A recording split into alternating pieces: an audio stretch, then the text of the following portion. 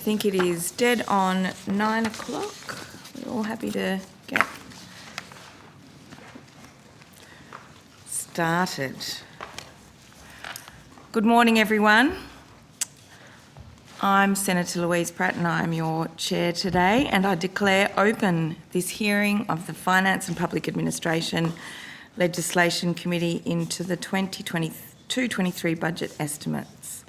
I begin by acknowledging the traditional owners and custodians of the land on which we meet today and pay our collective respects to their elders past and present. I extend that respect to Aboriginal and Torres Strait Islander peoples here today. The committee is due to report to the Senate on Tuesday 29 November and has fixed Friday 16 December as the date for the return of answers to questions taken on notice. Senators are encouraged to provide any written questions on notice to the Secretariat by the 25th of November. The proceedings today will begin with the agencies of the Prime Minister and Cabinet portfolio, followed by the parliamentary departments, and conclude with the Department of Finance and its agencies as listed in today's program. Understanding Order 26, the committee must take all evidence in public. This includes answers to questions on notice. I remind all witnesses that in giving evidence to the committee, you are protected by parliamentary privilege. It is unlawful for anyone to threaten or disadvantage a witness on account of evidence given to a committee. I remind committee members and witnesses who are appearing via video conference and who are not speaking, please to mute their microphones.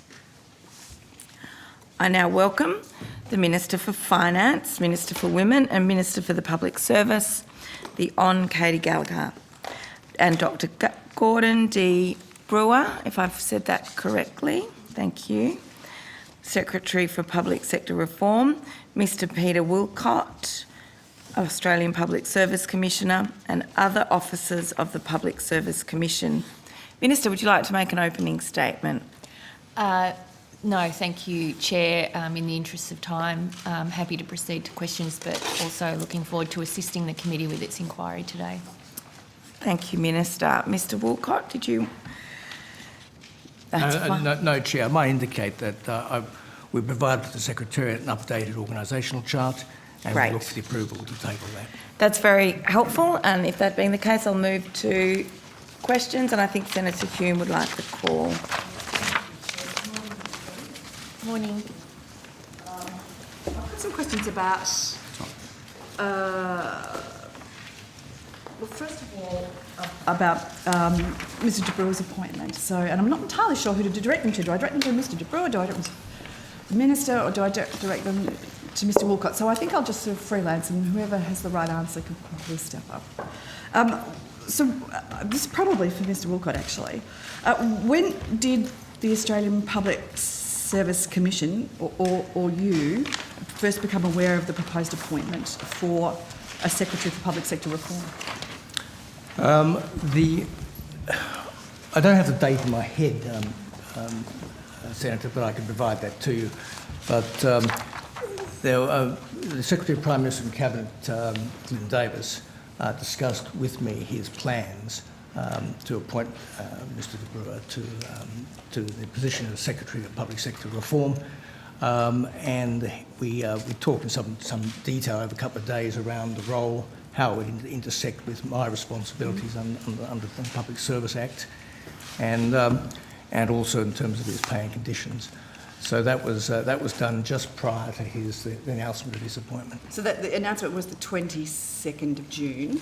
So it would have been would have been just before that. A couple of days, a couple of weeks. It would have been probably in the week preceding that. Okay, thank you. And so exactly who was it that made you aware of the appointment? And the Secretary of Prime Minister and Cabinet. It was the Secretary of Prime Minister and Cabinet. And was it a phone call? Was it a sit-down meeting?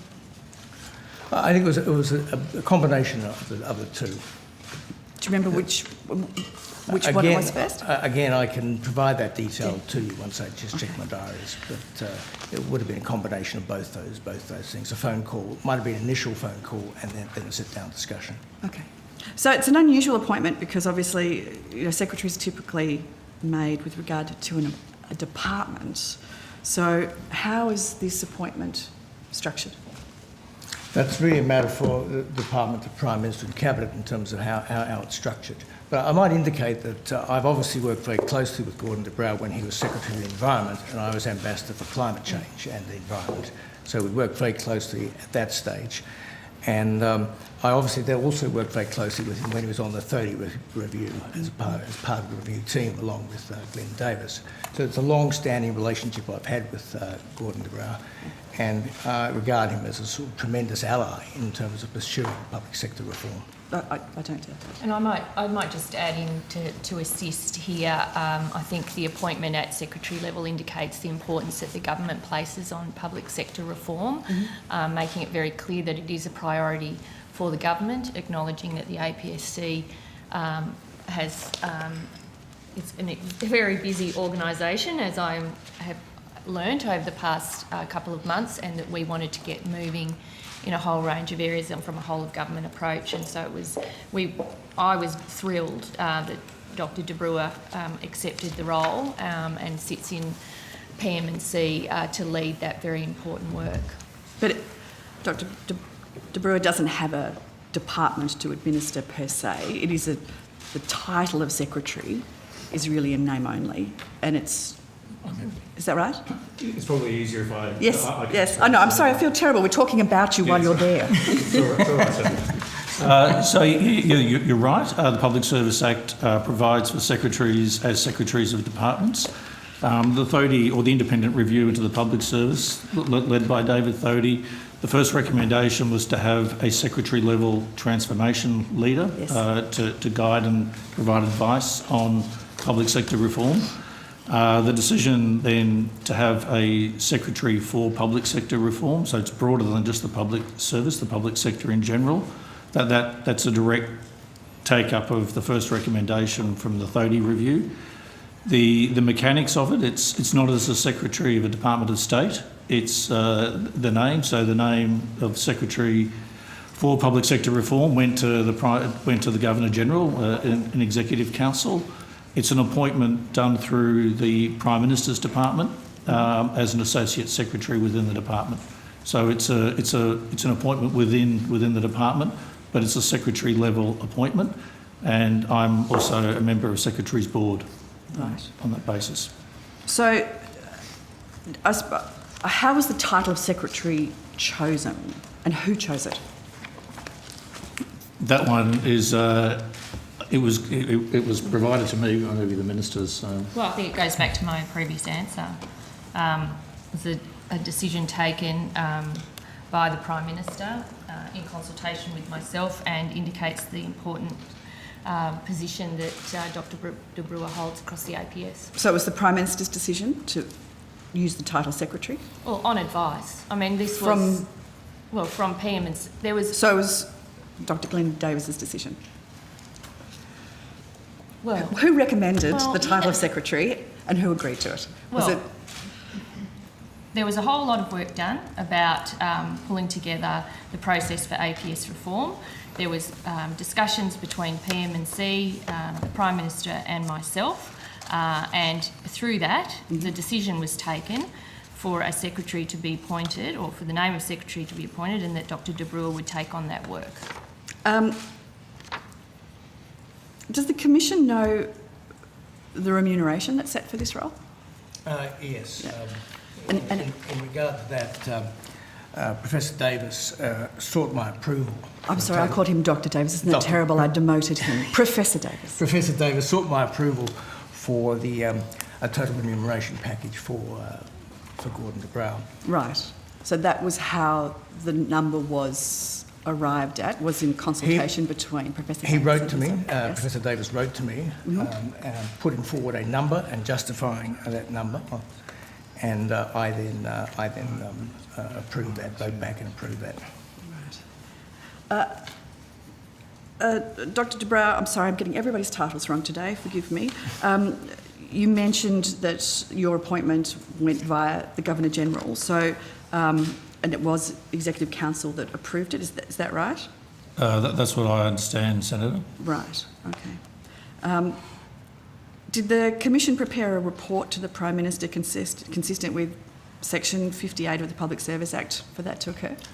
No, Senator, because Mr de Brouwer was not being appointed as a secretary in terms of the department. He was being titled as a secretary. He had many of the terms and conditions of a secretary, including participating in secretary board, but he was not a secretary of a department. So there was no need under the Act to seek the Prime Minister's approval. Okay. I might just add, Senator, it's Rachel Bacon, Deputy Secretary, Public Sector Reform.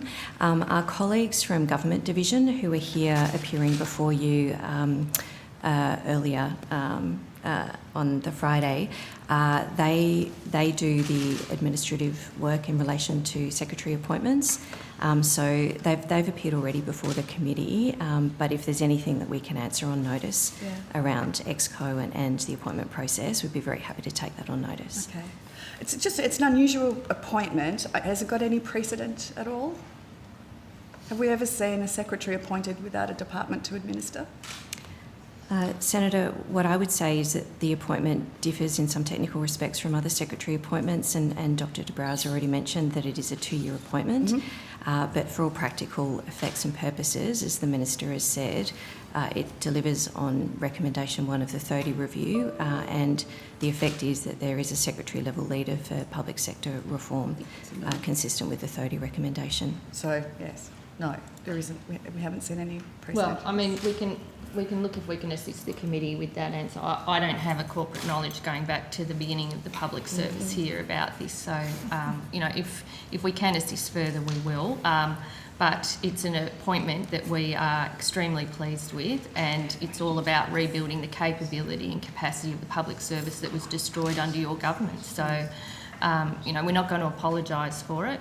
We're pleased. I wasn't asking you to Dr. apologise. I'm just asking whether there's any precedent, because it is an unusual appointment. Well, it's unusual in the sense that we have to I'm not being reform the critical. public service. I promise you, I'm not being critical, Minister. I just want to understand how it came about. There's no need to jump down my throat just yet. Thank you, Chair. I'll give the call to either to the Greens, either Senator Pocock or Senator Faruqi, which... I'll lead off and then Senator Faruqi. I have some questions about the use of consultants and the intention that the Minister announced for creating an in-house consulting model. I'm curious about how that will unfold. I can't see funding for it in the budget. So that was one of my questions, and related to that, I see a sizable cut in the use of consultants across the public sector, 3.6 billion, I think. How is consulting going to unfold in your planning for the coming year or two? So I'll kick off and then see if others would like to add in. So the reduction in spending on consultants and contractors was an election commitment of ours that we took. We were concerned about the increased use of consultants and contractors, well, external labour hire, so I include all forms of external labour hire, particularly labour hire in that. So we did think we could make some sensible savings, and you'll see that as part of the budget repair work that's outlined in the budget. We would like to see a rebalancing in general across the APS, where there is more focus on the use of good, permanent, secure work, where those jobs are ongoing, and I think we've seen a diminution of that over the last 9 years. So that the audit of employment links into that, which has started now, and we'll go through and assess the extent of external labour usage across the APS. There isn't a centrally held data about that, and so when coming to look at how we approach the rebalancing, there's a bit of work that we need to do first, which is understand the extent of the issue, and part of the readjustment is also looking at what new ways we can develop in-house to provide some of the support that people are using externally. It's not going to replace consultants. There is a place for consultants and contractors in the APS. They are valued partners in delivering services to the Australian community, but we would like to explore whether there's opportunities to develop up an in-house consulting model. It's being done in other countries. I think there's a lot of interest in it, and we want to have a look at that. But it's not looking to replace the use of consultants. augment and provide a specific purpose where it can. But that's in its early days. Did you want to add to that? Yeah, thanks, Minister. Probably the discussion around in-house consulting would be there are a number of functions that people or the literature generally talks about. Some of it is there are areas and deep pockets of expertise across the service. It can be a form of intelligent or strategic connection or networking between those parts to share that capability. It may also be a separate, like a tiger team that may work on a particular issue that's important across government, so it enables that, drawing on expertise across the service. It can also be a function that helps agencies in forming their own contracts with consultants and contractors, so that there's greater conformity, efficiency and effectiveness in the nature of contracting. So it's a contracting support function. They're the three sorts of topics that come up fairly regularly in other countries' experience or the literature on in-house consulting, Senator. So what criteria will you use to determine to use external consultants in this new environment? Perhaps I could jump in, Senator. There's a range of benefits that we think use of an in-house consulting model could So I'm deliver. asking my questions about use of external consultants. What criteria will you use for the continuing use of Senator, external? I might be able to help you there, if I may. There are two bits of work that are now flowing from the decision by the government in this regard. The first is an audit of employment, which is being led by the Department of Finance and is being done with the Commission. And that's going to establish a baseline of the workforce, including contractors, labour hire and consultants. And the baseline will seek to capture sort of quantitative information on the size of the external workforce, the nature of the roles, for example, job families, agency views on why they've used external workforce and insights into the value of the arrangement and potential for conversion of roles to APS positions. Following on from that, the APS is working on will work on a strategic commissioning framework as to basically guide decision-making across the Australian Public Service regarding building internal capability and the use of consultants and contractors. And we'll be working on that sort of co-design process with partner agencies to develop a prototype framework by early 2023. And how do you evaluate the use of external consultants? That's my last question. That'll be on the basis of what we discover in terms of the use of it and decisions made by Secretary's Board around what are the areas the public service needs to have core capability in and what are the areas that are best left to be managed by consultants or contractors. But that'll be part of the strategic framework. I'll hand to Senator Faruqi, and then I'll come back to the Coalition for the remainder of the time. Thank you. Thank you, Chair. Good morning, everyone. Last year, to my questions on notice to the then Minister, the response provided to me noted that only 44% of the APSC agencies have in place or are actively implementing a policy, a strategy, or an action plan that is specific to culturally and linguistically diverse workforce. And then in March this year, in response to a letter of mine, Mr. Woolcott acknowledged that more could be done to support greater cultural and linguistic diversity. So my question is, has more been done, and has representation of ethnically diverse people in the APS increased?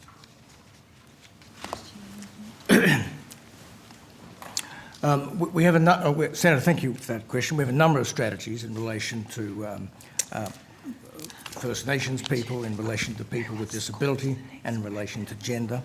We don't have formal strategies around mature age workers or cultural and linguistic diversity. But obviously we want a public service that represents the Australia that is out there, that can best reflect that Australia and best work with that Australia. So cultural and linguistic diversity is an issue. The numbers are still relatively low. I think it's 15% of the APS workforce either have a first language that's not English, or either children of migrants who English is not their first language. That's still lower than the community, which I think is in the mid-20s as I understand it. So there is work to do. But at this point, we don't have a formal strategy around this. but we may need to move to that position at some stage. Yeah, so that's my question. So government has identified increased representation of First Nations people, gender equality, and disability employment in the APS as priorities in the October budget. And that's a good thing. So I'm just really confused as to why we have underrepresentation of all communities, and especially people from non-European background. And in March 2022, I was told that more could be done. It seems like nothing has been done. And these groups have not been identified as a priority. This seems to me like a bigger mission. Why? Can I ask that question? I guess it's just a question of where our priorities lie, and at the moment they have been very much on First Nations people, and that's a particular priority at the moment, and there's a lot of work to be done around that. But also people with disability is a big question. Gender is very much on track, but there's still work to do on that, including around the gender pay gap. It's just a question of resources and essentially, in terms of cultural and linguistic diversity, as I say, we are very focused on it, and it is part of our thinking in terms of what more we can do around the strategy. So how can you be focused on it when you've just said that it's not the priority, that there are other groups that are priority? What do you mean it's a focus? Are there targets to improve representation? No, we don't have any targets. We don't have any targets, Senator, around culture and linguistic So what's diversity. it? So you're just thinking about it, and you've just completely left this group of people, lagging in terms of representation. I don't understand how you can focus on it while deprioritizing it. Senator Faruqi, perhaps if I can assist, because part of the work that we are doing now is rebuilding the public service. We want it to be inclusive. We want it to be representative of the broader community. We recognise the strengths that brings. We made some commitments in the election in particular areas of diversity that we would like to see improved in the APS, but I think the point you've raised, and sorry I wasn't aware that you raised it in March this year, is a good one, and we should incorporate it in our thinking as we go forward doing the reform work. I accept that. I might also add, Senator, that we're doing some work around trying to improve our data collection on this particular issue. There's a sense that people don't necessarily say that they're from a culturally and linguistically diverse background in the data collection we do, and so we're making an effort to strengthen our ability to collect accurate data in this regard as well. So that's one of the things we're working on at the moment. Senator But at the Faruqi, moment- I'll need to rotate the call very shortly. Did you want to finish up, Senator Faruqi, please? Sure, I can. So I just want to go to your inaugural diversity and inclusion report that was released in September and it did not include breakdowns for those from culturally and linguistically diverse backgrounds on experiences of discrimination, bullying, and harassment.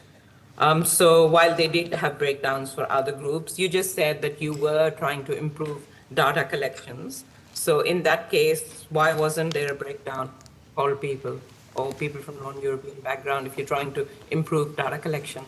Well, we're working to improve data collection now. As I mentioned to you before, Senator, there's a sense that the figures that we have are not particularly accurate, that people don't actually say that they're from culturally and linguistically diverse background in terms of their ABSED data, the human resources data, or in terms of their census reporting. Okay. So you're going to try and disaggregate the data? Sorry, just one quick question. Disaggregate the data in other ways to make sure that, the experiences of those people are collected and APS does have a strategy to improve representation? We can do that, Senator. Thanks, Chair. Senator Reynolds. Thank you very much, Chair, and good morning, Minister. Good morning. And, all. I've got just a couple of quick questions on the APS Code of Conduct. First of all, it's in relation to APS staff who transfer over into ministerial offices and the codes of conduct that relate to that. So as I understand it, when you're in the APS, there is a code of conduct that applies. Correct. But then when you transfer onto a MAPS contract for a term of a ministerial role, then you're subject to the Ministerial Code of Conduct. Is that correct? That's also correct. So are you still subject to both, or just one or the other at the same time? No, it's one or the other. Okay. So, For example, one of the core principles in the Code of Conduct for the public service under the Act is impartiality. Yep. Clearly, that's not going to work in terms of when you work for a minister or politician under the Act. okay. So how long is that the term of that person's contract, including the deferral period, until they transfer back? How does that work? I don't know exactly the answer to that. I would have thought it would be to when they come back onto the public service books, but I'd need to just double check that for Actually, you. wouldn't mind, that'd be great if you could take that on notice. So if somebody has done something at the direction of a minister that is in accordance with the Ministerial Code of Conduct, can they, when they go back to the APS, can they then be disciplined if it's contravenes the APS Code of Conduct, which you've just said is not applicable at that time? I would have thought no, but again, I might take that on notice just to make sure I'm not Thank you. And then the last question is, so if somebody is subject to disciplinary action under the APS Code of Conduct, could you also let me know what procedural fairness and what the procedure is for the individual who might be caught up in that situation? Happy to do so, Tina. Thank you very much. Thank you, Chair. Chair, could I just... Chair, could I just ask that Dr de Bruin would like to just correct some evidence he gave earlier? Yes. Yeah, I apologise, Chair and Senator Hume. Can we take the question around the Executive Council procedure on notice, please? I think I inadvertently may have said the wrong thing. Okay. So I don't think it went to EXCO. Okay. But we'll take it on notice, Senator, and I apologise for that. All right. Thank you for that. Senator Hume. Thank you, Chair. I want to ask questions about the hierarchy and classification review, Mr Walcott. Does the APSC have a timeline for the implementation of that review, of your recommendations? Yeah, no, that was a review. The 30 review, if you recall, recommended that we undertake a hierarchy and classification review to look at the way our structures and hierarchy works in the public service. That was something that was accepted by the previous government. I commissioned that review, and I appointed a panel of two former secretaries, Finn Pratt and Heather Smith, and also Catherine Fagg, who's on the chair of the CSIRO, to undertake that review. They reported to me, I think it was at the end of last year, in December last year. And I made the review public following the election. And there were 8 recommendations. There were. From that review. Yep. So is there a timeline for implementation of those 8 recommendations? There's no timeline to those recommendations. There's been extensive consultation with Secretary's Board and considerable work being done in terms of case studies on the implications. You might divide the review into sort of 3 buckets, if you like. One is around culture, and that's at the culture of the public service. One is around capability, and the other is around structure to back culture and capability in. There's been strong endorsement, and we're moving ahead around both the cultural aspects and the capability aspects. On the structural aspects, we've paused for the moment. There's a very major reform agenda the government is running quite separate to the hierarchy and classification review, and we took the view that the question of structure could be distracting to that, and that it needed further work because it's a very complex business to redo the structure of the public service. And we also have the view that we think through the cultural work we're doing and the capability work we're doing, many of the outcomes we want from the hierarchy and class review, which is essentially a more fluid, agile, less hierarchical public service, we can achieve. So the culture and the capability recommendations, they are going ahead? They're going ahead. Are there any other than the structural recommendations that you know of that are not intending to be implemented in full? I might ask Ashley Sedgwick, who's in charge of the Hierarchy and Classification Task Force, to speak to make sure we get this exactly right. But, Yeah, sure. So there are some major pieces of work that we're taking forward out of the review. So probably the most important one to mention is our review of the optimal management structures. So at this stage, we're doing some consultation following the review, and we've had a feedback form up on our website for staff and stakeholders to provide their views on the review. Over the next little while, we'll be doing some follow-up consultation with people, and that will feed into some of the big pieces of work we're taking forward. Probably the main one is optimal management structures, which we'll be reviewing and updating over the next few months and looking to bring that back for consideration by secretaries probably around the middle of next year. The other major pieces of work probably worth mentioning are the work on EL2 capability development. So some work on better supporting our managers to lead and manage in the public service, and further embedding the Charter of Leadership Behaviours, which is an important setting of standards for secretaries and senior leaders in the APS. So they're probably the main ones to mention. Can I ask, there was a recommendation around using people's roles as their job titles rather than EL2 or any other sort of numerical description. Is that structural, or is that cultural, or is that capability? So it's a little bit of both. So I think one of the pieces of feedback we're getting is that a lot of people in the public service do use local titles. So it's, for example, calling yourself an account manager or a communications manager instead of referring to someone as an EL2 or an EL1, which people tend to find disempowering and not a particularly personable way to refer to people.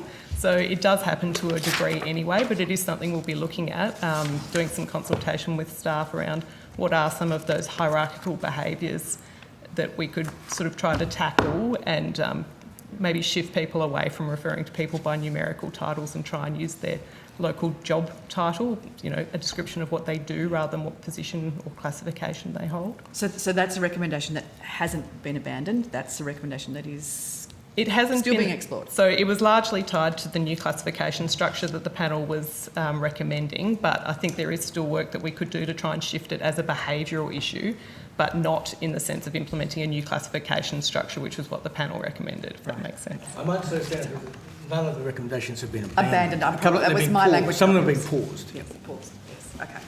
I want to ask some questions about the new wages policy. When was the APSC notified of the new wages policy? Obviously, when we're in the period leading up to election, we prepare a red book for if the Labor Party is elected, and we prepare a blue book if the Liberal coalition is returned. Obviously, we had done a fair bit of work around wages policy because the then opposition had made it clear that they would take a very different approach to wages policy than the Morrison government. So we had done work on that. We provided a brief, and I have to early on the election of the Labor government, and the swearing in of the Minister as the Minister for Public Service. And that brief went up. There was a number of discussions with the office around the nature of the wages policy and the complexity of what the government wanted to do. So we divided into two bits, if you might say. One was the interim arrangements, which were exactly that, interim, which included a pay rise of 3%, and some other aspects around engagement with the trade union movement and access to buildings and those sorts of things. And then we also began work very quickly on a more comprehensive wages policy, which would involve the negotiation of common terms and conditions. So, I'm sorry, just take me a step back. The access for the trade union movement, and that's into APSC workplaces, I'm assuming, was that was wrapped up with the 3%? That was wrapped up in the interim arrangements, the policy on that. And was that explicit? Sorry? Was that explicit? I Yes, don't it remember was. that as And being it's part been of the... sorry. No, they're public circulars Yeah. that were distributed. But Was it conditional? no, they were separate pieces of work that came together around the same time. I had some, as the Commissioner said, I think in the first meeting we had issues around bargaining and wages, and appropriate consultation for staff and their employee representatives was subject of our first meeting, and many meetings after that. So it really has been since the beginning of this government. So the APSC was then consulted on the change? On what change? On 3% pay rise? Interim pay rise? I mean, it's part of the interim wages policy, and yes, they were involved in discussions. We've had a number of discussions about it. They were the central agency in advising me on the way forward. So, And the circulars were put out by us, Senator. and when was the decision, that 3% decision made? When were you notified that the 3% had been agreed upon, Mr Walcott? I can check the date. I don't have it right in, I mean, I don't know if the Commissioner has it, but it was shortly before it was announced. I might indicate, Senator, that it obviously went through the cabinet process as well. So. I've got some questions about that as well. Can I ask whether it went through the Secretary's board prior to being implemented? Does No. it have to? No. So were any other secretaries provided an opportunity on how it might impact their agencies or their departments? Well, through the cabinet process, yes. Secretaries would be able to, departments and agencies would be able to coordinate in relation to the cabinet recommendations. So I suppose that's why I want to understand the timing of it, because understanding the implications of that's something that it's going to take a little bit of time. At what point did the consultation occur so that secretaries could give feedback on how it would impact their departments or their agencies? Through the normal process of government, which is they get the opportunity through the cabinet process to provide coordination, comments and consultation. But it happened quite quickly. Well, it didn't. Well, it was certainly we October were 6th. working on it from June. Part of it, from early June. Part of it was trying to get a grip on what was actually happening across the APS. Mm-hmm.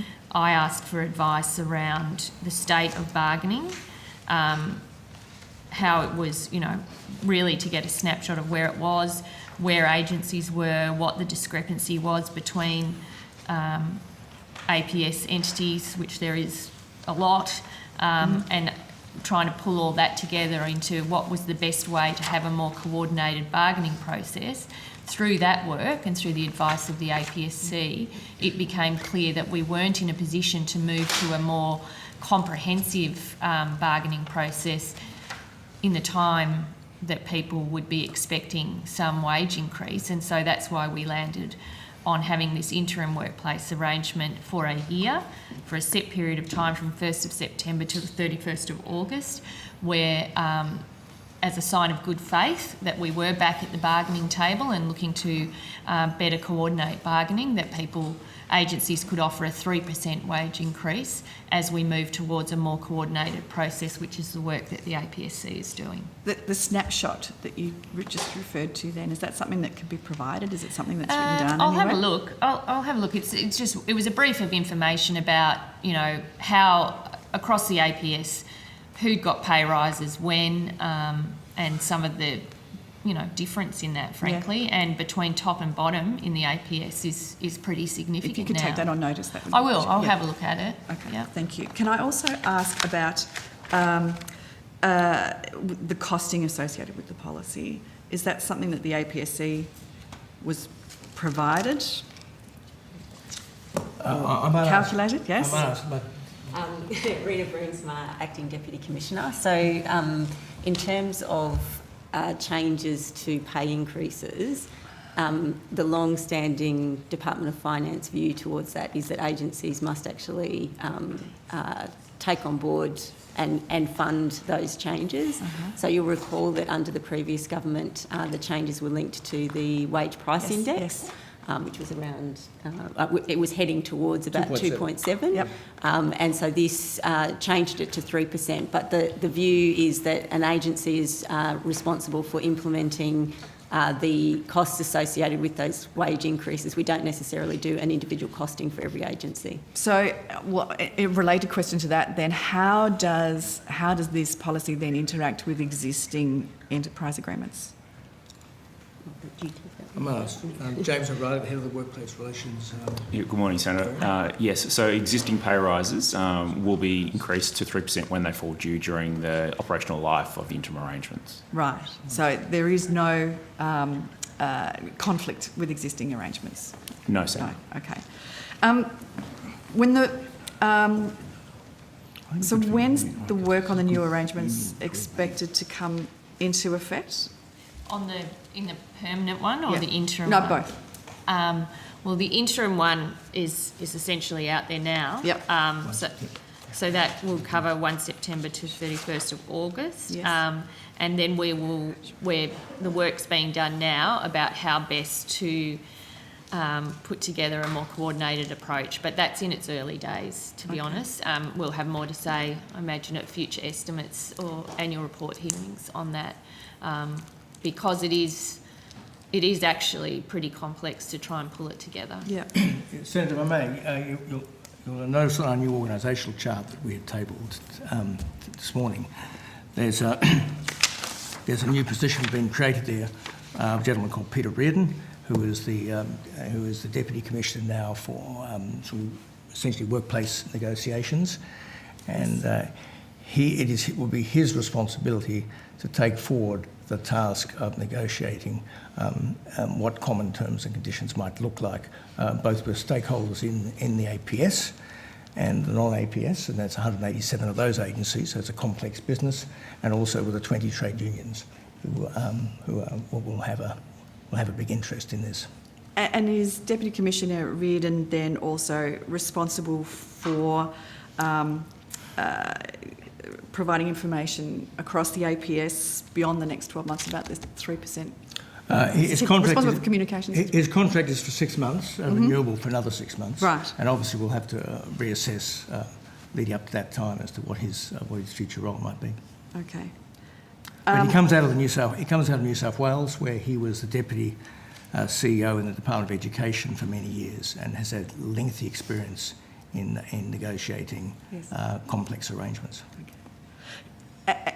Can I also ask about whether the APSC has a cost and how the policy is going to impact budgets for recruitments and of graduates and of new staff as well?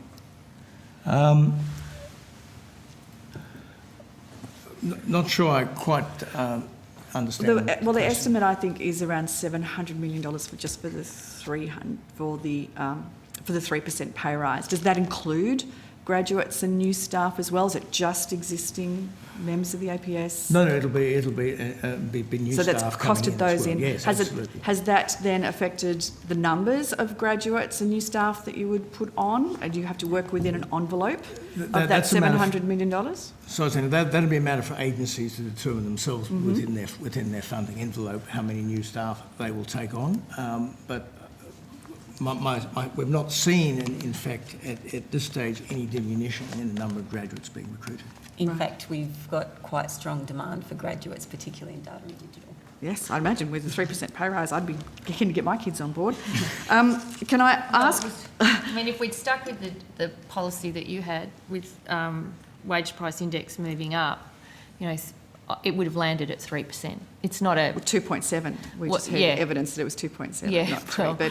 Well, I think we expect it to exceed 3% shortly. So I think it's a modest, responsible pay offer in light of the inflation numbers and what we're seeing in other wage outcomes. Can I also ask about, and again, this might fall into Deputy Commissioner Reardon's role, although it is only 6 months. Can I ask whether what other policies other than wages are being reflected in the new policy? Is it just a simple wage increase, or is there more? And does the negotiations with unions fall into this? No, it's not about the wage increase in effect. It's much more about how do we harmonise Yes. common terms Yes. and conditions across the public service. We've had a couple of decades of significant fragmentation of pay and conditions across the public service. So there are any range of differences that impacts on mobility, it impacts on equity. And part of what we're trying to do now is to bring it all together, not in one bite. It's such a complex piece of work. It'll need to be taken in a number of tranches as we go forward. So is there a list of things that you intend to sort of try and unify across the We'll be public working out, that's part of Mr Reardon's job, but Yes. obviously a lot of consultations will need to take place. And we'll be working out a list of what we might call Part A, are the things that we as a Commonwealth will want to standardise as common terms and conditions. And then there'll be a Part B, which are matters for agencies to negotiate themselves once we've agreed on what we're going to do in Part A. So Mr Reardon obviously isn't here today. So he's only just started, and he took part of the negotiations was he got a week's leave to be with his kids. So Fair he'll enough. be here next time. I should have got a week's leave for Senator Smith. Senator Humer, I am by no means winding you up because I can't move agencies until there are no more questions, but I just wanted to draw your attention. If we keep going, it's going to have a greater and greater impact on the rest of the day. I understand, yes. I know that Senator Smith has a couple of questions as well. Could I just ask that Deputy Commissioner Reardon appear at the next estimates, and we make a special arrangement that he does, because I think there's going to be some questions. Absolutely. Thank you. Then there's something to say too, because it will be in the midst of this. Senator Smith. Thank you very much, Chair, and congratulations on your appointment, Minister. Secretary, could you just provide us an update?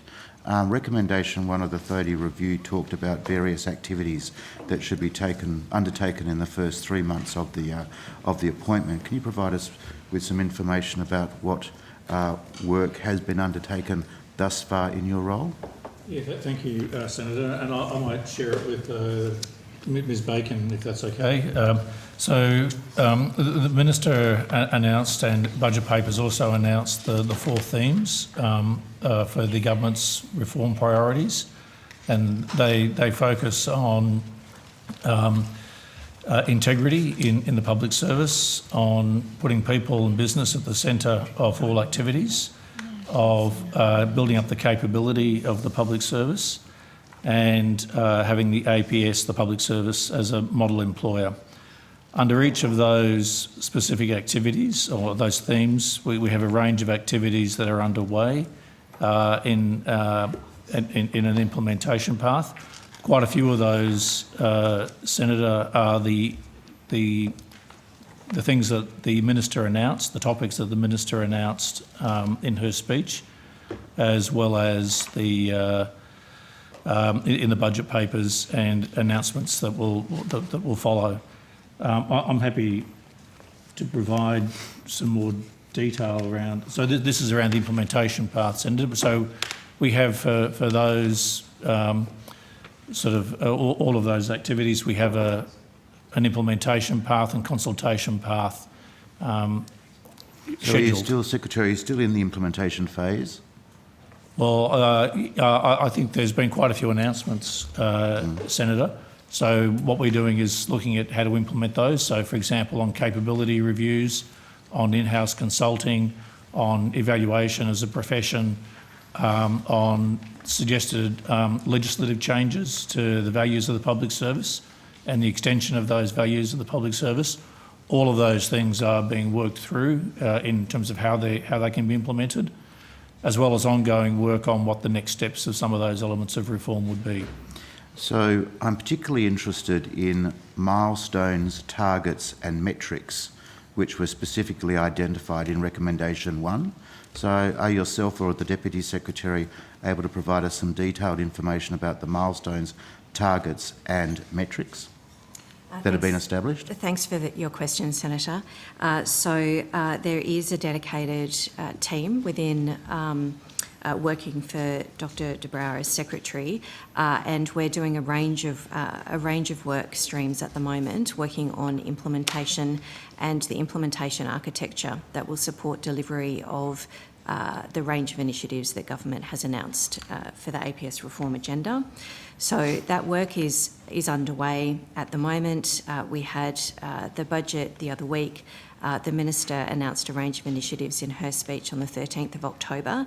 So as you can see from that, Senator, we're at the reasonably early stage of our implementation work. But at the moment, it's covering around half a dozen areas for implementation. A significant body of that work is, as you say, around identifying milestones, being able to very clearly identify the data sources that will support reporting on progress of the different initiatives across the agenda.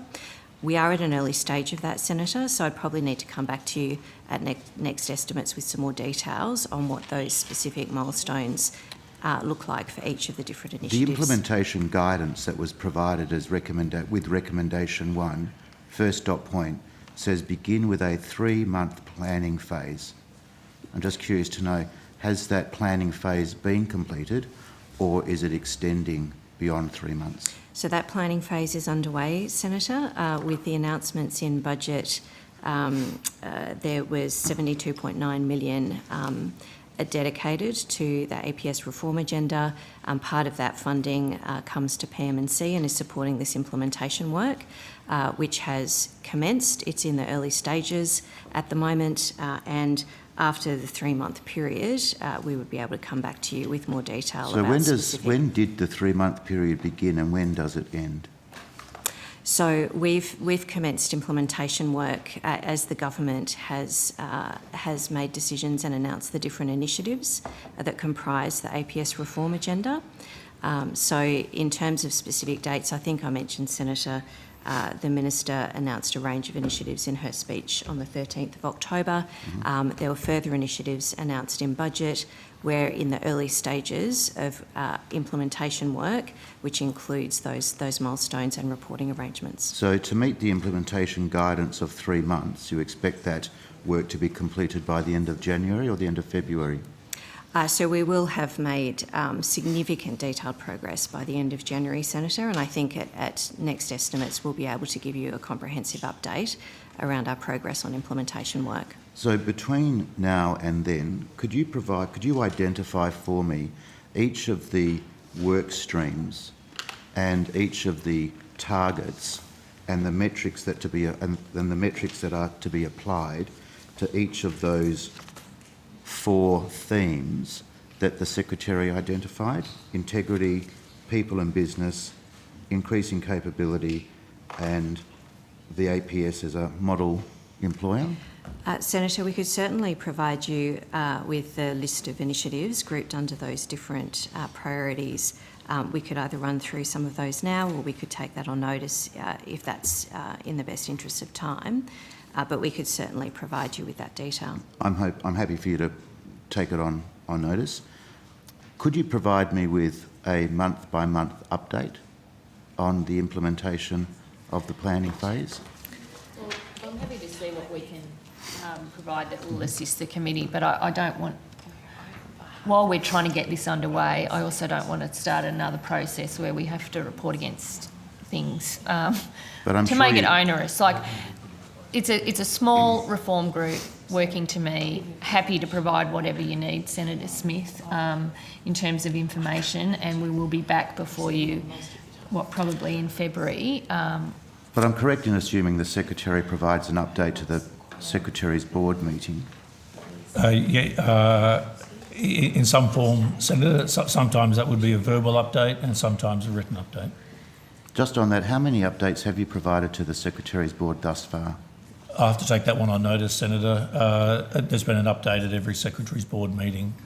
Now, the Secretary's board meetings meet monthly. Yes, Senator. And have they met monthly since the establishment of the Secretary's board under this government? I think we'd probably want to take that on notice, Senator, just to make sure we're not misleading you. I think on average it would be monthly, but we'd want to just double check the dates on notice if that's okay. It's not always every month, Senator. It's not always every month. Well, let's come back to you. It's not actually this area's responsibility, the Secretary's board. So that would have been on the previous Friday. The website says the Secretary's board meets monthly, usually on the first Wednesday. We'll take that on notice, Senator. I'm not trying to mislead. I'm trying to help, actually, not to... Public not to sector reform is something of interest to me, for sure. Secretary and Commissioner, could you just explain to me the delineation between your responsibilities? I understand that you both sit on the Secretary's board, but I'm just keen to, and I understand, Commissioner, you're the Deputy Chair of that. Can you just explain to the committee the delineation between your roles and responsibilities? Look, thank you, Senator. As I mentioned earlier, Mr de Brauw and I have a fairly long history of working closely together, and it's one of these areas where we both report to the same minister, and that we look to work very closely together. We have sought to divide and conquer in terms of the work, the extensive reform work that is necessary. I have an independent statutory role around public service in terms of its integrity and its capability. But as I say, at the same time, we have looked to work very closely together around certain matters. So, for example, just to take some of the reform issues we're dealing with, early priorities for the Commission, the Independent Agency Capability Reviews, First Nations Unit and work around First Nations employment, and the Workplace Relations Policy. But again, I work very closely with Mr de Brauw. There's certain priorities he's got, but again, he will have to work very closely with me. So, for example, on in-house consulting, or for example, in relation to legislative changes to the Public Service Act, it's the APSC which in effect owns the Public Service Act, but in terms of resources and that they're directing towards that, they're going to focus on a purpose statement, on the work around stewardship, on a number of other aspects of legislative change to the Act. But again, they'll work very closely with us. So it's something we meet regularly, and we work through issues, and we divide up the work. If I can add, Senator, I think my role is a supportive role. It's a supportive and catalytic role to provide advice and then implement the Minister's decisions, the Government's decisions around the public sector. I work very much and respect the statutory and legislative responsibilities of the Commissioner and also Secretaries of Departments, who are the accountable authority for their departments, and also working with Secretaries Board, which has its own legal requirements or legislative requirements. But my role is to support that and enable that. It's to support them in their functions. But it's a role that was defined in the Thodey review of someone who can work across the government, across the public service or public sector to help and aid that reform program. So it's very much a supportive function, Senator. Thank you. On the resourcing of your role, Secretary, can you provide us with details of how many people are in the public sector reform unit? That's my term, you haven't used it yet, but how many people are in the public sector reform unit, and what is their level within the Australian Public Service, and whether any have been seconded from the Public Sector Commission? Perhaps the Deputy Secretary might be able to provide us some information. Can I just start by saying that and we have supplemented it with some additional resources, but your government had a public sector reform group which had terminating funding, I think, in June next year, and so we have kept that going for a further 2 years, but it's essentially keeping going what was in place before. That's right. So I'm just keen to understand at this particular point in time how many resources in terms of employees are attached to the work that the Secretary has. I can answer that for you, Senator. So as at September 2022, the budgeted funding for the APS Reform Office was 13.4 million, and we had 34.8 ASL. So staff. Just to pause proceedings, I might remind media, I'm not sure that where you're located is actually within the regulatory spot that we provide for. So at the very least need to check with witnesses that they're comfortable at having a camera right in their face. I might ask for you to move, if that's okay, to a spot that fits within our resolutions of the Senate, and remind any other media attending today not to film papers and the like as well. Thank you. Sorry to interrupt you, Dr. Bacon. Hopefully that answers your question, Senator. I heard $13.4 million of financial resourcing. Yes. And 34.8 employees. 34.8 is our average staffing level number, and our headcount at the moment is 37. Is 37. And are they all from the Department of Prime Minister and Cabinet? So a large majority of staff are from Department of Prime Minister and Cabinet. We also at the moment do have some secondees from other departments. I would want to take that on notice, Senator, and just to get you the accurate details of how many we have and which departments they're from. Have any consultants been engaged to support the work of the Reform Unit? We currently don't have any consultancies, Senator, no. Are there any plans to engage any consultants? I mean, we'll look at the best resourcing mix to be able to most efficiently and effectively deliver on the government's agenda, but at the moment we don't have any consultancies in place. Has any work been done to prepare for the engagement of consultancies to support the work of the Reform Unit? I mean, as the Minister said, we wouldn't rule it out, Senator. I mean, we engage with a wide range of different organisations from the private sector as well as academia and not-for-profit sector, and that does include different consulting firms, so we wouldn't rule it out. We don't have any engaged at the moment. We are, as with the implementation work that I mentioned earlier, that obviously includes looking at the resourcing and the capability that we have to deliver on the government's reform agenda. We're looking very closely at our internal capabilities within the APS Reform Office and exactly the work and resourcing that will be required from our office, and also working closely with departments around the service to be able to deliver on each and every one of the reforms that have been announced. So as I said before, we're in the relatively early stages around the resourcing levels for each and every single initiative, exactly what that requires, what our current capability is, and whether there will be additional capability needed, whether that's through collaborating with other departments or in certain specific cases where technical additional skills are required, whether we seek any of that additional capability on a short term from the private sector. So it's not a very satisfying answer, Senator. I'm sorry. We are doing that work as we speak, and I'm sure we'll be able to provide you with further details when we next meet. Deputy Secretary, it sounds to me like you're laying the ground to engage consultants. Well, can I just jump in here, Senator Smith? The government's view is that there is an absolute role and purpose for consultants and contractors, and in some instance, external labour hire as well.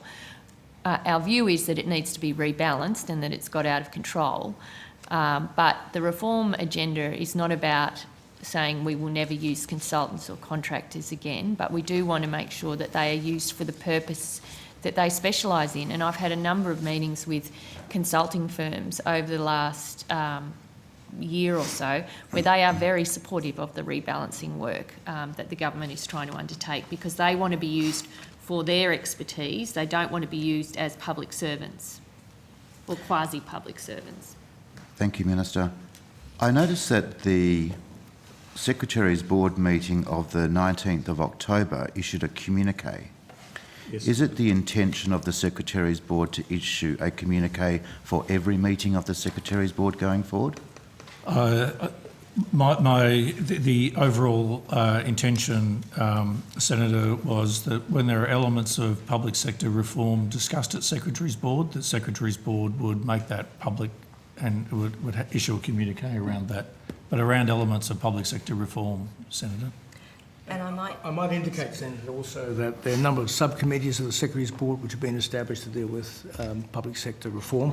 One is the Future Work Secretary Subcommittee, and again, they will be looking to introduce more transparency into their work and to issue communiques. And I suspect it might well be the same a number of the other subcommittees, such as the Partnership Subcommittee of Secretary's Board and the Data and Digital Subcommittee of Secretary's Board. And I might just add, Senator, that it's our colleagues from Government Division who provide the Secretariat support for Secretaries Board. So we might just confirm with them on notice to be able to provide a precise answer to your question. So on notice, if the details of each subcommittee of the Secretaries Board could be provided, and if, in addition to that, the subcommittees of each of the subcommittees of the public sector reform process be provided on notice as well, that would be much appreciated. We're happy to assist. It is PM&C, the other part of PM&C, but happy to assist. Thank you very much. I notice again that the website said that the Secretaries Board meets monthly, but the communique of the October meeting says that the next Secretaries Board meeting is scheduled for December. That's right. Maybe we'll take that on notice, and it's really for Government Division to explain what, I'm sure. What's happening. I'm sure they're listening. Thank you very much. I didn't mean to be rude. but Senator thank you. Waters. I do have some further questions. Great.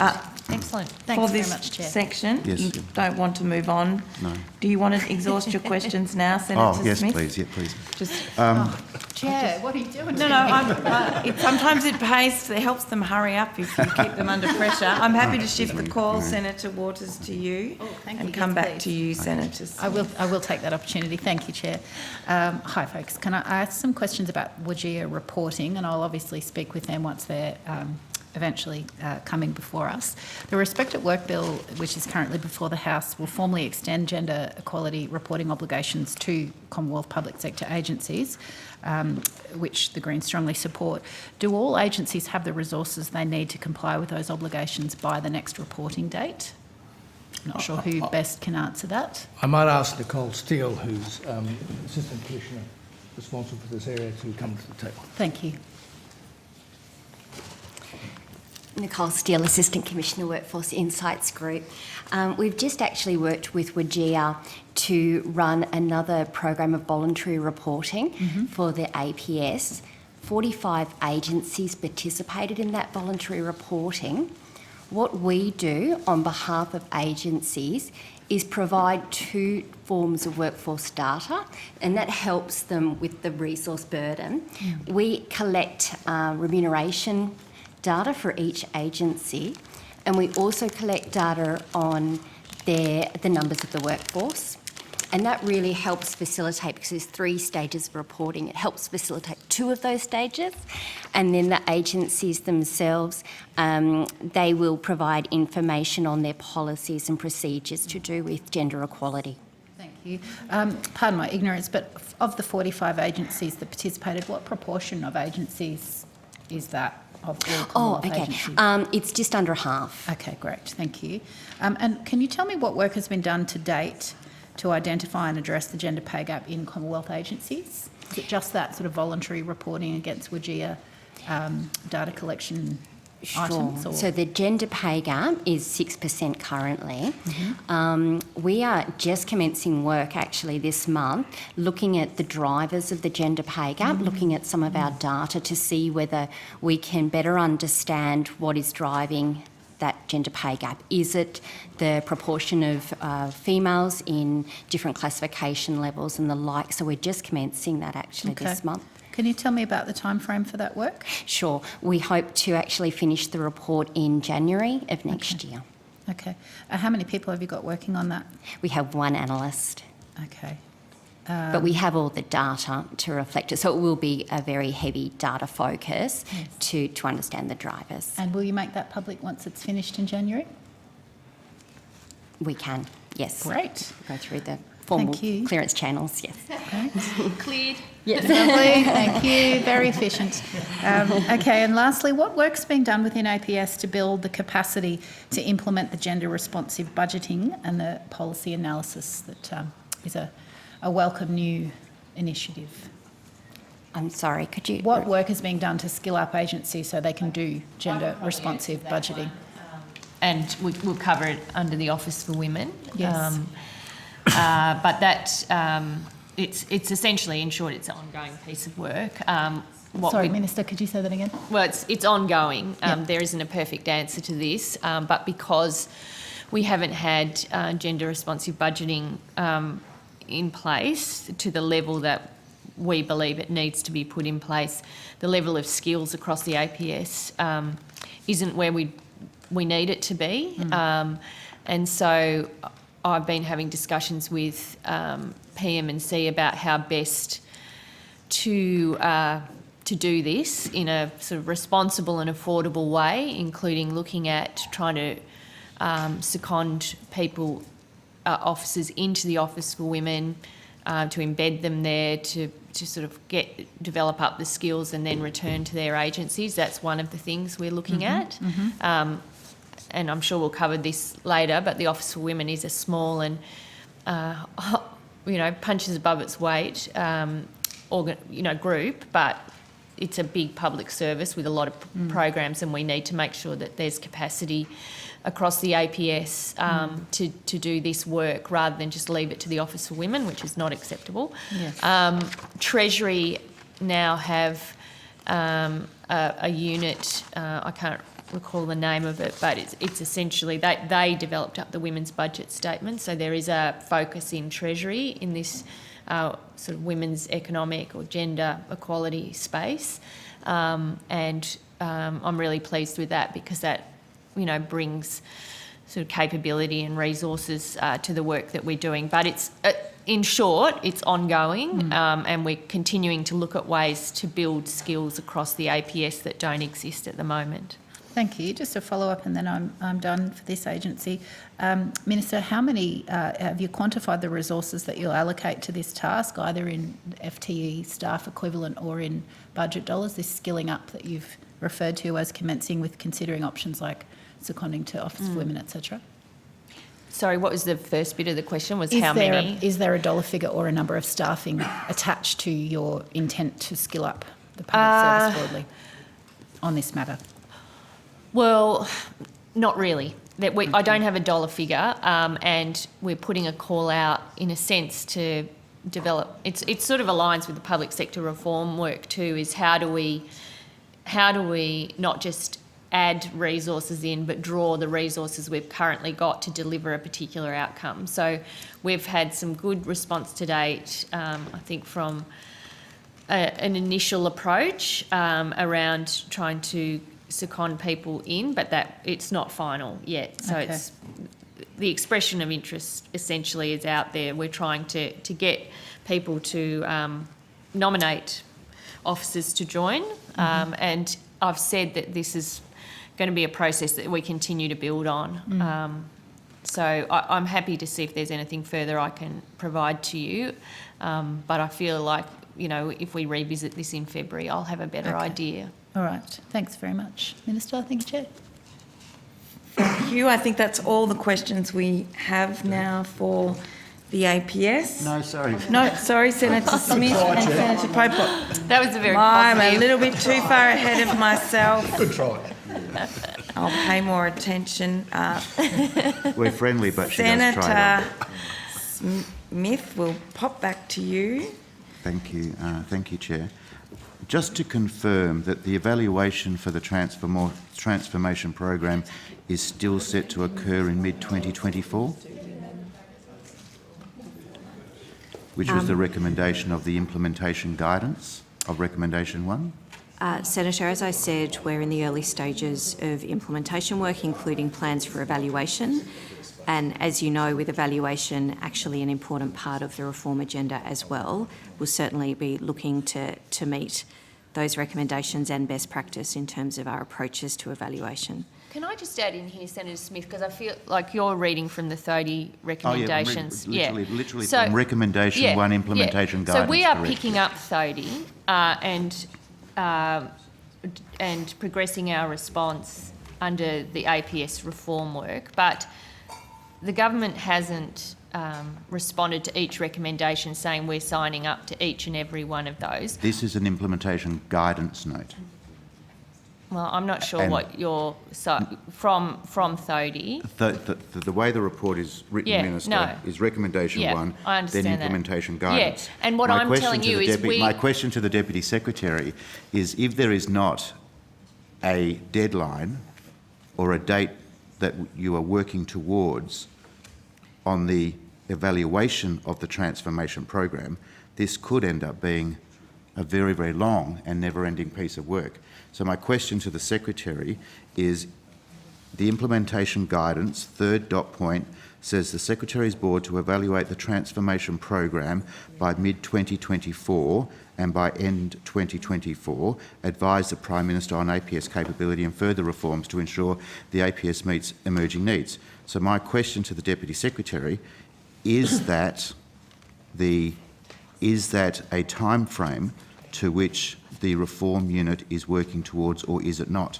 And if it's not, what is the time frame? So, Senator, as the Minister said, one of the most significant inputs into the reform agenda has been the recommendations in the Thodey review.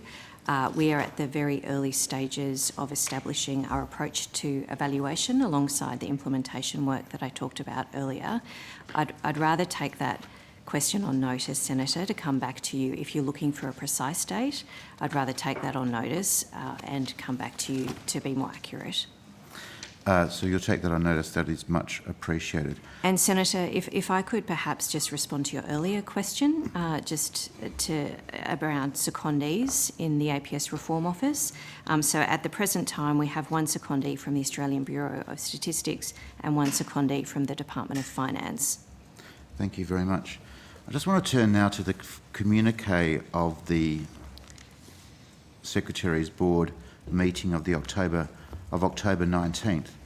And part of the deliberations of the Secretary's Board on the 19th of October was a presentation from Ms. Natalie James, who's the Secretary of the Department of Employment and Workplace Relations, and it's called The Government's Approach to Tripartism. And it says, the Secretary of the Department of Employment and Workplace Relations, Ms. Natalie James, commenced discussions with the Board on a consolidated government approach to working collaboratively with the union movement. And I was wondering, Mr. Walcott, as the Deputy Chair of that meeting, if you can provide us with information about what a consolidated government approach to working collaboratively with the union movement looks like, particularly through the lens of public sector engagement. Well, I'll start because there's a couple of circulars that the Commissioner might refer to, but we have been very clear as a government that we would like to work with employees and their representatives, including the union movement, in rebuilding, rebalancing and ensuring the APS is fit for purpose. I think it's a very positive step and signifies the way the government's going about its work: methodical, consultative and collaborative. Yeah, Senator, these are questions which are best asked to the Department of Prime Minister and Cabinet, because they have responsibility for this aspect. I'm happy to talk about what the APSC is doing around its role in discussions with the trade union movement, particularly around workplace bargaining. But I think the wider question that you're asking is best asked to the Department of Prime Minister and Cabinet, but I'm happy to take it on notice on their behalf, if you like. I'm curious to know whether or not the government's approach to tripartism over future Secretaries' Boards meeting will include an update about how the government is developing a consolidated government approach to working with the small and medium-sized business community or the large business community or other stakeholder groups that engage with government, or whether this is a dedicated, singular commitment to tripartism. Well, the government works with all stakeholders, absolutely. So we can expect to see on the Well, minutes, you're asking me on the a question communique, about... we can expect to see on the communique of future Secretaries' Boards meetings the government's approach to tripartitism as it relates to other stakeholders in the community. Well, you're asking me a question about the Secretaries' Board, which falls within the Prime Minister's portfolio responsibilities, not mine, and about what might appear in a future communique at a future meeting. So I think probably people can understand that not really in a position to answer that about a meeting that hasn't happened, for a communique that hasn't been written, in a portfolio I'm not appearing for today. However, having you said... are, to be fair, Minister, that, to be fair, you are representing the Department of Prime Minister and Cabinet. Well, a particular at this outcome particular within point that, in time. which is under my Which is- responsibilities as which the is public linked, service, which is your linked, question which is- doesn't relate to. But anyway, No, I think I take from your very wide and generous grins, Senator, that this is connected. This is Well, connected.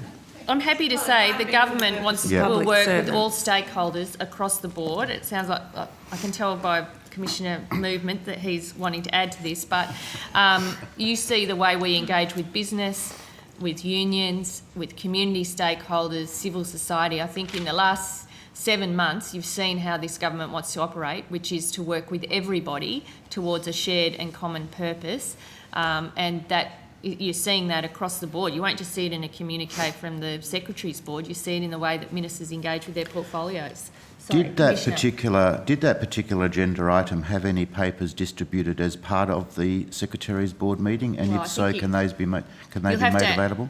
Well, you'll have to ask that to the relevant agency. Senator, I don't think they did, but again, we'll take that on notice, but I don't recall there being papers on that item. But can I just sort of add a point here around a big theme of the 30 review was the concept of partnerships, of the public service being in partnership with both the business sector, the not-for-profit sector, the trade union movement, the public in general, with ministers' offices, for how you deal with First Nations people. So a big push in 30 is that concept of being a partner in this endeavour. And we have, as a consequence of that, also set up the partnership subcommittee as a subcommittee of the Secretary's Board. So there is a lot of thinking and work going on around what does genuine partnership mean? What does it mean with First Nations people, for example? What does it mean with the not-for-profits or business or with ministers' offices? So can I say that that item in terms of the discussion in the Secretary's Board needs to be seen in the context of that sense of partnership. So, Commissioner, there is a subcommittee that deals with government partnerships. Did I hear you correctly? It's been established. It hasn't met yet. And what's it called? The Partnership Subcommittee. The Partnership Priorities. Sorry? Partnership Priorities Subcommittee. Partnership Priorities Subcommittee. Thank you very much. And what are the top 3 priorities of the Partnership Subcommittee? Or Yes, the Partnership Priority, the Subcommittee on Partnership Priorities of the Secretary's Board Committee. Yeah. I think it goes to implementing aspects of the government's decision that the Minister announced in her speech and also that's in the budget papers. So a number of the features to go back to developing a charter of partnership and engagement, which was a recommendation of the 30 review, which was to talk about and for the public service to define how it should engage with the range of community groups and business and others that the Minister and the Commissioner have talked about. So it's a charter of partnerships. The second is to look at the maturity of departments in terms of international standards around engagement. So there are various standards around engagement to assess where they are on where they stand in terms of that maturity, and also to think about where they would like to be. So what would they aspire to be in terms of their maturity and engagement. And then another element is to, as the Minister announced in her speech, to reflect on how to be more open with the data that the public provide the public sector about about us, about the public sector. So to give back more to the public what they think and say about how the public sector performs. Mm-hmm. So it's that openness and partnership with the broad range of communities, Senator, be that business, be that unions, be that community groups, be that not-for-profits, be that academia and universities, be that the community in general. So that openness and engagement mentality. And these are institutional or devices or elements to understand and also assess and improve performance. Thank you, Secretary. Do subcommittees co-opt members who are not members of the Secretary's Board to subcommittees? I can answer that in regard to the future work subcommittee, which is essentially looking at at essentially at what our employee value proposition. How do you attract and retain, develop the capability of what you're going to need for the future in terms of public servants? And on that subcommittee, we have a number of senior agency heads who are not secretaries. Right. I suppose more specifically, my question was: are people co-opted to subcommittees who are not members of the public service? Not that I'm aware of at this point. I just want to say again, this isn't the responsibility of the people appearing here today. So I think Thank you for your generosity. I appreciate that. Any questions we can follow up with. Yeah. I'll wind up now. In addition to the list of subcommittees of the Secretary's Board, could you please provide me with the details of the chairs and deputy chairs and membership of each of those subcommittees? Please provide me with advice on whether or not there are or intend to be members of subcommittees who are not members of the Australian Public Service. We'll take that on notice and refer it to the relevant part of PM&C. Thank you very much. Senator, apologies again, but just to correct something I said earlier with updated information that I have on secondees, with our staff member from the Australian Bureau of Statistics, that is a temporary transfer rather than a secondee. I think it's best if we take your question on notice, as originally I suggested, and we just make sure that you have the accurate information. There's a curious point, Dr. Brown. What is the difference between a secondee and a temporary transfer? So generally under a temporary transfer, the receiving agency would be paying for the salary of the staff member and effectively working for the agency. Under a secondment arrangement, I'm sure the Commissioner will correct me if I have this wrong, but there can be different types of arrangements for secondees, different types of payment arrangements, Great. so that could be more on a case-by-case basis. Great, thank you. Thanks for your cooperation. Thank you. Senator Pocock. I was way too disciplined earlier. I can see the estimates timelines are a little bit more elastic than I thought. So I've just got a follow-up, following up from Senator Hume's questions, and it also relates to Senator Walters' line of questioning. It's about real wages in the Australian public sector. What is the data telling us about the last 10 years in terms of real wage maintenance in the public sector? Was that a period of maintenance, of real wage falls or real wage increases? And I'm interested in the overall story, but also in the difference between the top and the bottom. The executive versus non-executive might be Mr O'Reilly's terrain. And also whether that was a period of narrowing or widening of gender equality. And if you've got any reflections looking ahead, 8% inflation, 3% pay rise, what are we looking at in terms of real wages looking ahead? Well, yes, thank you, Senator. In terms of the historical matters, I think we'll have to take that on notice, but we can provide that comparison for you on SES and non-SES wages movements. In terms of into the future, clearly the budget papers had some numbers in regards to expected wages growth, but there's still matters to be considered under future policy development. Could you do that for gender as well when you do that? I think, from my understanding, we can come back to the committee. The gender pay gap is narrowing, not increasing, but wages outcomes over the past 10 years, have been very modest and well below giving people a real wage increase. I think at the moment we've come in, there is quite a considerable gap between the top and bottom in the APS. I am worried about this, and I am taking further advice about what we can do to narrow that, and particularly bring those lower paid agencies more into the mid-range. But it's proving to be complex, and there's some work underway to provide information to me about how we do that and what the cost of that might look like.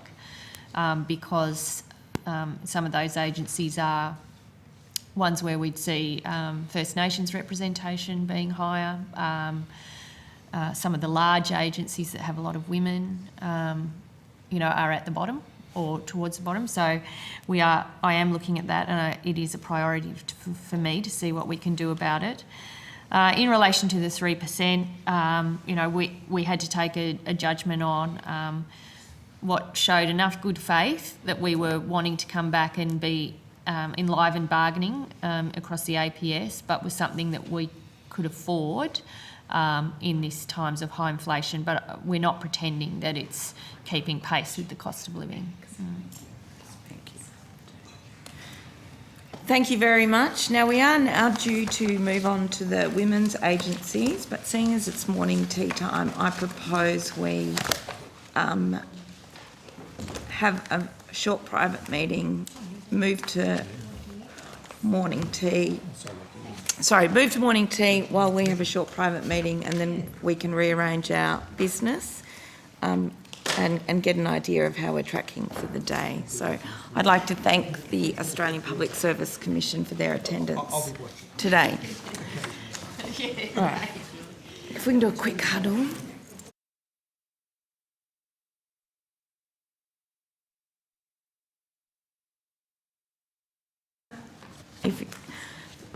Ms. Alison Frame, the Deputy Secretary of Social Policy. Would you like to make an opening statement? Not that we've got much time. Thank you, and I will hand now to Senator Hume for questions. Thank you, Chair. I just want to understand... Sorry, Chair. Ms. Frame does have a just a very short... Yes, that's fine. A very brief thank you, Chair. Just introducing officials at the table. Great. Thank you. As you said, Senator, I'm the Deputy Secretary for Social Policy in the Department of Prime Minister and Cabinet. At the hearing on 28 October, I advised this committee that officers with responsibility for implementation of the Jenkins report into Commonwealth parliamentary workplaces would be made available at today's hearing to answer questions about that work. In attendance today then from PMNC's executive in the governance group with responsibility for that issue is Celeste Moran, Acting First Assistant Secretary, Jenkins Report Implementation Team. Executives from the Office for Women within the social policy group that I lead are Kayleen Zakharoff, First Assistant Secretary, Chantel Stratford, Assistant Secretary, Clancy Hall and Rochelle White, Acting Assistant Secretaries, Office for Women. I previously tabled PMNC's organisational chart and I have additional copies today if tabling these would further assist the committee. Thank you, Chair. Thank you. Senator Hume. Thank you, Chair. I have some questions about the commitment to apply a gender lens to all policies and how that manifests. Is it applied to every government policy? It might be better. It might be a question better directed to the minister. Sorry. I'll start. Sorry, Senator Hume. It wasn't applied to all measures in the budget. We picked a select group of measures in this one, particularly just because of the time and the work that's required to build up capability and capacity to do this as a normal part of developing NPPs, which doesn't exist at the moment. But Ms. Zakharoff can expand on that. Yeah, thanks. Kayleen Zakharoff, First Assistant Secretary, Office for Women in the Department of the Prime Minister and Cabinet. So as the Minister said, we applied gender responsive budgeting and gender impact assessments on a small number of measures in the lead up to the October budget. And that, I guess, goes to the point that both the Office for Women and the APS generally need to build their capability over time. So it was always intended to be some modest steps to begin with, and we will continue to develop that capability for future budgets, but not strictly limited to budget measures. It's all policy generally where we would like to apply gender impact assessments. Okay, so I want to have this one explained to me. I actually had two different lines of questioning, one on applying a gender lens and one on gender responsive budgeting. What's the difference between the two? Or is there a difference between the two? Well, I mean, I can answer in terms of what we're doing. We're looking at, I think a gender lens is probably a more generic catch-all phrase in my view, but gender responsive budgeting and gender impact assessments have a more particular meaning.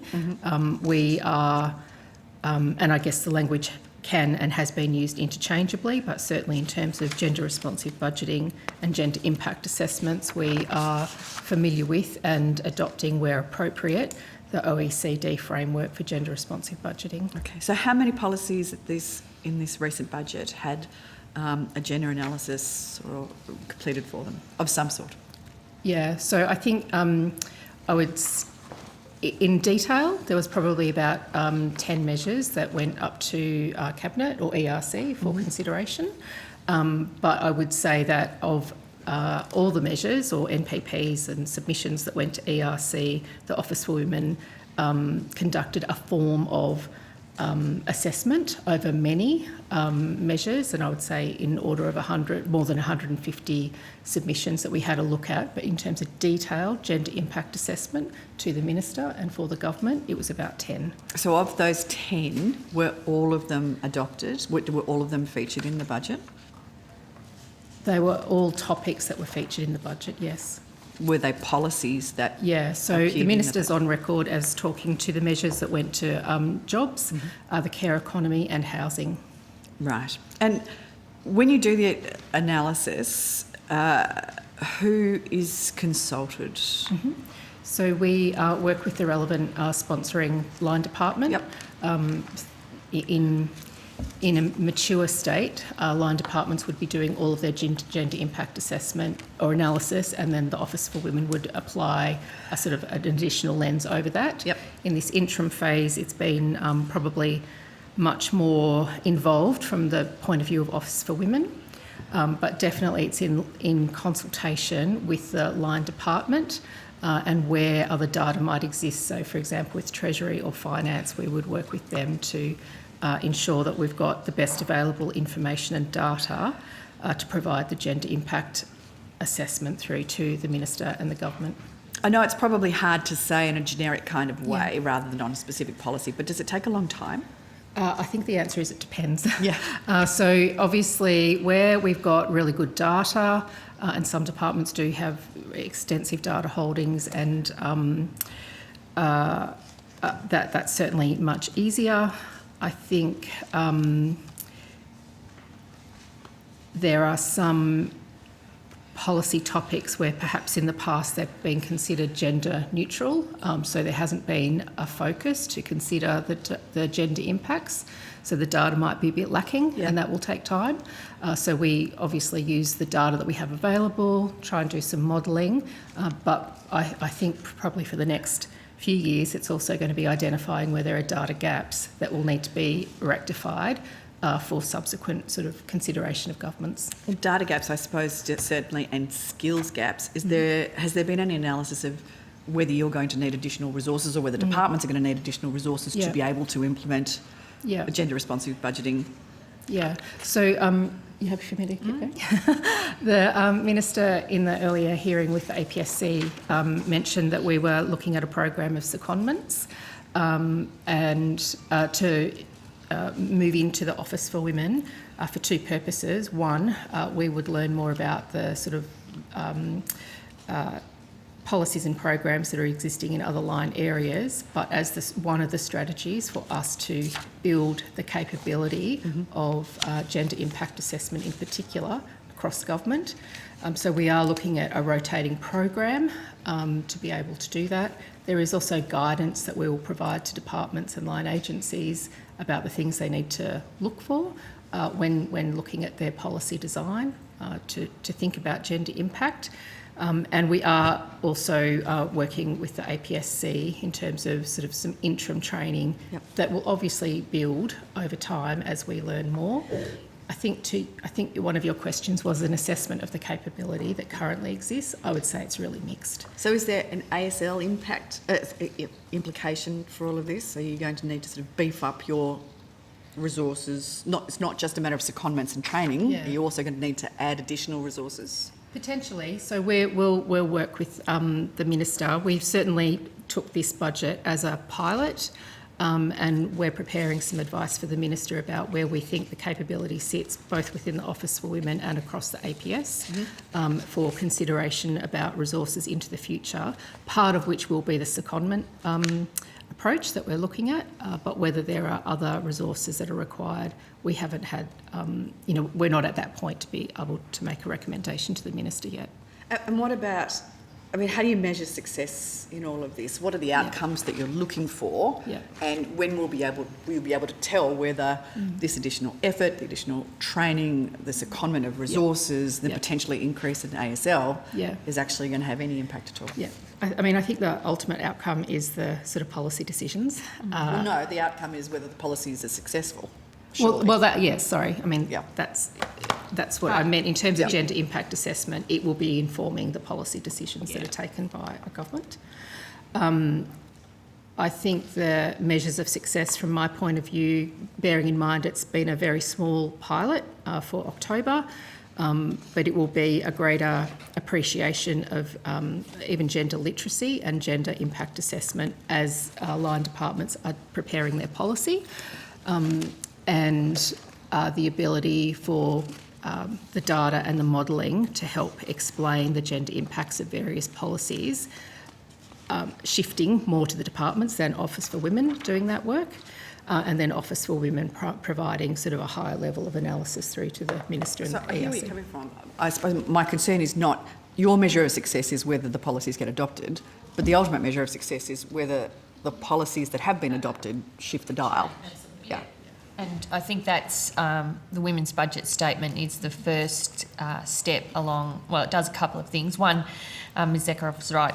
The work that was done by the Office for Women to inform the decisions that the government took was first rate. Like sitting around making decisions to have that level of advice and analysis about budget measures was from my point of view, and I don't want to speak for my colleagues, but very useful.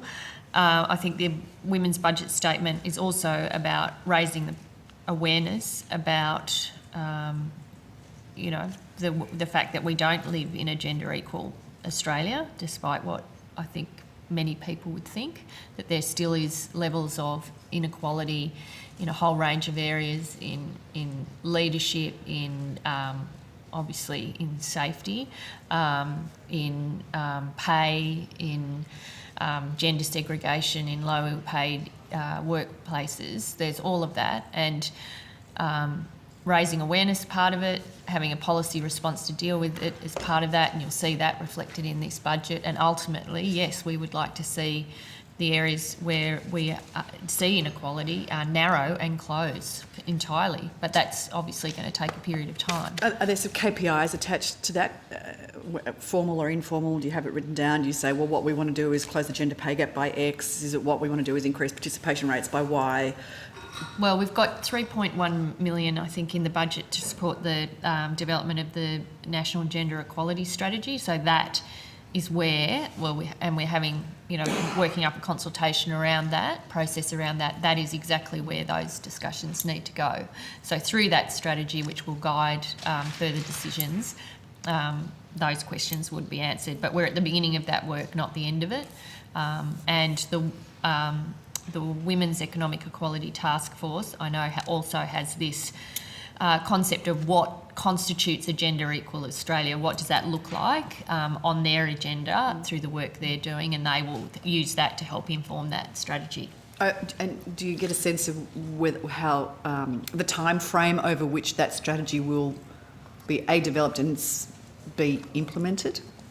Well, I'm hoping, I don't want to push, I'm pushing pretty hard. I'd like it, I don't think we have to reinvent the wheel in a lot of areas because other countries and jurisdictions have gender equality strategies. So I think where we can utilise work that's already been done, I think, I'm trying to recall, I think it's May. Yeah. I think, within the year, very much within the year. Used to copy ours, didn't they, Minister?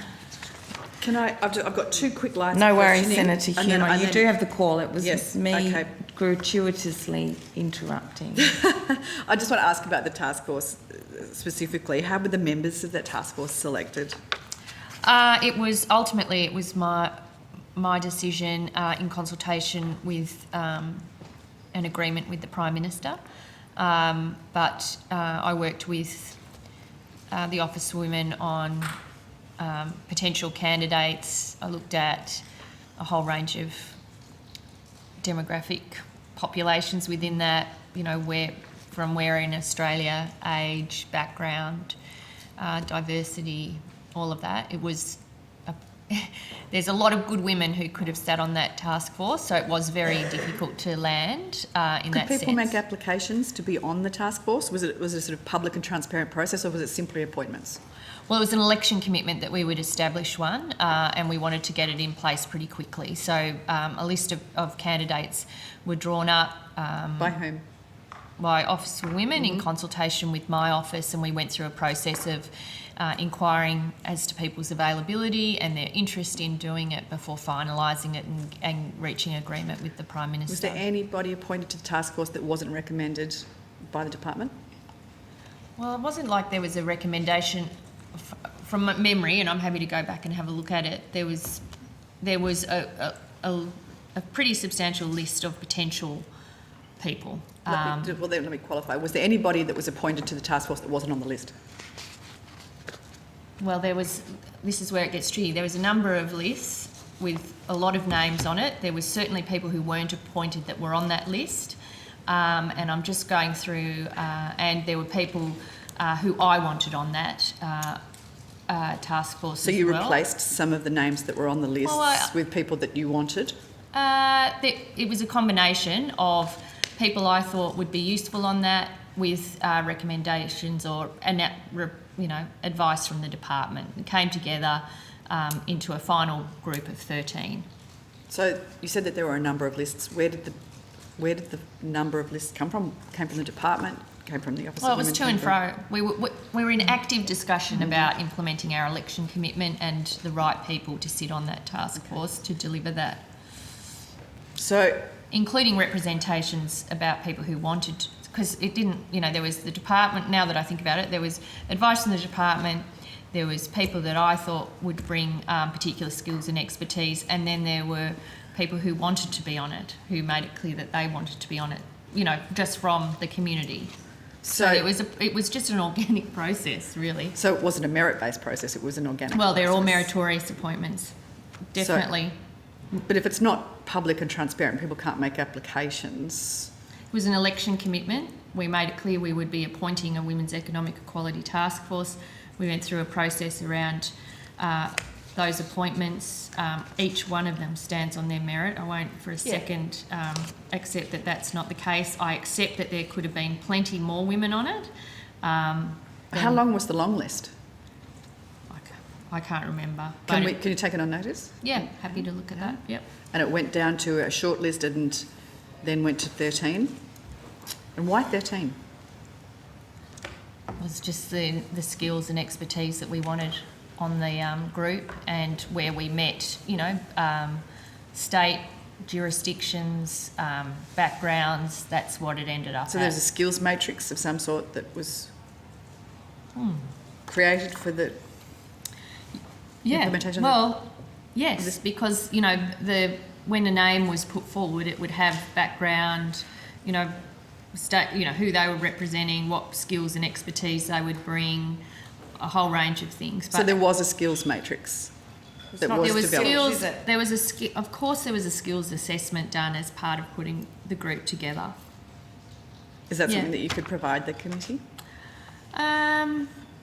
Well, of the people who were actually on the task force, I don't see why not. Well, perhaps are there any sort of documents that were originally put together that you could provide the committee that said this is what we want the task force to do, these are the skills that we want to have represented? Surely there'd be some documents that you could share that suggested what you wanted this task force to look like. Well, I'm and happy. then eventually The what terms it of did reference look are public. Then the people who sit on it are public. I'm happy to provide their CVs and backgrounds as part of that. That's fine. Are agendas but and more minutes? broadly, I don't think it's particularly useful or right for the other people who may have been considered or shown the interest in being on it. No, I'm not asking for their names. Yeah. So we don't need to worry about embarrassing people. I'd like to know how long the long list was, how long the short list was, and whether the 13 people that were eventually appointed were done so with the use of a skills matrix. If there is a skills matrix, as people would always use for board appointments, for instance, if there is one, could you please provide us with that? And obviously the task force has met, I'm assuming. Yes. Yes. And is there publicly available agendas and minutes for those meetings? I don't think so, but I'm happy to talk with the chair because the chair is very keen on, more publicity, more awareness, more involvement, and community consultation than less. So I don't see any reason why we couldn't provide, certainly to this committee, and see whether there's more that we can provide publicly as they go through. I'm not sure how many. They've had a number of meetings. Two meetings today. Yeah. Yes. And have you attended both of those meetings, I Minister? attended the first one. I wasn't able to attend the second one. I think it was in budget week. Is it your intention to attend those meetings? Not necessarily, because I want them to be, and I said this to them at the first meeting, I want you to not be worried about what I think or what I'm saying, but to tell me what I need to hear, and part of that is giving them the room to be truly independent and formulate their advice to me. But I would, if they requested me to go or wanted me to go, or there was something I wanted to discuss with them, I would, but not as a rule. Has the task force been separately budgeted for, or did the costs get soaked up somewhere? Yes. Yeah, so within the Office for Women and through this through the October budget, and part of the $3.1 million is a provision for the fees and travel arrangements for the committee, and a small budget in the event that they may need some additional research undertaken. They might want to commission particular pieces of work which they need a budget for. All right, terrific. Could I just one very quick And line then you'll be question, done with and then the- I'm done. Yes, I just want to understand. So one of the proudest things I think of the last government was the fact that we reached a situation where 50% of government board appointments were made up of women. And I want to know, I know that the government has made a commitment to continue that, which is terrific. Do you have a sense of where, say, in the last couple of months, the gender representation is on government boards now? Is it still 50%? Well, I think we'll report as normal, but as we do. Yeah. I am doing a further piece of work around gender diversity on boards, which is underway now, which is essentially we've got that kind of high-level data. What we don't have necessarily in a whole of government sense is chairs, deputy chairs, paid, non-paid. I think if you took out health and community services boards, you would see a very sharp deterioration in that 50-50. So we're doing a bit more work in that space so that we have some better information. In terms of the appointments that have been made since the government came in, this is obviously something I work pretty closely with. I haven't gone back and done the numbers, but I would say every appointment that goes through Cabinet, I am watching to make sure that we are having a equal representation of women through those appointments, where there is the opportunity for government to have a say.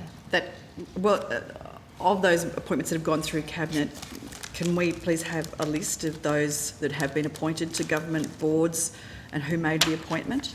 I'll have a look at obviously what's public, see what I can do. But I know, for example, I think Minister Bowen in one of his areas, I think had 4 appointments, appointed 3 women to them. So it has been a positive experience to date, and the Cabinet is very focused on making sure that we are improving the representation of women in all areas of government administration. And the board vacancies that are, I'd be interested to know how many current board vacancies there are. If we could have a list of those vacancies, that would be good, which department they were associated with and who it is that has the decision-making power to I'm not sure who would do that, whether it wouldn't be the Office for Women. Happy to look at how we could provide that information. It's probably, I'm not sure if PM&C has this sort of broad coordination role in that regard, because they sort of exist in agencies, come up through portfolio ministers. Part of the issue which we're looking at with the gender diversity is that there doesn't seem to be a lot of whole of government data about these things. Well, is there a whole of government communications, and that would come from you, I would imagine, on that 50% target? Senator, with regard to the questions of vacancies across the whole of government, that would be governance group, so not the social policy group, but the governance group within PM&C that would have the best record of where vacancies exist. I can certainly take on notice what information they circulate and what Yes. they make available, but that's not within the social policy group because it's obviously broader across all. We could put those questions back on notice to them. But what about communications? That kind of would come from you, wouldn't it? If there is a formal policy for 50% representation. So there's a history and a practice, and Minister Gallagher has continued it in terms of writing to her colleagues in terms of the outcomes for each portfolio. So each minister will get their portfolio results. And equally within the Office for Women, we engage directly with the departments and in that offer some assistance, particularly where they're still sort of falling behind in some of their data, in terms of some of their appointments and achievement to gender equality on boards. Okay.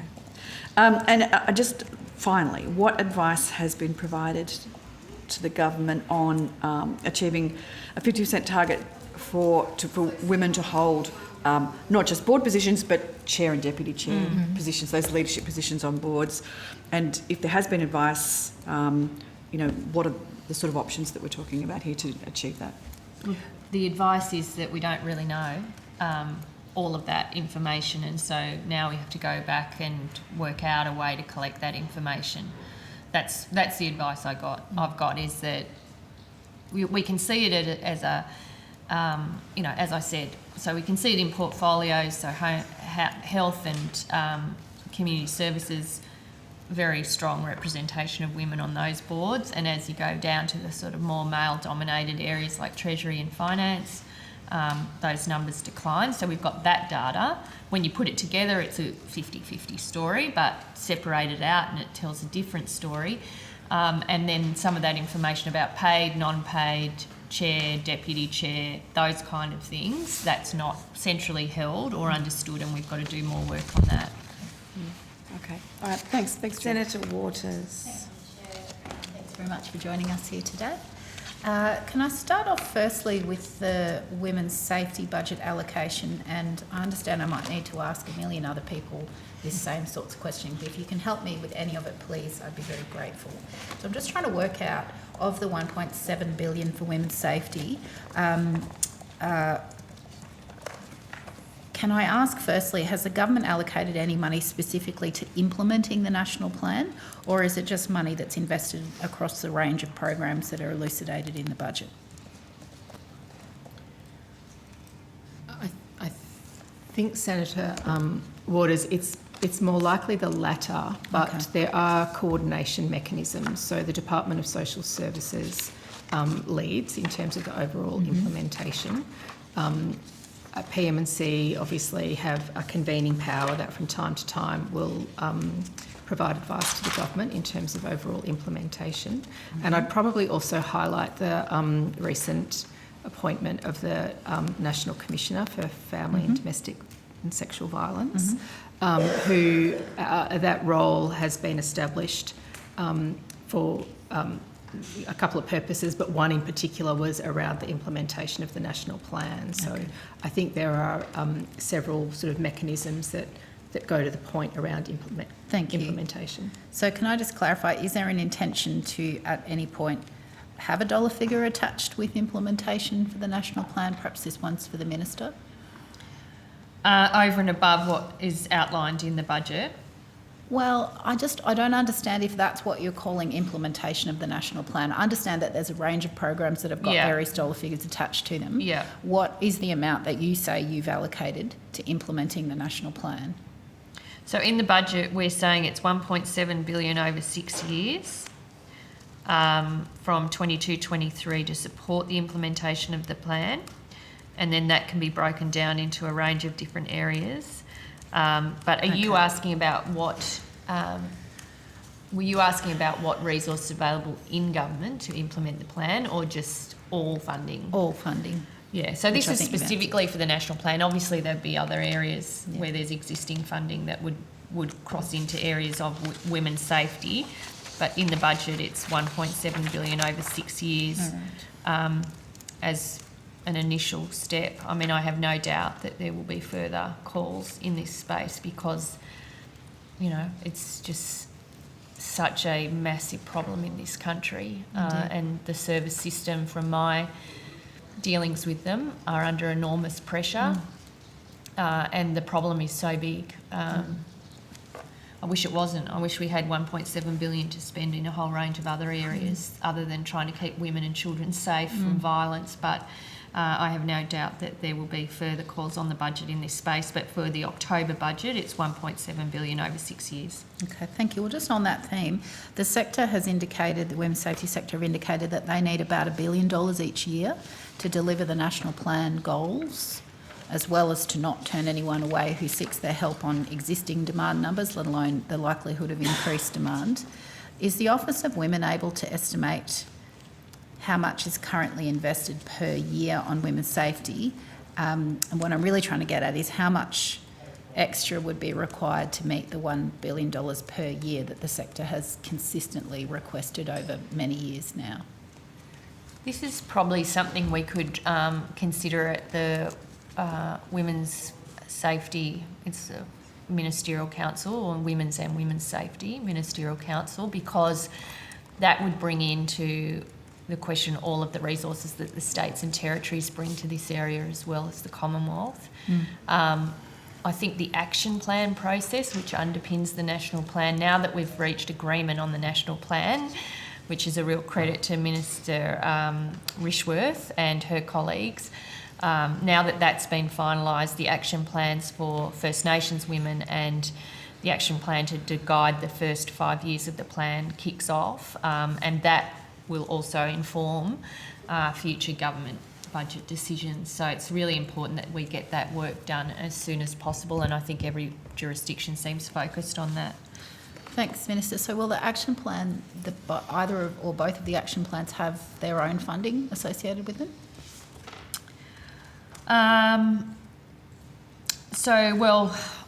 Some of the 1.7 billion obviously will go into supporting the implementation of the action plans. I guess the action plans will also, I think, in finalising them, will identify areas where further effort's required. It's hard to get ahead of some of those discussions, but I have no doubt that, the action plans are where the rubber hits the road, right? Yes. So the national plan provides that overall arching commitment and priority areas, and then it's very clear to me from discussions that I've had with ministers is that the action plan's really where we can make the biggest difference, and I have no doubt that will come with additional resourcing. Okay, so you're anticipating that there will be dollars attached to those action plans? I expect there will be, yes. Yep, okay, thank you. And just one last question on this theme. I'm trying to work out how much of the funding of the 1.7 is actually new money, because I fear that the answer is not much, but I'd like to understand the breakdown of the figures a bit better. Sure. So I'm interested to know how much was allocated to the national plan prior to the October budget, how much was allocated post the October budget, ergo what's the difference? Okay, so my understanding, and Zakharov can start talking loudly if I'm getting this wrong, is that 1.3 billion over 6 years was the original provision, and then there's been the commitments that we made over and above that, which is the 500 frontline communities workers, which was 169.4 million, 83.5 million for consent and respectful relationships education, 42.5 million to implement the 55 recommendations of respect at work, which includes the money for the working women's centres, 3.4 million to support the implementation of 10 days paid domestic and family violence leave, 3 million to restore funding to the National Family Violence Prevention Legal Service Forum, and 100 million in crisis and transitional housing options for women and children escaping domestic and family violence and older women on low incomes who are at risk of homelessness through the returns of the Housing Australia Future Fund. Okay, thank you. And the indexation amounts, how much have you budgeted for the indexation? So are you talking about that separate decision. Yes, I'm just trying to work out what you're including in the 1.7, and thanks for Okay, well, detailing that those doesn't bits include so the far. indexation. Okay. So the indexation and that was work that Finance coordinated, but will now go out to agencies, and agencies make decisions based on the information they have about the services. But that was really the first attempt to try and clean up a bit of the indexation issue that I've unearthed, or Finance and I've unearthed, around how we index services. So there should be money that would additionally flow to services that are frontline and providing services. So I would expect the family violence sector to get some additional resourcing. That's only that's for this year. It will flow into the out years because it increases their base, and then their base indexation adjustments are funded on top of that over the 4-year period. And we're doing some more work around indexation. All right, thank you. I'm pleased that that's not part of the 1.7, but obviously support the indexation. Okay, can I move now to the MOPS Act review, which I think might be you, Ms Moran. Thank you for your presence today. We were advised that we could ask these questions here, and frankly I was dubious, so I'm glad that you're here. This is a welcome development in estimates to have the people that you need at the time you thought they would be there. So the MOPS Act review identified the huge workload in electorate officers on staff and constituents, and recommended a review of the resources allocated to electorate staff. Is there any plan to undertake that review? So Senator Celeste Moran, First Assistant Secretary, Jenkins Report Implementation Team. I think Mr Reid gave some evidence, but the recommendation in the MOPS Act review is for the Office of Parliamentarian Staffing and Culture to undertake that review once they're established. Okay, so you're not doing that work at all, and when OPSC is stood up, they will start that work? That's right. Do we have a time frame on when they will come into existence?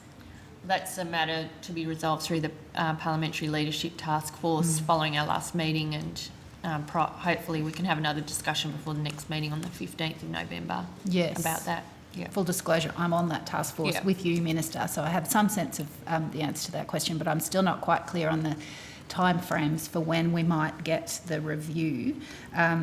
So noting that we don't know when OPSC will exist, how long would you envisage the review that they then undertake about electorate office staff workload? How long would that review take? So, Senator, as you know, the OPSC will be an independent body, and that's was partly one of the considerations for recommending that they undertake the review. So I think, we've given in the MOPS Act review a kind of broad outline of the types of things we think the review should cover, but ultimately how they set it up and what they look into is a matter for that independent body when they're established.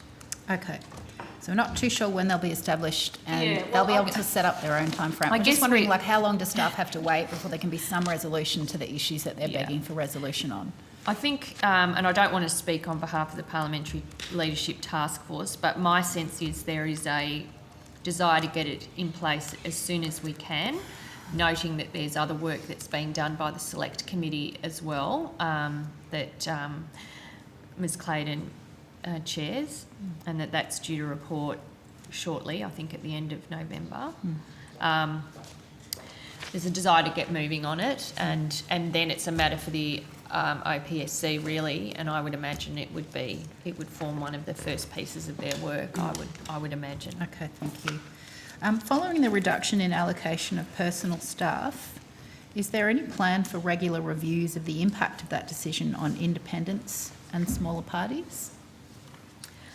Well, as you know, this is a matter for the Prime Minister. He makes decisions about allocations of staffing and made those, and there wasn't a reduction. People got extra staff for the work that they were doing over and above the 4 electorate staff that every member of Parliament gets. I have no doubt people are in dialogue about this, but it is ultimately a matter for the Prime Minister. The OPSC obviously will pick up that recommendation of the MOPS review and consider that and provide advice, as it should as an independent agency.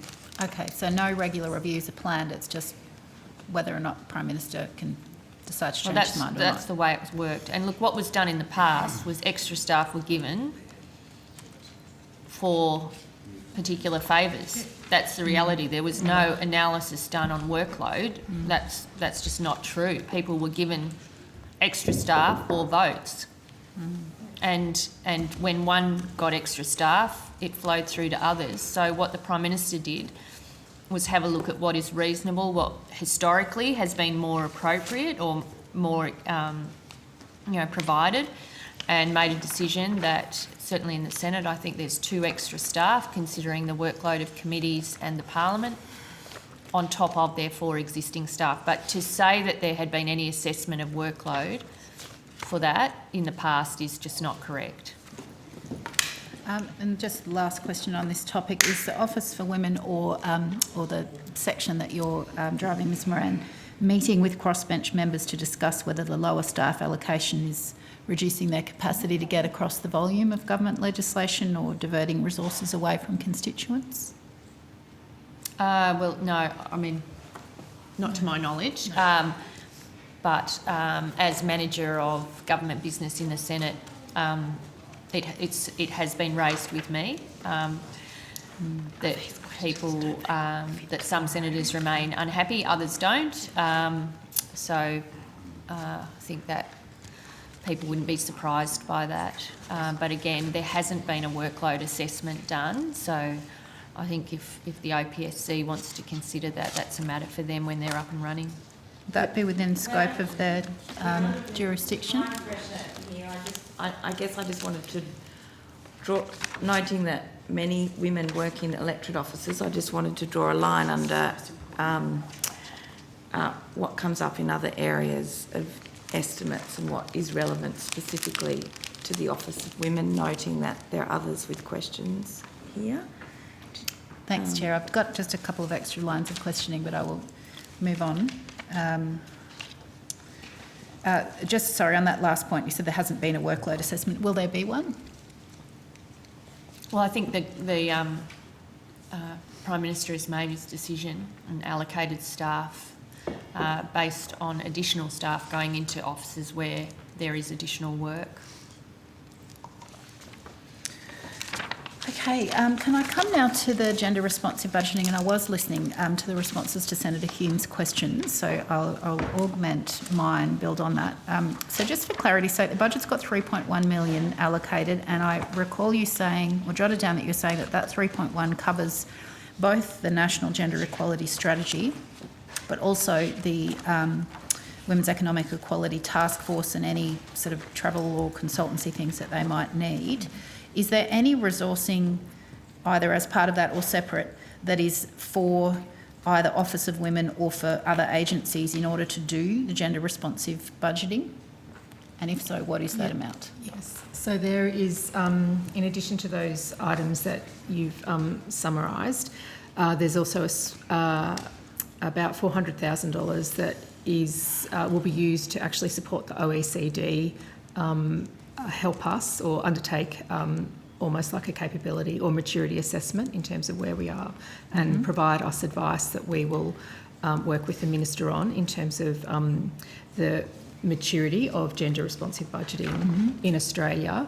And there's also $350,000 that was is earmarked to start some preliminary work with the APS Academy to start looking at that uplift more broadly. Yep. I think you would notice from the budget, none of them are ongoing measures, and that goes to the point that we'll work with the Minister on a kind of review of where we got to in the first budget, and then look to whether there are other measures or ongoing measures that might need to be considered in a future budget. Okay, thank you. Will the Office for Women encourage or even facilitate early consultation with women's organisations in developing the May 2023 budget? I mean, in short, yes, we're already getting feedback, as you can imagine. And also the Women's Economic Equality Task Force will also provide feedback as well. But yeah, we want to hear from people. We actually say it in the Women's Budget Statement that we want feedback and advice. I mean, we want it to be the best it can be, and be a really useful document for not just for government but externally as well. So. And we certainly, we've got formal arrangements with Women's Alliances that are a key stakeholder group for the Office for Women, the WEAT, as the Minister's mentioned, but we are regularly consulting with a broad range of sector stakeholders. Thank you. Just in relation to the task force, who do they report to specifically, and what role will the Office for Women have in directing, or what's your interaction with the task force? Yeah. So they report to me, and the Office for Women supports the infrastructure around them. So Secretariat and other supports. Okay, thank you. And was the Office for Women consulted regarding the government's paid parental leave scheme and the timing of its implementation, including the delay to the increase? We were certainly consulted on the policy. I think the decisions about the timing and implementation were government decisions, and the Women's Economic Equality Task Force I've asked them to provide advice on the best allocation of that scheme, about basically how you promote a shared care arrangements through that. So they will report back to me reasonably quickly, but I also, I want them to have time to get the range of views which there are in this area. So have you given them a date, Minister, to get back to you on that?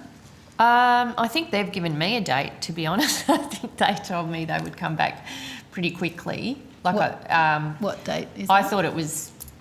I'd have to check. I thought it was this year, and I said, it didn't have to be this. I didn't want it necessarily rushed because we have made the decision about how we time it. But again, it's a matter for them about how they handle that and what advice they say to me. Tell me. Yeah. Almost done. Just in relation to the National Gender Equality Strategy, you said earlier that it would be done within the year. Did you mean within this calendar year or within a 12-month period starting? Well, Kayleen nodded when I said May, because I had a memory of saying I'd like it done by May, if it can be. But I also want it to be a good product as well. Okay. I'm caught between trying to make progress and actually get things done and giving the right amount of time to make sure everyone's on board. Yes. And you know how these things work. Sometimes you get part into it and you need a bit more time, but I would like it done by May if it's possible, so that we can then get on with implementing it rather than talking about what it is. Yeah, thank you. And then just lastly, some questions about gender equality procurement. The new chair of the Women's Task Force, Sam Austin, recently published an op-ed suggesting that the government could leverage its procurement budget to prioritise organisations with gender-balanced leadership, and many of the state governments are already doing that. We have discussed this previously, and at the time you said there were anti-competitive restrictions on the government adopting procurement policies. So can I ask, is Office of Women... is it your view that there are still those barriers, or are you now doing some work on gender equality procurement policies? And if so, what part of the schema does that sit in? Yeah, so I would say that we are still looking at it. I think there are some barriers at a Commonwealth level that we would still need to try and work through, but nevertheless engaging quite heavily with the respective offices for women in each of the state and territories, and as you just alluded to, many of them are looking at gender responsive procurement already, so understanding how they are doing it. It's also a significant practice undertaken internationally, so learning from international experience as well, and then we will work with colleagues in the Department of Finance and the Department of Foreign Affairs to see what might be possible at the Commonwealth level. Yeah, so in short, it's come up, I think it came up through the Jobs and Skills Summit as well. We had a look at it. There are some levels of complexities for the Commonwealth that the states don't have, and we need some more time to see what's possible, basically. Okay. Have you working to a date on that one?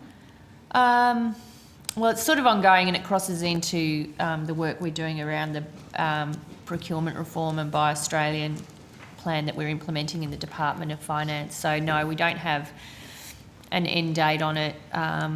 It is obviously an area where you can make a substantial difference in terms of supporting female-led businesses and making sure they get a fair crack at things. But there are some constraints which we're trying to work through. That it's not covered by current exemptions, for example, for free trade agreements. Okay. Thanks very much for your time. Thank you, Chair. I'm going to take a couple of questions of my own now before I think going to Senator Pocock. The Parliamentary Leadership Task Force delivering the recommendations of Set the Standard and its report. How's the government working with that task force? So the Parliamentary Leadership Task Force, which a number of senators sit on, who are around this table, so Senator Hume and Senator Waters, myself, Senator Farrell, Ms Claydon, Ms Stegall, and... Ms Lane, Ms Davey. Sorry? Ms Lane, Ms Davey. Ms Lane. Yeah, sorry, Ms Lay and Ms Davies, Senator Davies, sit on it. And that's working pretty well. We're going through a process to implement the 28 recommendations. We've got the independent chair, Kerry Hartland, who's supported by a great team. There's quite a lot of public information if people are interested. So after each meeting, there's an agreement about essentially a communique that goes out. There's progress online against the tracker, the implementation tracker.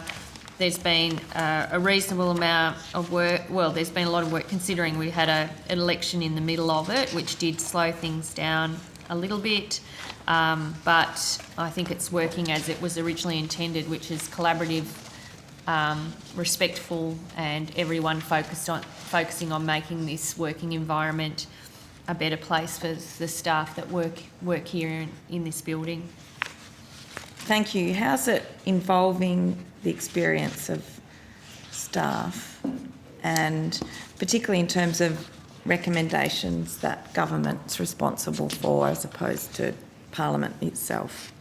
Yeah, so there's been a relatively, once we've been up and running, we've gone out to consult with staff, and Ms Moran could probably talk a bit more about that. But staff, from our point of view, again, I don't want to speak on behalf of the Parliamentary Leadership Task Force, but from the government's point of view, having staff involved and being a part of the implementation and helping to shape the implementation of the recommendations is really important. We've had some from the initial consultations which have been done around how they'd like to see the new services and support set up. I think we got overwhelming feedback that the PWSS is really, people see a huge benefit in it, that it's been excellent in its first year. So that's a credit to Ms Brighton and her team about how that's, you know, how that service has been received. So that's been really useful information. But and then I think it's how do we involve staff in an ongoing sense as well. They're things that haven't finally been landed, but subjects that the PLT will talk through. Did you have anything on that? No, I mean, all I can add from what the Minister has said is particularly in relation to the MOPS Act review and the development of the OPSC. Obviously, with the MOPS Act review, we had a huge focus on seeking the views of both current and former staff to inform the recommendations that were made in that report. And then specifically for the development of the Office of Parliamentarian Staffing and Culture, the Minister has regularly said publicly about ensuring that staff are at the centre of these reforms and that their voices are heard in the development. And so we recently undertook a round of consultation across the staffing cohort. So we did a session with government staff, a session with coalition staff, a session with Green staff and with independent staff. And as the Minister mentioned, we got some very clear feedback from the staff about how they would like those services provided to them. Thank you. I'll now give the call to Senator Pocock. Thank you, Chair, and thanks for being here. I've got questions on two topics. One's on childcare and the other on apprenticeships and your plans there. One of the signature initiatives in the budget was around the childcare subsidies changes, and there's been a lot of discussion about them since. Some of the major employers have come out and said their implementation would need an additional 9,000 workers in the sector, and have recommended that the only way to achieve growth in the employment in the sector will be through a pay supplement, a wage supplement. Good Start, for example, recommended a 10% increase. Last week, the BCA, at a public hearing on the Secure Jobs Better Pay public hearings, agreed and supported that kind of wage supplement as important initiative. What's your response to the public discussion about the need to boost childcare pay to meet the changes in the childcare sector? Well, I think it's clear that, we'll have to, like childcare wages will have to increase, partly because what we're seeing in the care economy with the wage outcome for aged care, but also with the sector that supports the NDIS and the disability sector, that workers in that sector will move, quite rightly, to where better pay and conditions are. So there is an issue. There's an issue around workforce and conditions and wages in the early childhood education sector.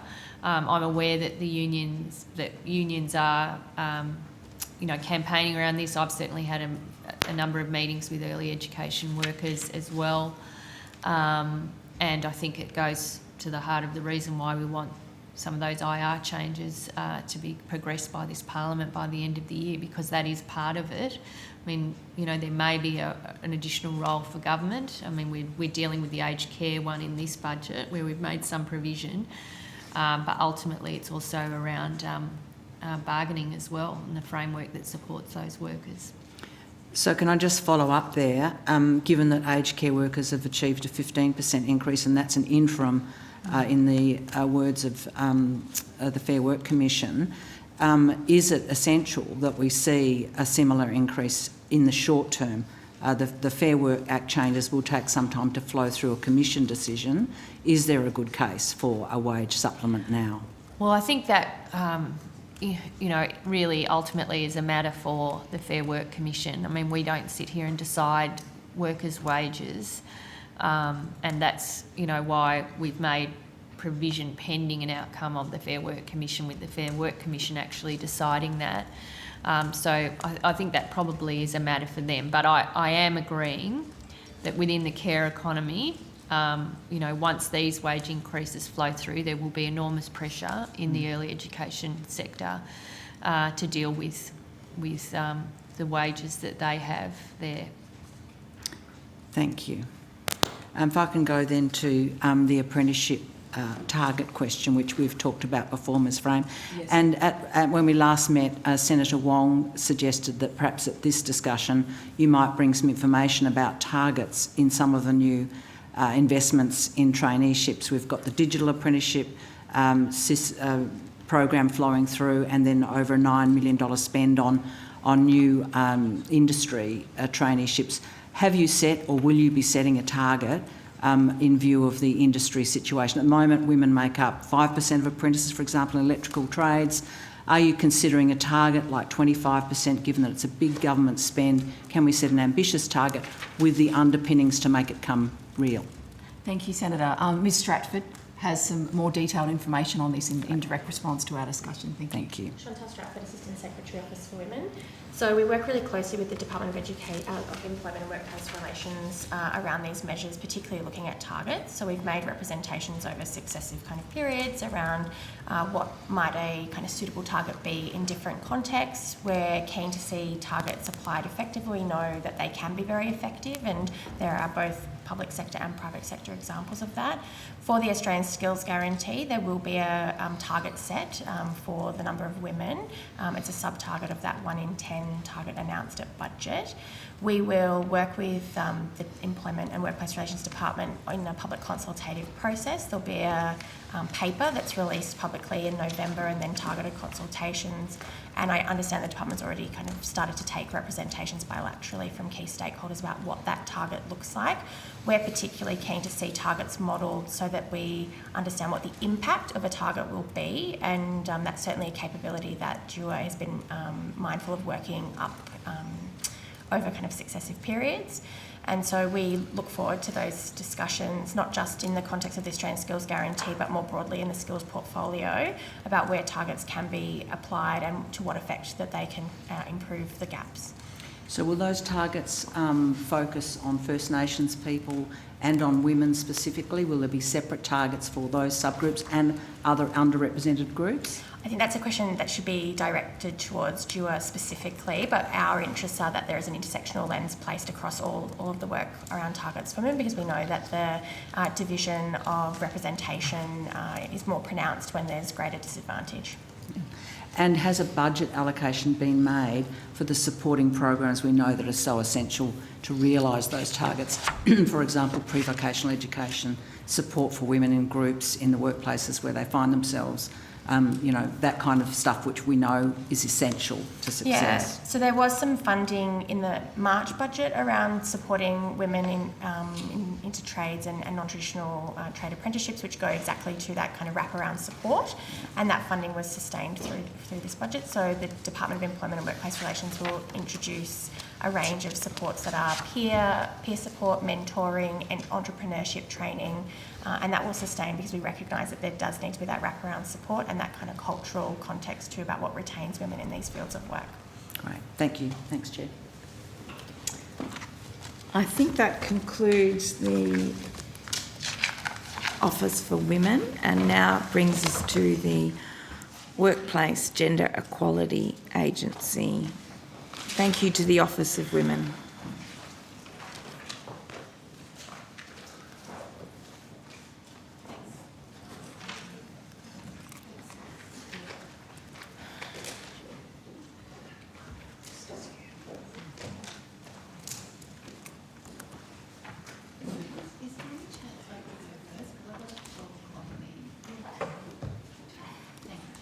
No worries, thank you.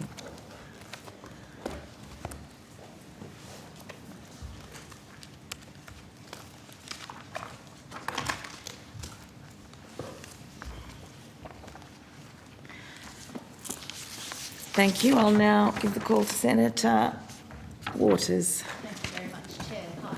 Thanks for joining us today and for the great work that WGEA have done over the years. Could you please provide an update on the implementation of the recommendations in the WGEA review?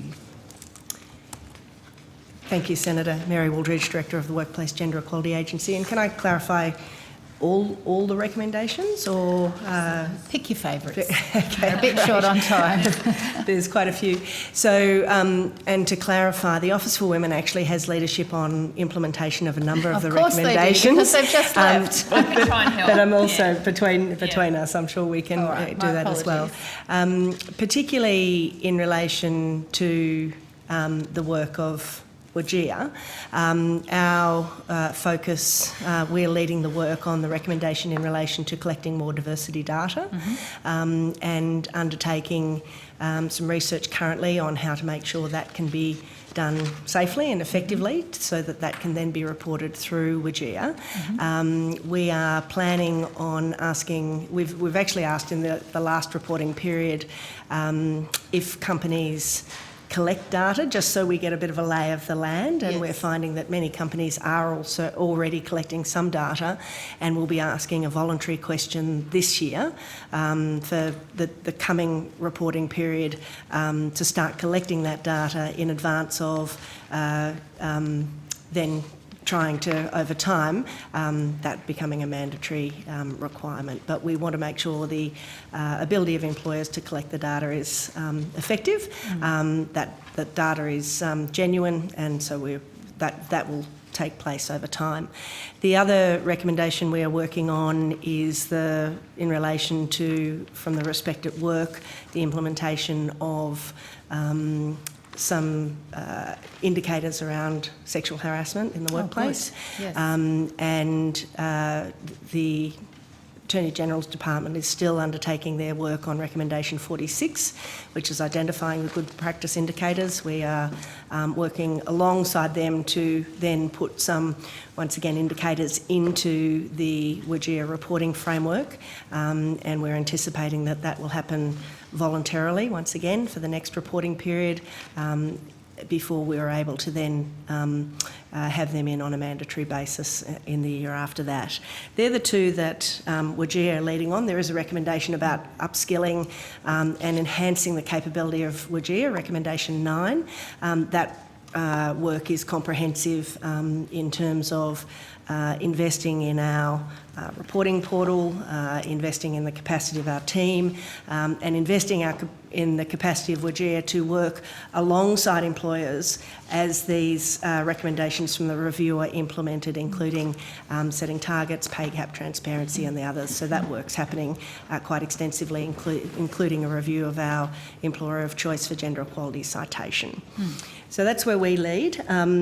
Minister, did you want to talk to the other recommendations? Yes, well, just to complement that evidence, Ms Frame, who just left, she's co-chairing a group, the Gender Data Steering Group, which was established in relation to recommendation 1. So there's work underway there. Office for Women has hosted 3 targeted roundtables in September around recommendation 7, I think, more broadly. So there was 3 roundtables there. I can provide this to you on notice if it's useful, Senator Waters. And we intend to introduce legislation hopefully in the autumn sittings to implement recommendation 2 and 3(1)(a). Thank you. I will gratefully accept any further detail on notice and appreciate your comprehensiveness in responding. You've actually answered a lot of my subsequent questions, which I'm sure everyone will be relieved by.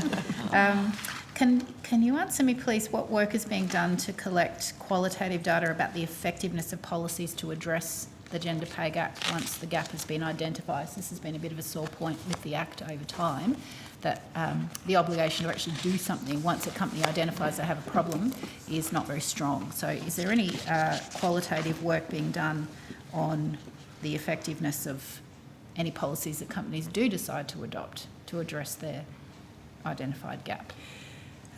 Senator, we of course use our data as a mechanism to monitor both overall and at an industry and employer level progress they're making or that is being made in response to initiatives that are being put in place. That's been done, though, at a more macro level than a micro level.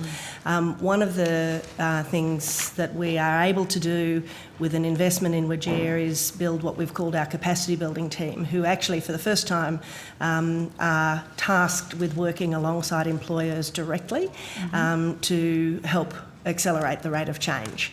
And this will supplement the tools and resources that we've had in the past, but actually be working alongside. So I think we'll be much more informed about what's working, what's changing, and helping employers to drive that change. And then that will feed back through our tools and resources and enhance and so on. Great. How many people are on that team? That team, and we're in the process of recruiting for it, it will be a team of about 7 people, and I think we've got 5 positions filled, but just recently. So it's work in progress, but we're very excited about that additional capacity in addition to reporting that we now have. And did you get an additional budget allocation to enable that work? In the March budget, there was an additional $17.5 million for WGEA over the forward estimates. And part of that money is going towards establishing that team. Okay, thank you.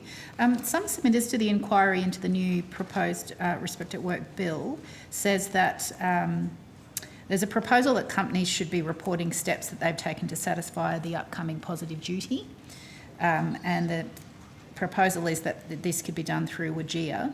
Is that something that you would support?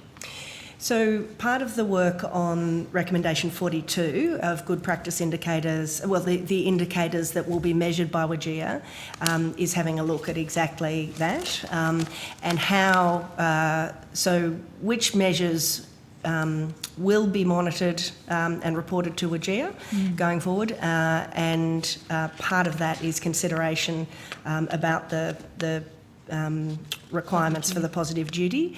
That hasn't yet been resolved, but that work is underway currently, and that will be considered as part of it.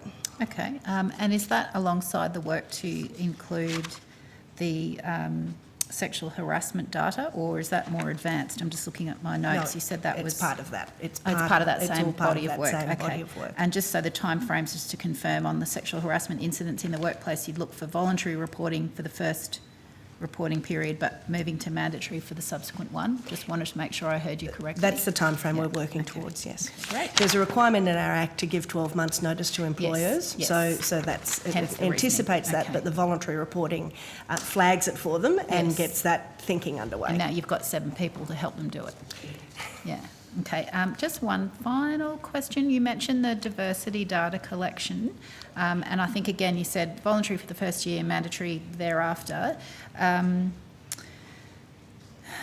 Is that a similar year 2 mandatory, or is that a possible mandatory at some point? It's possible mandatory some point, because the work that needs to happen for employers to collect that data in the first place, to then be in a position to report it to us, is reasonably significant. Yeah. So we believe somewhere near 50% of companies are collecting some level of data at that moment, but that may not be employee connected. It may just be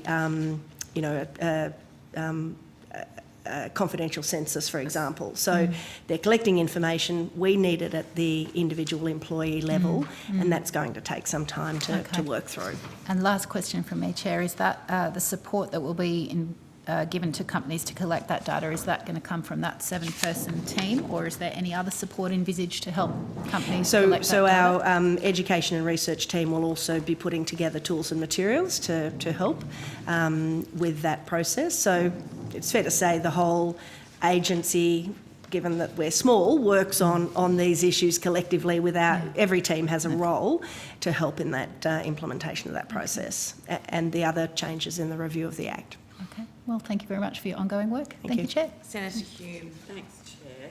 I just have a quick question about the Women's Economic Equality Task Force. How does WGEA fit into the work that WGEA does fit into that task force?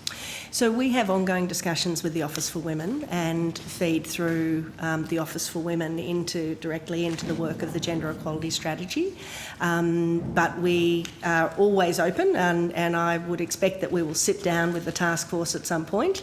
We haven't been invited yet, but we have ongoing discussions with various task forces that are established and always are there to be a prompt for, answer questions, ideas, and provide, of course, any data that we possibly can. But our main mechanism is through the Office for Women. Right. So, and it might be the Minister's best place to answer this one, but the National Strategy to Achieve Gender Equality, that was what you were referring to. Yes. Yeah, I haven't actually quite worked out the sort of umbrella of where everybody sits here. So there's a national strategy to achieve gender equality. There will be. There isn't one yet. Right, there isn't one yet.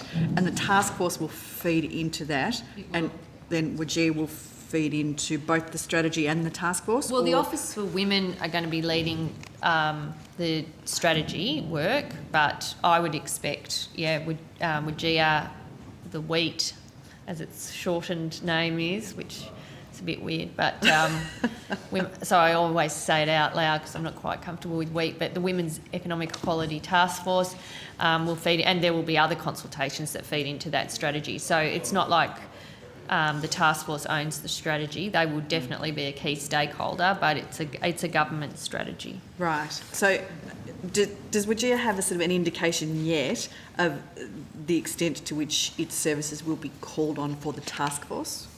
Or, should I suppose... It's a matter for the task force, but I have no doubt... Yeah, well... There was no consideration as to whether WGEA should be a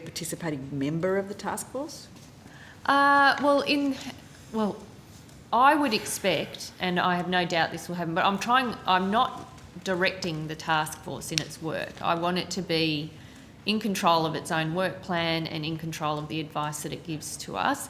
I know that they've had some initial meetings with portfolio agencies, in their first 2 meetings. I have no doubt they will rely on the work and expertise of WGEA and the data that WGEA has. So I have no doubt that they will all be, but it will be directed by the task force, and I'm sure if WGEA are happy to participate, which I'm sure they are, we'll work together. Okay, all right. I mean, I know it's early days for both of those yet, but we will keep asking questions about this in future estimates, so just to give you a heads up. Yeah, no, great.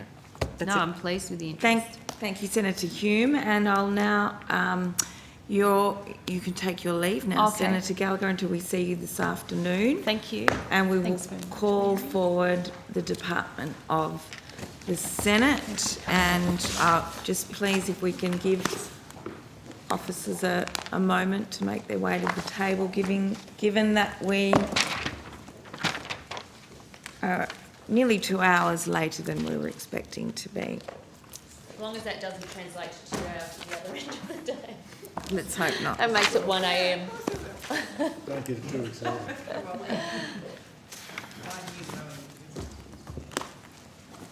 I don't think we ever did a 1 a.m. for you.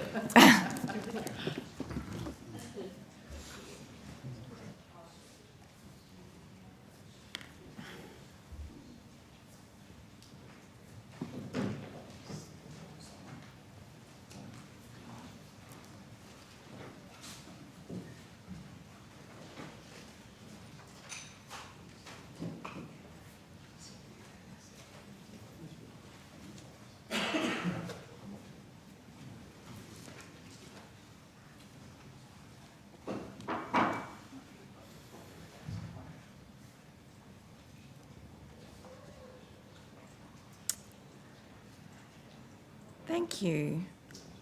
It's my pleasure to welcome President of the Senate, Senator Leon Sue Lyons, the Clerk of the Senate, Mr Richard Pye, and officers of the Department of the Senate. I thank the Department for providing information on Senate committee activity, which has been circulated. President, do you wish to make an opening statement? Yes, thanks, Chair. In these opening remarks, I want to cover off on 3 areas: the demise of the Crown, the building conditions statement, and an update and my observations on where we're up to with Jenkins' report. I want to acknowledge the significant contributions of DPS staff over the ceremonial arrangements following the passing of Her Majesty Queen Elizabeth. For 2 weeks, Parliament House was at the heart of tributes to Her Majesty Queen Elizabeth's life. DPS staff supported arrangements for flag protocols, gun salutes, public condolence books and floral tributes, as well as the proclamation of a new sovereign and a national memorial service. AusPic photographers captured all official proceedings, and parliamentary broadcasting provided live coverage to ensure that all Australians were kept up to date with the proceedings. DPS staff displayed exemplary commitment to service, going above and beyond their normal duties. Much of the fortnight involved long hours across evenings, weekends and on a public holiday. I also thank colleagues in the departments of the Senate and House of Representatives and other agencies, including the Office of the Official Secretary to the Governor-General, the Australian Federal Police, Department of Prime Minister and Cabinet, the Australian Defence Force, the National Capital Authority and the ACT Government. The Speaker and I sincerely thank all involved. Today I also table the Presiding Officer's 8th annual statement on the condition of Parliament House. This statement provides a high-level update on Parliament House's capital works program and building maintenance program. The Senators will be familiar with the Set the Standard report from Commissioner Kate Jenkins, which laid bare the extent of sexual harassment and other inappropriate workplace culture in Commonwealth parliamentary workplaces and the urgent need for change. All political parties and independents accepted the report's recommendations. Implementation work started under the previous government and continues to date. The Speaker and I have oversight of the implementation task force. The first annual parliamentary discussion on the implementation of the report is expected to be held in early 2023. To give some examples of changes made already, the Parliamentary Workplace Support Service has now expanded, offering service and advice to all within Commonwealth parliamentary workplaces.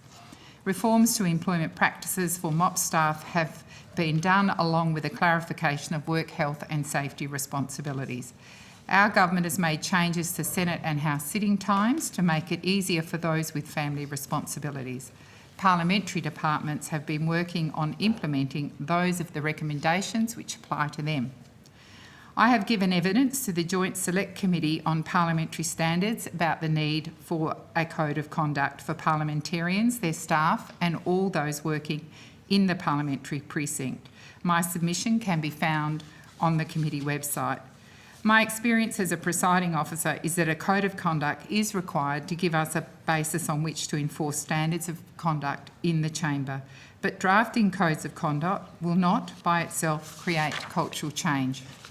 In her report, Commissioner Kate Jenkins identified what she called a leadership deficit and stressed that change must come from the top. With this in mind, I want to emphasise the importance of recommendation 4 of the report. It calls upon parliamentarians and senior staff to set expectations of conduct and create safe reporting cultures, as well as to reinforce the message that those individuals who engage in misconduct will not be protected or rewarded. It is crucial that all members and senators reflect on our own responsibility to conduct ourselves in ways which promote respect in Commonwealth parliamentary workplaces. Party leaders bear a particular responsibility to challenge unacceptable conduct both in the chamber and elsewhere, and to ensure accountability for those who choose to engage in it. This is not a one-off job. We need to do this day after day and time after time to achieve the cultural change that all of us have agreed is necessary. The rules and behaviours by which we conduct ourselves must change with the times. Parliaments must be gender sensitive to be fit for purpose. Women should never have to face the additional challenge of staring down sexism when they choose to enter public life. And the personal characteristics of parliamentarians should not be regarded as fair game in so-called political debate. Unfortunately, we live in a world where violence against women in politics is a global phenomenon. I therefore call upon all parliamentarians to play their own part in ensuring everyday respect, both within the chamber and outside of it. Thank you, Chair. Thank you, President. Mr Pye, do you have an opening statement at all? Chair, thanks very much. Richard Pye, Clerk of the Senate. Just on a very a much narrower topic, you mentioned that the department has provided information about support of Senate and joint committees, as we usually do. Included in there is a couple of numbers indicating our staffing of the committee office over the past few years. I just wanted to note, and this is on page 7, I think it is, of the annual report, just wanted to note that in the past couple of years, the Senate Department has had $2 million, $2.2 million supplementation, which has enabled us to staff the committee office and the department at the level that we've been able to staff it at in recent years. We don't have that supplementation this year. We a couple of years ago did seek to have it as an ongoing increase to the department's funds. We've been unsuccessful in doing that so far. This year we don't have that supplementation. Early indications are that we'll be running at a loss this year, running at a deficit of between $1 and $2 million. Some of that is because of the continued high level of committee activity, which I don't think is any surprise, especially given the makeup of the Senate. Some of that is because, and you'll all be very familiar with this, travel is so much more expensive than it has been.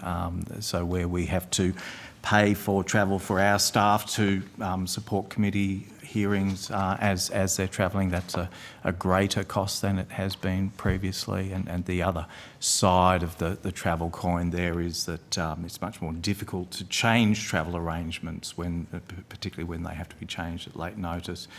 These are the sorts of costs that we're seeing reflected in our first quarter figures for the department. We have said, I've flagged with the President, I've flagged with the Appropriations and Staffing Committee, that we will go back to that committee if we think that we need to pursue the question of supplementation for this year in the additional estimates, and we'll also take that into account in our approach to next year's appropriation bills.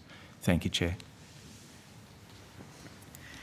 Thank you very much, Mr Pye. I'll now go to questions. Senator Smith.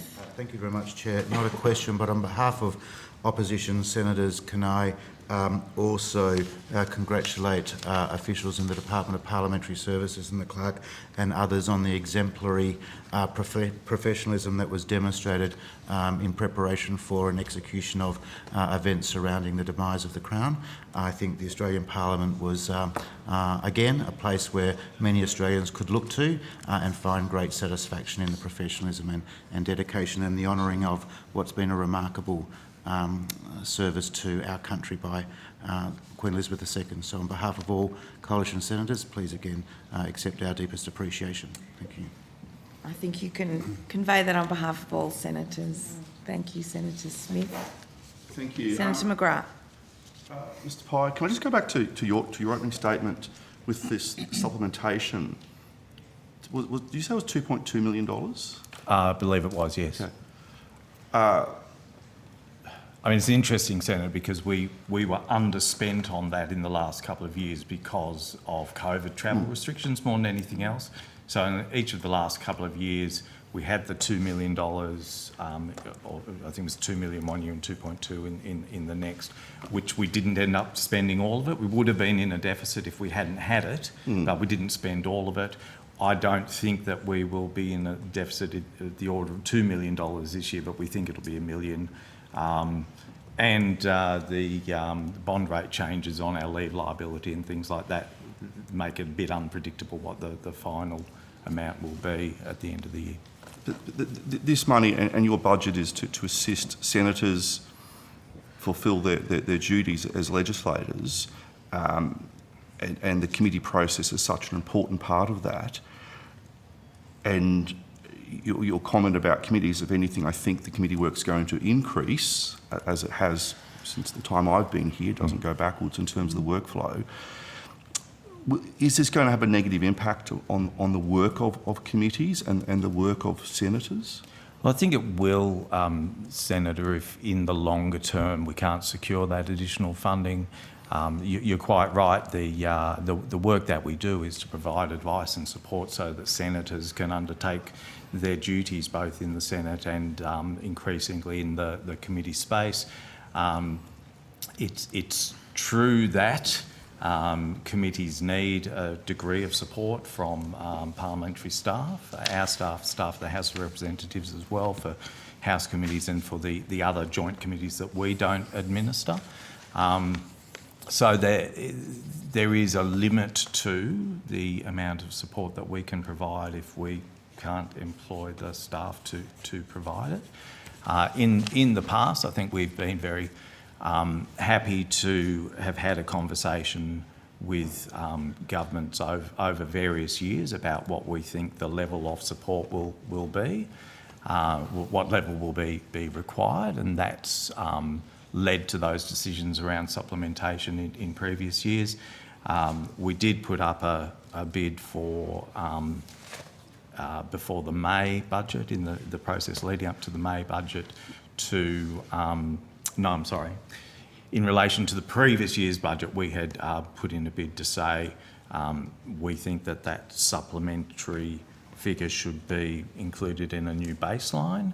The response of the government at the time was essentially, well, let's wait and see what the 47th Parliament brings. So that's where we are at the moment, in waiting to see. But my predecessor and her predecessor before her, which is what a predecessor is, always used to say, quite apart from what staff can the Senate department provide to support committees, that the real limiting factor in relation to the work of parliamentary committees is senators themselves having the time to focus on all of the inquiries that are referred. Obviously, it's not in our hands what level of committee activity is generated. It's in the hands of senators and of members, and we do our best to respond to that level of activity within the funds that we have available. Well, I know Senator Smith said some nice things. I'll second those in terms of the assistance that you and Mr Begley and the other officers and staff in attendance provide to us all. So I think all senators will want to make sure that you are suitably are funded to ensure that senators can do our job. I do have one question about hacking or attempted hacking of telecommunication devices. Is this best in this area or in DPS? It's a better question for DPS. I can't be trusted with ICT security. I can barely get into my own my own accounts now and again. Well, So. well, DPS should there's a question coming towards them. Then. But yes, it's certainly within their responsibilities. President, I've got a question for you just in relation to, because you mentioned that the code of conduct and perhaps its application in the chamber, and one of the things that we sort of, I suppose, as opposition senators, we do need is consistency. And on the APH website, under interpreting and defining the rules of the Senate, in the first paragraph, it says, when a question of interpretation of a standing order arises, the President makes a decision or ruling on how a standing order will apply, always leaning towards a ruling which preserves or strengthens the powers of the Senate and the rights of senators. Do you believe you've moved away from the rulings of successive presidents surrounding the interpretation of direct relevance, especially in the proceedings of question time? No, I don't believe I have moved away from rulings or decisions that previous presidents have given, but as you are aware, Senator McGrath, question time is particularly unruly at the moment, and I think it requires perhaps a different interpretation from time to time of what has been standards set in, say, second reading debates or committee of the whole and so on. So, I mean, how would you define direct relevance then? I take my direction from the clerk, so I don't think I'm interpreting direct relevance in any other way than the way it's intended.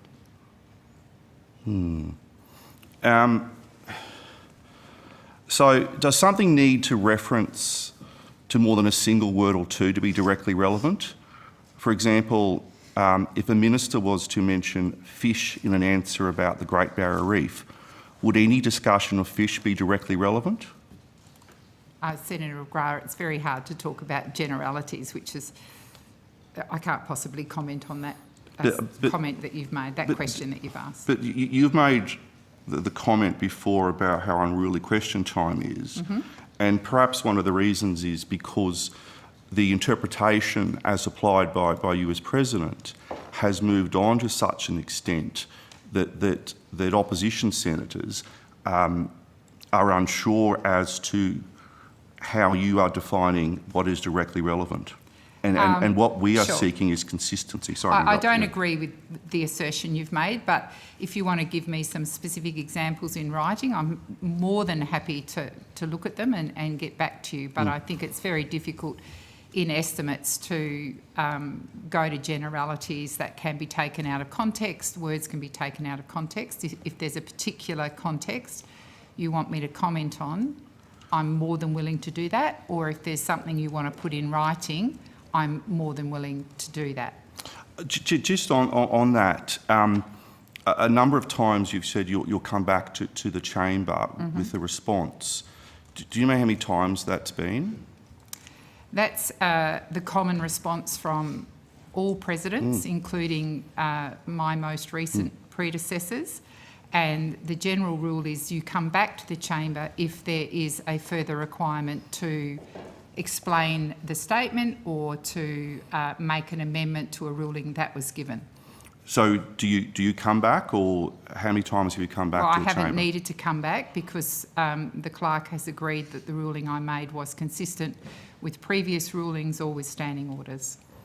What about the use of an answer to predominantly attack the opposition? Do you believe that should ever be directly relevant? I don't understand where you're going, Senator. Well, when a minister is asked a question and the answer of that minister is predominantly attacking the opposition, do you think that is directly relevant? Well, Again, certainly I would relevant have to to last have Parliament. the context of the question. As I said to you, I don't think it's appropriate in estimates for you to put a generalised question to me and expect a specific response. If you want to put particular instances in writing or talk to me about them or give the specific example, I'm more than happy to answer them. Well, the Labor Party's talked about transparency and accountability, and I think this is an appropriate forum for that. The previous presidents have made rulings about where a glancing phrase and an answer is not going to make someone not directly relevant, but that an answer that considered of simply attacking the opposition would not be directly relevant. Glancing phrase was, you mentioned one of your predecessors, was President Ryan's characterisation of what is acceptable. Other presidents of both political persuasions have made similar observations. Do you believe that you've retained this approach? Senator McGrath, as I said to you now twice, I'm not going to answer specifically to questions of a generalised nature. If you want to give me a specific example of where you believe that I haven't given the right response, I am more than happy to look at that, but I am not going to entertain generalisations in estimates that you want me to be unequivocal about. Well, I did ask for you to define direct relevance, and you weren't able to do that. So It wasn't that I wasn't unable to do that, Senator McGrath. What I said, and I'll say again, is I'm not prepared in estimates to give you precise answers to generalised questions. But direct relevance, my question is, I'm asking you to define direct relevance, and that's a pretty specific question. It goes to one of the important tests of contributions made in the chamber, and one of the where there is confusion that's come about is that it is clear that direct relevance is no longer being defined in the manner that previous presidents have done. So if you have redefined what is directly relevant, could you please expand upon that? Senator McGrath, as the President has outlined, that is not a generic question. It can only be taken in the context of each specific instance that question has been raised in the chamber. And as Senator Lyons has outlined, the President is more than willing to take questions in an appropriate way on each individual question that has come before the chair. Well, no, I'm sorry, I disagree with that. My question is a very direct question, and it goes to how the chamber operates, and it goes to rulings of the President in relation to how direct relevance has been interpreted and applied in the chamber. And what I'm asking is, what is the definition of direct relevance? It is quite a specific question. And what we're finding is that the President is unable to give us a definition of direct relevance. And this goes to the smooth operation of the chamber, which the President quite correctly raised in her opening statement. So it would assist the Senate and senators if we were able to have a definition of direct relevance. Senator McGrath, I disagree with the characterisation and the way that you are framing this question. I've been very clear in the chamber of what direct relevance is and what it isn't. If you want to go back and revisit particular decisions that I've taken, and if you wish to disagree with them, that is your absolute prerogative. As I've said to you on numerous occasions, I am more than happy to entertain any disagreements around direct relevance that have been made that you disagree with. I am not going to entertain broad generalisations in estimates and give you definitions which I believe could be taken out of context. I'll now... Well, no, I'm sorry. I have further questions. I know you do, Senator McGrath, and I, of course, will allow you to return to them, but in the interests of keeping moving, I'm going to give the call now to Senator Sheldon, and then we'll come back to you, Senator McGrath. Good. Congratulations and welcome to the First Estimates, President. Thank you, Senator Sheldon. Mr Pye and Mr Beckley, thank you for all your hard work. I think we're all very appreciative amongst the Senate for the work that your colleagues do for us all, and make sure there's a functioning and proper running of the Parliament. It's been a great deal of assistance in our committee work. Just want to go to some questions regarding the Royal Commission of Defence and Veterans Suicide. Can you provide an update about the Department's engagement with the Royal Commission? Senator, the Department hasn't had any engagement with the Royal Commission. The Royal Commission sought the Royal Commission engaged in correspondence with the presiding officers, the former presiding officers, but it fell to the current presiding officers to respond about the interaction of parliamentary privilege with the work of the Royal Commission, and we supported the production of a response to that. But we don't have, and you wouldn't expect the department to have any direct engagement with the Royal Commission. Well, maybe I'll just go to that point then. Just Sure. You touched on there's been some commentary about the impact of parliamentary privilege on the Commission's work. Yep. There's been some issues that have arisen. How's the Senate working to assist the Commission? Well, again, the Senate hasn't, the Senate Department hasn't been asked to assist the Commission with that in any way. We're aware of the issues that have been raised. It's a really interesting space because, as I understand the position of the Royal Commission, I understand they've made a submission to another inquiry that this committee is undertaking. I haven't looked at that submission in detail. I was advised that it existed Friday afternoon. But it's a very interesting question. The Royal Commission is concerned that they are unable to fully examine what the government has done in response to parliamentary committee reports, and they're putting forward the argument that that is because of privilege to at least some degree. It's interesting to contrast the position of the Defence Royal Commission versus the recent Aged Care Royal Commission, where that commission specifically said in one of their reports that the commission was able to draw on the findings and recommendations of parliamentary committee reports. The Defence Royal Commission is saying that they're not able to draw on those reports. I guess a traditional understanding of how parliamentary privilege exists in this space would suggest that the Commission is able to get from government, because it seems to me that it's evidence from the government that they're particularly looking for.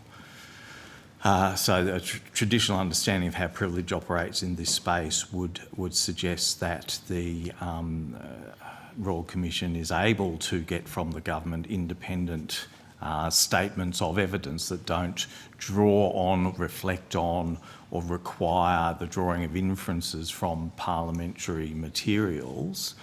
But the Royal Commission is saying that they have been unable to do that, and that appears to be particularly because of the objections of agencies to particular materials being put before the Royal Commission. So you've got before this committee in another configuration, you've got the bill that Senator Lambie has put forward to advance recommendation 7, I think it is, from the interim report of the Royal Commission. The government has said that the government doesn't believe that a change in the privilege law is required here.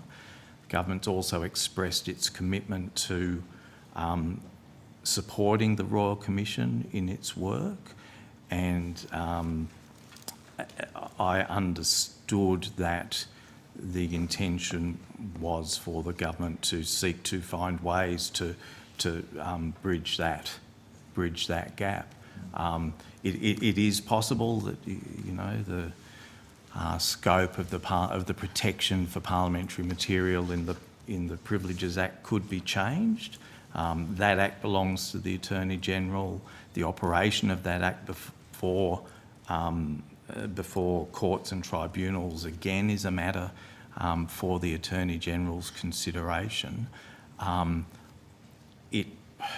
As I say, it would be possible to amend the Parliamentary Privileges Act here. I think there is a lot of concern that there might be unintended consequences from doing that in relation to undermining the protection of material that's been put before the Parliament by people who come before the Parliament to support the work of its committees in particular. It would be, from my perspective, I think that would be the last resort would be to seek to amend the Privileges Act. But it's clear something needs to be done so that the Royal Commission is able to get from the government the evidence that it requires. So I'm hoping that what underpins the government's response to recommendation 7 is a consideration that it is able to get before the Royal Commission the information that it requires. So just thank you for that. Just in as you mentioned, the interim report by the Commission's recommended, as you've pointed out, that the Royal Commissions be exempt from parliamentary privilege in the future. How would you think that would impact the day-to-day work of the Senate? Firstly, Senator, the Royal Commission's recommendation was drawn a little more narrowly than that, and I think that the narrowing of the recommendation is appropriate. It's saying that where the terms of reference, terms of appointment for a Royal Commission specifically require it to examine materials that have been put before, specifically examine the executive government, then there should be a relaxation of the usage rules around parliamentary material. But it still leaves you in a position where people who have come before parliamentary committees or come before the Parliament to give evidence on one basis of an understanding of the protection that will be afforded that information, will find retrospectively that that protection might be stripped away in certain circumstances. I won't pretend that we've had the time to analyse what the consequences of that might be, but we already know that people are often quite nervous and quite concerned about what will happen with their life story if they're putting their life story before a Senate committee. If people are coming forward as whistleblowers in particular, they might feel quite safe in doing so in this environment where they know that their evidence can't be used for other purposes, but they may be less willing to come forward and less willing to provide evidence to important inquiries if that protection isn't there. But we haven't done any analysis of what the scope of the change suggested by the Royal Commission might actually have in relation to those cases. Good, thank you for that. Thank you, Senator. Senator McGrath. Thank you. So I just want to go back because there's been some chatter, just so you're aware, President, that amongst some of my colleagues and I, that you can't give us a definition of what is meant by directly relevant. And I'm just hoping whether, following Senator Sheldon's intervention there, that you've had some time, whether you wish to, considering the standing orders and how they were changed previously from relevant to directly relevant, whether you do wish to to assist the opposition and actually assist all senators by giving a definition of direct relevance. Senator McGrath, that would be an incorrect assumption made by senators that I'm not wishing to discuss direct relevance. I've invited you to give specific examples. Direct relevance occurs when a senator disagrees with a decision or a statement the President has made, so it is relevant to a particular point in time. So that's my answer, and I've invited you on numerous occasions now to give me specific examples where you think that I haven't made the correct ruling. And as I indicated to you now on several occasions, I am more than happy to go back and review that particular piece of the Hansard. But often direct relevance comes up when a senator raises a point of order with the President in relation to a contribution by another senator, and sometimes it's in a second reading speech, and sometimes it's in question time. And what appears to have happened is that the definition of direct relevance as applied by you as President has evolved. And what I'm asking for is, how do you see direct relevance? And what is your definition of direct relevance as it is in the standing orders? Senator McGrath, you can, of course, ask this question as many times as you like. We have a very busy day ahead of us and we're already some 2 hours behind. I don't believe you're necessarily going to get a different answer to the question, which to my mind seems entirely appropriate, which is that it can only be answered in the context of the specific instances that have come before the Chair, before the President, in the context of each individual decision. I will make that intervention and I will invite the President to answer that question. Thank you, Chair. I'm sure, Senator McGrath, that you and other temporary chairs would also be aware that I would suggest that more times than not, is direct relevance is raised, and the senator raising that point will often simply be making a political statement. There are many, many occasions when you and I and other temporary chairs, and indeed the deputy chair, have sat people down because the point being made is not in any reference to the rules. As the Chair said, I've indicated my answer on numerous occasions.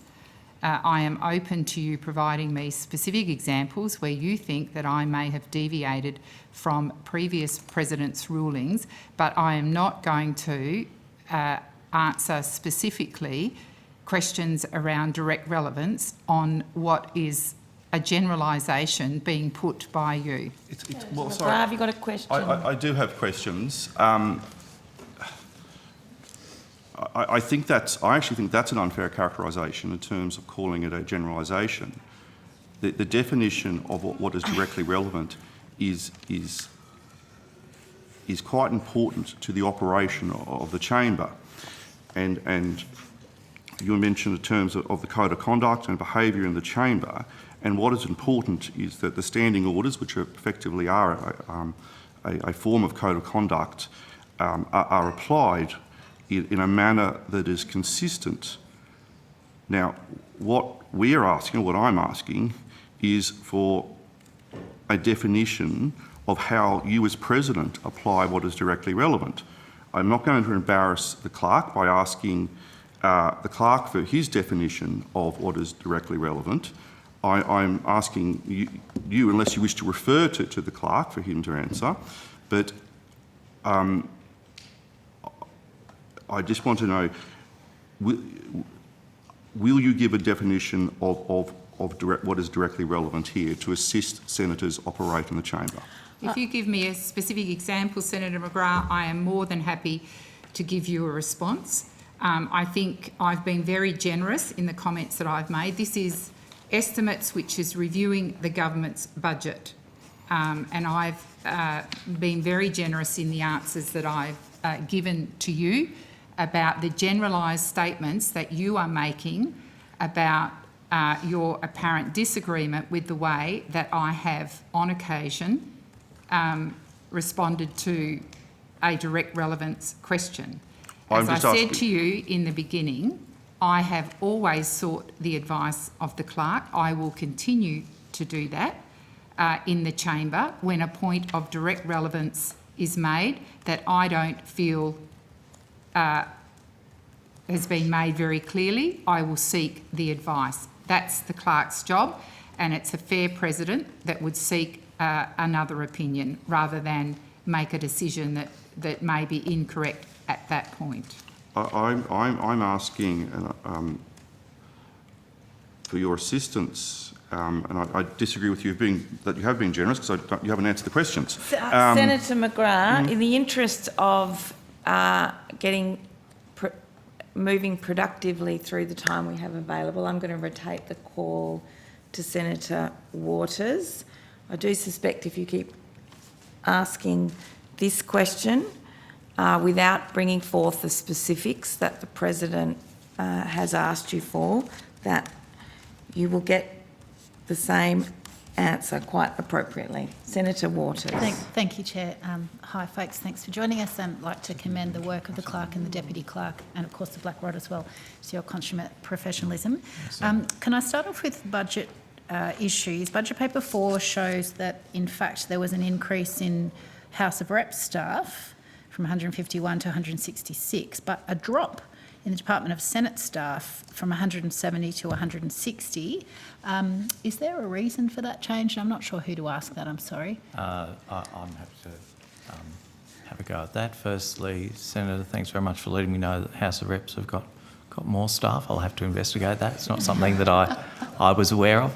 But in terms of the numbers for the Senate, it will reflect the Department of Finance, the way they attribute a staffing budget is by an average staffing level. The difference between our ASL for last year and for this year would be that supplementation that is no longer in play that I mentioned, or no longer available, that I mentioned in my opening statement. So last year we had a budget of $2.2 million more than we have this year, and now we don't. And I'm not sure if you were here when... No, forgive me, I missed your opening statement. I'm not sure if you were here, but I did mention that it's something that we will raise with the President or have raised with the President and the Appropriations Staffing Security Committee for additional estimates and for the budget next year going forward. Okay, thank you. And again, apologies, I had to step out. The $2.2 million, can you just briefly elaborate for me on what that was? So that was money that we've had for the last couple of financial years as a series of one-off supplementation measures. Mm-hmm. They were specifically sought on the basis of the continued elevated levels of committee activity that the Senate has seen really ever since we started having a very large and diverse crossbench. We see, I don't like to suggest that committee inquiries are currency in those sort of negotiations, but it certainly is the fact that when you have a very active Senate, we tend to have a very high level of committee activity. So that supplementation, which I think ran for three lots of one off, maybe only two, feels like it's been there, for a while, was specifically sought on the basis of recognising the higher level of committee activity and the support that the Senate Department needs to provide to enable that to occur. Okay, and I'm not sure, President, if it's appropriate for me to ask you this question, but I don't know who else to ask. What was the policy reason for not continuing that supplementary funding that the clerks just mentioned? If I can dive Or in there. please, anyone. Sorry, Senator, it wasn't a decision of the current government. In fact, it wasn't a decision of the current budget, either the May iteration or the October iteration of the budget. We had sought in the previous financial year to have the money turned into an increase in the baseline instead. Yes. So ongoing funding. The government at that time said, well, let's wait and see what the 47th Parliament brings. It may well be that the level of committee activity will be lower, so we took...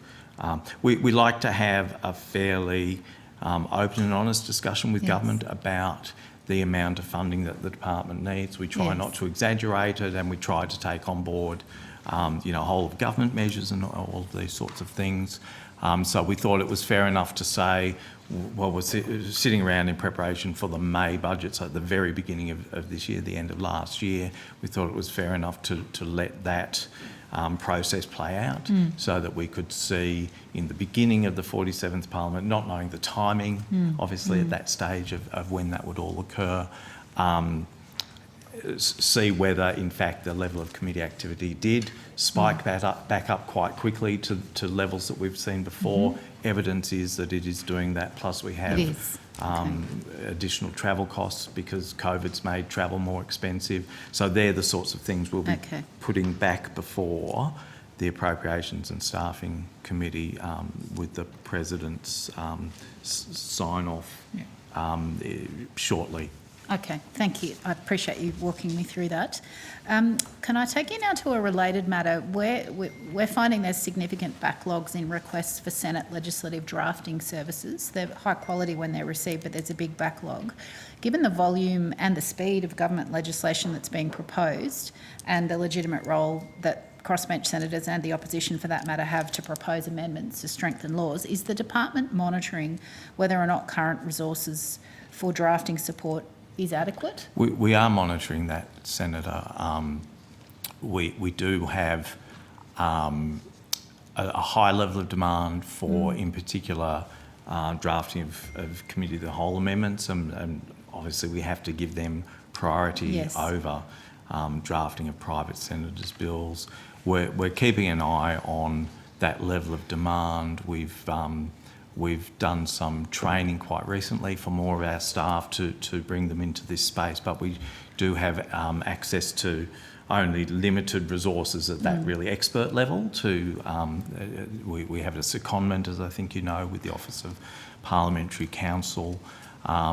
We're happy to explore whether there's other ways in which we can engage with OPC to bolster our capacity in that space, but mostly we're training up new staff. We're making sure more staff are capable of assisting in that space. But at the same time, we've got a particularly active both opposition and crossbench in terms of seeking legislative amendments at the moment. You would expect that. And it's probably early days in seeing how we can respond to that demand. I might... we now have to break for lunch, and as I understand it, we're coming back to this, to the Department of the Senate. But I wanted to ask you directly, Mr Pye, it seems somewhat odd to me in a Senate estimates hearing, which is about the, broader activities of the Department of the Senate, to be questioning the President in a Senate forum about matters that are relevant and to which the President has to be accountable to the whole of the chamber in anything that the President says. And it seems this committee is empowered to go away and talk about estimates and broader activities, but it seems somewhat odd to me that this would become a forum for Senate rulings. Chair, I don't know that it's become a forum for Senate rulings, but the brief of this committee to oversee the work of the Senate Department and have the President available has always been pretty broad. I often find that I'm here to answer questions that are really about parliamentary privilege or about Senate procedure, which okay. can then be picked up and taken somewhere else. So I don't think that the scope of the questioning is particularly unusual. No, that's but fine. But I you also- would reflect on the fact that Senator Lyons, in answering the question, has to be mindful that the answers are relevant to the whole of the chamber in terms of any precedent that I'm sure that they can read the might send. transcript. That's right. We will now go to lunch and we will come back in 1 hour's time.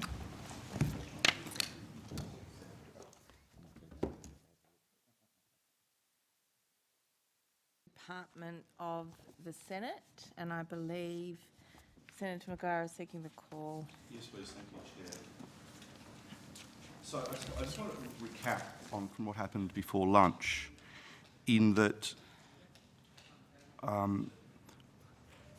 the President's unable to provide a definition of direct relevance to this committee.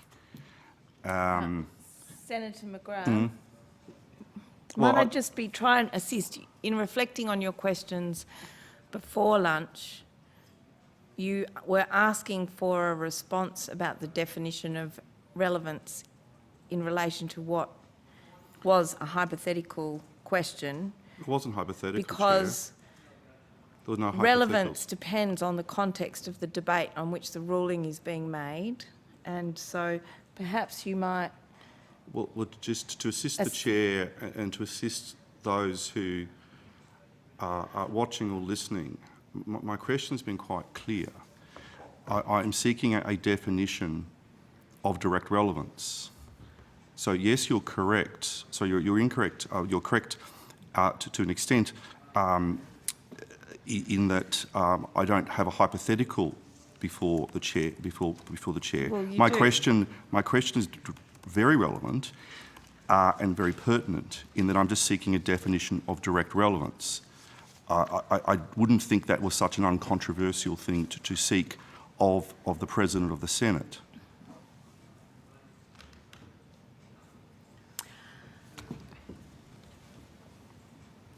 Senator McGrath, it is nevertheless a hypothetical question because relevance and the standing orders can only be assessed based on the debate before the Chair and the relevance of that debate to the question before the Chair. And my question to the President has been, can the President define what they take to be direct relevance? And that is actually not a hypothetical. It is quite a relevant question in terms of how the debate is framed within this, on the floor of the Senate chamber, but in particular to question time as to how that test is applied. I don't think it is uncontroversial for a senator to seek clarity as to what is meant by direct relevance under President Lyons, because it is quite clear that it has moved on from what happened under previous presidents and how that is applied. Okay. Because this will assist in the smooth running of the chamber. So, Senator McGrath, you are suggesting that there has been a change in the definition of relevance, and you have said it is quite clear that it has changed, and yet you are creating a hypothetical question because you have not pointed to any evidence on which to base your question. Well, I will hand over to... I'm sure the President doesn't need the interference being run from the Chair. I'm sure the President can answer these questions to the extent that the President can. The President certainly does not need my protection. However, I am now chairing this committee, and as Chair, I need to direct you, Senator McGrath, to not asking a hypothetical question. But anyway, President, the call is yours to answer the question. I'm sorry, was there a question? No, hypothetical I was as far as interrupted I in the can middle tell. of it, President. So I just wanted to recap and this is correct, is that before lunch, my understanding is that, President, that you said you would not give to this committee your definition or how you apply direct relevance. Is that the question? Yes. Okay, so I just want to take issue with a couple of the comments you've made. First of all, you stated I was unable to provide a definition, and I asked you on at least 4 occasions to provide me specific examples where you felt that I had deviated from what you believe other presidents had defined as direct relevance or relevance. You haven't done that. I haven't had any examples from you. What I can say to you is that relevance and direct relevance is raised almost exclusively by opposition senators at question time, and it's been a particular feature of this opposition since the government changed. And on all of those occasions, I have either ruled it out of order, I've asked the senator to move on because it's been a political or other sort of statement and not an issue about direct relevance, or I've made a ruling and I've directed ministers to be relevant to the question, and indeed I have directed ministers to be directly relevant to the question, and I've taken the matter away to give it further consideration, indicating that if I needed to, I would report back to the chamber. I haven't had to do that. I would also like to, because you seem to be quite firm on this view that somehow I have deviated from what previous presidents have said, I want to quote to you, and I'm happy to table, a statement made by President Parry on the 2nd of February 2016, where he says, and I think it's worth quoting the whole paragraph, firstly, arguing and back-chatting with the chair after a decision or ruling has been given is disorderly. Standing Order 197 does provide senators with a right to take points of order, but must be used appropriately. Persistent failure to come to order when requested to do so by the chair is also disorderly. Similarly, the level of noise and interjections in the chamber often make it impossible for me and others to hear and adjudicate on questions and answers. This is the National Parliament.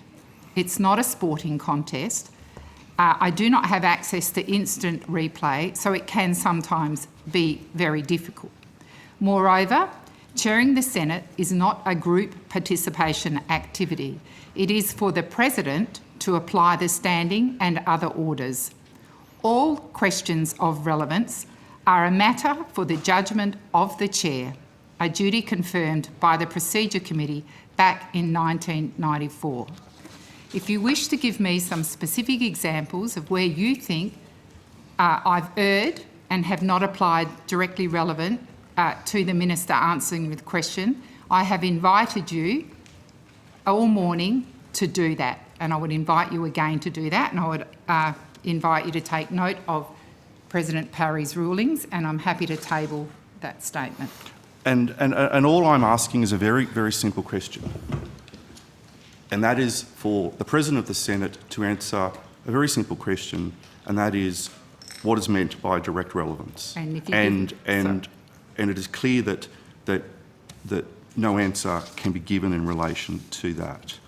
And going back to my recap, and my question is that we are unable to get a definition of what is meant by direct relevance, that on the times that you advised the chamber that you would consider the question, that if I'm correct in remembering your evidence from earlier today, that you've come back 0 times in relation to the issue of direct relevance.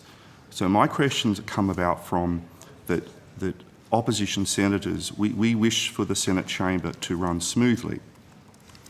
We wish the Senate chamber to be the best that it can be, but I should not speak on behalf of my colleagues,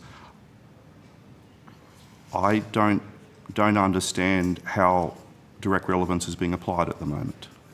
Senator McGrath, as I said earlier in response to your question about coming back to the Senate, the practice of all presidents that I have served under, whether it was Senator Parry, Senator Ryan or Senator Brockman, is the agreed standard is that presidents come back to the chamber if they need to make an adjustment to the ruling they gave.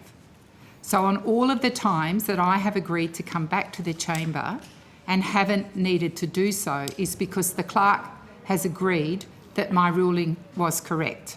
I said that to you earlier today. I'm stating it very clearly right now. I want the chamber to run smoothly, and I'm quite frankly gobsmacked that you would think that the yelling in the chamber is somehow due to points of order being called and my answers on direct relevance somehow upsetting senators. I remind you of the comments that Senator Parry has made, is that it's not an opportunity for back chat. I've said that myself, that you can choose to disagree with my ruling. I've done that when I've sat as an opposition senator. But it is not your prerogative to get up and back chat and to argue and to continue to be disorderly. That's not what's expected in there. You move on. Sometimes, yes, senators will be called to be directly relevant to the question, and sometimes that point of order will be dismissed. Well, President, this actually isn't about me. This is about your inability and your failure to explain to the Senate chamber what you mean by directly relevant. So, and perhaps that we should be focusing on what can make the chamber run more smoothly. And to me, that is for you to give a definition of what is meant by directly relevant. But it is clear that you're unable to give that. So what I'm going to do, President, is... Senator one of the most disorderly people in the chamber. And I can say that because I'm probably one of the most orderly in the chamber. And it's just so ironic that like this, and as to this hearing we're trying to get Senator McGrath. information and questions being made. I don't think the hearing's going to be helped by government senators making reflections on opposition senators. Senator. Well, even if it's accurate, you're right, Senator. All right, we will return back to the question before the committee. Is of course a question asked by Senator McGrath to the President. If you are looking for an answer to your question, Senator McGrath, that to which you're expecting a relevant answer, well, you should seek to ask a more relevant question. Because if I ask the President how many hairs there are on a dog if there are 12 lemons on a tree, it is not a question to which the President can provide an answer. And the same goes for the manner in which you have asked a question about relevance, because you have failed to contextualise the question. You have failed to contextualise the question with any example from the chamber, as Senator Lyons has, as the President of the Senate has asked you to do. You are correct, Chair, that I would not expect the President of the Senate to know the number of hairs on the back of a dog as compared to the lemons on a lemon tree. But I would expect the President of the Senate to know the definition of what is meant by direct relevance. That is totally within the purview of the President of the Senate. But what I'm going to do, Chair, is that the President asked for some examples, and I'm going to refer to a question asked by my colleague, Senator Scarr, and this was on the 2nd of August of this year. And, in this question, I'll read it out. This is the supplementary question. The judge also noted the penalty would still be insufficient to deter the CFMEU as regards such a sum as chump change? Will the government commit to at least doubling the fines available to the courts for such matters, including the disgraceful matters considered in this case, as the coalition government promised to do in April this year?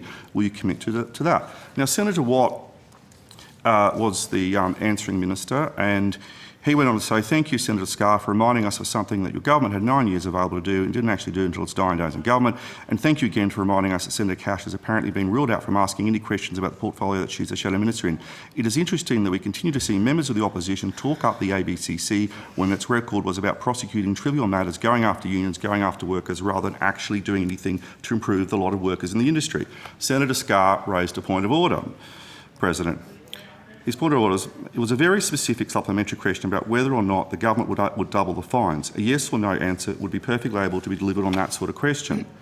And your response was, thank you, Senator Scarr, the minister is being relevant.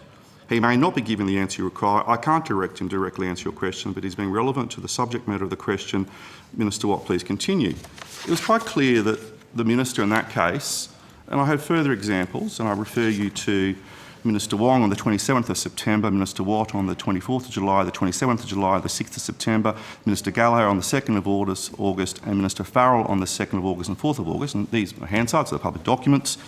It's pretty clear that the minister wasn't being directly relevant. Anyone down at the Kingo or the Sandy Creek pub could make that determination. But in that instance, you said the minister was being relevant. Would you care to discuss? Senator McGrath, as you're well aware, a supplementary, and I don't know if it was a first or a second, is related to the primary question. You haven't provided that. If you care to provide those examples, I'll take them on notice and I will have a look at them. And you'll have a look at them. Will you come back to this committee, or you just have a look at them? I'm happy to come back to the committee with a response as to whether they're relevant or directly relevant. If well, you just so that people aren't... Senator McGrath, I've answered the question. I'm going to move... Well, I have further questions. Okay, Senator McGrath. So I just wanted to formalise that I would like to ask you on notice to review your approach to direct relevance generally.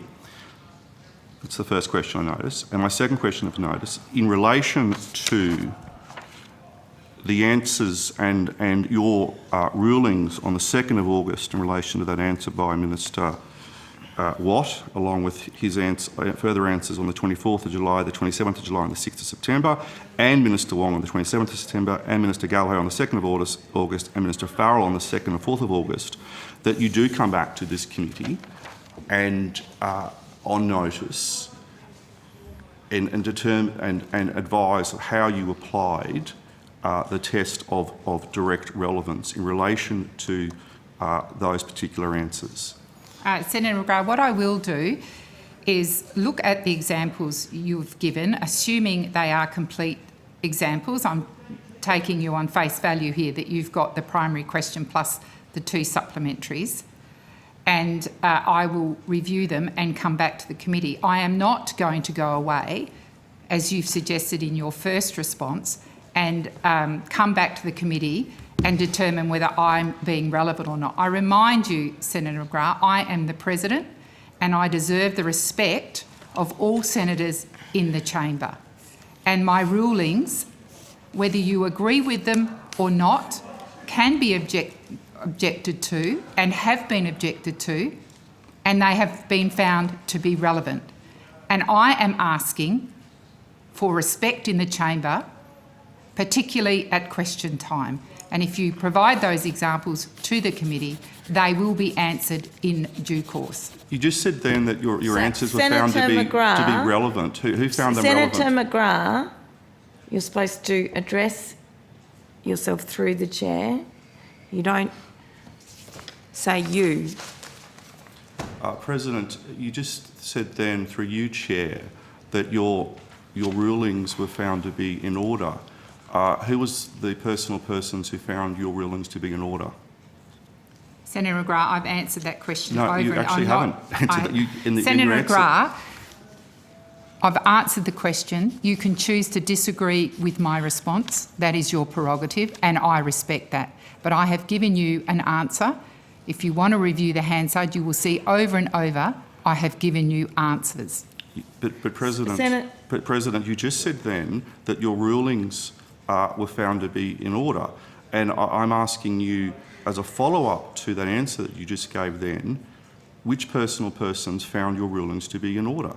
Senator McGrath, I've answered that question. I'm now going to I just move want to know. the call. I know. I'm sorry, Chair. The President just made a comment then, an answer to this committee that the rulings of the President were found to be in order, and I want to know who determined that the rulings of the President were to be in order. Senator Senator McGrath, McGrath, you're sorry, taking Chair. complex matters of chamber procedure. I'm not. And, well, you are in the context that Senator Lyons has said her rulings are in order. From my point of view, they are entirely consistent with previous President rulings, including under your government, and that the chamber has not moved dissent in any of those rulings and or had that carried.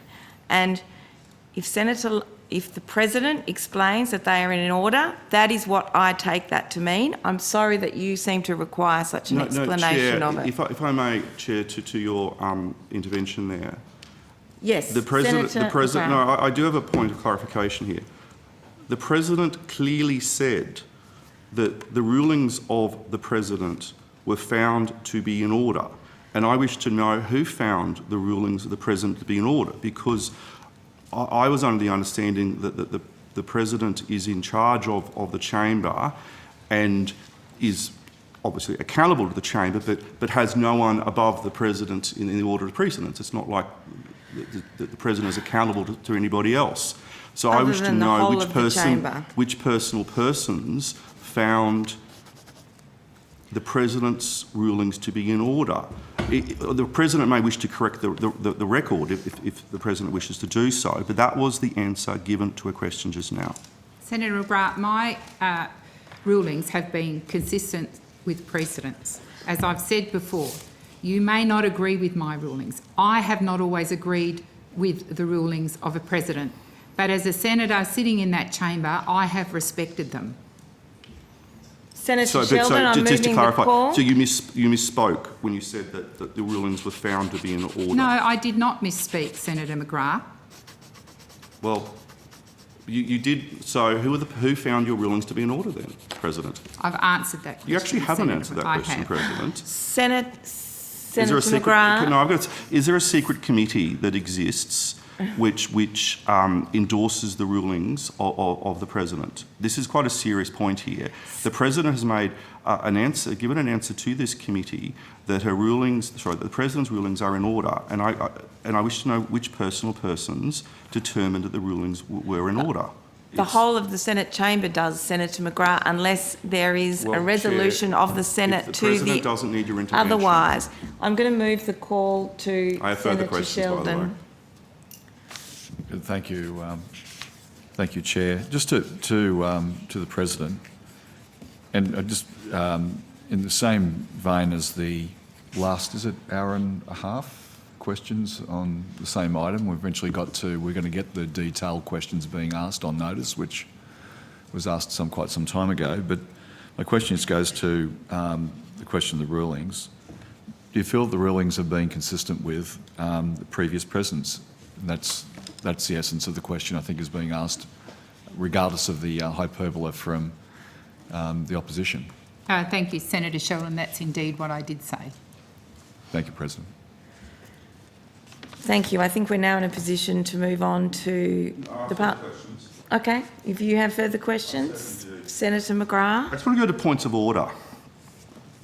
And there was a decision, President Lyons, where you did not take a point of order or refused to take a point of order during a censure motion. I wish to be clear that I'm not criticising that decision, but it's something I haven't seen before.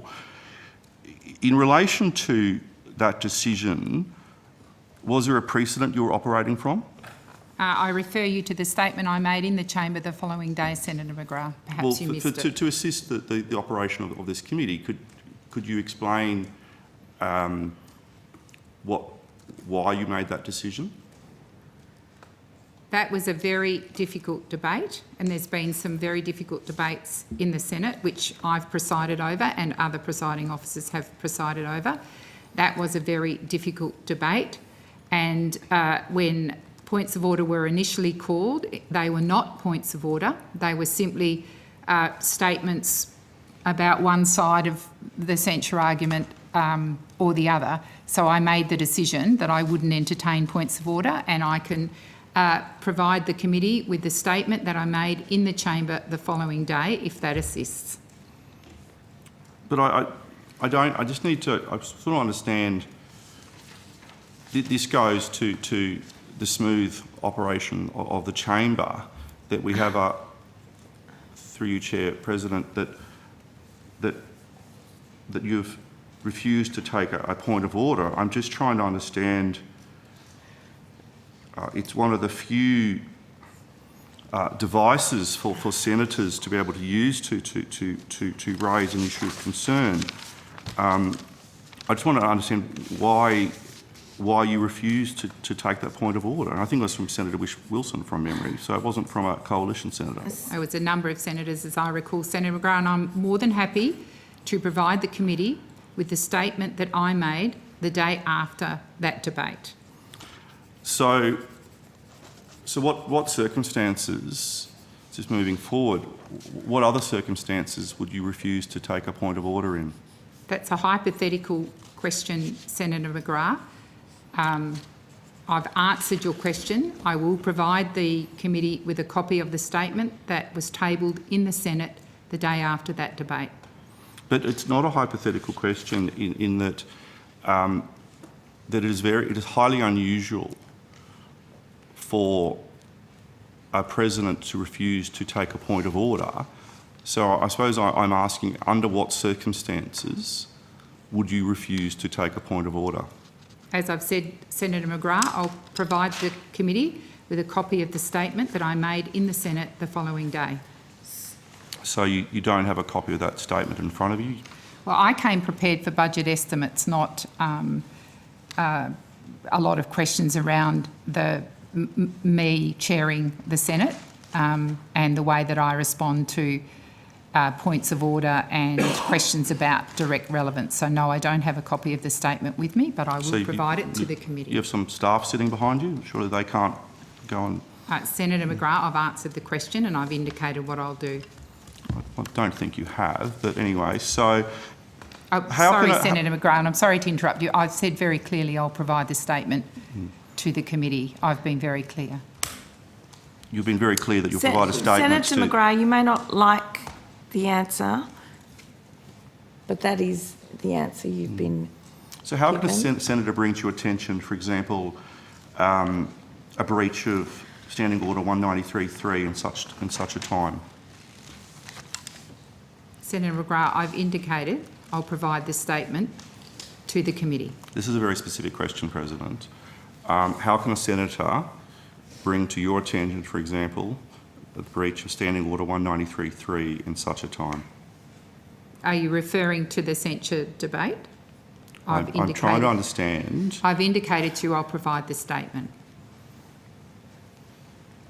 And so, in terms of the budget estimates, and that we are examining the operation of how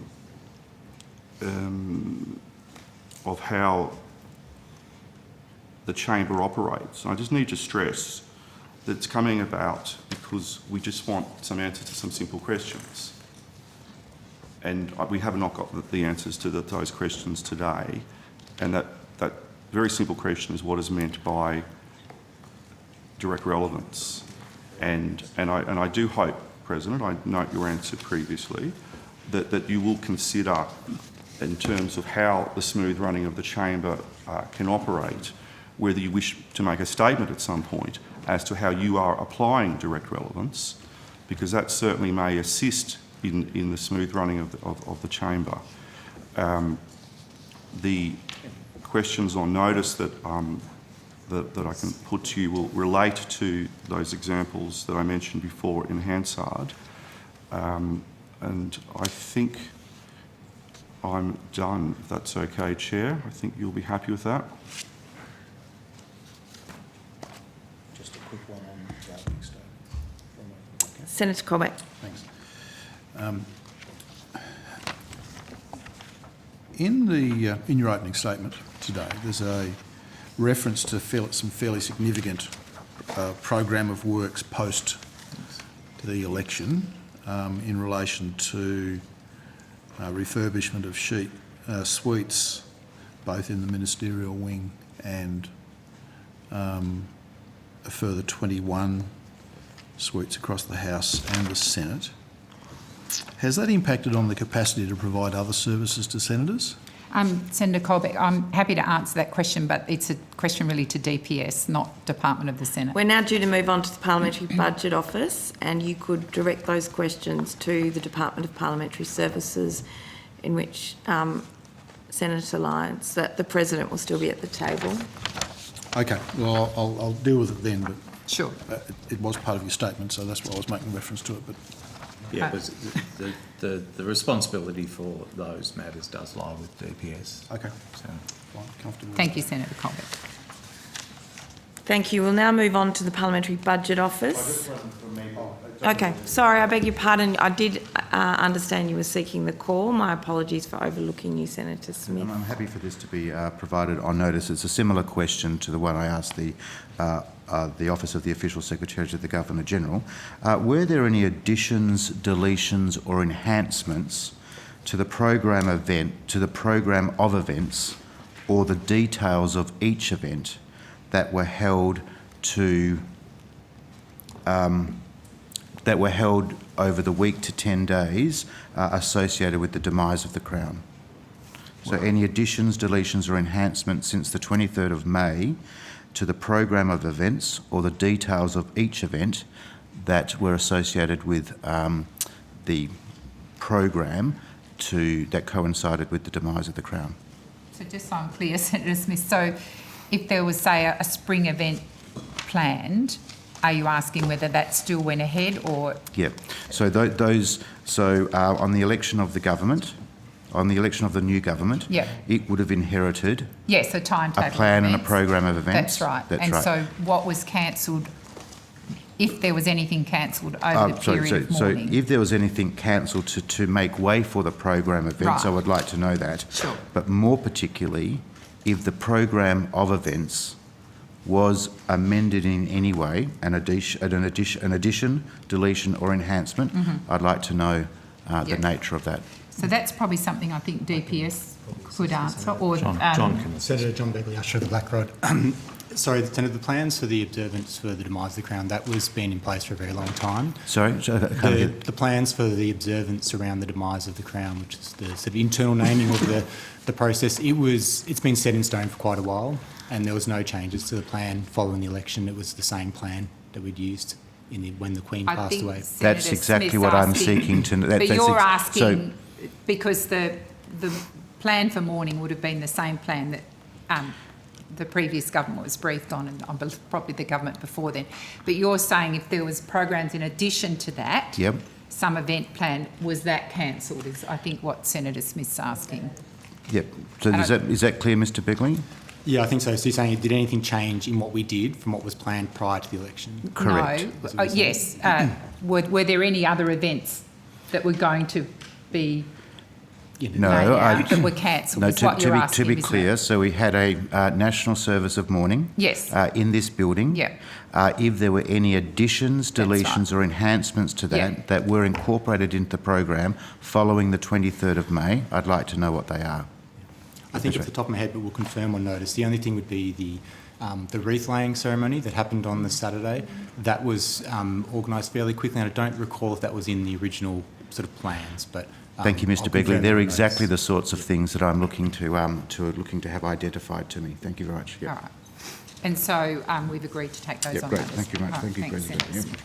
Thank you. And with the departure of the Department of the Senate, I want to thank the Department of the Senate on behalf of all senators for their service for our parliamentary work. Find out who's in the ceiling for us. All right. We will now be joined by the Parliamentary Budget Office.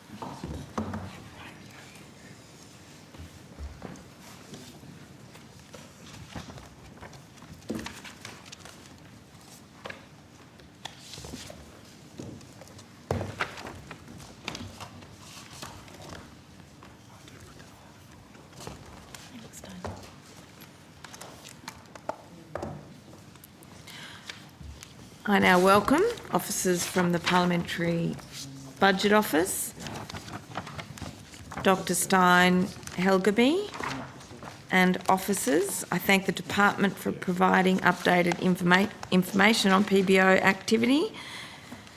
Dr Helgaby, would you like to make an opening statement? Chair Stein Helgaby, Parliamentary Budget Officer. No, thank you. Okay, we'll move straight to questions, and I understand Senator Hume is seeking the call. Senator Colbeck? Smith? Okay, that's fine. I think I probably just had you down as a placeholder to go to the coalition first. Senator Smith. Thank you very much. Thank you, officials, for making yourself available. Did the PBO seek additional funding in the October 22 budget process? Senator, I can talk about that. So the chair of the JCPAA makes a statement which he made in the House on the evening of Budget Day. And in that statement, he mentioned that the PBO had sought some additional resourcing through the October budget, and that the nature of that request was to effectively restore what's called our special appropriation back to the original level. And was that agreed? There was no decision to that effect. There was no decision to that effect. Yeah. Excuse my ignorance, Mr Helgaby, but could you explain to me what the restoration of the special appropriation involves? Yep. So, Senator, at the time the PBO was created, there weren't a lot of precedents that people could call to mind or use as reference points for how something like this would operate, given that a large part of the work is demand-driven, and that demand would be varying from time to time and unpredictable. And so in order to kind of establish it properly, there were two appropriations created. One was a normal annual appropriation, which is ongoing funding, and the other was a thing called a special appropriation, which was set at $6 million. And the purpose of that was and is, and it's quite constrained in terms of what it can be used for, as appropriate for all special appropes, was to enable the PBO to make decisions as and when it needed, without the risk of being able to, without the risk of not being able to fund them in particular ways. So that $6 million has been used up until, it was used up until 2019 in particular, I think, to meet emerging staff costs. It now sits at 1.8 million, and the request was to restore the 1.8 back to 6. What were the drivers that you had identified in requesting or seeking the special appropriation? Well, the special appropriation was there. I think perhaps if I answer the question in terms of the drivers to asking it to be restored. Yes, please. Yep. That's correct. That's right. Yeah. Were that we see quite a bit of risk and financial pressure in the coming few years. In particular, ICT is a big risk for us financially. So we don't have our own ICT area. DPS provides that for us, but we have to absorb whatever the costs of ICT are going to be, both for our base level of service and also for enhancements. Now, as you're probably well aware from other contexts, things like cyber security all of these sorts of things all add to complexity and cost in ICT, and so it would be reasonable to expect that there will be dollar pressures flowing through to us from that.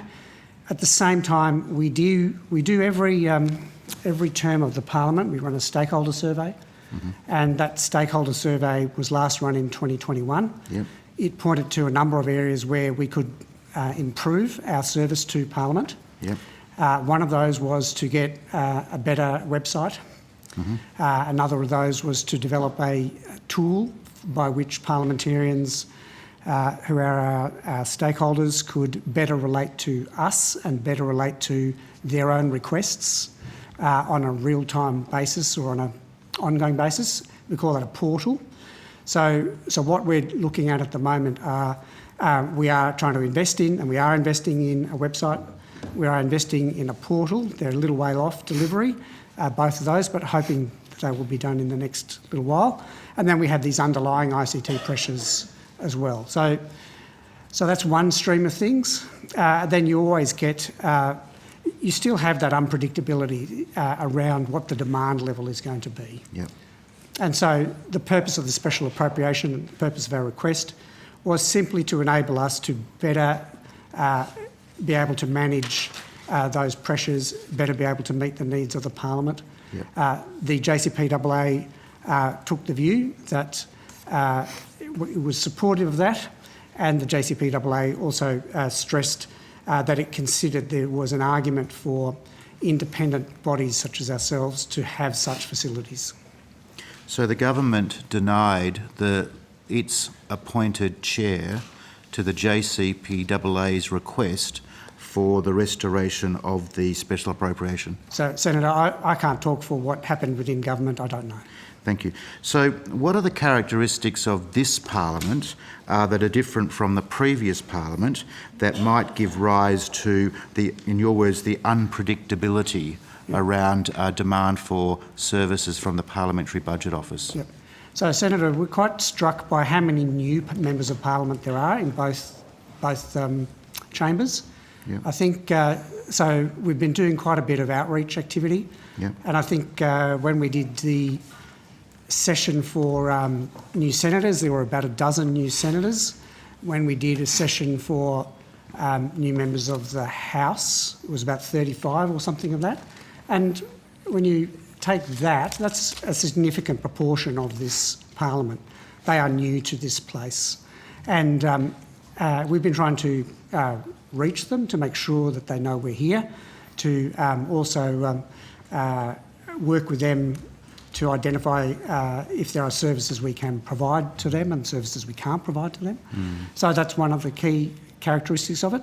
And there are now also members of Parliament in both chambers who are independent or who otherwise aren't part of major party groups. Yeah. I recall the Prime Minister making a commitment that he would, in exchange for not increasing the staffing numbers that were available to independent members and senators, making a commitment that he would provide additional resourcing to the Parliamentary Library. Was there a commitment to provide any additional resourcing to the Parliamentary Budget Office? None that I'm aware of, Senator. If the Prime Minister was interested in supporting the parliamentary services that are available to independent members and senators, do you agree it should have also included the Parliamentary Budget Office? Senator, I abstract from that commitment and simply go back to what the JCPAA considered and the statement made by the Chair on budget night. So the Parliamentary Committee concluded that the restoration of the special appropriation would support the work of parliamentarians, but the government decided that it was not necessary. Senator, I've got nothing to say about the government. Just turning to the other risk that you identified, which was the ICT competency, what sort of information is contained on the PBO's systems? So, Senator, we operate in a fully protected environment, so that's the level of security we have, which is higher than many departments. Fully protected meaning a classification. It's classified, yes, that's right, it's a classification. Yeah. And we do that because we are party to a lot of information from many different sources, much of which, does have not just confidentiality but data protection sensitivities, yes. And we're also party to and obviously work for a large number of members of Parliament, and we need to respect their privacy and confidence. And so we have very large supplies of sources of data from across government. We have very many models. Many of those are also from across government. And we need to make sure that we respect the integrity of the purposes for which that data was originally collected and the integrity of the purposes for which we are using that data. Am I correct in assuming that the PBO has a number of memorandums of understanding or agreements between itself and departments across government, so including the Treasury, including the Department of Social Services and others, which facilitate the exchange and holding of that information by the PBO? That's correct, Senator. Yep. And does that extend to stakeholders beyond the government? Are there any data sets or models that the PBO takes from outside of government to support its work? No, Senator. I mean, we would use publicly available data just like anyone else would. Yeah. So, in your earlier evidence, I think you said that one of the risks around the work of the PBO is around the ICT infrastructure. At the moment, you use the services of the Department of Parliamentary Services. Yep. So am I correct in assuming then that given the fully protected nature, a security classification, given the fully protected nature of the information you hold, you now think that that is at risk or in greater level of risk because you've not had access to the special appropriation to better support ICT services? Senator, we will always maintain the protected status of the data. That's a base level. It's really, as new cyber threats emerge, for example, do you agree that they are emerging? Are new cyber threats emerging? All the information available to me, and I get similar information to what others would, suggests that it is a very complex cyber environment. It is an environment whereby actors, whoever they may be, are always looking for new opportunities to exploit weaknesses in systems, and DPS is our key support in managing that. So I'm assuming that in the Treasury, for example, its information has a level of ICT protection.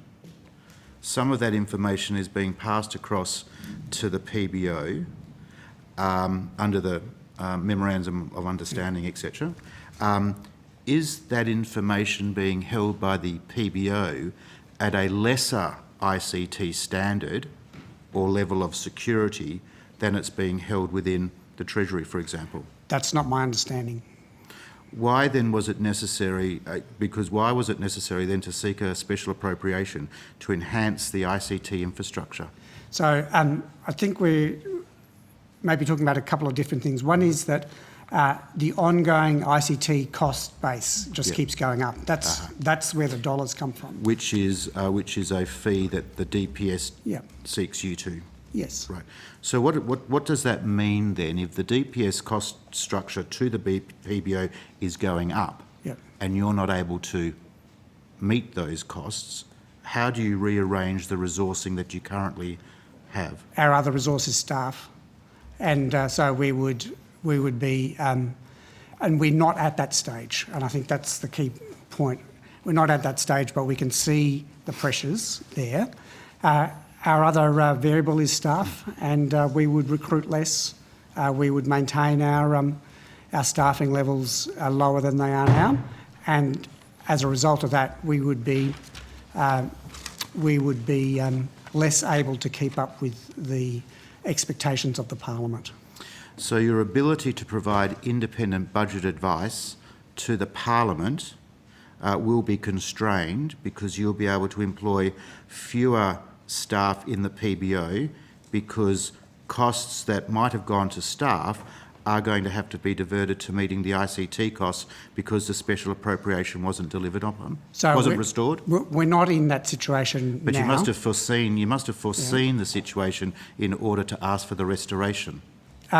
We foresee that the combination of ICT pressures and costs in particular, as we go into the future, could put us in a situation where we are having to make decisions between supporting our ICT, which we will, and the level of recruiting we do. We're not at that stage now. So is the future 1 year, 5 years, 10 years? So a lot of that depends on exactly how long some of these ICT costs will take to crystallise. But this year, I think, if I talk about this financial year, we should be okay. But once we look beyond that, that's when these things start to become a concern. I can't speak for other members and senators, but I suspect in the next 6 months there probably isn't going to be too much. So I would expect the demand on the PBO to increase as the Parliament's term moves closer to the election period. Is that a correct assumption? Yes, that's been the history. So you are going to be required to make decisions about the resourcing of the PBO in terms of staffing levels after the next 6 months at a time when the demand on the PBO from senators and members is likely to increase. So there are many things that could go towards that, but we raised it as a risk. We discussed it with the JCPAA as a risk, and the JCPAA supported it as a risk management provision, which is what it was originally created for. And the government, in its budget process, decided that these were not risks? I can't speak for the government. I mean, how does the government respond to the risks that you identified to the JCPAA and the JCPAA agreed were risks? What's the mechanism for the government engaging in whether or not it agrees that the risk profile is the same or different to the one that the PBO has identified and that the Joint Standing Committee on Public Accounts and Audit has endorsed? So, Senator, I've got no visibility of what the process is within government. Thank you very much. Thank you. Moving on, can you advise the number of costings that were undertaken during the 2022 caretaker period? During the caretaker period? So, to be clear, a couple of things were, I can answer zero to one of them, one aspect of that, which is there were zero publicly lodged costings during the caretaker period. Mm-hmm. And so we produced zero. Yep. All of the costings we were working on in the caretaker period were all costings that were lodged prior to the beginning of the caretaker period. Yep. And I can't give you a breakdown for that couple of weeks, but I can tell you 2/3 of our requests for the whole year, in other words, 2,180, were received in the 6 months from January to June. From January to June. That's January to June? This year. This year, 2022. Can you advise the number of costings, including recostings, and perhaps you might provide them in equal part, undertaken prior to the caretaker period, but in the period 17th of December to the 10th of April 2022? I'd have to take that one on notice. I haven't got that. And you'll be able to provide that in terms of costings and recostings, sort of delineate between the two? So I think it would be helpful if we could be clear about what you mean by a recosting. So what we would call a recosting is something we've seen substantively before. Yeah. So if that's what you mean, yes. Yep. We'll try and get you that. Okay. Yep. And can you break these down in terms of revenue versus revenue tax costings and spending costings? We'll see what we can provide. Thank you very much. Can you confirm for the committee that your guidance to parties still remains that the most effective way to ensure our costing advice is not misrepresented is for parliamentarians to publicly release the costing advice provided to them by the PBO? That's our advice. Yep. How many PBO costing advice documents were publicly released during the election campaign? During the election campaign.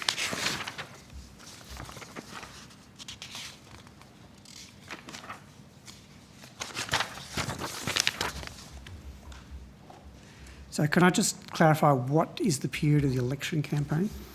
I would define that as the period between the calling of the election and the conduct of the poll. So, yep. Yep. So that, I can go backwards. The 22nd of May. So I think the answer is none. Okay. Can you share with the committee whether during the election campaign the PBO took steps with parties to correct the public record as to whether or not figures referred in media reports reflected your costing and analysis? Senator, we have a process and it was set out well in advance and remains our process whereby we do monitor references and we raise concerns or we raise issues or we ask questions and we do that on a not infrequent basis. Not infrequent basis. Sometimes we're just asking a question, which is we saw something and could we just clarify, are you talking about something we had done? Mm-hmm. And sometimes the answer is yes and sometimes no. Yep. And do you keep a log of those? I don't think we do keep a log of those, but we do run the process. Right. And the responsiveness of individual members and senators to queries that are raised with them by the PBO? Is good. Is good. Yes, and I'd apply that to journalists as well. So we don't just focus on parliamentarians, we focus also on journalists where we think journalists have misrepresented something. And in fact, our process is fairly straightforward and essentially just means we will have a look. It's we now have it on our website under the heading Correcting the Record. And it says quite simply, our preferred approach is to liaise with parliamentarians or journalists to correct the record so that misrepresentation is not further reported. And that's something we would do from time to time. I think the positive responsiveness of members and senators and journalists speaks to the high regard in which the PBO is held. That's a good outcome. I just want to turn now to Senator Gallagher's tweet of the 14th of April 2022 regarding the costing of Labor's urgent care centre. Are you familiar with that? I'm aware of the tweet, yep. Are you able to confirm that this was a result of steps to correct the public record? Senator, I'm not going to go into confidential discussions. I will say we have a process and we work through that process. So was the correction of the record necessary as a result of your interaction? Senator, again, I'm just going to say we have a process. We put the question normally to journalists or parliamentarians with a view towards enabling them to address any concerns that we might have. And I don't want to go into confidential discussions. So you did find it necessary to contact Senator Gallagher? I'm not going to go into confidential discussions, Senator.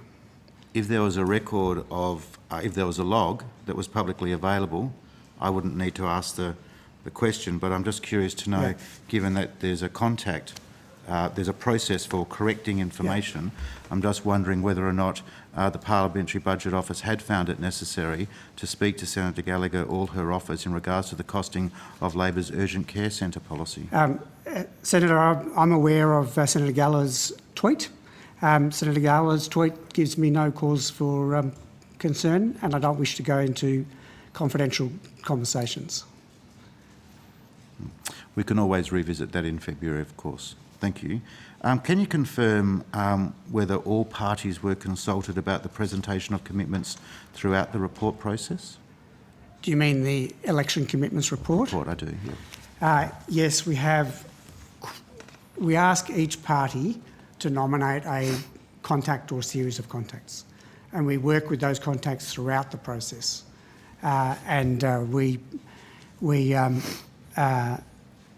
We work with them pretty continually throughout that process. Further to that, can you advise how many additional election commitments not reported in the parties list you identified in your report, and for which parties? So, Senator, I think that is actually set out in the report itself. I'll just go to it. Could I offer a correction while Yeah, you're sorry. looking for that? It's just that we have one private subscription, which is, would you like me to cover that one? Yeah, actually, do you mind? Senator Amanda Bruce, Assistant Parliamentary Budget Officer. While Dr Helgeby is just looking for that information, I just wanted to correct the record. In relation to one of your earlier questions, the PBO does subscribe to one private data source, and that's Wood Mackenzie. And that's? Sorry, Wood Mackenzie. Mackenzie's, right. So, Senator, can I just clarify? Your question was how many additional commitments were identified by the PBO? Yep, that were not reported by the parties in Yep. their provision of information to you. Yep. There were 28, Senator. 28. And can you provide me a breakdown for each political party? The ALP 4. ALP 4. And the Australian Greens 24. The Australian Greens 24. Yep. And I'm assuming you made inquiries with each of the political parties. Oh, sorry, it's worth saying ALP 4, Australian Greens 24, and the Coalition Zilch. Yep. None. Yeah. So I'm assuming that you made contact with the ALP and the Australian Greens when you realised that there had been a total of 4 in the case of Labor and 24 in the case of the Australian Greens that hadn't been disclosed to the PBO? So, Senator, it's a process by which there's information exchanged both ways throughout the process, and usually parties will point us to public statements, and sometimes we'll point out a public statement and we'll say something along the lines of this looks to us like it's an election commitment under the terms of our Act, really.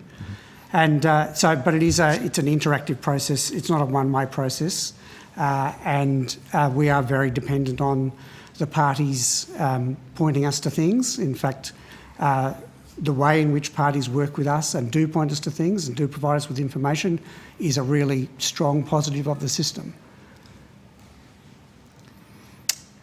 How would you describe their responsiveness when the absence of this information was drawn to their attention?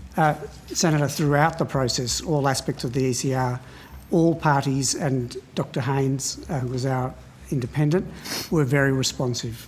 It was a very positive process.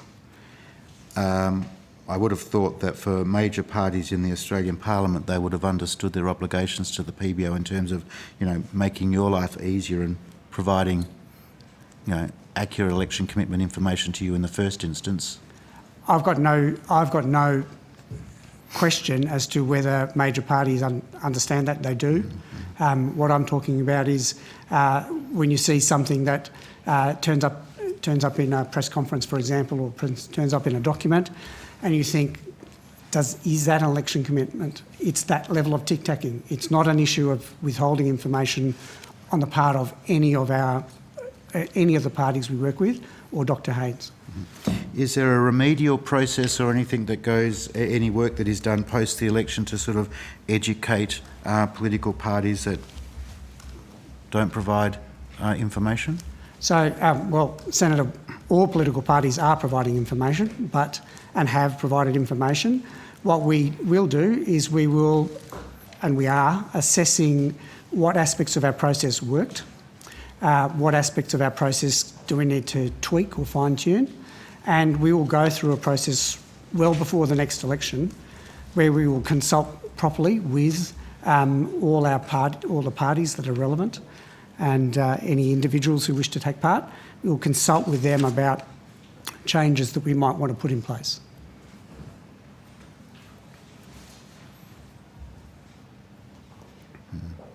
Okay, thank you very much for that. Just want to turn to figure 1 in your election costings report. And if you could just explain or share for the committee why there's such a large discrepancy between the UCB, the underlying cash balance, and the underlying cash balance if policies terminate in relation to the commitments of the Australian Labor Party? So can I just check, we're talking about page 7 of the election commitments report? We're talking about figure 1, which is headed up net impact of PBO guidance on the underlying cash balance, UCB by party. Yep, which appears on page 7 under box 2 in the main report. So when we go through and we cost all of the policies we're costing, we have to make certain assumptions. And one of those assumptions is a question about whether the policy as articulated, because all of our costings are done on the basis of publicly available information. So that's our framework. Is that commitment ongoing or non-ongoing? Now, our default is to assume a policy is ongoing. And that means that we're, well, effectively, in the absence of a concrete statement to the opposite, we will continue to run the financial effect of that into the future. What you see in that graph in the bold red line, is you see the effect of that assumption. And you'll see that carries forward over the period. In the lighter line, you will see what if we adopted, so it's a what if question, what if we adopted the opposite assumption, what would happen? And that is, what if we said that policy isn't an ongoing policy, that policy is a terminating policy, and we terminated it, usually we terminate it at the end of the forward estimates period. What happens then? And what you see there is the effect of it's really the effect of the assumption we have made. In the absence of any clear information otherwise? Well, by applying our default. Yep. And our default is, if you don't state it explicitly, we will treat it as ongoing. Mm-hmm. So what do we see here in this particular, in these particular lines? So the very, very dark red, and then the lighter red line. Well, the dark red line shows improvements over the period, and the lighter line, which I think is a light orange or something like that, shows that the budget position would have deteriorated if those things were not ongoing. Mm-hmm. So I notice here that there's quite a significant deterioration. It looks like at the end of the forward estimates, and then quite a significant deterioration over the medium term. Have I understood that graph correctly? So I think what you may be looking at there is there's another assumption we make, and it was a default assumption, and that is a default assumption about whether there was a tax cap. Now, under the previous government and under its budget, there was a tax cap. It was 23.9%. And the forward estimates, that is the baseline we were using, had that in it. So in our guidance, we said quite explicitly, we will treat that as if it's in it unless you tell us the opposite, unless we see something publicly that's the opposite, that says we don't have a tax cap. So, for example, the Coalition had a tax cap. The Australian Greens did not. In fact, they did not have a tax cap, and we've applied a tax cap in the case of the Labor Party. But Can I clarify the red line and the orange line both have a tax cap applied Yes, they both to have a them. tax cap. And so on what basis was that assumption made? So on the basis of the framework we'd put out more than about a year in advance, which said we will apply the tax cap unless there is an explicit statement to the contrary. And the reason why we will apply that tax cap is because the baseline included the tax cap, and all costings are variations on the baseline. So the Australian Labor Party did not disclose to the PBO in its election costings. Sorry, the Australian Labor Party did not disclose to the PBO in its election costings any plan to abandon the 23.9% tax cap. So if I go to page 25 of the report, we have, in the case of each party and Dr Haynes, we have a section on the interaction with the tax cap. Mm-hmm. And I might just quote it, because no one withheld anything. We were applying our framework against public statements. So this, I just want to make that bit clear. And I'll just read it out. The statement on Labor's economic plan and budget strategy outlined that, quote, Labor is not attracted to the current, that is the 23.9% tax to GDP cap, and does not believe it needs to be revisited, given that both the Coalition and Labor will not approach it in the forward estimates. End of quote. As such, the PBO has incorporated the tax cap in calculating Labor's fiscal aggregates. So that is our assumption, applying the framework we published 12 months or almost 12 months earlier. And the reason for that was that the baseline included the tax cap. And so we were going to leave the tax cap in unless there was something explicit saying take it out. The new government hasn't kept its commitment to the tax cap in its budget released just a week and a little ago. So, Senator, I can't talk for the government. No. It's a question of fact. It's either there or it's not there. There in is the none. budget. As far as I can see, there is none. Thank you. You are the Parliamentary Budget Officer. I appreciate that. Just turning to the difference between the deep red line and the lighter red line. There's a difference between the two over what I'm seeing as the forward estimates period. Can you identify how many commitments are included in that difference? So, yes. So I'll refer to the report itself, page 7, box 2, and I'll just quote from that. In some cases, it is not clear from announcements whether a policy would be ongoing or would cease. For example, at the end of the forward estimates.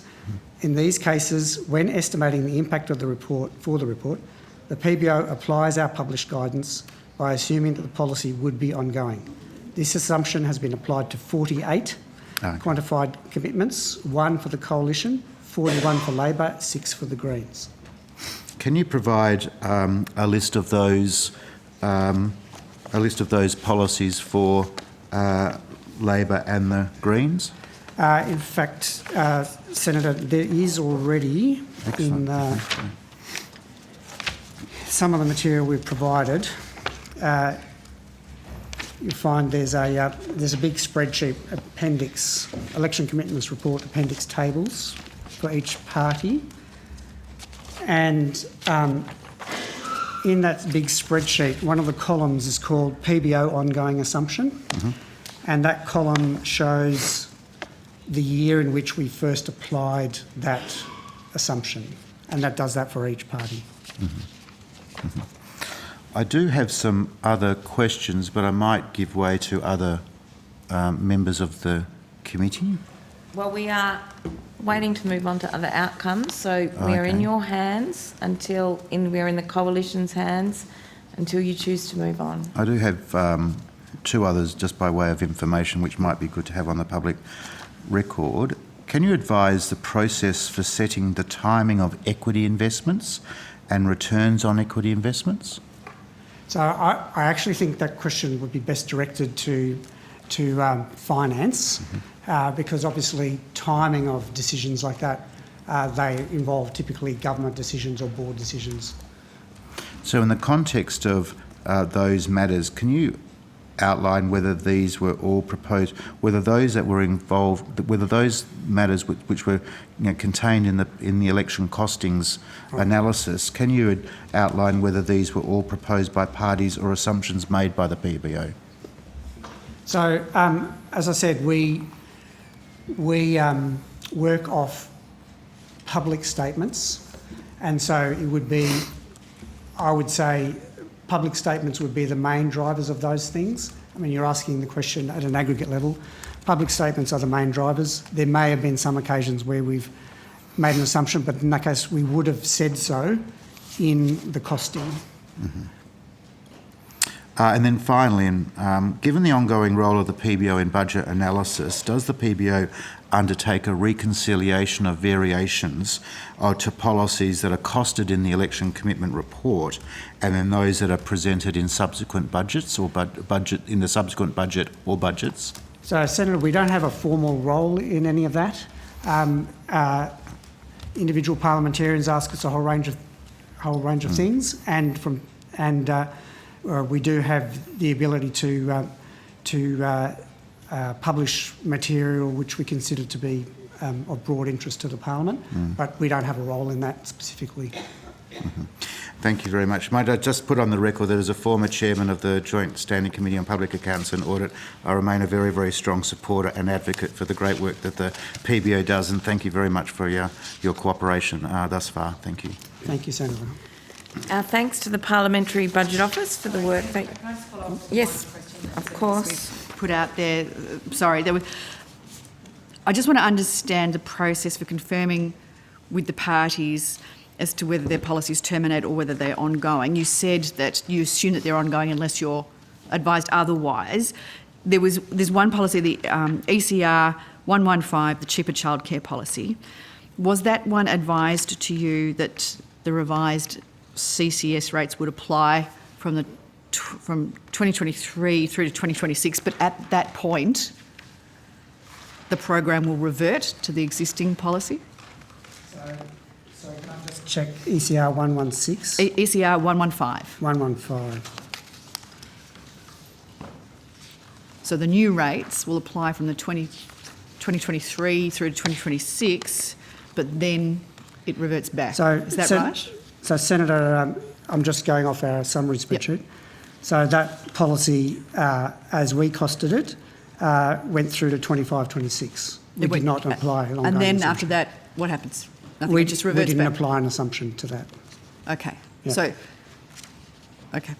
And what about, there was one policy that you costed at one amount and the election commitment has been substantially different, which was the strengthening competition to ease cost of living pressures. Is that because of insufficient information or timing change or whatever it was? That was ECR 171. I think you estimated it was going to be around 1.5 billion, and about $1 billion, I think, and it ended up to be about half of that in the election committee, in the budget papers. So, Senator, can I just confirm you're talking about the difference between a number published in the ECR and a number published at budget? Yeah, so I just want to understand what the difference is between Treasury's costing of it when the policy is introduced, when the legislation is introduced. There was a costing done by Treasury, and it was about $500 million less. So Senator, I don't have the detail about what's in the Treasury costing. Right. What I can say is that between 2 points in time, there are going to be a number of things that are going to impact on a costing. Mm-hmm. So, for example, economic parameters impact on a costing, new data impact on a costing. A big one that impacts on a costing is implementation strategy and implementation timeframes. Our costings typically abstract from implementation questions. Yes. And I don't know what happens within Treasury, but One additional reason why things might differ, apart from those big picture economic things, is that that implementation considerations are factored in a way that we don't factor in and we don't claim to factor in. Timing is one of those implementation factors. So timing is usually something that timing affects costs. Yes. So typically timing will either bump up how much you've got to spend on something or reduce what revenue you get, or both. And it also push the profile along. Right. So in our costings, because we abstract from implementation questions, usually, and that's usually what we're asked to do as well, when we do confidential costings, we abstract from those things. Then when you then come and apply implementation considerations, you will get that shift along.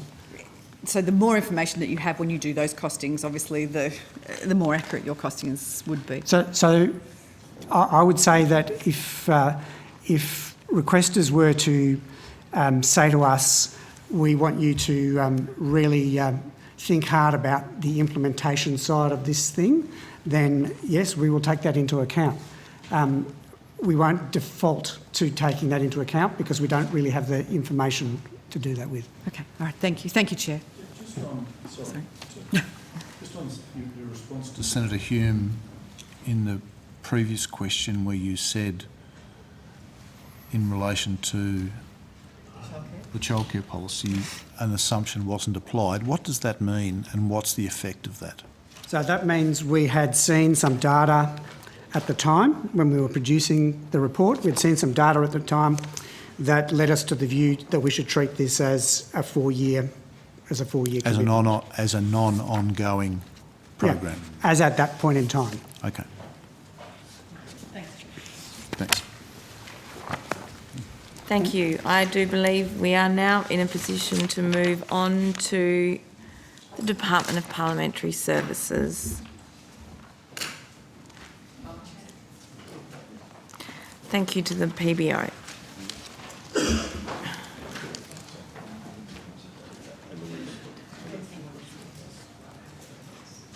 As I'm sure you too. There was questions and Jordan's still. John's will be here in a minute. He's got some as well. Okay. I don't have any.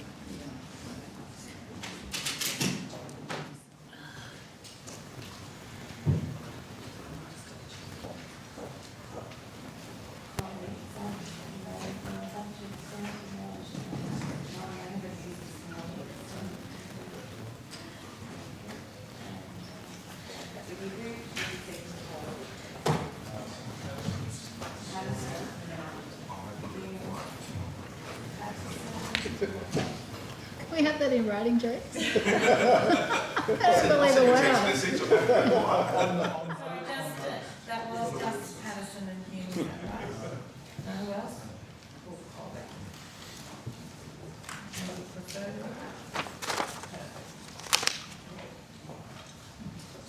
I do it one. Okay. I now welcome the Department of Parliamentary Services.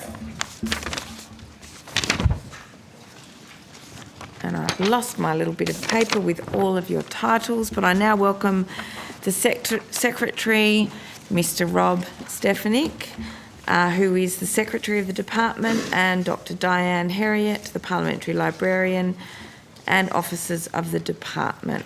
May I ask Dr. Herriot or Dr. Stefanik if you would like to make opening statements? No, thank you, Chair. No, thank you, Chair. We'll go straight to questions, and I'll give the call to Senator Patterson. I'll discuss with you is advice provided to parliamentarians about the use of certain applications on their DPS-issued devices. Does the department give members of parliament or their staff any advice about applications that they should or should not download on their DPS device? I might ask the Chief Information Security Officer to step forward to assist you, Senator. But in the broad, we do provide advice, but don't impose requirements. Thank you. Senator Conspiris, Acting Chief Information Officer for the Department of Parliamentary Services. As Mr Stefanik has said, we do provide advice. I just need to speak up a little bit or closer to the mic. It'd be a bit hard Yeah, to no, hear. sorry. We do provide advice to parliamentarians and users across the network in regards to general advice around the use of applications and I guess on their devices and within our environment. Are there any applications that you recommend parliamentarians don't use on a DPS-issued device? I don't think we've actually provided any specific direction about certain applications to not use on their DPS devices. Yep. Do you provide any specific advice about any specific applications at all? Do you say these types of applications are higher risk on a DPS device? I believe on occasion we have, Senator, previously provided just, awareness information about the types of applications that are in the environment and an awareness around some of those applications, and so social media applications, etc. Which applications does that include? I don't know that we actually specifically named them. That's my question. Any specific apps that you provide any advice about? I might just ask our Chief Information Security Officer. I don't think we've actually named any. No, sorry, Toby Amadeo, Chief Information Security Officer for DPS. We haven't specifically named any apps, and that's given in part because we utilise a mobile device management tool to secure the department's information on the devices, and so a lot of the advice is specifically to manage their personal information on those devices. So as Con, the CIO, mentioned, things like social media apps, as an example. Okay. Some other roughly equivalent bodies to DPS in other parliaments internationally have provided specific advice. I want to cite a few examples for you for context. The US House of Representatives Chief Administrative Officer, which is a roughly analogous body, has issued a specific advisory in relation to the TikTok platform. It provides a series of specific observations about the app and the risks that it poses to users, and it concludes, to reiterate, we do not recommend the download or use of this application due to these security and privacy concerns. The New Zealand Parliament has also provided similar advice. In August this year, the Speaker wrote to all political parties and it said, and I quote, "The Parliamentary Service," which is roughly equivalent to DPS, "strongly recommends you do not use TikTok on your Parliamentary Service devices as it could pose a security risk where data on your devices could be accessed by ByteDance, the owner of TikTok, and the Chinese government." Is there a reason why DPS hasn't provided similar advice, given these two similar bodies in similar jurisdictions have provided very explicit advice about TikTok? You're comfortable? Yeah, sorry. I can advise that we work closely with our partners at the 5 parliaments, the other parliaments around the world, and my understanding of that advice that they had provided on was that it was in relation to specific advice that they had received from other agencies within their country, and we hadn't received an equivalent level of advice to us that would warrant us to then be providing that advice directly to parliamentarians. Okay, and I will be pursuing this matter with the Australian Signals Directorate and the Cyber Security Centre, but you might be aware there's been public reporting in 2020 that the Department of Home Affairs conducted a security risk assessment that concluded that TikTok should not be used on departmental phones for employees, and that's consistent with an earlier decision also made by the Department of Defence. So why would it be that two arms of the Australian government recommend to its users you should not use this device on your departmental application issued devices, but DPS hasn't received or issued the same advice?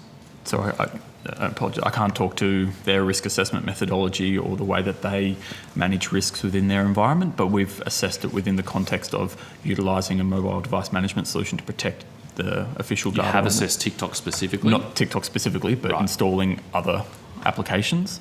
And so, given that context, there has not been the decision to go down the path of assessing individual applications. Okay.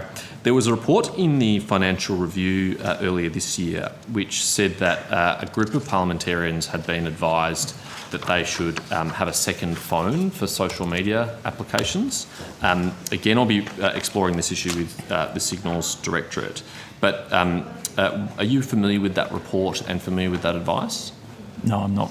So DPS was not involved in providing any advice about the necessity of a second phone to manage social media applications? Not that I'm aware. Okay. And DPS has not considered the need for parliamentarians to potentially have a second phone for social media applications?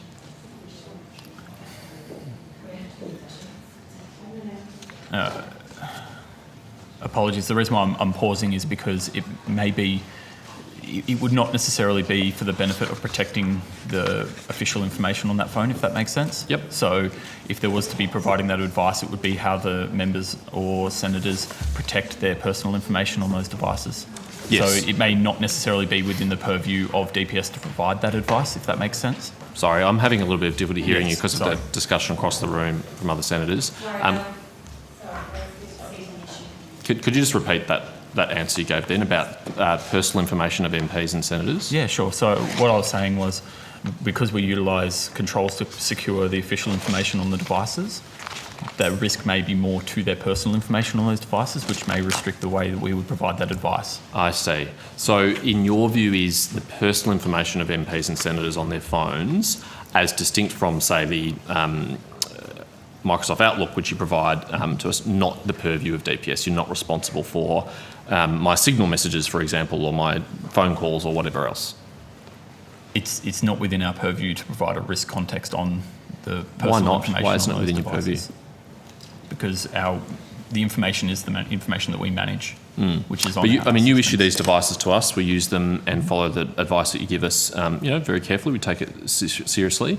If there were risks to me in my communications on this device, I'd be hopeful that you would provide advice to me about that. If my messages or other services I use were at risk, I'd be counting on DPS to provide that advice. Is there any reason why you couldn't? No, indeed, Senator, and as Con mentioned, we do provide advice about it, but your question was specifically about, do we block them? No, it wasn't. I didn't say block once, and I wouldn't propose or suggest that you should. I think it is up to the judgment of individual parliamentarians what they want to download on the devices, but we can only make an informed decision about that consistent with advice we receive from experts whom we respect, including you.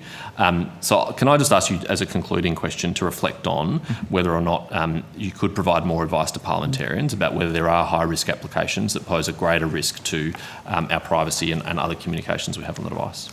Yeah, happy to take that on. Thank you. Moving on to another matter, Chair, if that's okay with you.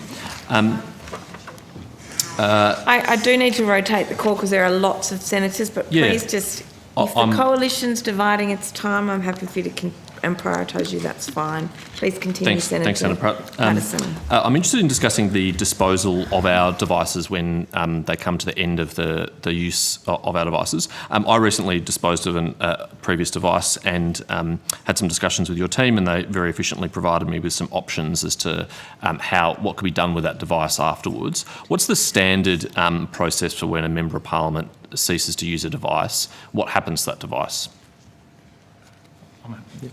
So we have a standard secure destruction process which the phones will go through, which includes putting them into safe hands and then getting a record of that destruction. Are all phones or other devices used by parliamentarians destroyed? Is it in 100% of cases it's destroyed? So, Senator, in some cases, a parliamentarian who may be exiting Parliament or depending on the age of the phone, does have the option to purchase the phone and take that with them. So I wasn't really thinking of that. I was thinking more like, would you consider recycling the phone and reusing it, or selling it to someone else, or after the parliamentarian has ceased using it, does it not get passed on any further? Is it destroyed in all instances? It may not be destroyed in all instances, and we can maybe just have to take. I don't believe it's destroyed in all instances based on the advice I got from your staff. No, but they will. Sorry, can we take it on notice just to confirm? You because can. There will be some context around devices that are still within warranty. Yes. And then passing, and then how they get recycled. I included in my former questions anything that was still in warranty. My question was, after it leaves our use, does it go on to be used by anyone else? Because it's my understanding is that the default option is yes. If it is within warranty, if the phone is still functioning, then there's a kind of a cleansing process that goes through, but it can then be redeployed within DPS or elsewhere. Does that sound right to you? That is a possibility. Okay. Can I encourage you to consider the Australian Cyber Security Centre's advice on this, which is very explicit in their ICT equipment disposal guidelines. It's not an especially lengthy document, but one relevant section says, Before ICT equipment can be released to the public domain, it needs to be sanitised, destroyed or declassified. As sanitised, destroyed or declassified ICT equipment still presents a security risk, albeit very minor, an appropriate authority needs to formally authorise its release into the public domain. It's my view that given the sensitive nature of information that parliamentarians have on their phones, particularly if they're involved, as I was in a previous parliament on the Intelligence Committee, that it's not safe to take the risk for a device to be redeployed elsewhere, given what people are able to do, reverse engineering with people's phones. And it was only because I proactively asked the department what will happen to my phone after I give it back to you that they gave me the option of it being destroyed. My view would be that it should probably be the default that it be destroyed, given that risk. Thank you.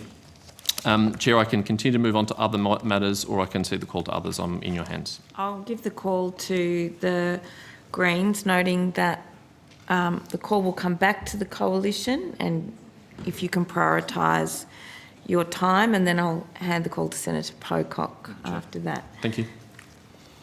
Senator Jordan-Steele-John. Thanks very much, Chair. Question for Mr. Stefanik. Can you confirm the process for staff, visitors and building users to input into the upcoming review of the DPS's access and inclusion plan? Thank you, Senator.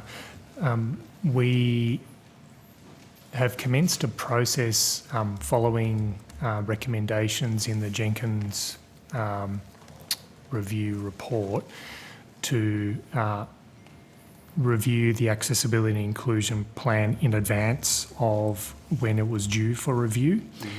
Mm-hmm. The organisation, the Australian Network on Disability, that we engaged in the development of the first plan, we have re-engaged for the purposes of review of the plan. That is only in the early stages, and we haven't yet determined the whole process for review, but I certainly anticipate there will be broad consultation, given that we'll be speaking to the Jenkins review recommendations. I don't know if my colleagues have anything further to add. So I understand that consultation is an early phase, but are you able to confirm that there will be an input pathway for staff, visitors and building users into the creation of that plan? Yes, there will be. Okay. Now, one of the limits that I've noted with the current plan is that it isn't in fact a whole of building plan. It's only a plan for the department, for DPS. Is there an intention to expand the review to include other parts and other departments rather, so that we can actually achieve an access and inclusion plan that covers all departments that are responsible for the overall parliamentary experience? I'll let Ms Lucchetti respond to that. Liz Lucchetti, First Assistant Secretary of Corporate Services Division. There has been some initial conversations so far about making the Accessibility and Inclusion Action Plan whole of Parliament for all the parliamentary departments. So that has had some initial conversations, but we're very supportive of allowing that to happen. So those conversations have taken place with the other departments? Yes, just at this stage at a low level, just at one of the Jenkins meetings that we've had, implementation group meetings, and there was general consensus that that would be a good idea. So, and who was present at that meeting? Was it Department of Finance? Which are the other departments involved? I'll just have to go back to the minutes of that meeting just to tell you. Yeah, I would like to know. So, but at the moment, your thought process is that there will have to be multiple departmental buy-in for it to be a whole of parliamentary experience plan. But DPS is proactively pursuing that goal, are you? Yes, we are. Yes, and we'll have some further conversations about that to finalise it before we move ahead with the 2023 plan. Okay. And when, just to clarify, you said that had taken place at the lower level. What did you mean by that? Oh, sorry, it was just informally. That was something that I had just raised as a suggestion, and there was consensus that that was a good idea. So it hasn't gone any further. in terms of at the department heads meetings or anything like that. Okay. Mr. Stefanik, when is your next department heads meeting? We just had the last one, Senator. The next one won't be due. They are quarterly, so the next one won't be due until early next year. Early next year. So will you be putting that on the agenda for that meeting? We will now, Senator. Fantastic. Thank you for raising it at that meeting. That's fantastic that you did that. Very good to have it on the agenda. My last question is in relation to the current plan. So in the current plan, we've got, and this was of November 2020, the department disclosed that it had a disability employment representation rate of 2.3% at the time. What's the figure currently? Okay. At the moment, as of 30th of June 2022, it was 2.9%. Okay. Sorry, just again, so it's 2.9% now? Yes, of 30th of June. As of 30th of June. So in the 2 years intervening, roughly, we've not quite gone up a percent? No, that's correct. Okay, and the average, noting that in your plan, it states, it observes, it was correct then, it's correct now, about 10% of the working age population is disabled. And you express, I think, you say that you aspire to achieve a higher rate of representation for people with disability. The APS target overall is, for 2025 is 7%. The current rate's 4%. If you want to reach that higher level of 10% or increase that number, I would hope to see in the next plan a concrete target and some clear steps to achieve that target. Thanks, Chair. Thank you very much. I will now give the call to Senator Hume. To Senator Patterson, let him finish his line of questioning. Thank you. I have some questions about the new DPS social media policy. At first glance, it seems to be a fairly comprehensive and pretty harsh policy, which quite severely restricts the rights of DPS employees to express their opinions. It's so comprehensive it even includes unpaid interns and students undertaking voluntary work at DPS, which I think is extraordinarily broad, and encompasses online gaming networks such as World of Warcraft and Second Life. I'm not sure how often it is that DPS employees express their political opinions on World of Warcraft, but it is seriously comprehensive. I'm interested, Mr. Stefanik, if you could articulate why such a stringent social media policy is necessary. Thank you, Senator. So the review of the social media policy was initiated following three specific, I guess what I would call events. One is the High Court implications of the judgment in Banerjee. The other one was in the case of Voller. The third was a defamation and breach of copyright proceedings that were taken against one of our staff.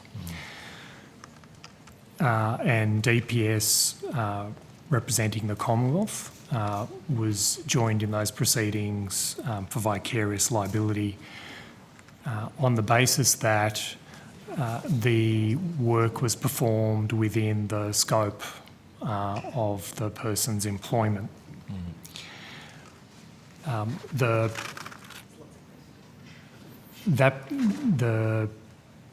proceedings resulted in significant cost in respect of legal representation.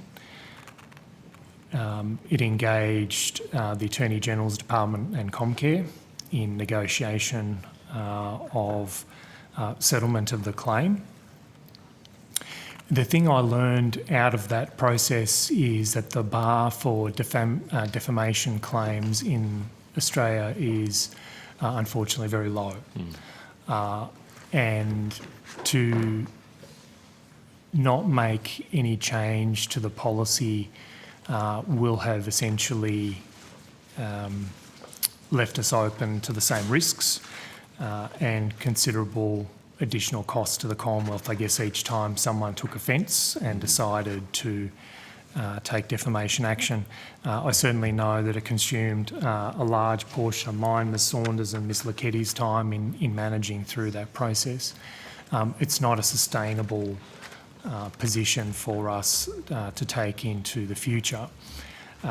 So we sought legal advice, external professional legal advice, to shape a new policy that would deal with the implications, particularly in Banerjee and Voller cases, and provide protections not only for the department and the Commonwealth but also for our staff.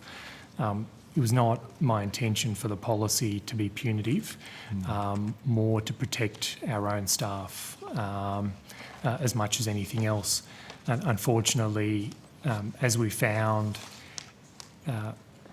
it's possible that an employer's staff member can actually tweet something that's fairly innocuous, but it's what a third party then attaches or shares that could be defamatory that then is imported to you as a publisher. And obviously you don't have any ability to moderate that, so that is stuck to your tweet. So it is a problem that anyone tweeting can have a third party result in them experiencing a defamation claim. So we did consult on the policy with our staff for a 24-day period. We also consulted with the unions and received no responses to that. So on that, having followed that process, we felt that it was satisfactory to then promulgate that policy. Yeah, look, I appreciate your observation about the low bar for defamation in Australia, and I agree with you that it is too low and that's unfortunate. And in my view, it restricts free speech more than it should, and that's not your job to fix, that's the Parliament's job to fix. So I understand that. But I'm interested... It's Mr Stephanie's role to decide if the threshold is too high or low, only to ensure that the department's interests are protected in that. Sure. So I take that point. But I'm just interested in whether or not, particularly given that this was based on legal advice and not a specific case, that Department, following advice, decided to settle that case, whether or not there was not a less rights restrictive way to achieve the same objective. For example, requiring that DPS employees don't tweet during work hours or use social media during work hours. I understand why you need to have a social media policy. DPS employees shouldn't be tweeting all day or using social media all day while at work, and they shouldn't say things which reflect badly on the department or make them seem politically partisan. That's a perfectly acceptable need to have. But did you explore other less rights restrictive ways of achieving this objective? Yes, so it is, I think an important thing that I forgot to mention is it is not an absolute bar to staff engaging with social media. Where there is doubt, the policy invites them to essentially, explicitly talks about talking to the senior executive, but obviously that's initiated through the manager at line level, and there are strategies that could be talked through. So one of those may be putting restrictions around how a particular platform is used. Another might be, what other tools are possible to still achieve the same outcome in terms of providing that information, but doesn't occur on such a public platform that would create those risks. So there's scope for discussion with the employer to come to some sort of mutual arrangement. Yeah, I mean, my sense from DPS employees that I have heard from over this policy issue and the comments I've seen attributed to them in the media and on social media is that they don't believe that it is a flexible policy that allows them to come to an arrangement. They believe it's very restrictive and that it really doesn't leave them with many options at all. And I appreciate your point about consulting with DPS employees, but they're not the only relevant stakeholder here. The Parliament's also a relevant stakeholder because we rely on the work of DPS, in particular the work of researchers at the Parliamentary Library. And I'm particularly conscious of the fact that academic research is a collaborative exercise. It's not a kind of something that you just do sitting on your own, and interactions with others generate ideas and produce understanding. And it really does seem to me to have heavily restricted the work of the researchers at the library in particular in a way that will impact the quality of the advice they're able to provide to parliamentarians. So I guess I've made that point. I just invite you to reflect on that. I know there's a review mechanism in the policy, but I also know it doesn't take place unless otherwise initiated for 3 years. I would encourage you, because of the way which impacts on our work, to consider if before that time there's a way of facilitating them, DPS employees having more freedom of speech. Okay.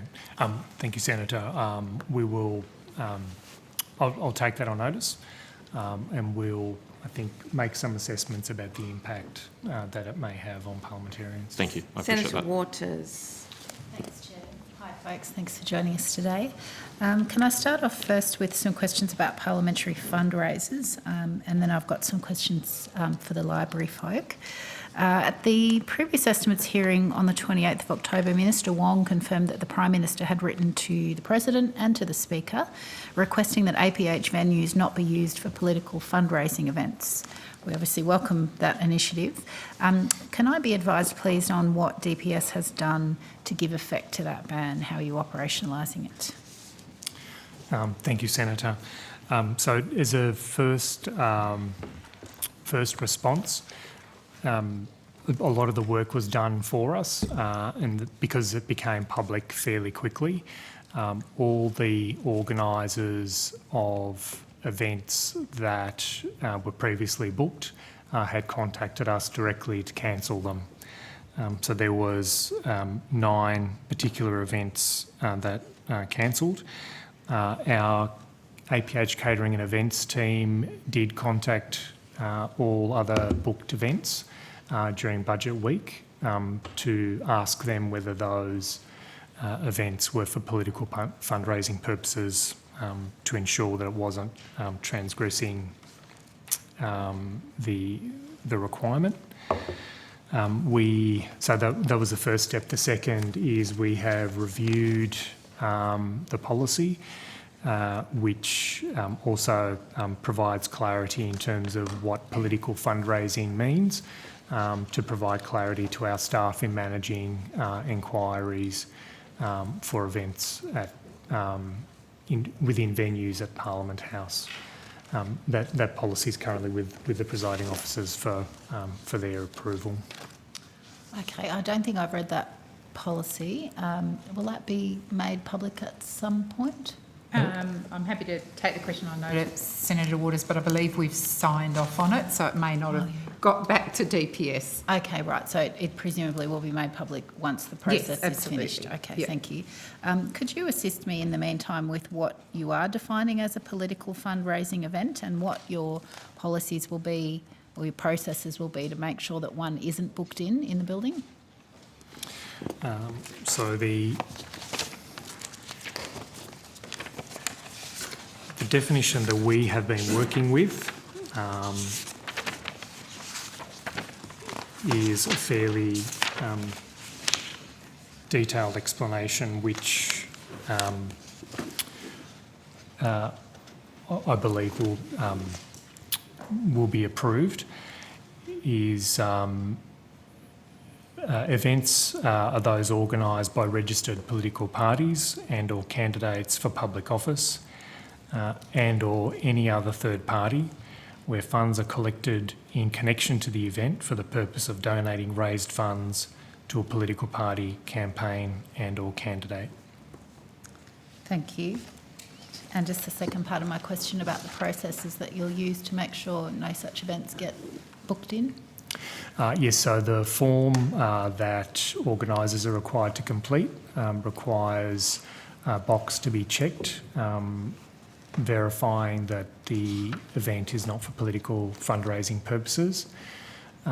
Given our staff work with these types of events, if there is any doubt, there is a point of escalation, so it may be passed further along the line for consideration, but if necessary, we would require a statutory declaration to ensure that that's the case. Okay, so staff won't do any checking as such, but you might require the applicant to further assert that it's not a fundraiser? On the form that they complete when they book the event, yes. Yes, okay. So you just trust that they're ticking the box and you won't sort of actively check that that's correct? Well, our staff, if they have any doubt about it, will then seek further advice. Okay. And if necessary, I will consult with the presiding officers. Okay, okay. Thank you. Can I move on now to the resource question for DPS? The budget's provided an extra 15.9 million, which I understand is largely directed to the library, and I've got some specific questions for that. But just for now, the 15.9 million, and yet budget paper 4 shows that DPS staffing numbers have only grown by 6 FTEs. So I'm just sort of trying to understand the figures there, and my question is, given the additional responsibilities in implementing Set the Standard and managing a significant increase in independents and minor party members, are the staffing resources for DPS adequate? Thank you, Senator. I'll ask Mr O'Brien to talk through some of the detail, but again, in general terms, the funding differential, some of it is a carry forward of funds. It's not all new funding. The new funding we've received specifically relates to additional operational funding to support Hansard and broadcasting services in supporting committees, and the other element of that funding supports the parliamentary library to provide additional services. Just before you go there, Senator Waters, I'm advised that the new fundraising policy was sent back to DPS on the 27th of October, so it should be published fairly soon. Yeah, great. Thank you, President. Mr O'Brien, was it? Yes. So Matt O'Brien, First Assistant Secretary, Finance and Property Services Division.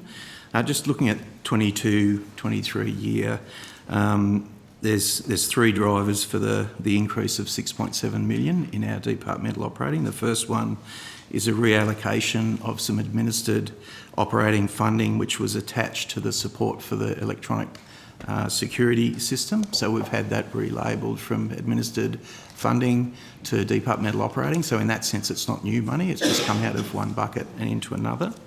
And then the two elements of new funding, there's 810,000 for an increased for Hansard and broadcasting, reflecting increased level of support required for committees and committee activity following the commencement of the 47th Parliament.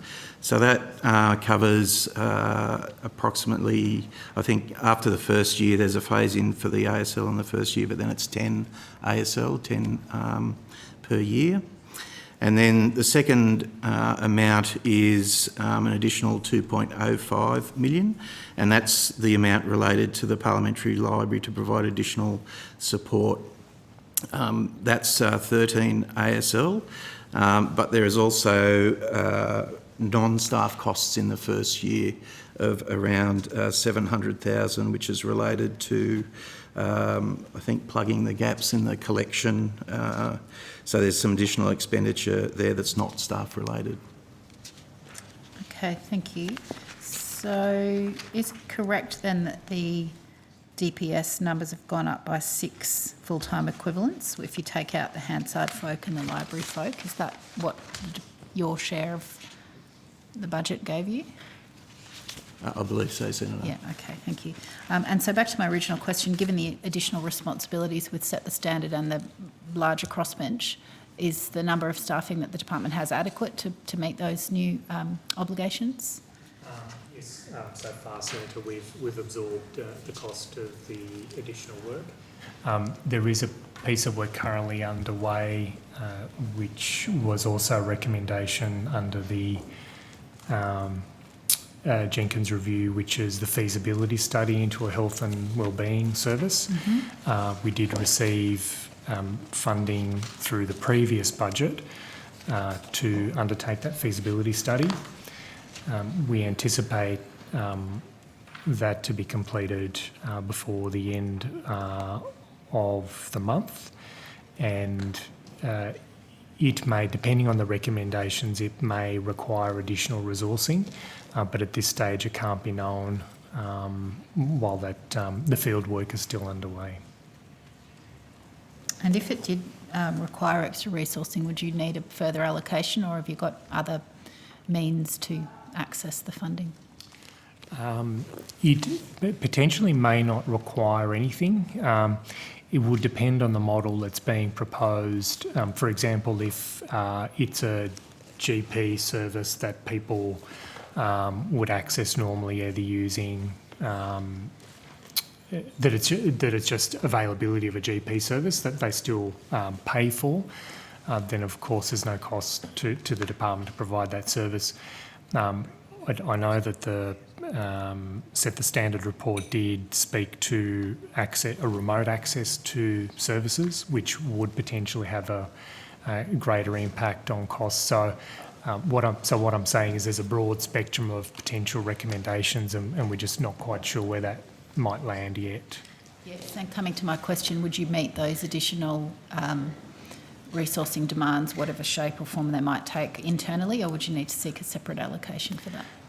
We would aim to provide whatever we could internally. So we would seek additional funding, for example, if there was additional capital required, or if there were additional, for example, if DPS had to pay for a contract service provider, then that would be certainly something that DPS could not absorb and would require funding. Okay, thank you. And just one final question before I move on to some library issues. I note that you've given me the figures for Hansard, and I think, Mr O'Brien, you said 810,000 for Hansard and broadcasting. My notes here tell me that there was 5.1 million for additional Hansard and broadcasting to support committees. Could you please clarify for me whether that's accurate, or where I might have gotten that impression from? Sure, Senator. Thanks for the clarification. So the figure that I was talking about, 810,000, relates to 22-23 financial year. And 5.1's over the forwards. Yep, and then it jumps to 1.39 million in 23-4. Thank you. And then through to 25-6 at 1.5. Thank you. Okay, so look, that additional funding is obviously necessary and welcome, but I might note that it's not just Hansard and broadcasting, but obviously travel, venue hire, staffing for secretariats, committees obviously have quite a price tag attached to them. And I've note that a number of important committees, including the inquiry into murdered and missing First Nations women and children, have had to reduce the number of their hearing locations due to resource constraints. So I'd like to ask whether the department is monitoring those, that particular issue and those sorts of committee resourcing issues generally, and advocating for more resources so that important committee work can get done. They would certainly where DPS intersects, well, that would be providing the Hansard and broadcasting support, and we would meet any requirements in respect to that. I think the staffing itself, I guess, is a matter for the Department of the Senate. Okay. All right. So the bits you can champion, sounds like you're championing. Yeah. Okay. Thank you. All right. Just some questions now about the library. As we've previously discussed, the library is a really invaluable resource for all of us here, but particularly for crossbench staff and smaller parties that have fewer staff per head. And I note that when this government reduced the staff allocations for independents, it said that the library could provide the necessary assistance. The budget allocated $10.8 million to assist the library to provide support to parliamentarians. I'd like to know how that funding will be applied, and in particular what measures have been put in place to ensure that those additional resources are in fact used to support independent and minor party members with the advice and research that was promised to compensate for the loss of or failure to increase staff?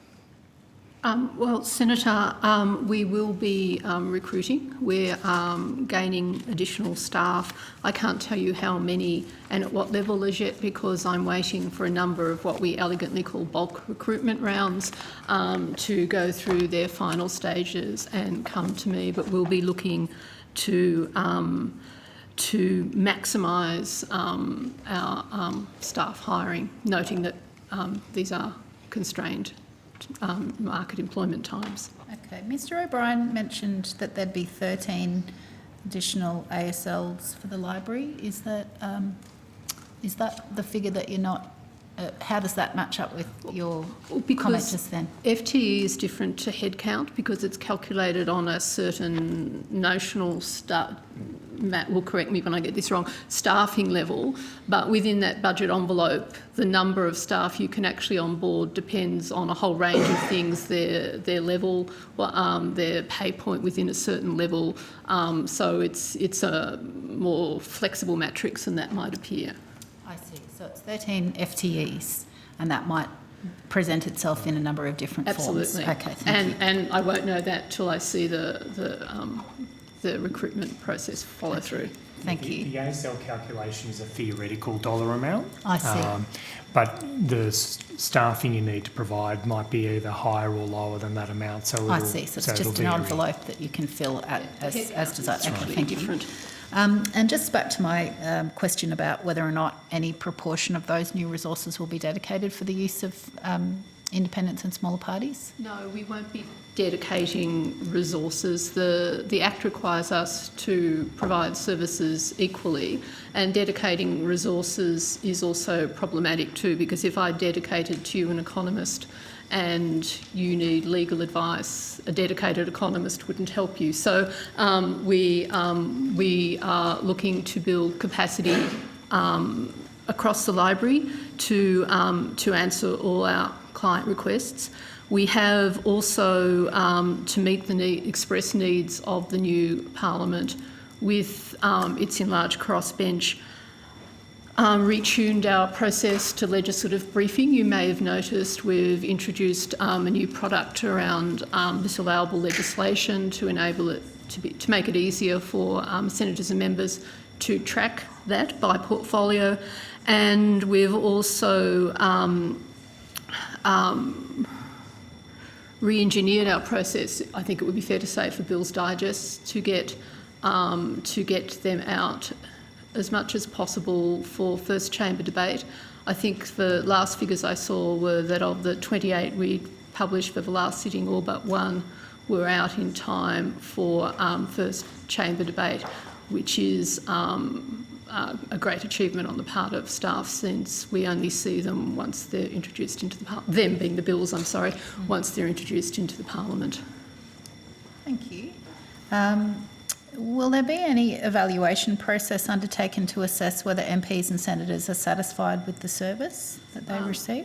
We conduct a formal evaluation of library services by an external evaluator once in the life of every Parliament.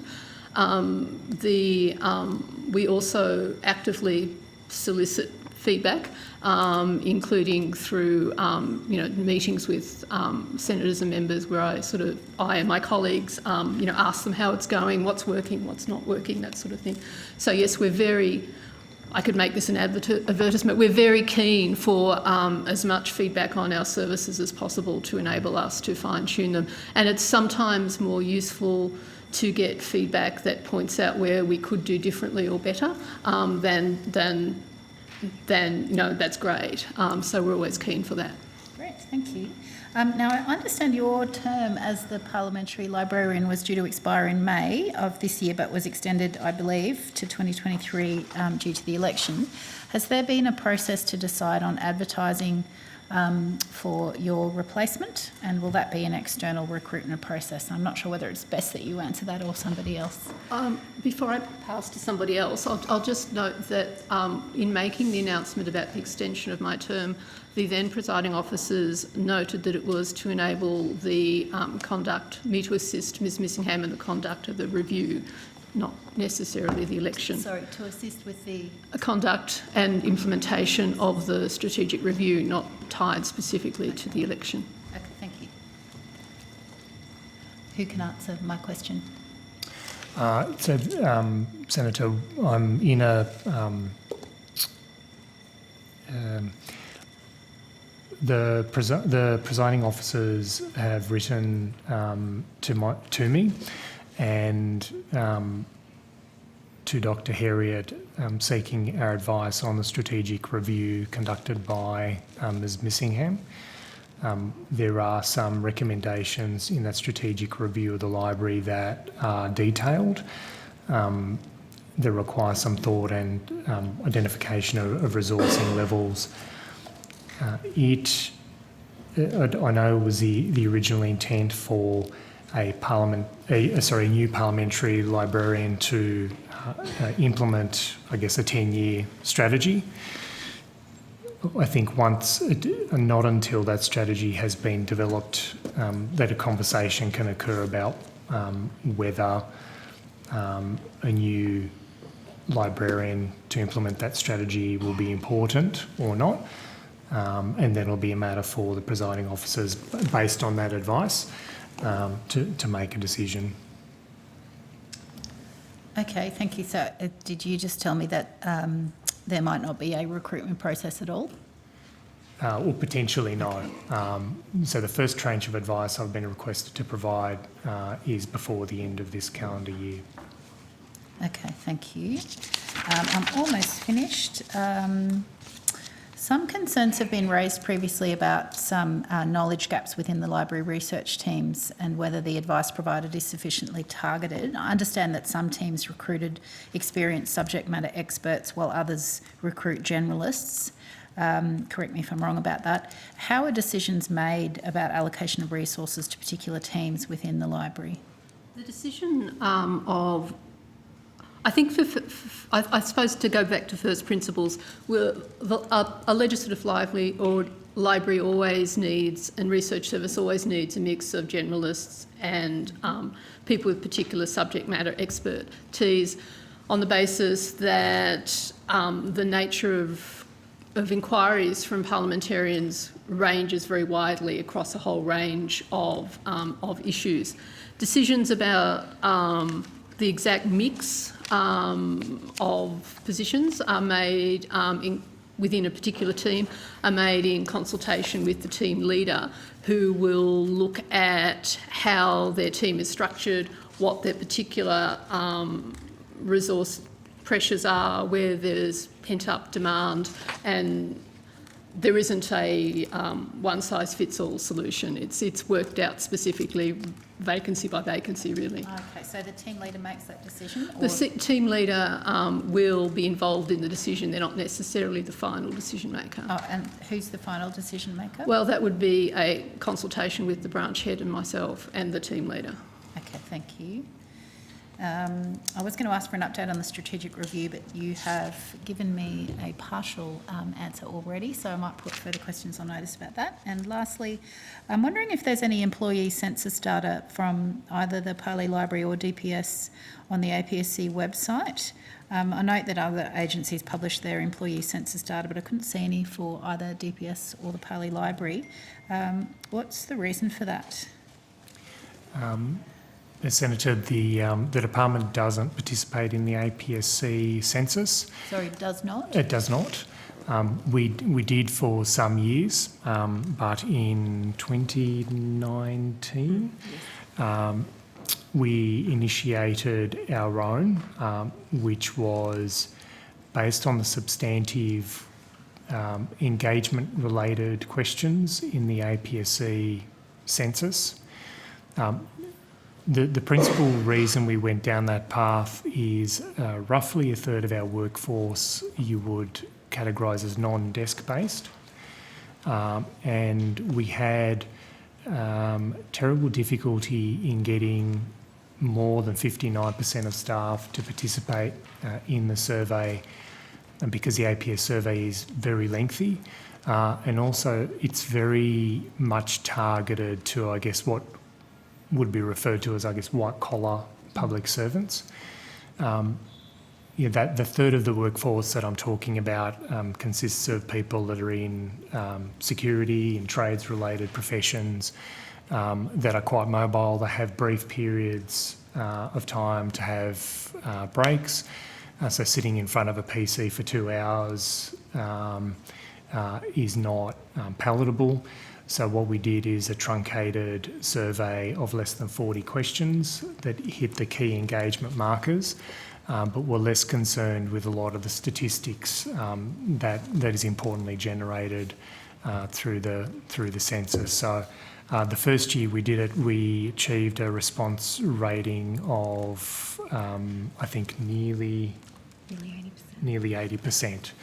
And I think last year was around 76%, so 71. So it's validated that we've been able to improve our staff involvement in that survey. So I know it's a lengthy answer to your question, but there was quite a bit of context behind it. Yeah, thank you for that explanation. Are staff surveys undertaken to assess satisfaction, health and wellbeing, engagement, or any other sort of workplace issue? And if so, is there a process to respond to the feedback received? Yes, so there is a combination. So there's also questions around bullying, harassment and discrimination also, and that the latest survey actually just went out today. That's that survey that you're referring to with the 40 targeted questions? Yeah, correct. Okay. As opposed to workplace bullying or some of those more serious issues, do you ever ask your staff about health and wellbeing, satisfaction, those sort of less important issues still, but less serious in terms of the legislative response required? Yes, certainly around satisfaction levels within their work groups, also satisfaction with their management teams and with the organisational direction more broadly. Okay, and what's the process for responding to any feedback that you receive? So the questions also provide some free form for some free-form text, so some qualitative responses. Those responses are aggregated, then considered, I guess, as part of the workforce capability assessment. So the information, I guess, is collected from a management point of view to identify whether there are any trends or issues that need to be addressed. Thank you. Could you provide me on notice, please, just a bit more detail about that process? I don't have a good understanding of it. And my last question is, do you think staff feel discouraged from raising concerns about the workplace they're in? I wouldn't have thought so. I know that our previous census responses indicated that staff were comfortable to raise matters of concern, but perhaps, I don't know if Ms Saunders has any more to add to that. No, not at this stage, but we will have a look and come back to you, Senator. Sorry, Kate Saunders, Deputy Secretary. Thank you, Ms Saunders. Thanks to everyone. That's it from me, Chair. Thanks for your patience. Thank you. I will give a call to Senator Pocock, and then I understand Senator Patterson has some questions to finish. Thank you, Chair, and thank you all for your time and the great work you do. I just wanted a few more questions on the Parliamentary Library, if that's all right, and thanks for the great service you provide. Can you just look at historical funding and looking through the annual report from last financial year? In Figure 12, it looks like the funding for the library has fallen by about 25% in real terms since 2006. Figure 12. Is that correct? I'm confident that if it's a figure in the library report, it would be correct, because someone other than me works out the stats. Yes, that was, we take that as our benchmark figure because that was the year of the amalgamation when the parliamentary departments joined in DPS. Do you know if this additional funding gets us back to 2006 levels? In real terms? I can't answer that. I'll have to take that on notice. Okay. I'm sorry. That's all right. And then also in the annual report, it talks about issues in recruiting staff before this additional funding. Could you just talk us through some of those challenges? Well, so the challenges are that that we compete in an employment market that varies widely. I mean, I know it's tight at the moment for everyone and, of course, for us, but sometimes we'll go out to recruit people with a particular subject, even without the current market. We'll go out to recruit someone with a particular subject expertise, and they'll be in an employment category that's very well sought after in many areas. For example, for a number of years, it was very difficult to recruit lawyers with tax expertise. We also tried for a number of years to recruit geologists, but of course they were in huge demand elsewhere. So the ability of the market to meet a certain job need varies across time.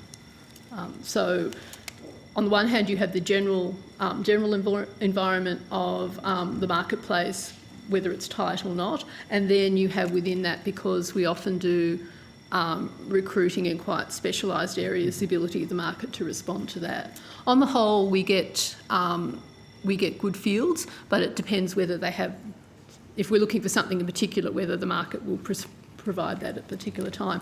And then we just have professions where we have an ongoing need, and we'll just run recruitment processes for those.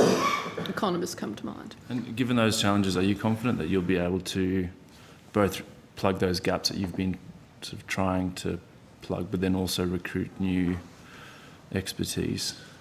I'm hopeful. I know that we deliberately went for bulk recruitment rounds to give us maximum, at various levels, to give us maximum flexibility. I know that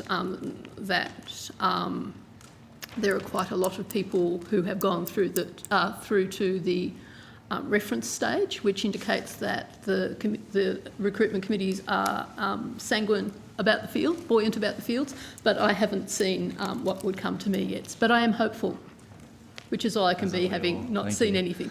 And then just on the review, you mentioned once a Parliament you do a big review. Are there any metrics that you're keeping an eye on, every year or a few times a year to look at whether you think you've got the resourcing required?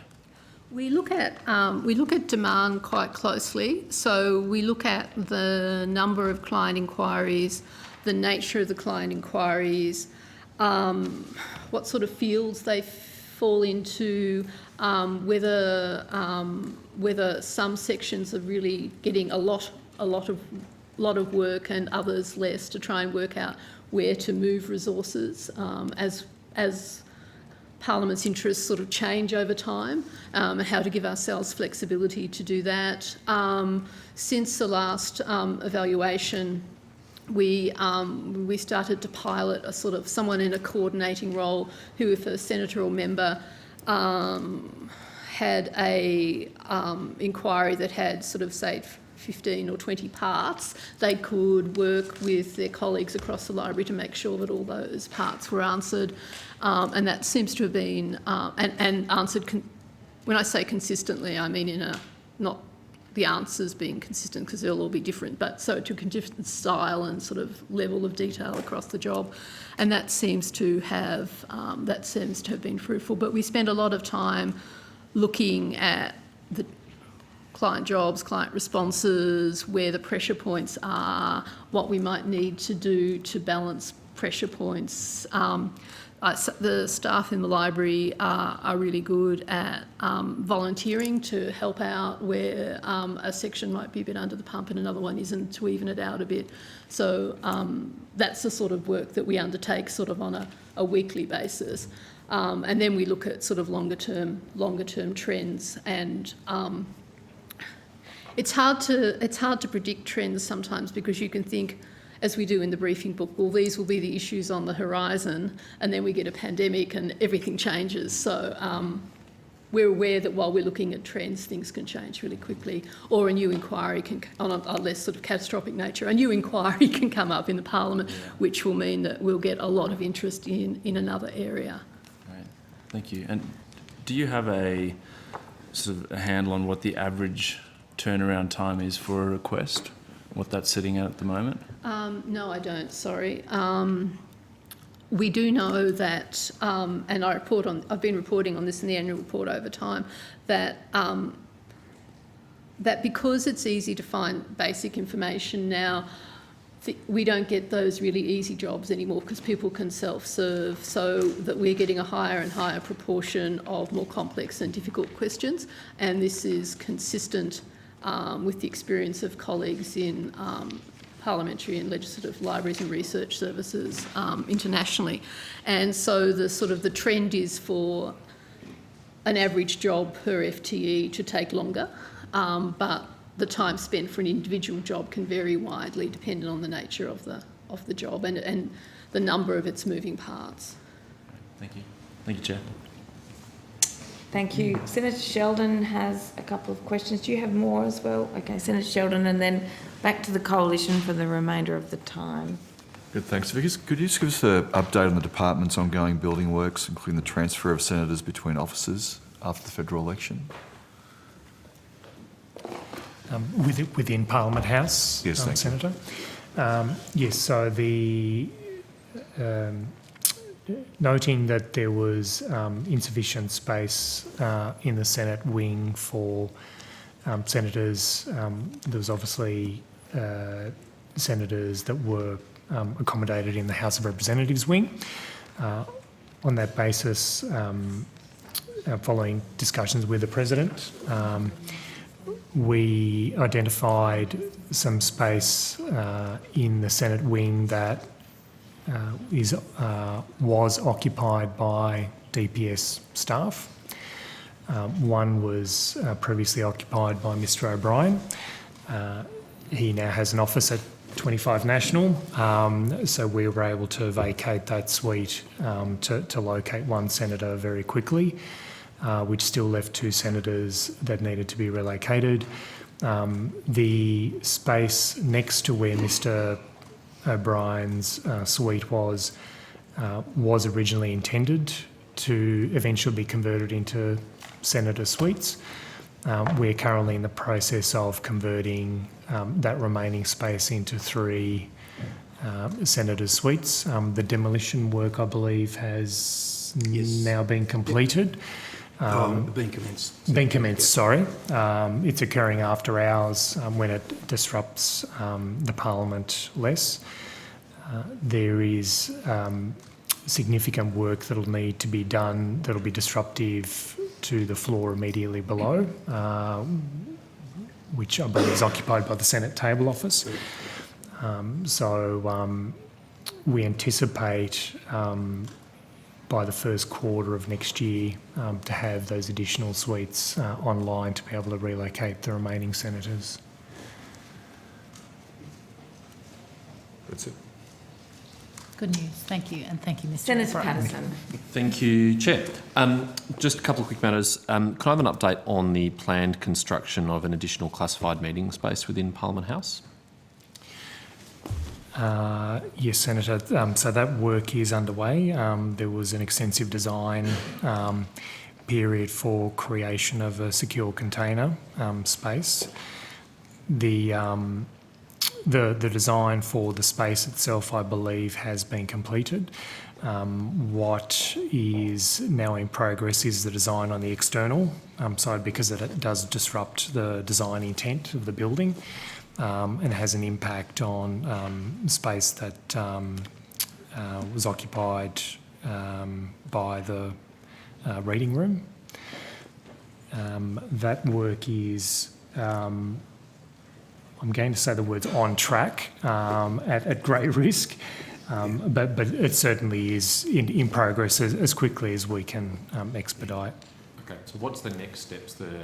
The design of that external facing part will be completed and then has to be approved, and then Yes, so we work closely with the moral rights administrators in the design of Parliament House, so that is occurring as we speak. And I think I might let Matt finish. The rest of it is across more of the detail. Yeah, Senator. So the site will be established after the last sitting day and will commence demolition work in early December. The target completion date is by July of next year, but as the Secretary said, we need to get our way through a range of approval processes during that program window. Yep. Okay. Well, you've anticipated my next question. That's very welcome news. Wish you all the best for that process. It's an important new facility. Just moving on to the final matter, and then I'll cede the call to my colleagues. Does the Xinhua News Agency still have accreditation in the press gallery and therefore hold a pass to access the building? Good question, Senator. I have to take that on notice. I honestly don't know. Okay. No one else here who has knowledge of that, who could come to the table? No, Senator, that would be me. I'll have to take that on notice. Okay, all right. In anticipation of that answer being yes, which I believe that it is, I just want to table an article for the benefit of committee members and particularly for the President to consider, and I'll just briefly describe it. It is an article by the Associated Press. It was published on the 1st of November, so last week, and it has a number of interesting observations about the Xinhua Press Agency. The title of the article is "In Xi's China, Even Internal Reports Fall Prey to Censorship." And there's two interesting reflections. Firstly, it reports that President Xi took direct control of Xinhua, which used to nominally report to the number 2 official, the Premier, which is of course Li Keqiang. Under Xi, Xinhua at times began to ignore Premier Li Keqiang, whose frustrations boiled over an internal meeting, said Wu and a state media journalist with knowledge of the matter, speaking on condition of anonymity to discuss the sensitive subject. So we already knew that it was a Chinese government-controlled agency, but now we know that it reports direct to President Xi. And the second interesting observation is that this article describes a process by which the Xinhua News Agency has a dual purpose. One is that it files press reports like any other press agency, but the second is that it is a source of intelligence for the Chinese government. And I'll just read a few excerpts for your information. Quote, "But a few outlets, such as Xinhua and the state-controlled People's Daily, supply intelligence directly to China's rulers. Their confidential reports have toppled officials, changed policy and launched government campaigns against poverty and waste. The Communist Party calls the internal reporting a secret weapon, acting as its eyes and ears while propaganda acts as its throat and tongue." So essentially what it's saying is that Xinhua journalists have a dual purpose. They both file public reports and private intelligence into the Chinese Communist Party. In light of that information now on the public record, courtesy of the Associated Press, President, it's really a question for you. Do you think it's appropriate that Xinhua journalists hold passes that allow them unescorted access to the whole of Parliament House? Senator Patterson, as you can appreciate, that's the first I've heard of this, and any decisions that we took would be a matter for myself and the Speaker, obviously in consultation with other people in the Parliament. So if you table that article, I'm happy to take it on notice and get back to you. Thank you. I'm grateful of that. I encourage you to read it and discuss it with the Speaker at your convenience, and to reflect on the risks posed to building occupants of having people who may be acting as agents for an authoritarian government in the building, particularly in light of there was one previous incident in the building a couple of years ago, which I asked your predecessor, Senator Ryan, about, where state media from China filmed other journalists in the Prime Minister's courtyard in a way that journalists described as being intimidating, and I certainly wouldn't want to see anything like that happen again in the building. Thank you. Thanks, Chair. Thank you, and I want to thank all of the officers. Oh, sorry, Senator McGrath, are you? I think Senator Colbeck has. Oh, okay. Let's keep going then. I thought I was going to be able to give my thanks for your service, but clearly your services are still required here. Senator Colbeck. Thank you. Just in relation to Senator Sheldon's questions on the additional suites, is that impacting on capacity to provide services to other senators? No, Senator. So the within DPS's annual appropriation is administered capital and administered operating budget that is specifically for the maintenance and refurbishment of Parliament House. So the work is performed within that resourcing envelope. So the resources available to the Parliament for other services for senators are separate from those that are involved in the project for construction of the additional suites? Yes, so within our property services branch, there is, I guess, two main elements. One is what we call the business as usual, the maintenance element, and the other is the delivery of capital projects. They will work together depending on the scale of works required. So if it's something that we call patch and paint, it is simply done as a operating cost. Things like recarpeting or where there's major works required, that's funded out of that capital cost. It doesn't impact on any of the other services that DPS provides to the Parliament. So there's no cross transfer of personnel or people involved in the... No. Okay, fine. In relation to the parliamentary collection, the art collection, is there a capacity issue with storage? There is. We do. Dr. Herriot's probably in a better position as the manager responsible on my behalf. We do have off-site storage for some of the art collection, but I might let her. Yes, Senator, we do have some constraints on our storage, both in regards to the amount of art we can have in the art store and the dimensions.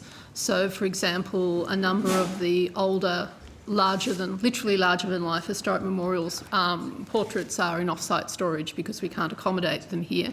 And then at changeover of Parliament, when art is returned from suites prior to being redeployed, that also puts pressure on storage. Also, if we have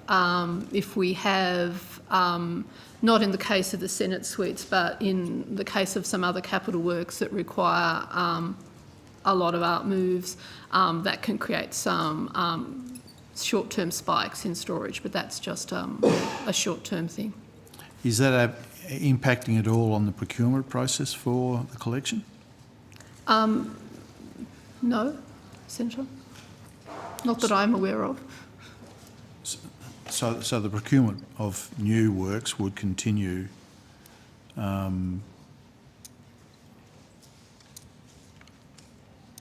without concern for the capacity to store? We always have regard to a number of things in our procurement, and some of those relate to the size of the object, not only for storage, for our ability to display it, but the procurement is proceeding as normal due to... Sorry, that wasn't very articulate. The procurement is proceeding as agreed by members of the Art Advisory Committee at their meetings. The storage issues tend not to be related to those, but to some of the larger pieces or bulk. The need to accommodate suddenly quite large sections when we collections when we empty suites. So circumstances such as a change in government will create an additional bottleneck, if you like, that make it harder to manage. A new parliament post-election, whether or not there is a change of government, creates, because there is always change in members and senators, creates a large logistic challenge, whether or not the government changes. Okay, so are there any plans to manage the storage constraint issues, or is it a change of new parliament issue rather than an overall storage issue? We have some limitations on storage due to limitations in storage space due to competing demands, but the peak demand of a change of parliament is a seasonal activity rather than a constant state. But isn't your storage specifically designed in context of atmosphere and temperature and things of that nature? Yes, that's why we use off-site storage for some elements. Okay. I might get you to provide me just some on notice, and don't need it here today, but just an extent of on-site versus off-site storage. That'd be fine. What advice did the department or support did you provide to the Prime Minister's office in the installation of the telephone system that doesn't permit a member of the public to speak to a human in the PMO?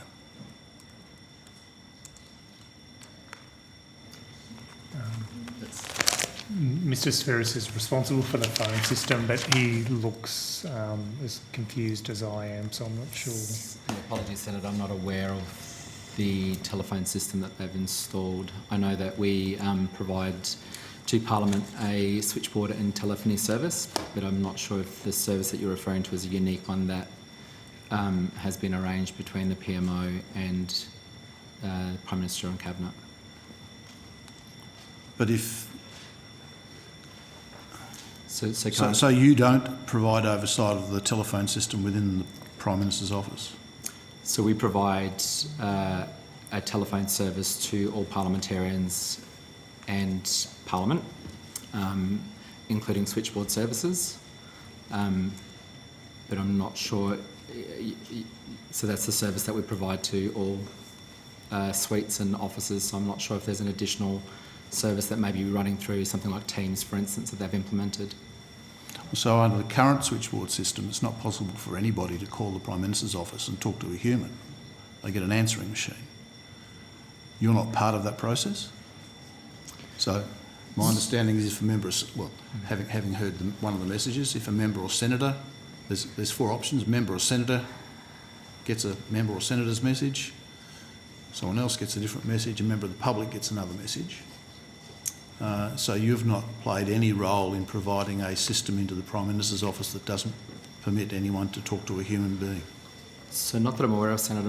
The calls that I'm aware of that we're responsible for coming through to the APH number will go through to our switchboard in the first instance, and then if they're not going directly to a member or a senator, they'll come through the switchboard and then they'll be patched through to the relevant office. So how would your switchboard connect somebody to the Prime Minister's office, given there's an answering machine that won't talk to anyone? So it may be that the office themselves have set up for messages to go directly to a voicemail system, which would be managed from within that office. That we would supply the infrastructure, but the arrangements within the office would be a matter for that office. So have you provided the infrastructure to support a telephone answering service that doesn't permit people to talk to humans? No. It would be the generic infrastructure that is supplied. We all have that infrastructure. I think you'll Parliament. find, Senator Colbeck. Well, not that whether we use it or not is a different question. Thanks for your intervention, Chair. But so you've provided no additional infrastructure or no changes to the infrastructure that supports that service? That's correct. Okay, fine.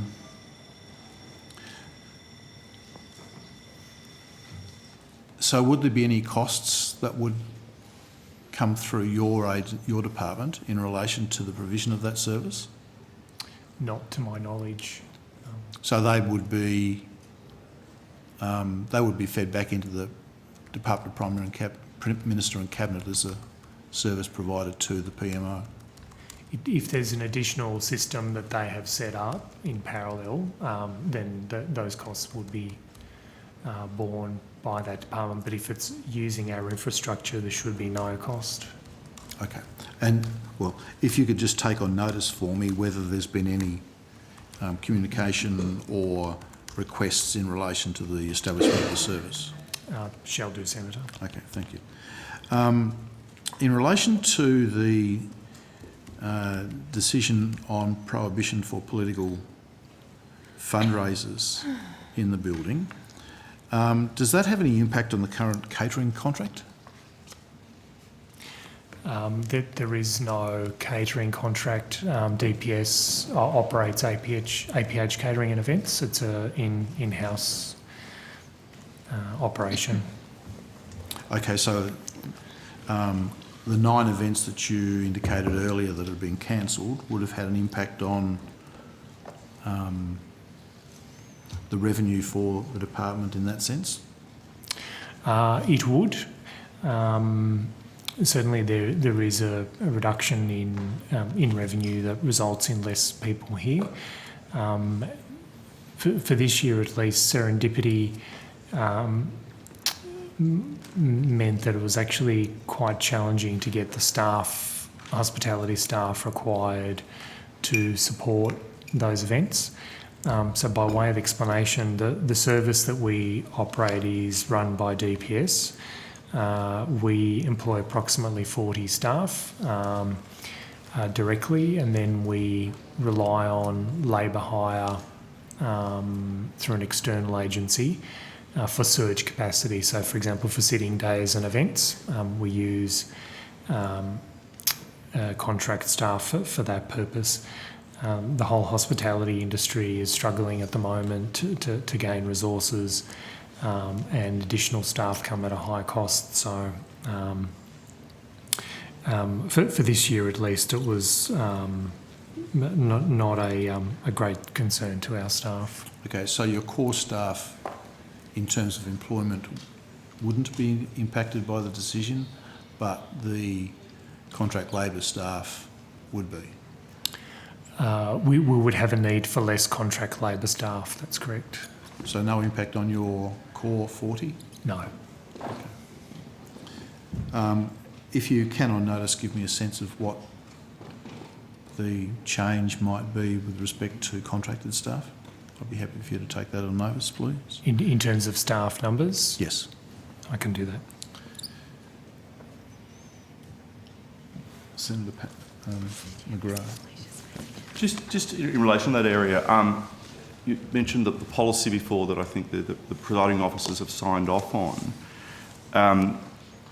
And just to clarify for me, when we say political fundraising events, is that just for political parties, or does it include, for example, unions or an organisation like Sea Shepherd? Can they still come here and hold an event and raise money? If it's so, it isn't limited to political parties. It isn't limited? It is not limited to political parties. It certainly would capture prospective candidates where that funding would be diverted to an election campaign. But what about campaigning organisations who may not be campaigning for an individual or against an individual, but they're raising money for an issues-based campaign? Can they still hold fundraisers here?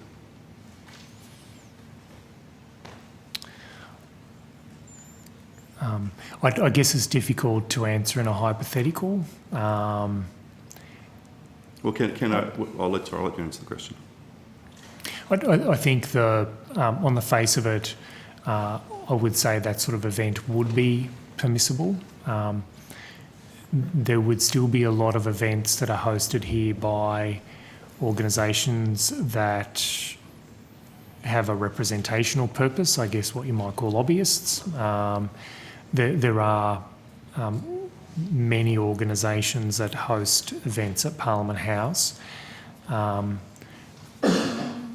that may be generating revenue for, through ticket sales for a particular purpose that we are not that we are not aware of. How they direct those funds, I guess, is not a matter that we can determine. But that we go back to your earlier answer when we talked about a checklist per se, that an organisation book a room here there is a cost price. Can you just confirm that do they sign an undertaking that the monies raised will not be used for a political campaign? Correct. So they, the form that they're required to complete requires them to confirm that they've read the events policy and that they are not booking it for the purposes of political fundraising, and political fundraising is defined within the events policy. So within the events policy, and if that can be tabled on notice, please. But what is meant by political fundraising? Does it merely take in political parties and candidates or prospective candidates, as you mentioned, or does it take in an issue? Is there a difference in that delineation? My interpretation would be that if it's an issue, then it wouldn't fall within that classification. But again, it's a hypothetical scenario, so we'd have to know the organisation and what its purpose was to be able to establish that. So, for example, a trade union who wished to raise funds could hold a fundraiser here. It'd be the purpose for which the funds are raised rather than the nature of the entity itself. What about, say, for example, if the Australian Republican Movement or the Australian Monarchist League, if either of those organisations wish to hold a fundraising event here, would that be allowed? You could just ring the officers Well, on no, this question and you'll get... I've been dealing with this question. They've been very capable at answering how to manage these things. Thank you for your intervention. When you ring to book an event. I think this is very important in terms of a decision that was announced by one political party without consultation and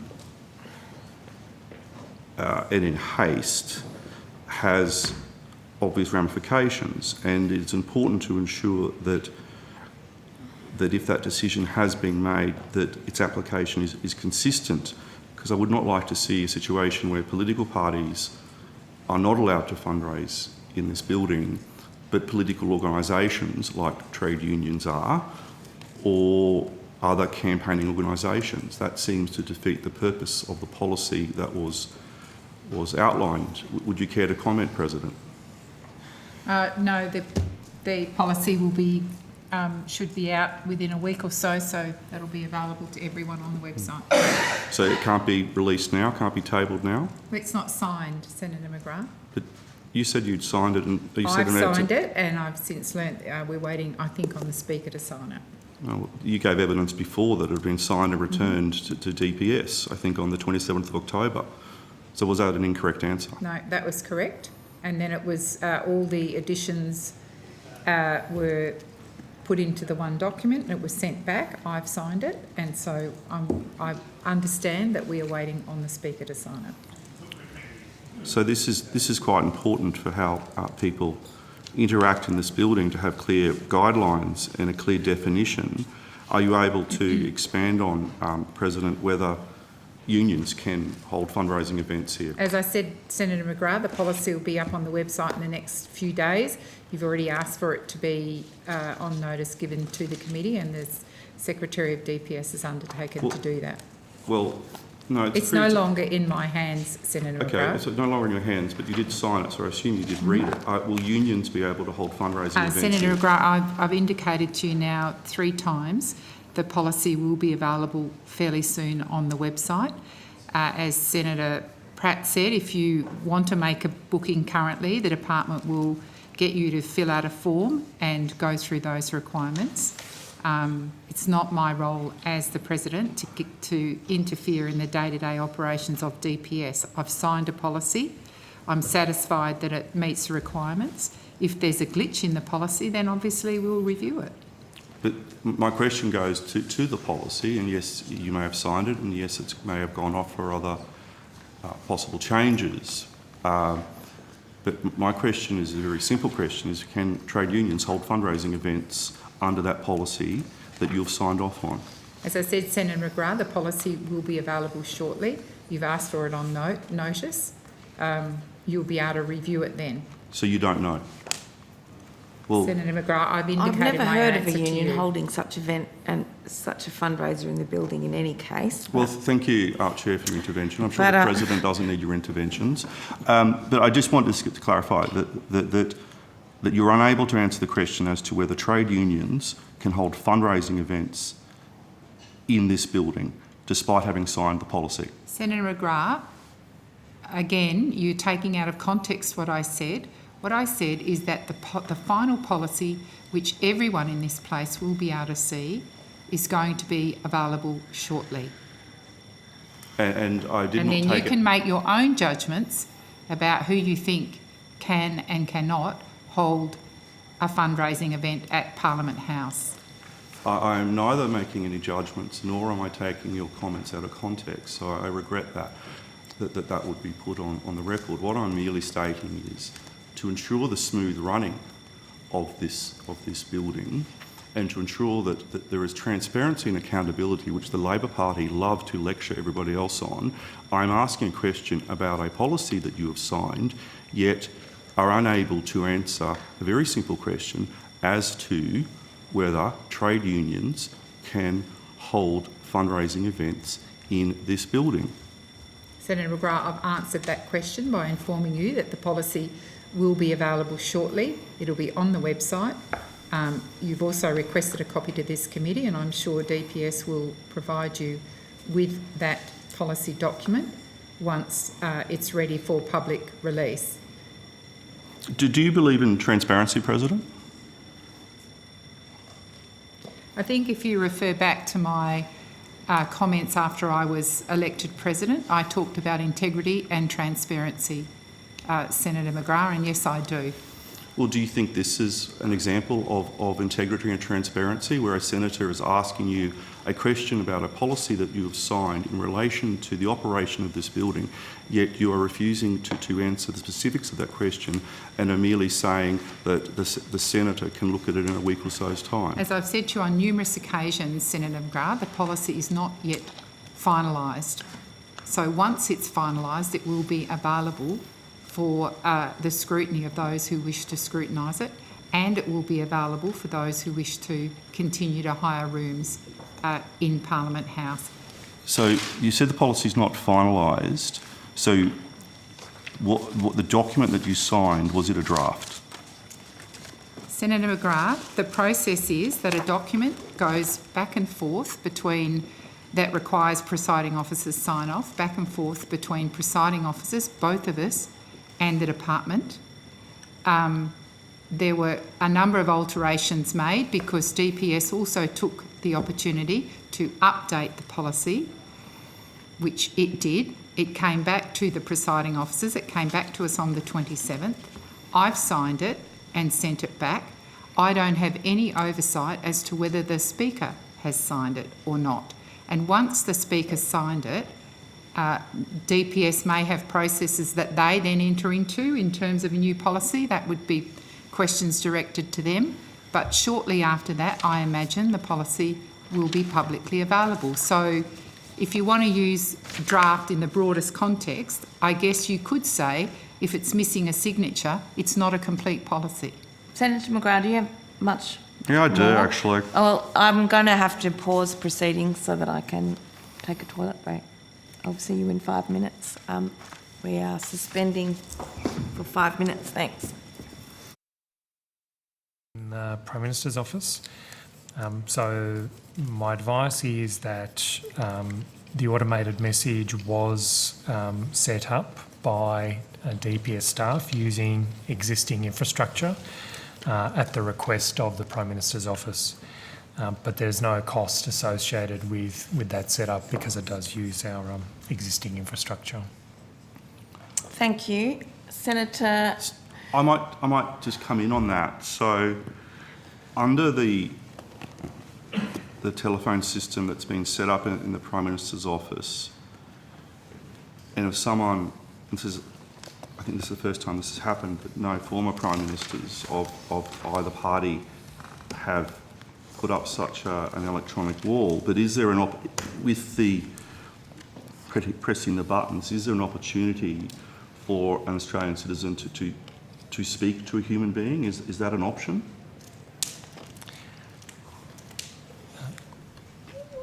I anticipate that if the call was put through by the switchboard and at the end point, if it just directs to an automated system, then beyond the original human interaction at the switchboard, potentially no. Okay.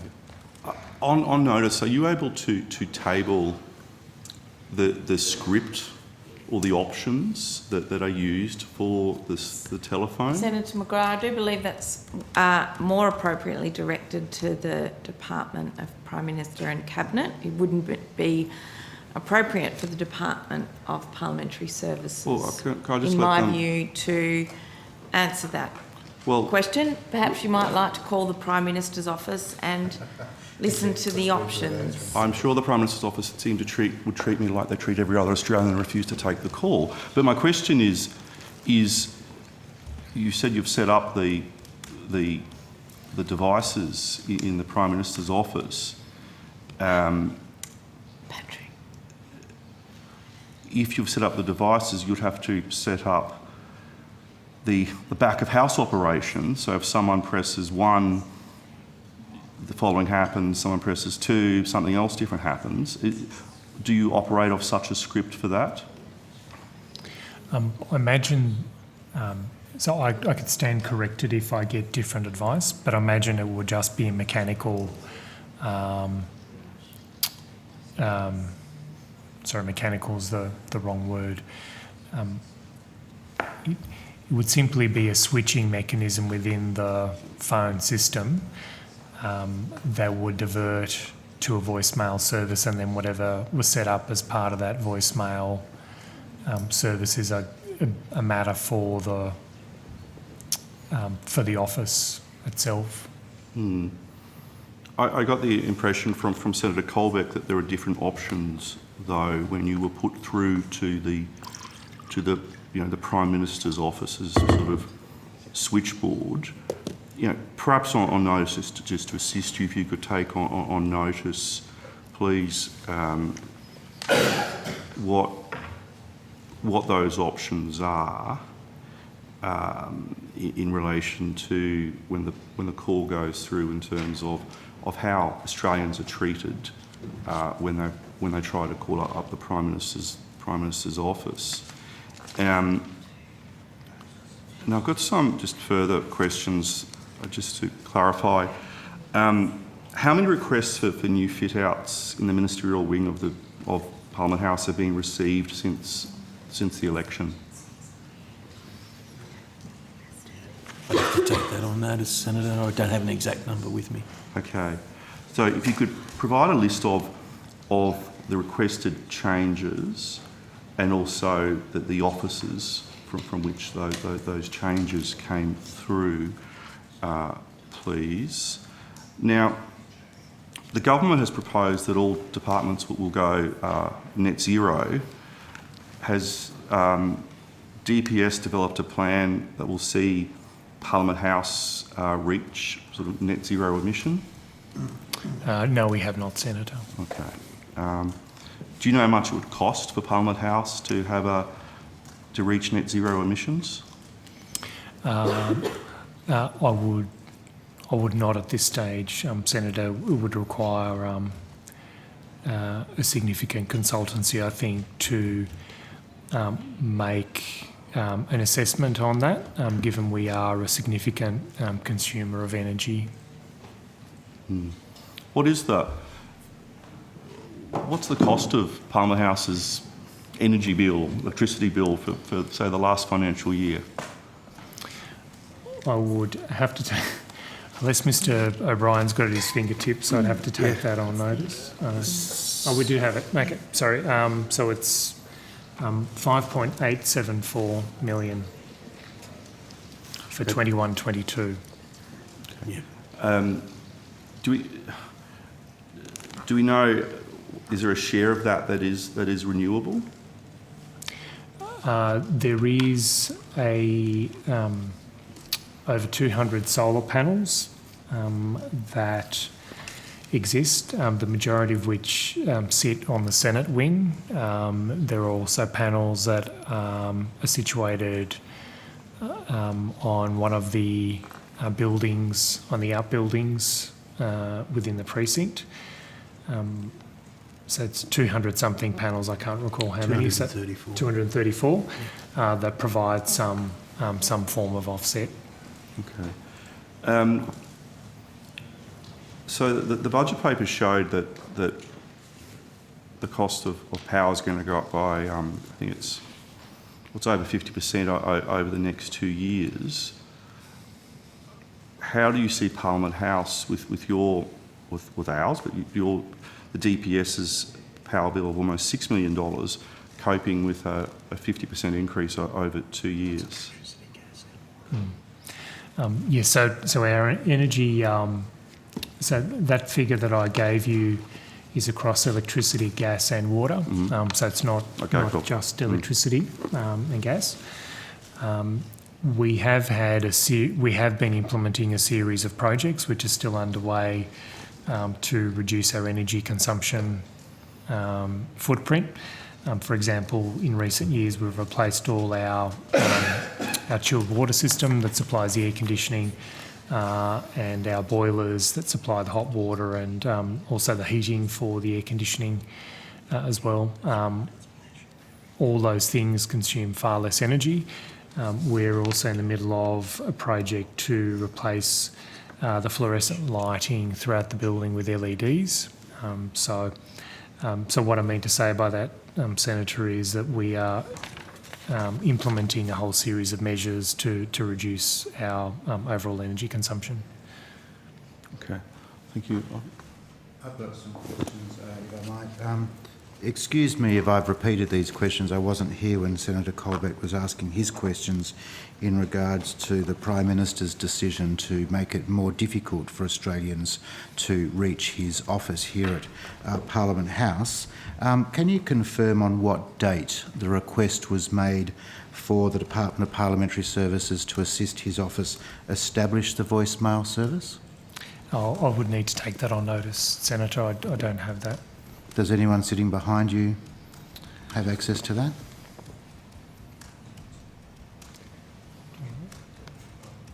Okay. The one person who would know doesn't have it. The one person who would know is sitting behind you and doesn't have it? So Mr Lawson, who's responsible for the telephony system, is aware of the request, so he's across more of the detail of what we've been discussing, but he doesn't have the date of the request with him. But he can find it? At the moment, probably not. So you're taking it on notice?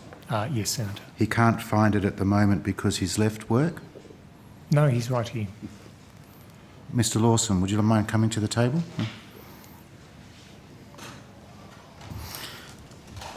So, Mr Lawson, just for the committee, can you explain your role? Yeah, good afternoon, Senator. My name is James Lawson. I'm Assistant Secretary, Digital Customer Services.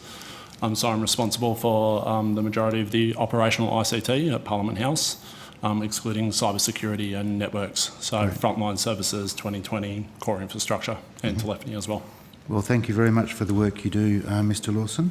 Just in regards to this particular matter, on what date was a request made to you or your section by the Prime Minister's office to set up a voicemail service that would make it difficult for Australians to reach the Prime Minister's office here at Parliament House directly? Senator, I will have to take the question on notice around the exact date. I have been able to source some correspondence and we're in discussions in July. But in terms of the exact date the request was initiated, I will take that on notice, and the exact date that we implemented as well. So the request was initiated by way of correspondence? That's correct, Senator. I'm assuming that's an email That's correct, request? Yes. Who made the email request to you or your team, Mr Lawson?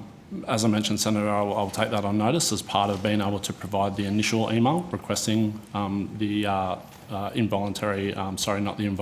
automated recording service. I just need to intervene here, Senator Smith. I note that it is quite ordinary for such questions to be able to be directed to the Prime Minister's office, but I do question as a general precedent whether it is appropriate for the Department of Parliamentary Services to comment on how I might have arranged my telephone service and if this discussion creates a precedent in that regard, and I would be concerned about that, Mr Stefanik. If you let me continue my line of questioning, I think at the end of my line of I questioning, would just draw the Mr. suitability of my questions will be revealed. I'm quite happy for you to continue asking those questions, but I would draw the Department of Parliamentary Services' attention to where they might more appropriately direct the question or maintain the confidences of senators and members. Did someone from the PMO send you that message to read out, Senator Pratt? They certainly did not, but they would have been welcome to. On what date was the voicemail established? The new voicemail arrangement established? In terms of what date was it implemented, Senator? Yes, is that yes, what you're correct. chasing? Yep. As I've mentioned previously, I'll take that exact date on notice for you. So I'll provide the implementation dates of the date that we put that in place. In the original email in July, the exact date you're not able to, you can't recall, did that email describe the sort of voicemail options to be included in the new voicemail setup? Senator, so when we use our existing infrastructure to provide a service, including of this nature, we would do it by soliciting business requirements from a stakeholder.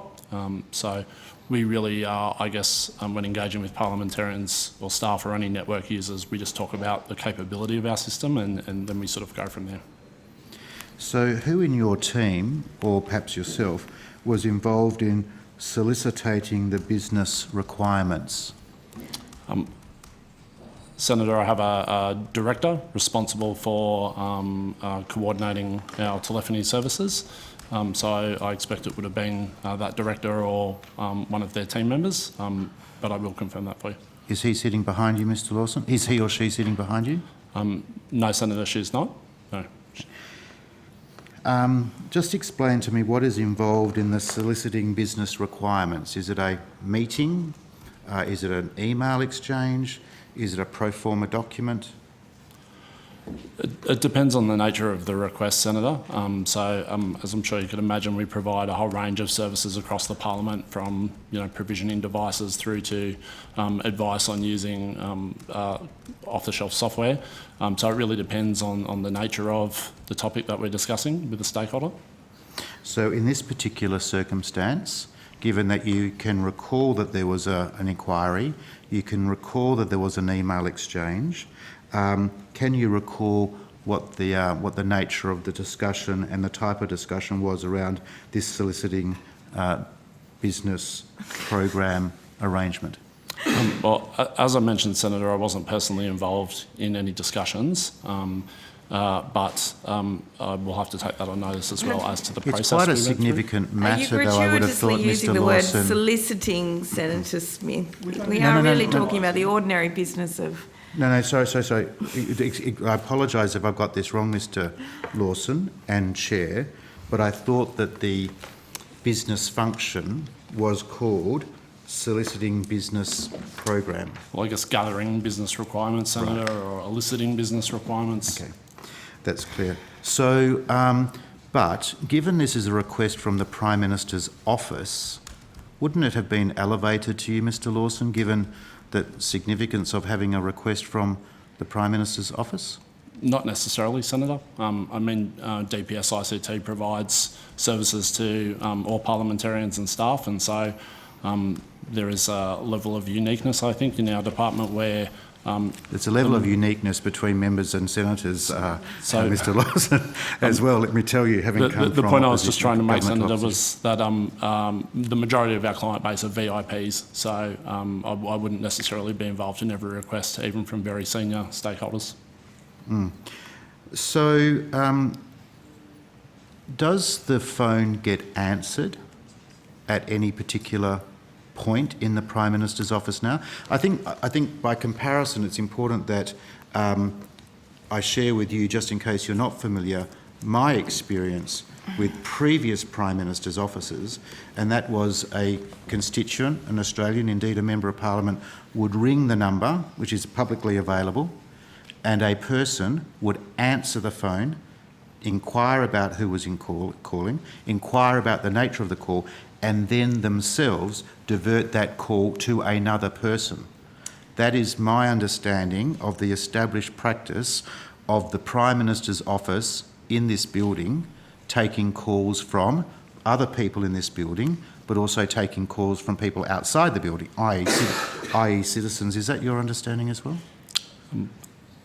Senator, I think it's probably fair to say that we provide a range of technology capabilities and we don't necessarily determine exactly how parliamentarians should use them. We recognise that parliamentarians use ICT services differently, and so we provide a range of capabilities that they consume in a manner that's appropriate for their parliamentary duties and business.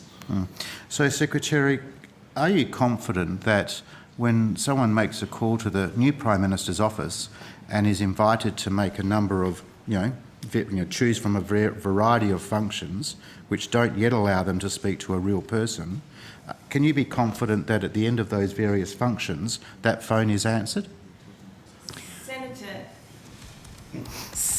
Senator Smith, before the Secretary answers that question, I am more concerned for the precedents that these questions set in relation to the parliamentary services disclosing answers about the individual operations of any of our officers and the services that we request. It is perfectly appropriate to ask questions about how ministers and ministerial officers conduct their business, and that is what Senate estimates are for, but that those questions should be directed to the appropriate agency. This is the appropriate agency. It's clearly within the remit of DPS to answer the questions. They are the ones who have installed the telephone system. Senator Smith, Senator Colbeck and myself, with respect, Chair, were clearly relevant, directly relevant to the purposes of the Estimates Committee today in putting the questions to this department, because it does involve the expenditure of public funds. Senator Smith, okay, is well, I within order. will, Senator McGrath, I'm going to spend my time now then asking some questions about when was the last contact from Senator McGrath's office made to the Department of Parliamentary Services, and on what topic was that?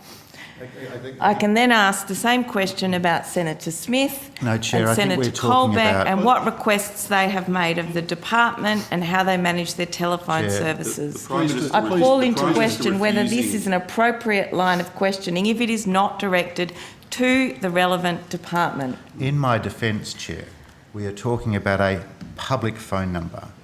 We are talking about a significant deviation from previous practice. Mr Lawson has answered a number of questions and taken those questions And I gave on you a notice, great deal of liberty as Chair. which suggests that these questions are legitimate, and I would note that neither the Secretary nor the President has interrupted my line of questioning to say that it is not proper. It is very, very proper, and I would like to continue with a number of other questions, if I may. Thank you.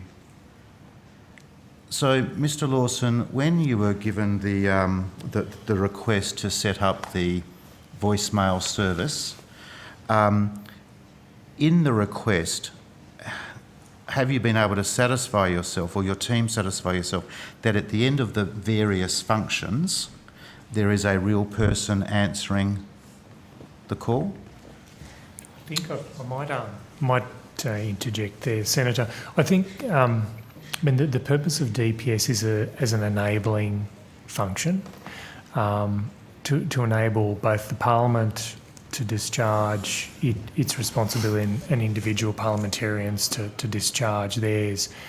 But part of our remit is to provide a capability to give parliamentarians the flexibility to manage their offices in the way they see fit. How they decide to manage their offices is, I guess, not a matter for the department's judgment. As Mr. Lawson described, there's a capability that the telephony system has, and within the capability of that system, it enables a direct connection to a voicemail service, rather than, which presumably is an extension, as opposed to an extension that has a person sitting at the other end. Mr. Lawson, as part of the brief to establish this voicemail service for the Prime Minister's office on what is a public line, were there any requests or instructions to set up a shadow or alternative telephone line that government members might be able to call as a way of circumventing the voicemail? Senator Smith, you are taking up the time of this committee with pointless questions unless you clearly don't know how even your own telephone system works. Each desk has their own extension number, and you can call in on any number you like if you haven't gone through the public number. I'm getting rather concerned with... My question is to Mr. Lawson, so he's not yet answered. He's free to take it on notice or to escalate it to the Secretary of the I President. think you are trying to politicise something that is a matter of operational practice for every member of the building, that you can pick up the phone and dial someone's extension number and reach them directly if they're in the building. With respect, Chair, a member of the public cannot do that. It has been the practice of... If you sorry, knew... Senator Smith, it's been the practice of all previous Prime Ministers to allow members of the public to call the office of the Prime Minister. We now have a Prime Minister who talks about transparency and accountability, but one of his first acts as Prime Minister is to put on the voicemail in the Prime Minister's office. Senator Smith is clearly within order to ask these questions of DPS. Mr. Lawson, my question was whether or not you were, as part of the brief or the request, asked to set up an alternative or shadow number that some members of Parliament could use to access the Prime Minister's office. Was that part of the brief? Senator, I'm not aware of any additional requests for services. Perhaps you could take that on notice, Mr. Lawson. But I would need to take that on notice. I guess, as I mentioned previously, we typically talk about capabilities that our technology platforms provide in terms of further requests that they may be better put to PM&C. On notice, Mr. Lawson, can you provide to this committee all relevant information in regards to requests that have been made by the Prime Minister's office to your team in regards to the establishment of various capabilities around the telephone system, subject to matters being, of a significant security consideration that they shouldn't be disclosed in a public forum? I just put that qualification on it. Is that possible? On notice? Yes, Senator. Thank you very much. Secretary, can I just take this opportunity to compliment those that do answer the phone on the 026 777 111 number in this building and the very polite and courteous service that they provide. I am someone who can't commit extensions to memory, so I do use it frequently. So I'd just like to use this opportunity to thank them for their service. Are there any plans to put a voicemail service on the 026 777 111 number? No, there is not, Senator. Why not? I think that it's a human I think when people ring the Parliament, it's always been a tradition that there is somebody who takes the call. Sometimes those calls are quite vague in terms of the nature of the request or who they wish to speak to, and it requires a human to make a judgment about where the call should be directed and how it should be managed. They would be a certain set of characteristics that I think should apply equally to the office of the Prime Minister of the Commonwealth of Australia. Wouldn't you agree, President? Senator Smith, what I will say is this line of questioning is extraordinary. I think the Chair and the officer involved have been very generous in their responses. The officer involved has said he will take a number of your questions on notice. I think it is time to move on. President, to be clear, Mr Lawson and the Secretary have been very professional and have cooperated greatly. Exactly what I said, but they Senator do not. Smith. But it does not in any way distract from the key point here, and that is that the new Prime Minister has thought it necessary on a public number to put a voicemail with various functions that make it extremely difficult for ordinary citizens to reach his office, which is actually their office.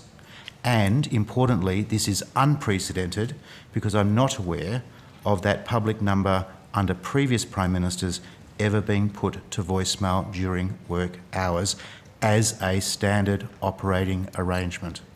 Senator Smith, Thank you you very do not much. need to reiterate your points to me. I've been sitting here listening to them. As I said to you, the officers involved have been extremely generous. Our questions have been taken on notice. I find your line of question extraordinary, and I think it's been exhausted because the officer has agreed to take matters on notice, and I think it's time to move on. President, do you have a voicemail service on your public number? And if not, do you intend to put one on? I would have to take that on notice, Senator Smith. I don't deal with my voicemail. I suggest you ring whichever office you're referring to and find out. Oh no, for that was yourself. a genuine question. As to I you said, and your if it's a office. genuine question, I'm happy to take it on notice. Thank you. I don't personally deal with my phone, and I don't personally deal with my voicemail messages, if there are any.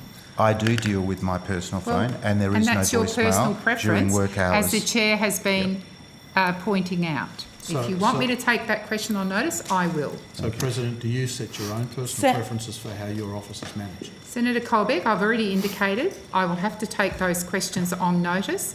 I have people in my office who are in charge of certain things, and I have someone in my office who is across the telephone and communications.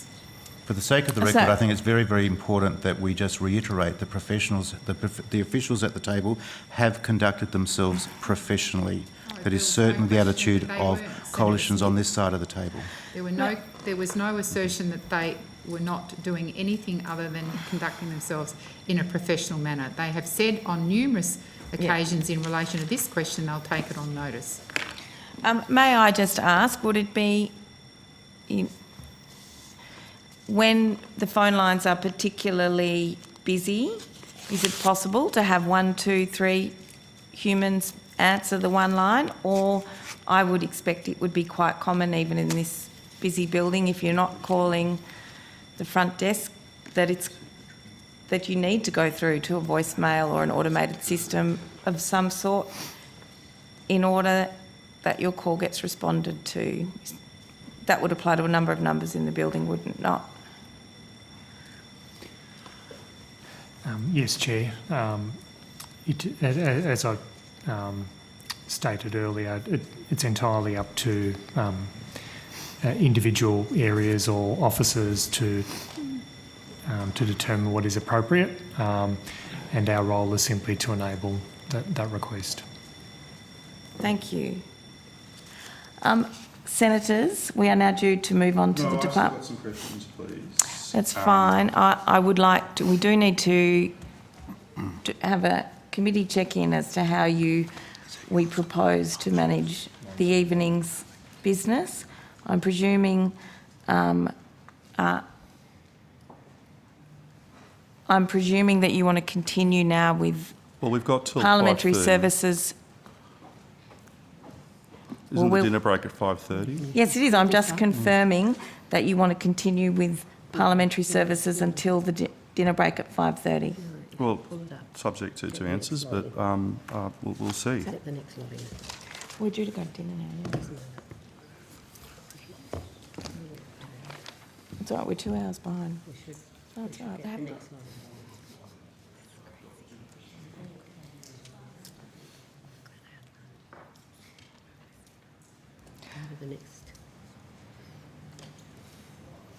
I think you should go to the next thing. Are you not seeking the call? Oh, no, sorry, I was being polite because you were having a conversation. I didn't want to interrupt, but yes, I am seeking the call. Senator McGrath.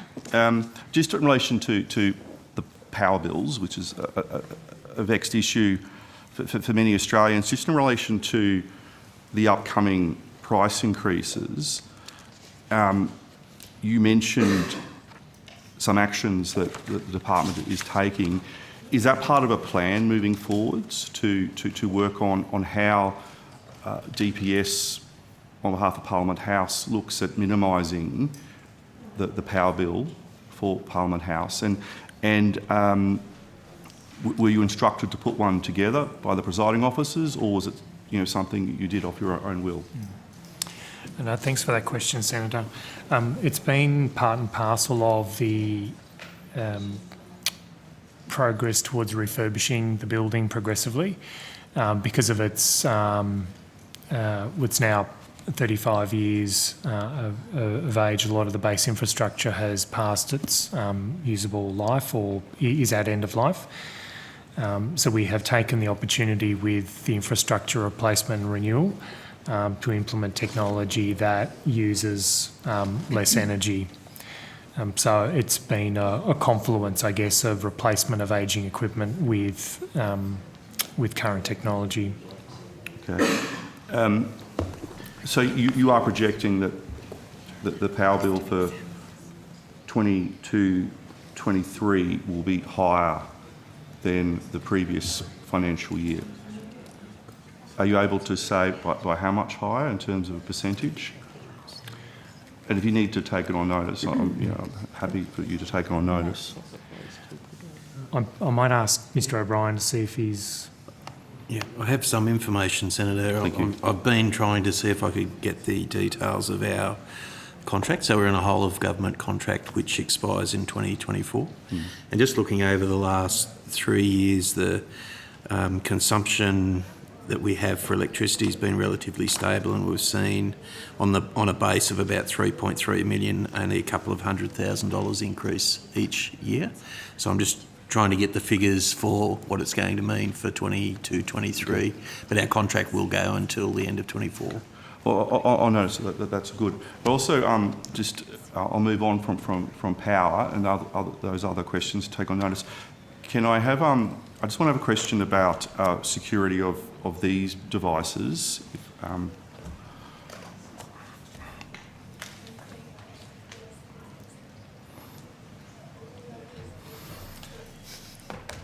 I think it is well known by the officials at the table that I'm a complete and utter Luddite when it comes to using these devices.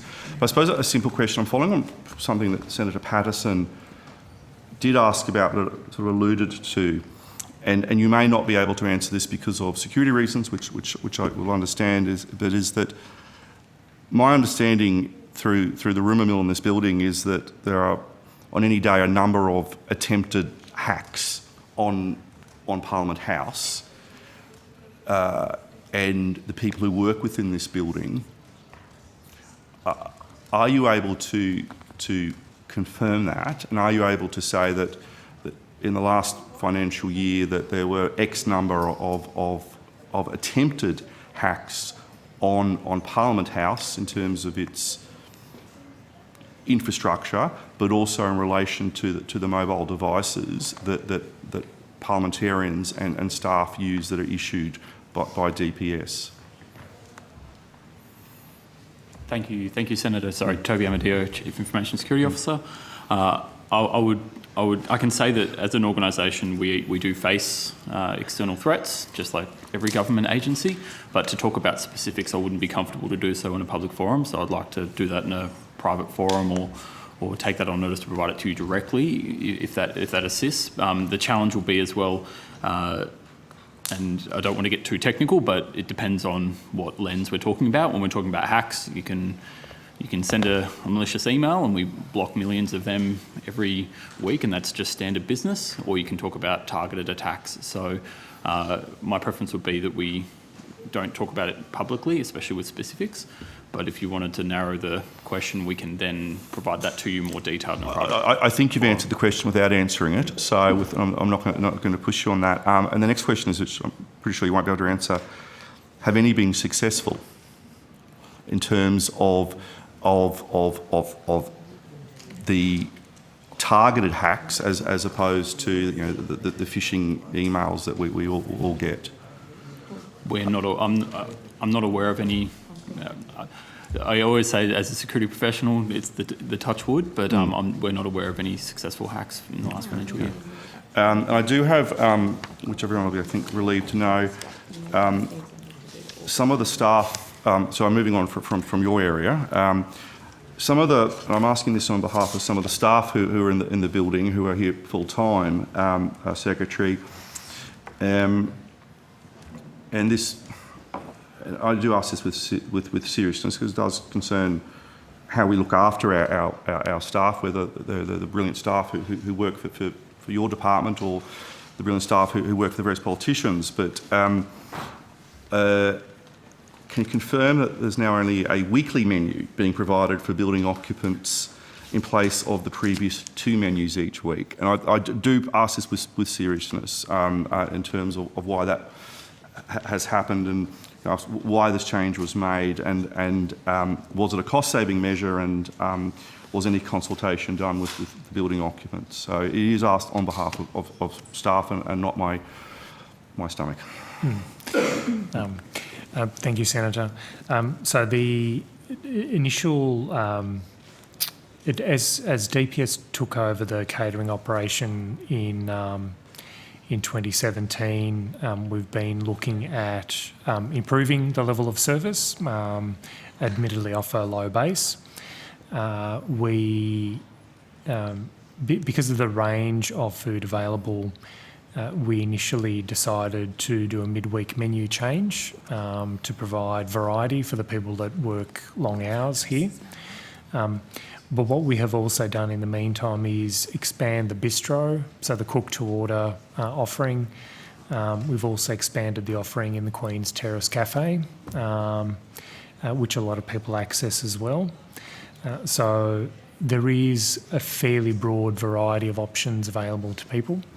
The change to... we substantively hadn't increased prices since about 2017, so when we started.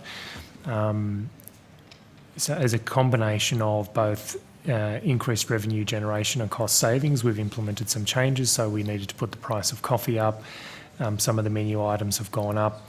And we've also, so as part of the cost side, we reduced it back to a single menu during a week. Well, thank you. And I would like to thank you and your officers and your staff for the assistance that you provided today, but also just generally in terms of how you help us in sometimes it's quite a difficult environment. So I do appreciate that. Thank you. Thank you. Chair, I'm finished. Thank you. We are now breaking for dinner, but I'm going to call a short private meeting to manage tonight's business. Well, it's your time that you're taking up from finance tonight. Thank you.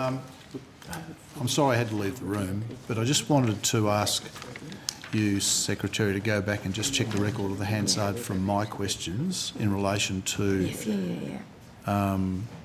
the PMO phone line and see if there's anything that might need to be corrected.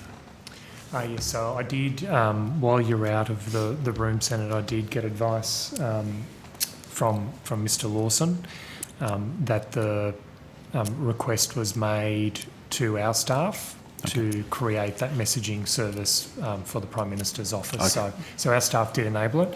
And what I can also confirm is it used the existing infrastructure, so there was nothing new that was set up. Okay, thank you. And thank you for doing that now, which saves a whole heap of time. And obviously there's a series of questions that did flow from that. So thank you, Chair. Thank you. We will... Chair, are we discharged? Is no Yes, further- I would like to thank the Department of Parliamentary Services and Senator, our President, and we will resume after the dinner break with the Department of Finance. I'm now...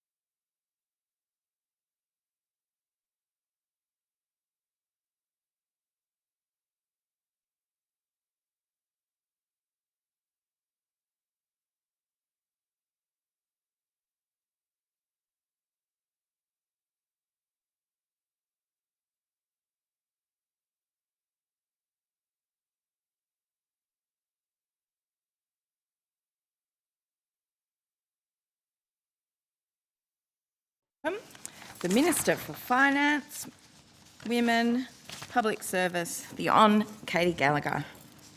Jenny Wilkinson, Secretary of the Department of Finance, and other officers. We are examining outcomes 1 and 2 for the department.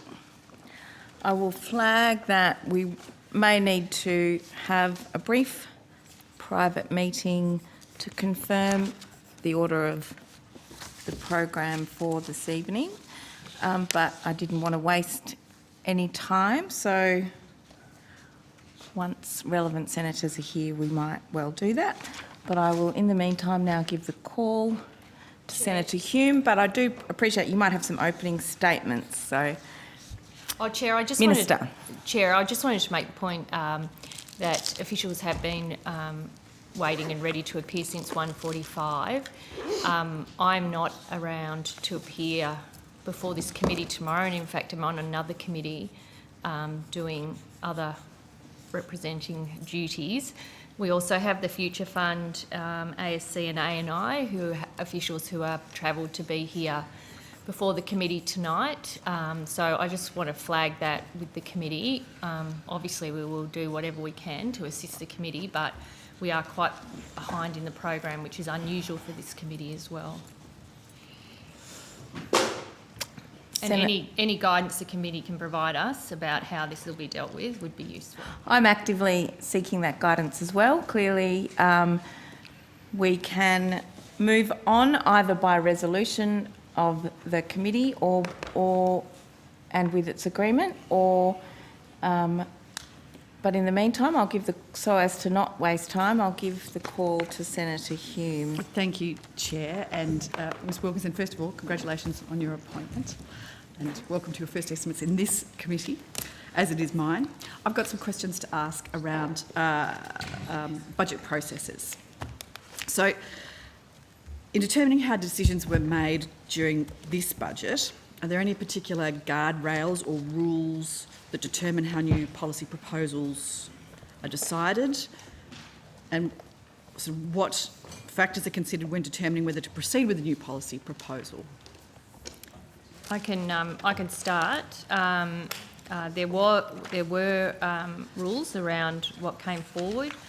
They largely consisted of election commitments, urgent and unforeseen expenditure, and dealing with some legacy items that were left over, or decisions, time-critical decisions that had to be made. So there were processes put around it for the ERC, interim arrangements, and they will be confirmed in the more permanent arrangements in the March budget. So are they the May budget. Are they priorities or are they rules? There were rules. So are they informal or are they written down somewhere? Kath Patterson, Deputy Secretary Budget and Financial Reporting. Senator, in relation to the budget process operational rules, so they are something that is signed off by Cabinet as the rules that guide the budget process in the Broad. They tend to be fairly consistent over the years in terms of requirements around offsets and just the sort of general processes around the budget. So I was going to ask you about that. Are there fiscal offset rules that are embedded in the decision-making process? Yes. There are? Yes. And what about rules around movements of funds and how they're approved?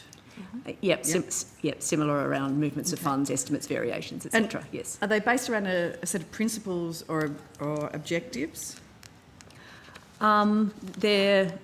They tend to be fairly kind of process oriented. I mean, I think the Minister was talking more about the kind of framing of the intent of the budget as opposed to the rules, which are very much about just the kind of day-to-day operational side of the budget process. So they are based on principles?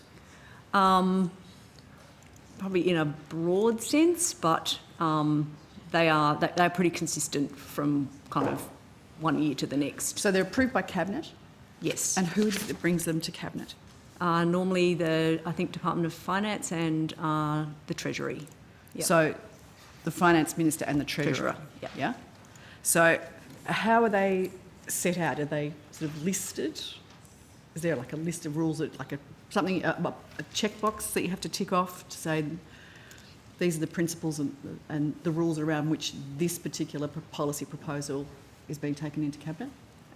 Yes, I might get Ms Lee, who knows the BPAWs, as we refer to them, intimately. Yes. Senator, I might just add. So the way I would think about it is this is overarching guidance that's provided to all of the ministers who bring forward proposals into ERC. In order to bring forward a proposal, as is the case with, I think, almost every government I've worked with, authority is provided by the Prime Minister to bring forward the proposals. So these are very standard processes which have been, at least I think I've been exposed to for as long as I've worked in the Commonwealth. Okay. No, provided. It's not, I mean, they're not required in the sense that it's up to every government to work out what their guidance is. And then that's guidance, and then it's guidance to try and ensure that when departments bring forward information, they bring forward the right information so that the ERC has all of the information that they would want to consider when they're making a decision. So they're official budget process operational rules? Yes. Yes? Yeah. And they're listed in a document somewhere and made they available? were slightly updated from the ones that had been previously used, I think. So there's the same number of rules as were in the previous government? Amanda Lee, First Assistant Secretary, Secretary of Finance. Probably roughly the same number. So as the Minister said, some changes were made, but a lot of the rules around movement of funds, etc., are the same as they have been for a number of So the years. ones that are different, can you explain to me what they are? There was one in around women, I think, from Yes, memory. so things about some being, I don't know how to explain it more. Yeah, than so that. in There was terms one of the other. gender impact assessments being undertaken of new policy proposals, there was no ASL. The ASL cap rule was removed. Yeah. And other things were the minors threshold was changed. It was lowered. Lowered. It was too high.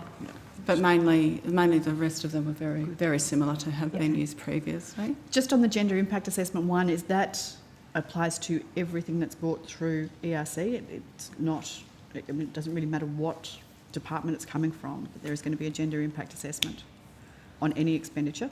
Is that right?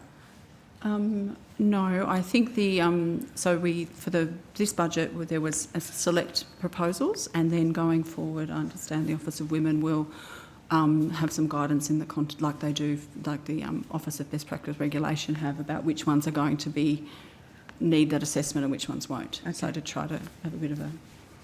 Right. And so who owns the document? Who's the author and who owns it?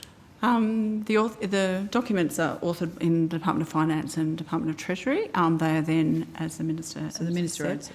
And then they go to Cabinet, and then Finance issues them as advice to agencies. Okay. And is the Minister then in charge of enforcing those rules as well? Yes. Essentially, yes. Yeah. Okay.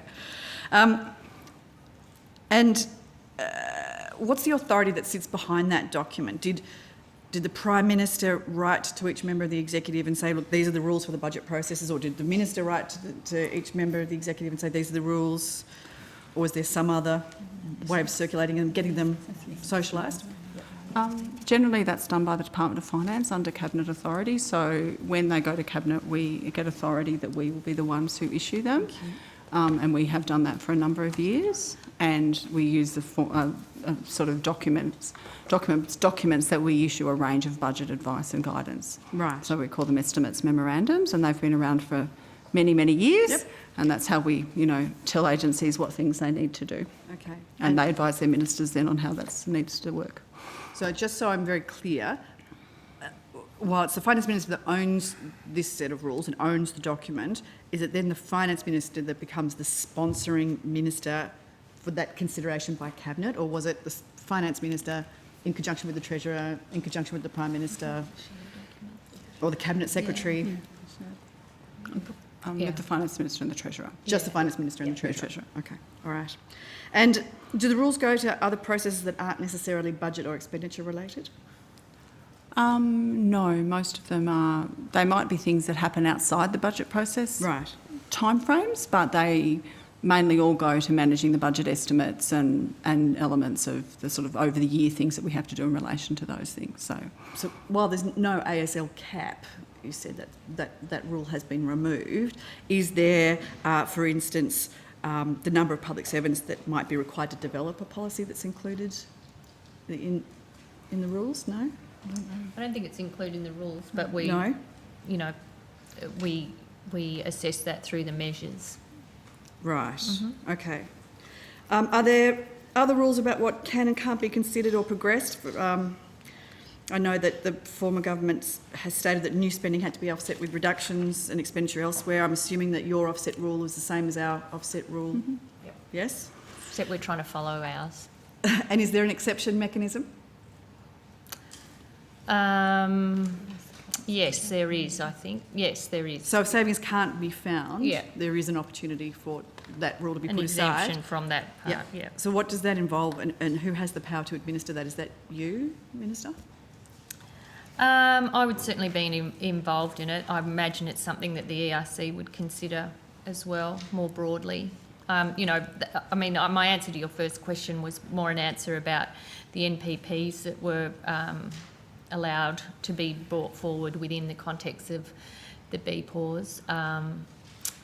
So it's something that would be discussed in that room. But part of the discussions were around urgent, unforeseen, and legacy issues, some COVID issues. I mean, obviously those can't be offset. Do the BPAWS include issues around timing for when items have to be provided prior to lodgement? That's actually set out in the Cabinet Handbook. Cabinet Handbook, all right, which hasn't been updated yet. We were talking about that just a couple of days ago. Okay. So does that mean that the old Cabinet Handbook is being referred to? I think that's what happened, yeah. Yes. The timeframes for those things came to us from payments. Right, yes. okay. And you were talking about the minors before. You said that the threshold has changed? Yes. Yes? Can you tell us what the new threshold is? 20? 20? Yeah, the new threshold is 20 million. Down 20 million. from 70. 70.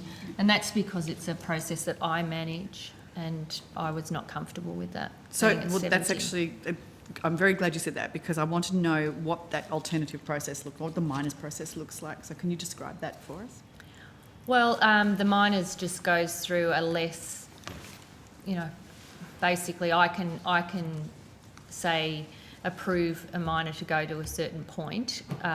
It's less extensive than a full submission because it is dealing with a much smaller allocation of funds usually, but it is still required to go to ERC to be finalised. Right. Yep. So who's the final decision maker? ERC? Yeah. Right. And what about how announcements are made? Are there rules around that? Is it as soon as ERC or Cabinet agrees to a measure and then it's up to the Minister to announce it? Or are there sort of rules and guardrails around that? And who makes the decision, I suppose, first of all, on announcements? Senator, sometimes that will be made, so a minister may come forward and say, I would like to make this announcement, say ahead of a budget or a MyEFO, and if that's agreed in the room, and there'll often be something around in consultation with, so that there is, there's an agreement that it might be announced before the budget, but there's an agreed process about who will be consulted to do that. And it is normally the case that if something's to be announced before the budget, that which is kind of standard practice, that the Treasurer would be consulted about. Consulted. Yes. Yeah. Okay. And just on the offset rule, can you provide any more detail around is it identical to the one in the previous government or is it slightly different? Has it been adjusted in any way other than the exceptions? Yes. I think it's broadly similar. Right. The only difference is that, as is always the case in the first budget after an election, what has been election commitments have already been considered holistically, and so individual election commitments generally don't need to be brought forward with offsets. So that's the only difference. Is that non-genuine offsets? Is that what non-genuine offsets are? No, normally non-genuine offsets are sometimes when people propose things which it might be an underspend in a program that's not actually an offset. So, but in the case of election commitments, that is more along the lines of they can come forward without offsets, but otherwise the offset rules have stayed the same, with the same rules around ministers needing to seek authority to bring things forward without offsets. So how are non-genuine offsets dealt with then? Generally, finance would work with the agency. So if an agency had identified something that we considered met one of the requirements that wasn't genuine, we would raise that with them and say that as part of the costing process. Yes. Otherwise, it may, if it didn't happen in that part of the process, then it might happen at when the proposal's being coming forward. So the Cabinet Secretary or the Cabinet Secretary's office may look at it then as well. So who is it that determines whether an offset is genuine or not? Normally Department of Finance. Normally Department of Finance, Yeah. And they're a pretty sceptical bunch. And who's the ultimate arbiter of whether exceptions can be granted? Is that the Minister? I think it would be more in the context of the Cabinet Secretary and the sort That's of the Cabinet going into ERC. Into ERC, yes. Whether proposals, submissions are allowed to be lodged to go in. Yeah. So sometimes the Cabinet Secretary will indicate that a submission can come forward without offsets identified, but that's not the same as saying that the submission or proposal is coming forward that can come forward without offsets. They're actually two different things. Right. And then the room would then make the decision about whether an offset is or isn't required. Mm-hmm. And there'd usually be some consultation from the Cabinet Secretary with the economic team, probably the Treasurer and the Finance Minister's office, about whether this was something that should be dealt with that way. Okay. Are there circumstances where non-financial decisions or decisions without financial implications are considered by ERC? No, I think, well, not in my time No. in the room. There are, there's obviously discussions around big, some of those key priority areas of government, but to qualify for ERC, there would have to be a sort of a financial angle of some part. And then, of course, Cabinet is also considers matters from ERC. And this document that's containing the BPAWS, is that something that you can table for us? We can look at, I can take some advice on that. I don't know that it has been made available in the past, but, I'm happy to have a look at it. Can you take on notice the request to table the documents rather than just seeing what you can provide? Yeah, I'll take that Yes. on notice. Yes. And certainly we can provide, because it's a decision broader than me, because it's not a document that's just owned by me. But we can certainly put on notice, the key elements of the BPAWS, I'm sure, which we've just sort of worked through, but we can provide more detail on that. Okay, all right, thank you. I have lots more questions, Chair. Are you happy for me to plough on? Yes, you may for the moment. Okay. Thank you. Does Finance still produce the green briefs? Just want to make sure the colour coding hasn't changed. Yes, all right, we're still getting the good things. Some things never change, that's good. Has there been any change in the format of the greens? I don't think so, but that's not to say they might not change. Yes. Like, I don't want to be tied into So they never present, changing. so they present a summary of the proposal on the left-hand side, and then the financial implications Yep. of the proposal in the middle, and then a recommendation from Finance. Yes? And other central. And other elements, centrals, yes, on the right-hand column. And yes, okay, all right. Are these briefs just circulated to just the Finance Minister's office, or are they also circulated to the Treasurer and the Prime Minister? So those green briefs, while they are produced and, in a sense, authored by the PM&C, Treasury and Finance, they are provided to all of the members of the ERC and obviously the office of the sponsoring minister. Right. What about the Cabinet Secretary? And the Cabinet Secretary. And the Cabinet Secretary. Well, they go to the Cabinet Secretary who then Yes. issues them, yes. Okay. And in terms of the recommendation that Finance provides, does it include, it does include policy advice, you said? Does it, so rather than saying, we recommend, we approve this policy or we don't approve this policy, or we agree with this policy or we don't agree with this policy, do the Greens say, well, it could be done differently, it could be done this way instead? So, look, I mean, there are probably kind of three categories, most common on the right-hand side. There'll be sort of often a straight support, and then there'll be some policy analysis of why we support the Minister's proposal. Rarely there's a do not support. Yes. And then obviously a rationale for why. And then the other category is often a support but with or support instead, which may be some variation of the Minister's proposal. Yep. So some elements might be agreed to, some elements might not. There may be some caveats around managing risk or timing of implementation, or some of those sort of more nuancing or process things around, so that the proposal is broadly agreed to, but with some caveats about how that might be implemented. Okay. And you said that it would be very rare that a green brief would recommend not to proceed with a policy that's brought by a minister. Yeah, because of the Yes. amount of work that goes Yeah. in before it gets to that point, I think. I mean, I've been really, again, new member to the ERC, I've been very impressed by the quality of the work that goes into those green briefs, the level of understanding and expertise of those sitting behind me and back in the department. The ERC members are very well briefed on particular measures, and finance, and the central officers work hard to make sure that we have all the information available to us. So I know it's only been a short period of time, but has there been a situation where Finance has made the recommendation not to proceed with the policy? Well, we're not going to go to that. Senator Hume, nice try, but Let me say it in a different way. Let Let me just say it in a different way. approximately what percentage of the time would a recommendation like that occur? Well, again, you're still asking for information of deliberations within the ERC.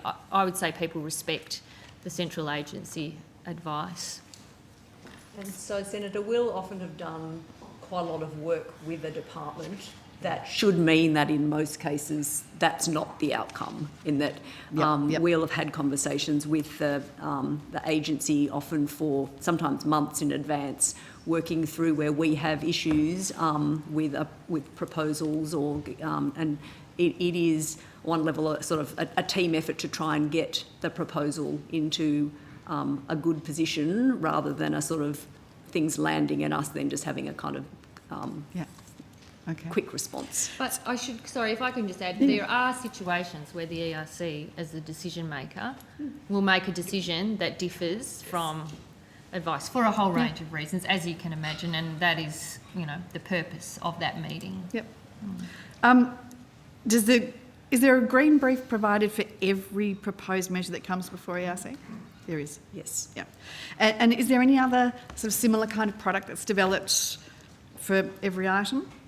Is there? I don't know. With the sort of, I was going to say with the gender impact assessment, it doesn't have a colourful paper. It's not the lavender or something. So at the moment we have the greens and then we have the pinks, which are from Treasury, the revenue proposals, and some things like gender or just general impacts. We will include that as part of our advice, as part of the greens. So there's pinks and greens. We have not got beyond that. Okay, good.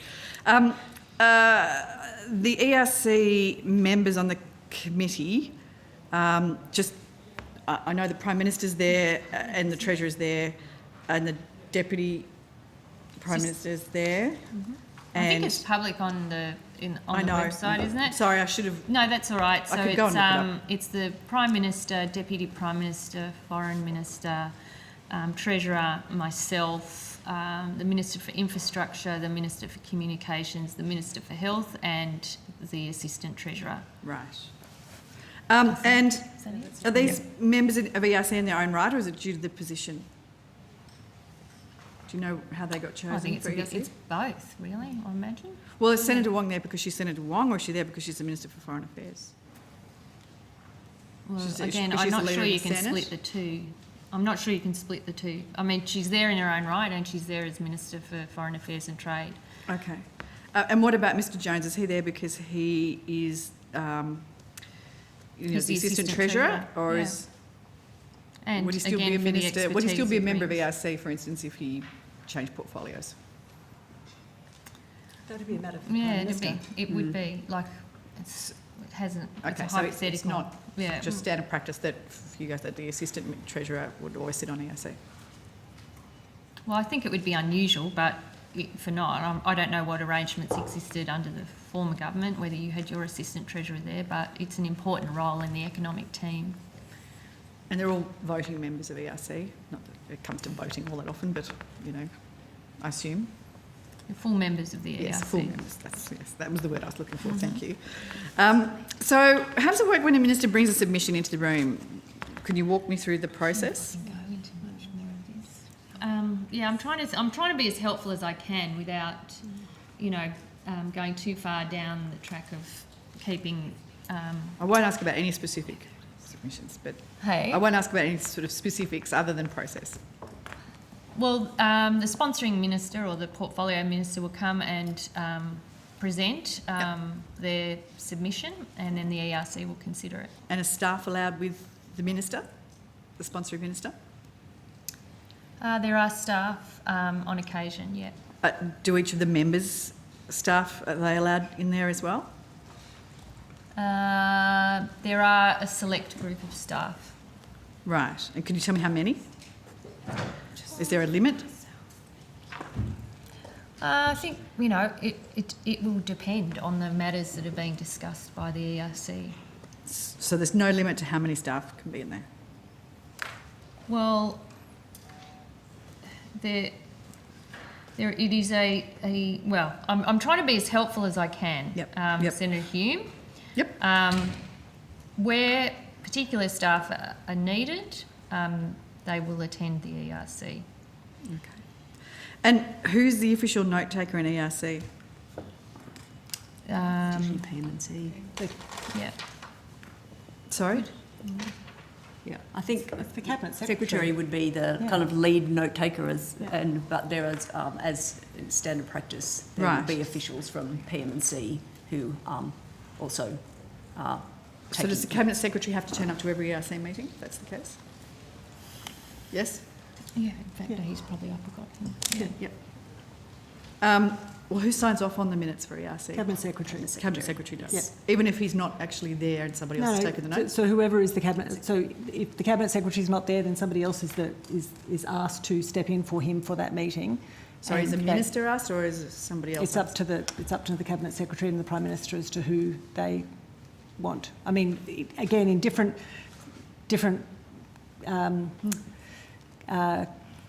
forms of ERC, there have been different people have had in different roles have been the Cabinet Secretary, but there's always got to be somebody who's the Cabinet Secretary who signs off on the minutes. Right, but so there can be an acting Cabinet Secretary. There can be someone who steps in for the Cabinet Secretary, yes. And does the acting Cabinet Secretary doesn't have to be necessarily be a minister, it could be somebody appointed by the Cabinet Secretary? It's a matter for the Prime Minister and for the committee. Okay, so it could be appointed by the Prime Minister? It's a matter for the committee as to who the Cabinet Secretary is. I mean, Does it get sorry, to they have start- the Cabinet Secretary and who would rep in for the Cabinet Secretary if they weren't available. Does that get decided before the meeting begins? Or is it something that has to be It's decided by the yes, committee before? attendance, if you're not going to be there, that sort of thing, yes. But does well the committee understood. have to have some sort of resolution at the beginning of the committee that somebody's going to take the notes that isn't the Cabinet Secretary? No, that would be it would be agreed with the Prime Minister, probably in consultation with the Treasurer, I imagine, if that situation arises. So the Cabinet Secretary isn't a member of ERC though? Well, I should check. I mean, I think it's online. I tried to rattle it off from memory. Sorry, we're just having a look. No, he's not listed as a. He's not listed as a member. So, but he does attend ERC? Yes. Yes, Yeah. as the Cabinet Secretary As the would Cabinet normally Secretary. attend Yeah. those meetings, yes. Okay. So just to confirm, the Cabinet Secretary attends ERC as a matter of course, not just when he's taking items through as the Attorney-General? That's right. Yep. Have there been meetings of the ERC where the Cabinet Secretary hasn't been able to attend? I think we'll take that on notice. Okay. I can't. We've had a lot of meetings. Does the Cabinet Secretary then sign off on minutes of the ERC that relate to his other portfolio responsibilities? So would he sign off minutes to ERC if the Attorney-General's portfolio had been involved in a decision? I think that's a matter for Prime Minister and Cabinet. Yeah. I'm not sure. I mean, that We would be just don't have managed by a oversight. Cabinet division. I'm not quite sure of the protocols in that circumstance. Right, okay. I still have some more questions. Are you happy for me to continue, Well, Chair? I would like to have a short private meeting so that we can discuss the evening's Can program. I just ask one more question? Yeah. Can the Cabinet Secretary vote in ERC? Well,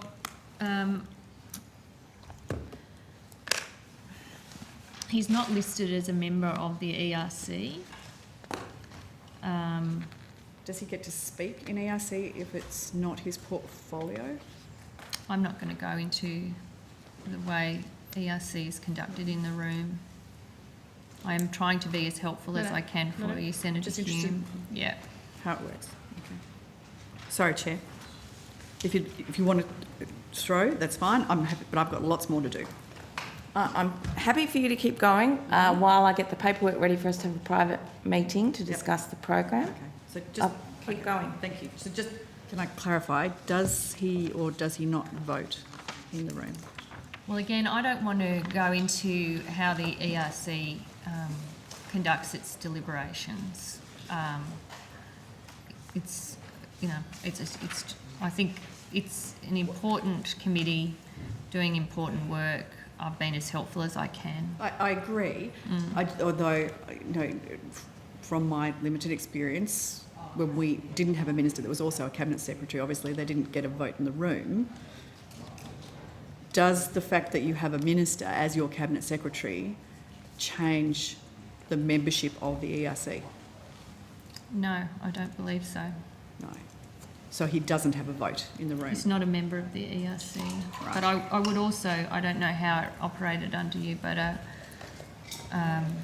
you know, the committee tries to work collegiately and Yes. collaboratively. Yes. Can I ask some questions about the finalisation of budget processes? So the hunting licence process I suppose, can you describe the hunting licence process at a high level? I don't want to, you don't need to get into the weeds on it. But are there letters? Is there submission? Who writes what to whom? Mm-hmm. It's the same process that's been run for ever and a day. Okay. So the Finance Minister and the Treasurer... set of decisions which are taken after the last ERC meeting, typically, which capture decisions that need to be reflected in the budget documents. Those are proposed, or they are authored by the Finance Minister and the Treasurer and sent to the Prime Minister. Yep. And the Prime Minister, Writes back and agrees or disagrees. Okay. How many budget decisions or measures went through this process? Just a roundabout, doesn't have to be precise. It's very streamlined, I'm told. That's not an answer. We'd have to take that on notice. I don't know how many went through. Roundabout? I think it's best we just take it on notice. All right. Yeah. Can you take on notice exactly how many, rather than exactly how many what? How many decisions or measures went through the hunting licence process? And are there rules around what type of thing can be done via letters in the hunting licence process, rather than compared to the usual ERC processes? No, there's no specific rules about. It's better practice for most things to go through the ERC meeting, and most decisions do go through the ERC meeting, but there's always some decisions which have to be finalised after the last ERC meeting. Yeah. Well, that's my next question: is when is that last ERC meeting? Is it when does the hunting licence process happen? Is it like the week before budget, or is it 2 weeks before budget, 3 weeks before budget? When does that start? It's about 3 weeks. 3 weeks. So 3 weeks, roughly, yeah. 3 to 2 weeks, yeah. Maybe, Okay. sort of so we can get everything locked and finalised. So, with that question that you've taken on notice as to how many measures went through on hunting licence, can you also provide the dates of each of the hunting licence letters that were signed as part of the October budget? We'll see what we can provide, yeah. I don't want the details. We just want, because I know that's Cabinet in confidence, we just want the dates of the letters. And can you confirm that all the letters were signed jointly by both ministers, the Treasurer and the Finance Minister? We'll put that in the same. Yeah, and then also, I suppose, the same thing back, the dates that the number of responses from the Prime Minister back for the hunting licences. That'll be all right. I still have some more questions, I'm afraid, Chair, around the wellbeing and the gender analysis budget. Can I keep going? Wellbeing is Treasury. Measuring what matters falls under, that's Treasury's responsibility. So I suppose I just wanted to... Are you running out of steam, Senator? Oh, no. All right, Don't worry about it. I'm just building up ahead.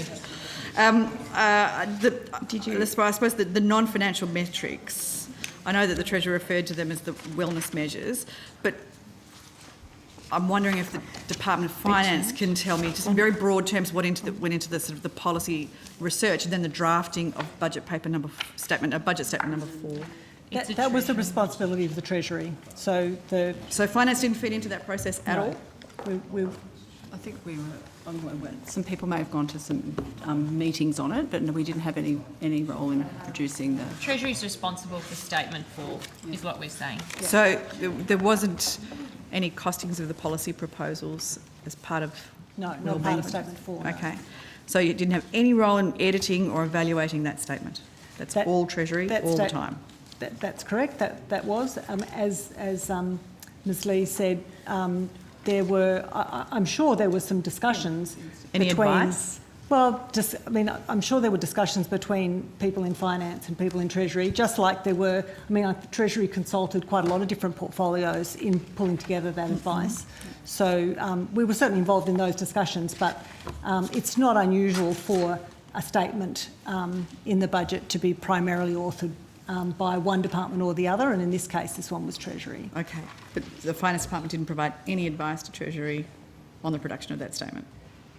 So, as I said, Finance engaged through the consultation process that Treasury undertook, but the work was undertaken in Treasury, and yes, that's... Yeah, and we can talk about this more in the Treasury estimates, but this is very much seen as the starting of the conversation. I think you see that from the what happens next, which is that a Measuring What Matters statement being released in 2023, and the fact that Treasury will be consulting further on that. So there's heaps of opportunity to get involved. So will any of the metrics or the measures that were mentioned in that statement be considered alongside the financial implications in the usual products that support the budget decision-making process? So, will it be included in the greens, for instance, as part of the change of the template to account for those metrics? Well, ultimately that may be where it ends, but this is the beginning of that conversation. I think the Treasurer has made it clear, and I support it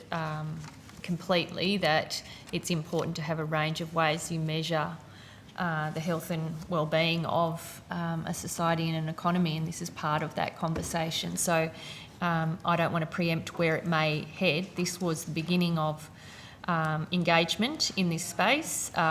Now, stakeholders have a lot of views about these ideas and concepts and ways to improve them, and I have no doubt that that work will be taken on board as the product gets finalised. So policies are going to be brought forward using these metrics? Well, I didn't say that. I just said that that may be where this ends up, but this is the beginning of the conversation. We're opening it up for further discussion and input. And how it's used in the budget are decisions yet to be taken, but we genuinely want to engage on how to measure the success of what the budget's trying to achieve. Yeah, in a purely, in addition to sort of financial metrics. I see where you're going. I'm just trying to get a sense of the process. Is it something that's involved in the policies that are brought forward, or is it sort of, are those metrics sort of retrofitted to the policies once the policies are decided? Well, those decisions haven't been taken. That's what it says, basically, at the what happens next.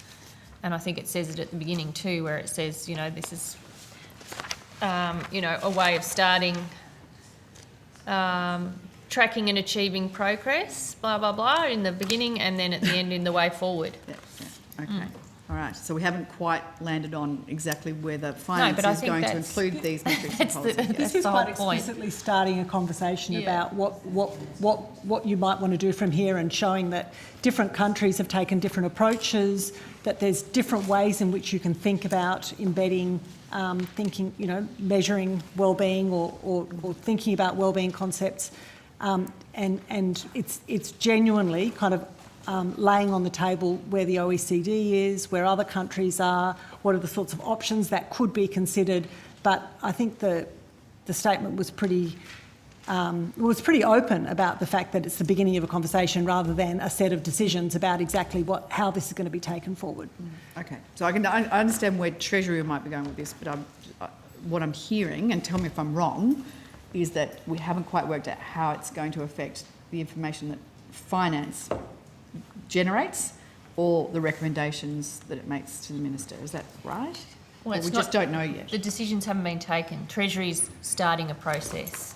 Finance will work and assist, and certainly myself as Finance Minister are very supportive of looking at other ways of measuring and tracking success. Okay. Can I ask about movement of funds, please? I just want to understand the movement of funds process, and particularly why it's required and what the formal process for decision making is, and where that process is written down, or how it's written down. Okay. So the movement of funds process is very similar to how it's been for a number of years. Movement of funds are generally required as there is funding for a measure, that might have been ongoing for a number of years, and that all the funding hasn't been spent in the years it has been allocated, would be the broadest sense of describing what a movement of funds, why a movement of funds is required. And there's a range of reasons why that might happen. And so generally twice a year, ministers and agencies are invited to submit their movement of funds requests. There's a threshold for which ones need to be submitted by ministers and which ones need to be submitted. What are those thresholds? I think it is broadly $20 million. So if it's under 20 million, it can come from agencies, and over 20 million from ministers. Okay. Just for the sake of clarity, can we confirm that on notice? But I'll take you at your word for the moment. Yes. And so generally they write, so ministers write to the minister or agencies submit information to us. There's a exciting range of templates that go with that, which have quite complicated and go through all the different elements of the way funding is included in the budget estimates. And then decisions are made based on the reasons and the case for the movement of funds. So Finance will brief the Finance Minister on the decisions that are for her, and Kath Ms Patterson makes the decisions for the under 21s based on advice. And that advice covers a range of things, where the project's up to, how much other funding agencies may have available, etc. So where does the process initiate again? Can you just describe it to me? Who is it that, first has the inkling that the movement of funds might So generally, most budget processes are very similar, and have been very similar for a number of years, and there's a range of elements in them. And one of the things that we have as part of those processes is that there might be a need to move funds. Yes. And so as part of our planning for each MyEFO and budget process, we build that into our planning on when are we going to do the movement of funds processes. So it tends to be someone from finance. Yeah, generally initiates it. Yeah, we initiate as part of our planning. And advice using an estimates memorandum usually will go out to all of the departments to advise them that now's the time to make sure that you've had a look and determine which ones you need to provide direct to finance and the ones you'll need to advise your minister to write to the finance minister requesting. So the over $20 million ones. Right, okay. And having taken a decision to spend money in a particular year, and that decision has been included in a budget, if the government cannot spend the money in that particular year due to factors outside their control, and that happens sometimes, does that necessitate the movement of funds decision from the government? Is that what it is? Sometimes, yes. Yeah. So it will depend on the nature of the funding. Right. And the nature of the purpose for what the funding was provided. So, for example, we don't move funds in demand-driven programs, so the age pension programs, yes. We don't move funds there, but we would generally for a capital project or other projects, sort of project-based measures. Or grant programs. Does that program then get? Does it become considered unfunded? Does it have a word that's associated with it? Is it an unfunded program if there's been a movement of funds? No. I mean, it's still a funded program, but the money is moved into the year in which the portfolio department. The minister has said that the funding needs to be spent. Right. Yeah. So, as Ms Lee said, if it's a capital project and there's been a delay for some reason, but there's a contract signed to deliver the capital, then the funding would be moved from one year to the next in order to allow the payments to be made to finalise that project and be consistent with the contract. Right. Is there any examples that you can cite in this budget in particular that necessitated a movement of funds for that reason?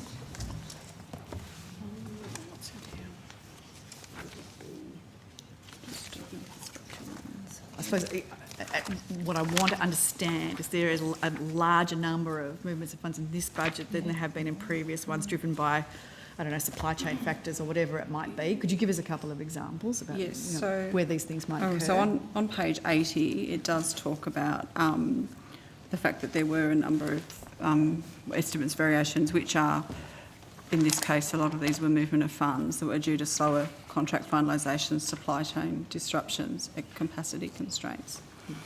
Okay. Senator Hume, can you let us know when it's time for us to pause and have our private meeting? Yes, just let me finish this line of questioning. I've still got No lots more to problem. go. Still I lots more know. steam in the tank.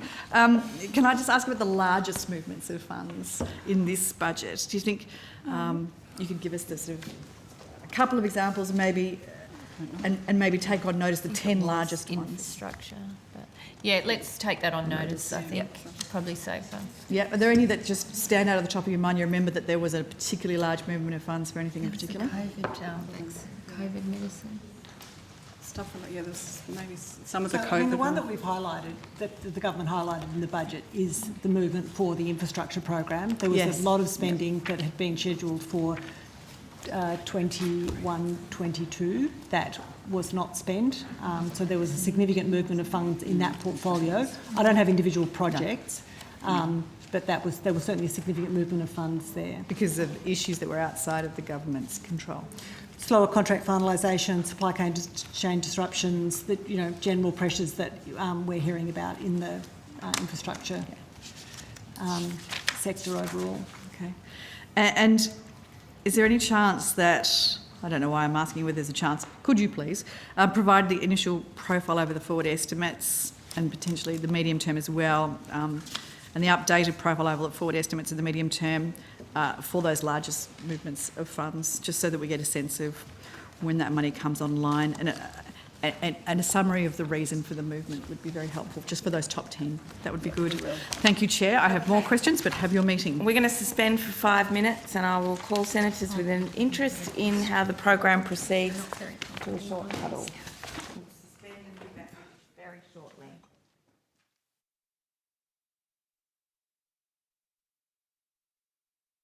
The table and Minister, we are working in the hope that we have made a decision to get through the program. I'm going to give the call to the Greens now to do their bracket of finance questions.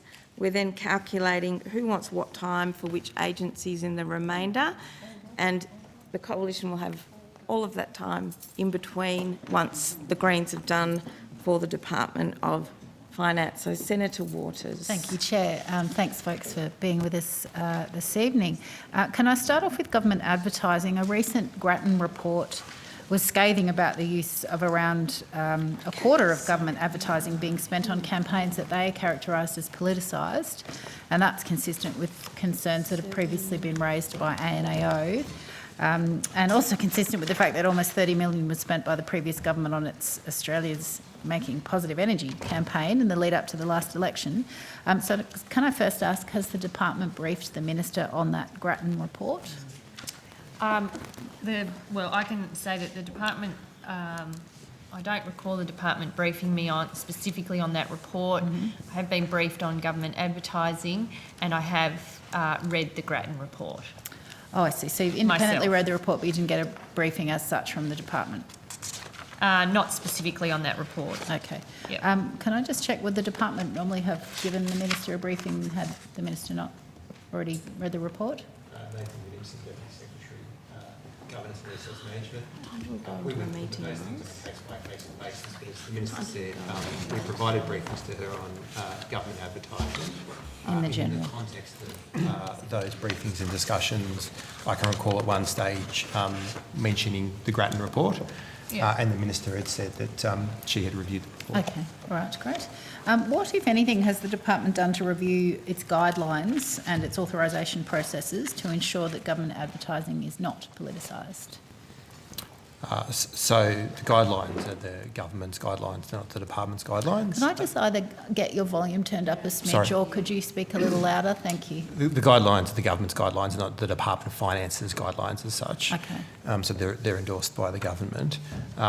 We, I guess, are always looking at ways to improve advertising, and so we would take any reports that we see into account as we're providing advice to government. Okay, perhaps Minister, I might direct that one to you. Has your government reviewed the guidelines about government advertising to date? I don't believe so, but we are in the early days of government. Is it on your work program, or is it on your work program? Well, making sure that we've got the all the processes in place to ensure that there's a proper accountability under the campaign advertising arrangements is a priority for me. Okay. I'm aware of criticism in the past, so we're putting in place the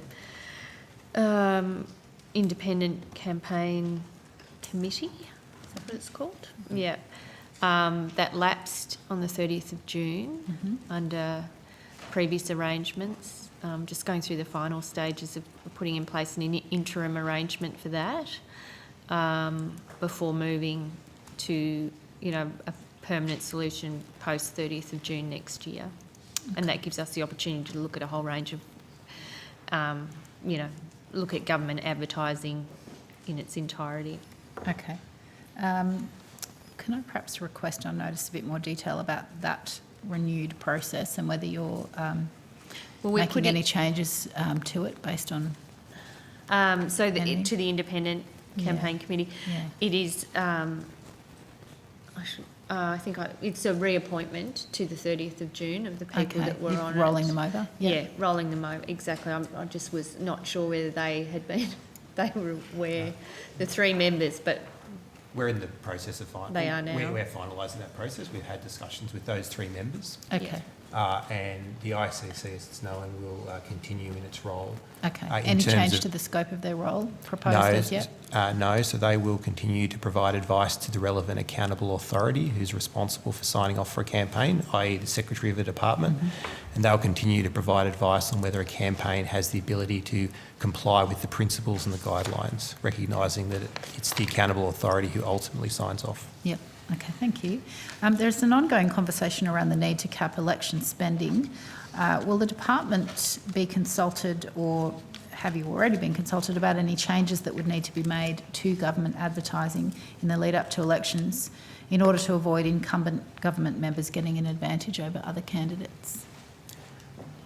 So can I just check there, sorry, Senator, are you talking about spending on government advertising campaigns, or are you talking about spending in relation to the election, because that's an AEC matter? The latter, and in the course of the latter, it's important to look at other advantages that incumbents might have, and one of those is the potential to gain a benefit from government advertising, which is meant to be non-political but has a bit of a checkered history. So my question is, are you expecting to be consulted on those electoral spending caps, given that context? I don't want to be evasive. It's largely a matter for the Australian Electoral Commission. I think you'll find electoral spending caps are not, in fact, a matter for the Electoral Commission. They're a matter for government. Is your department expecting to be consulted on any concomitant changes to government advertising that might flow from having an overall cap on election spending? In our electoral policy role, working with the Australian Electoral Commission, we would provide advice to government on those matters if requested. And for the committee that's currently looking at, doing the review of the election, I mean, if there are recommendations that come out of that, that, have flow-on consequences, then the Department of Finance would be involved. Sure. So you haven't been consulted as yet, and if you're asked, you'll answer. Yes, we've attended that committee, but we haven't dealt with questions on that matter yet. I mean, that committee usually goes for quite a while because it's quite an expensive... You're talking about JSCAM? Yes, sorry, JSCAM, yes. Okay. Great, thank you. Can I ask now about an issue that in fact Senator Hume raised earlier, which was the requirement for ministers to offset all new spending proposals. Can I just check whether or not that applies to the climate portfolio as well? Well, you'll see in the budget that the climate portfolio received quite a lot of new spending. Many of those measures were election commitments, and there wasn't a requirement to offset election commitments that had been accounted for in our costings document and released before the election. So it only applies if it wasn't an election commitment. I just don't understand the scope of the restriction, unfortunately. We went through it. So we went through it before, where there were election commitments. Then there's another category of sort of urgent and have to deal with issues. Obviously, setting up a new department came with some additional costs. I mean, they are, you know, difficult, if not impossible, to offset. So you see some extra money going into that department for staff. You know, I think we've taken a pretty common sense approach to this. You'll see from the measures in the budget that the climate change portfolio, from a finance point of view, let alone from the policy merits of it, did pretty well in the big scheme of additional expenditure. But we do have to have rules about how to manage new spending. And so that department wouldn't be necessarily exempted So it's in just for new future spending. from having to look at reprioritising within their department. But the ERC will consider them on a case-by-case basis. So thank you for that clarification. So it sounds like it's just for new spending. Does the savings need to be made from within the portfolio, or, for example, for climate, could savings be made by cutting fossil fuel subsidies or axing the fuel tax credits, which would sit under probably Treasury? Well, again, I mean, it's difficult in sort of a hypothetical situation.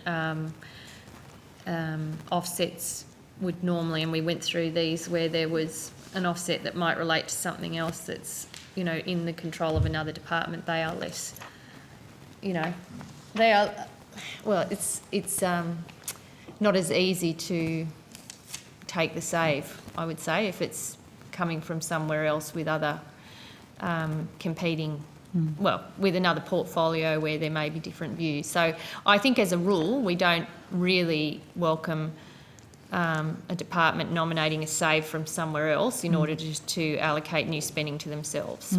Okay. It's not something that would work very well. Thank you. So if the climate minister wanted a new climate spending measure, would they have to find savings from within the existing climate measures? Would you have to cut an existing climate measure in order to fund a new one? Well, I think what we learnt through this budget process was, and there were a couple of saves from the climate change department from memory. Yeah, where they've, and this was, you know, you'll see actually on page 62, thanks Kath, of BP2, where it goes through, you know, partial reversal of a particular program, uncommitted funding, redirection of funding. So it's not just I guess I learnt through this process that it's not just about cutting a program. There are genuine ways to reallocate and redirect to new priorities, because I think one of the things that we're trying to deal with a budget that's under a fair bit of stress is that every year it just can't be adding on layering upon layer without some discipline about going through and looking at what you're doing, seeing whether there's things that are lower priority that can be put, you know, to one side, or you know, delayed for higher priorities. So, I mean, that's just in a sense some good budget discipline. But having said that, I would say where there are government priorities, and clearly dealing with climate change and climate policy is one of those areas, we have made room for significant additional new expenditure, I think over and above even the election commitments, which essentially is things like funding the department to do its job. Okay, so just coming back to my summation, so if the climate minister wanted to introduce a new climate policy that had a budgetary impact, he would have to find savings by reducing money from an existing climate program. Unless he couldn't, as I said, cut fossil fuel subsidies, or do anything else good about reducing perks to big polluters. Well, again, that's not nominating a save from another area of government isn't preferred at all. If yes, the department may well be required to offset. The other, I guess the other is finding unallocated or redirecting existing spending, or seeking an exemption for additional appropriation. I guess these are matters before the ERC, and the ERC would make a decision on that. Thank you. Can I just quickly change topics? The settlement agreement between the government and Ms Rochelle Miller was not subject to a non-disclosure agreement. My questions are not going to be specifically about that settlement agreement, but rather about the the department's approach to non-disclosure agreements in future. Has there been any sort of policy change or decision to, in accordance with the recommendation of the Jenkins Review, to avoid non-disclosure agreements? Senator Andrew Jaggers, Deputy Secretary, Commercial and Government Services. So it is long-standing practice that finance does not provide specific details of individual ComCover claims, and that's because of the highly sensitive and personal information that's gathered and considered during the course of individual matters. Current practice doesn't, in settlements, doesn't prevent individuals from talking about their experiences or that a settlement has been reached with the Commonwealth. And, but it's not our normal practice to make those deeds, settlement deeds, available to third parties to protect the privacy and interests of individuals. Okay, thank you. But, sorry, do you have an approach or a policy on whether or not you will insist on including a non-disclosure clause in those settlement agreements? I might ask Mr Danks to sort of talk a bit further on that, Senator. So the last couple of years, Senator, we have moved away from using non-disclosure agreements. We think it's important for claimants to be able to talk about their experiences openly. So we haven't had that requirement for the last couple of years. Okay, sorry, so it is a requirement or it's just a preferred approach? What's the status of that? It's a case-by-case scenario, Senator. Where these claims are classified as significant, it requires the Attorney-General or his or her delegate's agreement to the settlement terms and the settlement conditions. So those conditions are considered as part of that clearance process. Okay, sorry. Did you just say that AG needs to tick off on whether a non-disclosure agreement, non-disclosure clauses in any of your DOF agreements? The Attorney-General has a role in approving significant matters and significant claims. The claims which you're talking about are significant by that definition, and it's a requirement for the Attorney-General or his or her delegate to agree to the terms of the settlement as well as a quantum.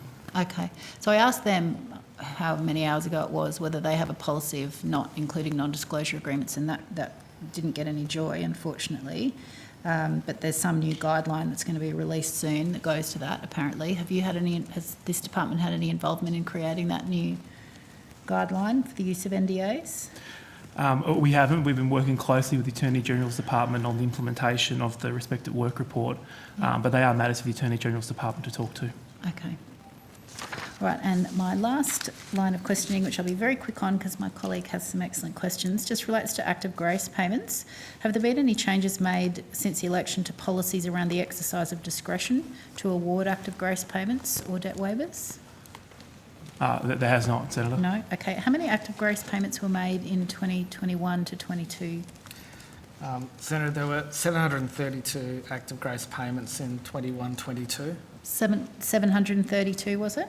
That's correct, Senator. Yep. And what was the total amount of payments in that same time period? In 21-22, it was 9.3 million. Okay. And how many waiver of debt applications were approved in 21-22? Senator, there were 872 debts waived in 21-22. Yep. And the quantum?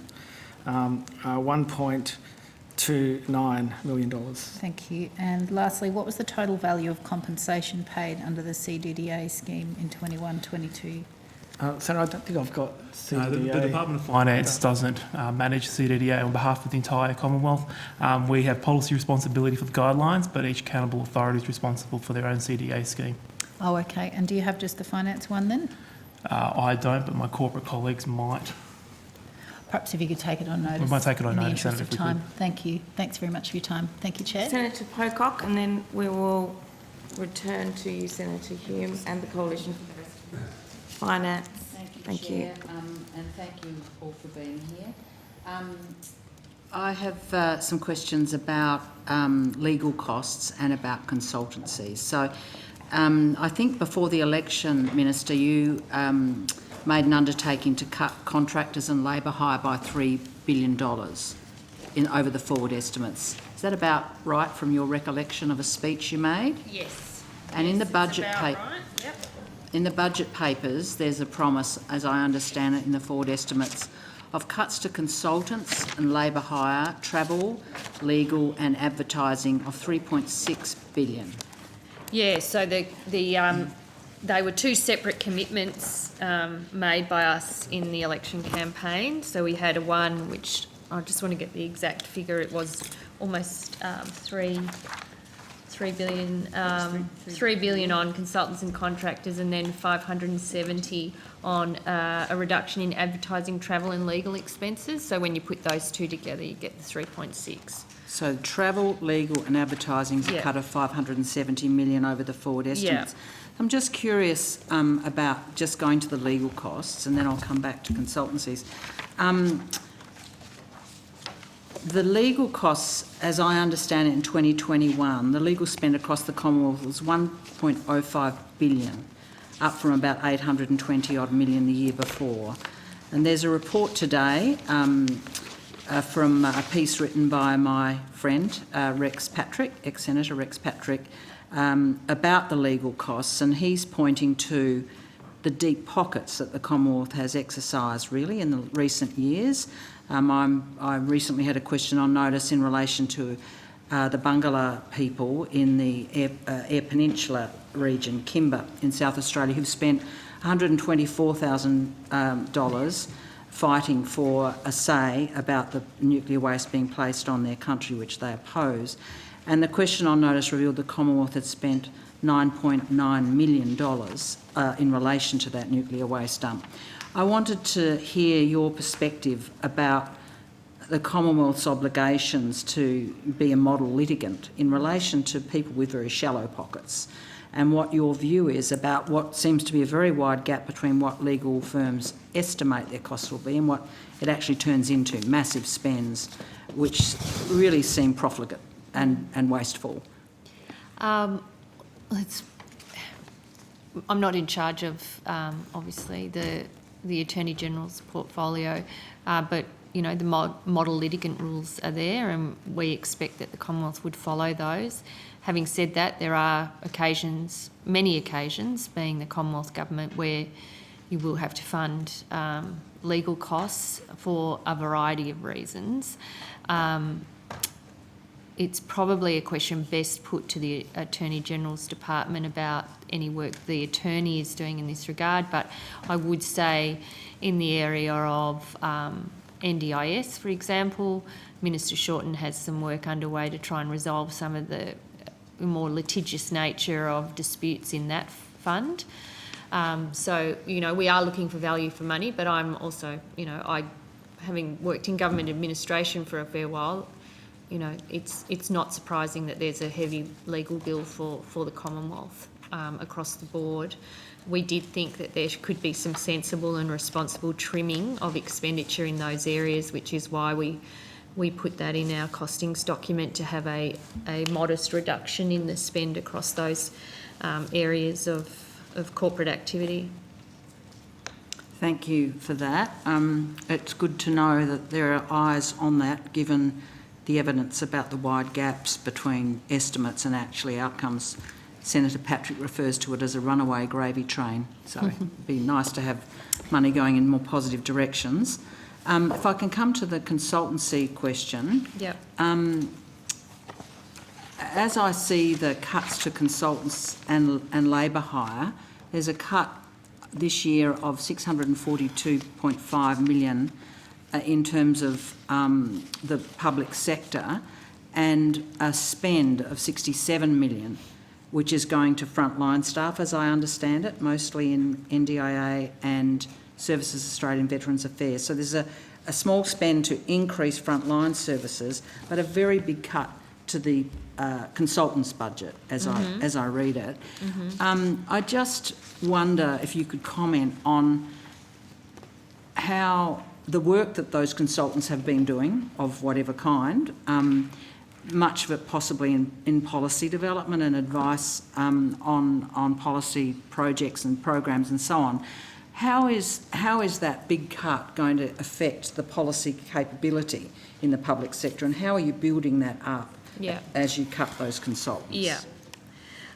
So a couple of things there. We've applied the first year for the reduction in expenditure, and we have allocated, well, we've essentially taken the whole $3 billion save, but we are going through a process through the audit of employment, which will finish in early next year, to help inform how we allocate the remainder of that save in a fair way. I was very conscious that, and it's possibly going to be imperfect in the end, but it is, looking at where the big expenditure was and matching that with the save, I think would...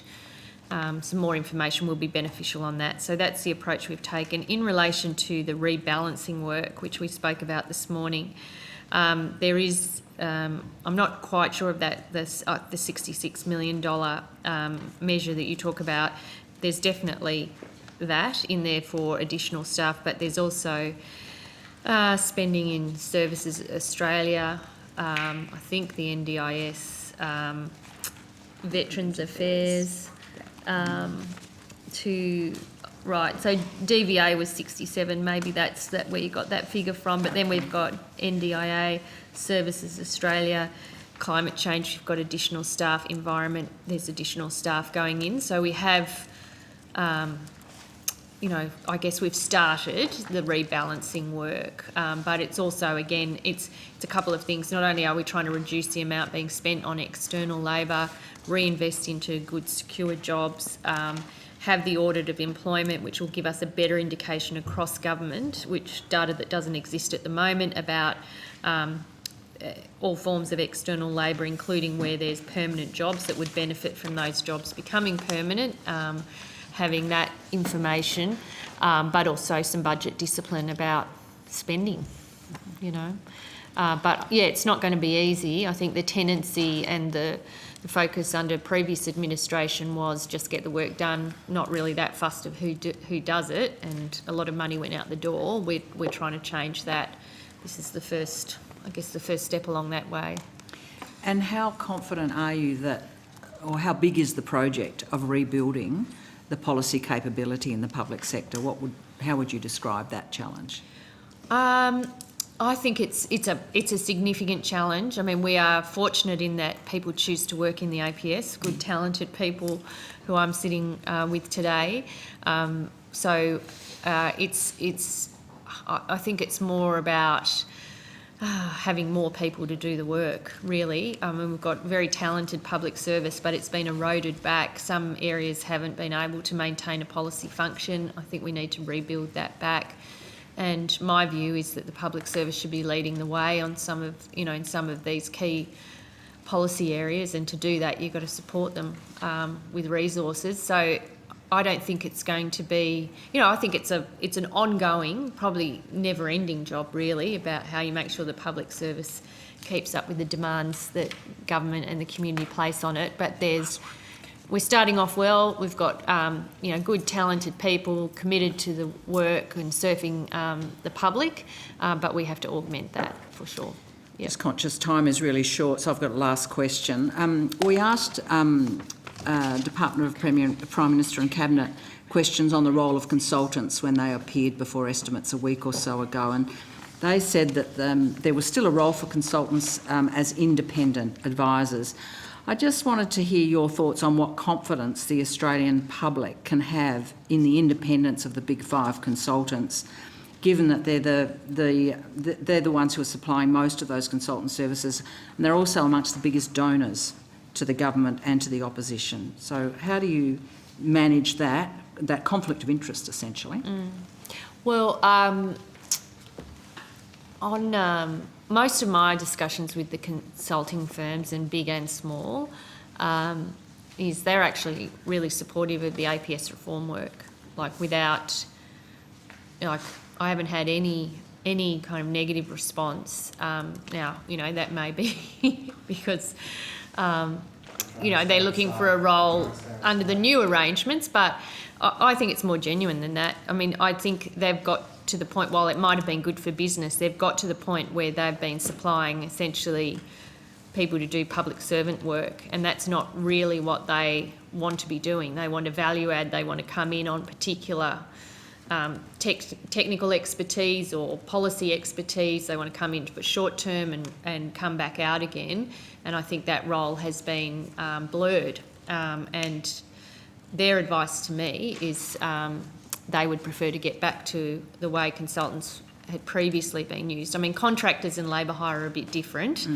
And, you know, I think there will always be absolutely a key essential role for consultants in the APS as partners in what we're doing, but they shouldn't take over what the APS is meant to do. So that's the difference in the rebalancing. On the labour hire side and contractors, and there'll always be a place for contractors too, labour hire, I'm less convinced. You know, and I've seen in questions on notice that I got in opposition, these are permanent jobs that have just been filled through recruitment agencies in an insecure way, where the recruitment agencies clipped the ticket on the way through, and, you know, turned out to be very, very expensive in many instances. And I think we can make some efficiencies there, and it's good for the workers who could be converted into good, secure jobs. So there's certainly a fair bit of work to go, and it'll be years, not months, to address it. Thanks, Minister. Thanks, Chair. Senator Hume. Thank you, Chair. I've got some questions about the statement of risks. Can somebody please take me through the process of preparing a statement of risks? How that goes about, how that happens, and particularly what the thresholds of materiality are in that statement of risks. And maybe you could give me a couple of examples.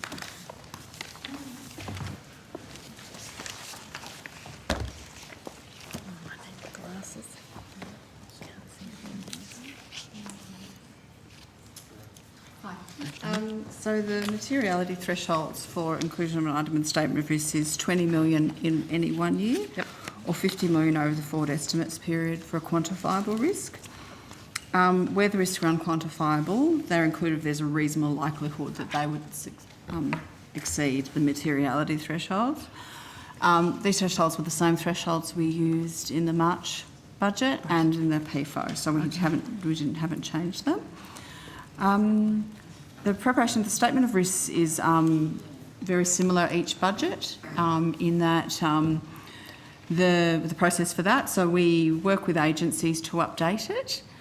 We send out, we sort of, remind everybody we send out all the risks that they were in the previous budget and say to them, have you got any changes to these? Have there been any changes? And then also ask for advice if there's anything new. So there is something new in there. There's a new item in the social services financial risk section, which is the NDIS. So can you just walk me through how that became included? That came from our discussions with the agency, and it was recommended by the agency. So what changed since the previous update, where it wasn't included? Senator, from memory, this was just about, I guess, drawing out a little more clearly in the text that there is sort of uncertainty surrounding the eventual cost of the NDIS because it's a demand-driven program and it's still to reach maturity. So there was a view that, particularly in light of the fact that we had seen a number of estimates variations in recent years, that it would be worthwhile to draw that out consistent with the sort of the intent of the statement of risks. So does that actually mean that the government's expecting an increase on the 8.8 billion provided for NDIS in the budget? It is a demand-driven program, so it is likely that the estimates will increase. Yes. Okay. Estimates are all on the way up in that program. It's reflecting the fact that the estimates for this program have varied significantly from 1 year to the next over the last 4 updates, and that there is, as Ms. Patterson said, this is a scheme which is not mature. It's a large scheme, and so variations to demand-driven estimates for that scheme have a very significant impact on the budget. So that's really why it was included in there. So there's other demand-driven... I beg your pardon? There's other demand-driven programs that's like the aged care, for instance, and that's not included. Not with the big revisions. No, and they are programs that are certainly sort of consistent over time. They've been around for a long time, whereas the NDIS is still reaching maturity. We still don't know at this point what the final kind of number of participants is likely to be. So it is, as Ms Wilkinson said, it's a mix of the fact that it is still reaching maturity, unlike a lot of demand-driven programs, and that because it's a large program, if you do get variations in expenditure, they can be quite significant. So who exactly was it that proposed the new item? Was it the Minister's office, or was it the department? Was it the NDIA, or was it an internal recommendation? My memory is came back in the returns from the department. From the As I department. said, when we go out and ask them, they came back. Okay. I might be okay. Martin's pulling a face. I might be wrong. Okay. So what circumstances would then be required for this item to be removed from the statement of risks? Because there are other, as I said, demand-driven programs like that have been recently amended, like the Veterans Portfolio, for instance. So generally things are removed from the statement of risks if we consider there is no, like if the program, the risk is no longer there. So examples that were removed this time, there are 12.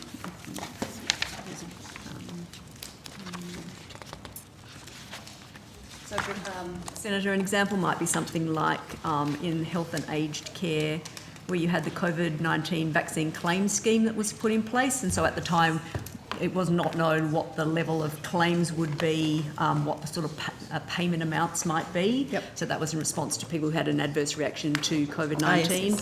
Yes. It's now clear that the sort of payments are not exceeding the amounts originally envisaged, and so the residual risk to the Commonwealth is low, and so that is being removed from the statement of risks on advice from the Department of Health.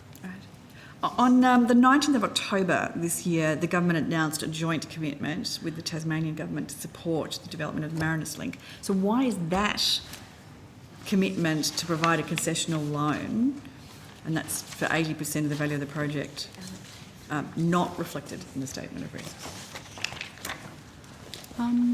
There is a section in the statement of risks on loans, and so it's in there. No, and generally they go into the statement of risks in the loans section when the loan has actually been is actually in place, so after the policy decision and after the arrangements have been made. So that's generally when they would go in, is after the actual loan agreement is all in place, etc. So the terms of that loan aren't included? I don't know, No? but that would generally, that's Right. when they sort of end up in, because this is, I think as of 30 June, is the amount as of 30 June 2022. And then there's others that are a bit later. So I need to take on notice why it's not in there, but generally, timing issue. Generally, it's when a loan has been finalised. As opposed to just announced? Yeah. Yep. Okay.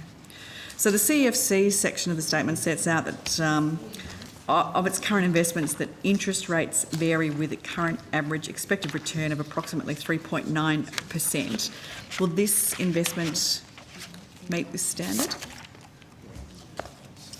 So there's been CEFC have been part of the statement of risk for quite a while, and so that is one that is updated, I think. It's as at 30 June, page 308. 308.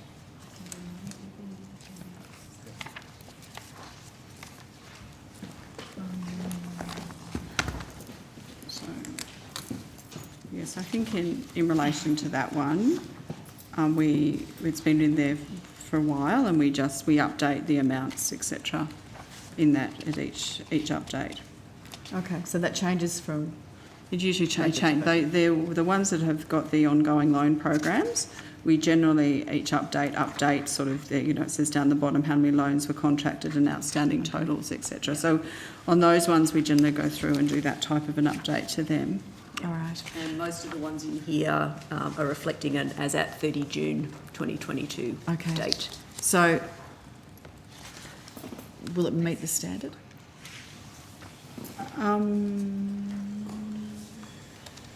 Yes. Probably a question, I'm sure if it hasn't already been covered in the relevant committee. This will be updated, you know, in line with normal process in the next budget. So, With advice from the Department of Climate Change, Energy and Water. so we will direct that Question to them. Yeah, Yeah. I think they'd be better placed, Okay. particularly something that was announced so recently. Okay. This was an announcement that was made before the budget, yeah? Yeah, I think it goes down to things, a number of things are in measures, and then as they move through into being implemented, then they move into... Rewiring the nation. Yeah, generally into the statement of risk as well. So that's part of rewiring the nation, and I think we're subject to reaching agreement with 2 other governments, Right. Victoria and Tasmania. If it's subject to reaching agreement with 2 other governments, does that then somehow get included in the statement of risks separately, or is it sort of highlighted in the statement of risks? They're generally included under the activity, so under the not by, sort of, we don't have a state section or agreement section like that. We generally would include them. Okay. Yeah, so under CFC section. All right.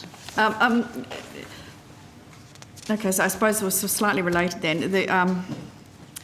There's on page 278 in the statement of risk section, there's it's a bit that refers to the Brisbane Olympic and Paralympic Games, and it's referred to as an unquantifiable contingent liability.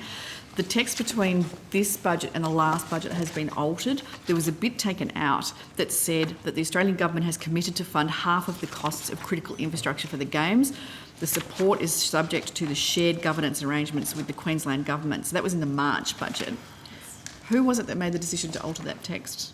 Was it the Finance Minister? Was it the Infrastructure Minister? Well, I Minister think of the Sport? previous government had a public position, but there'd been no provision at all made to back up that 50% position. So this reflects the budget as it exists now, truly reflects the budget as it exists now.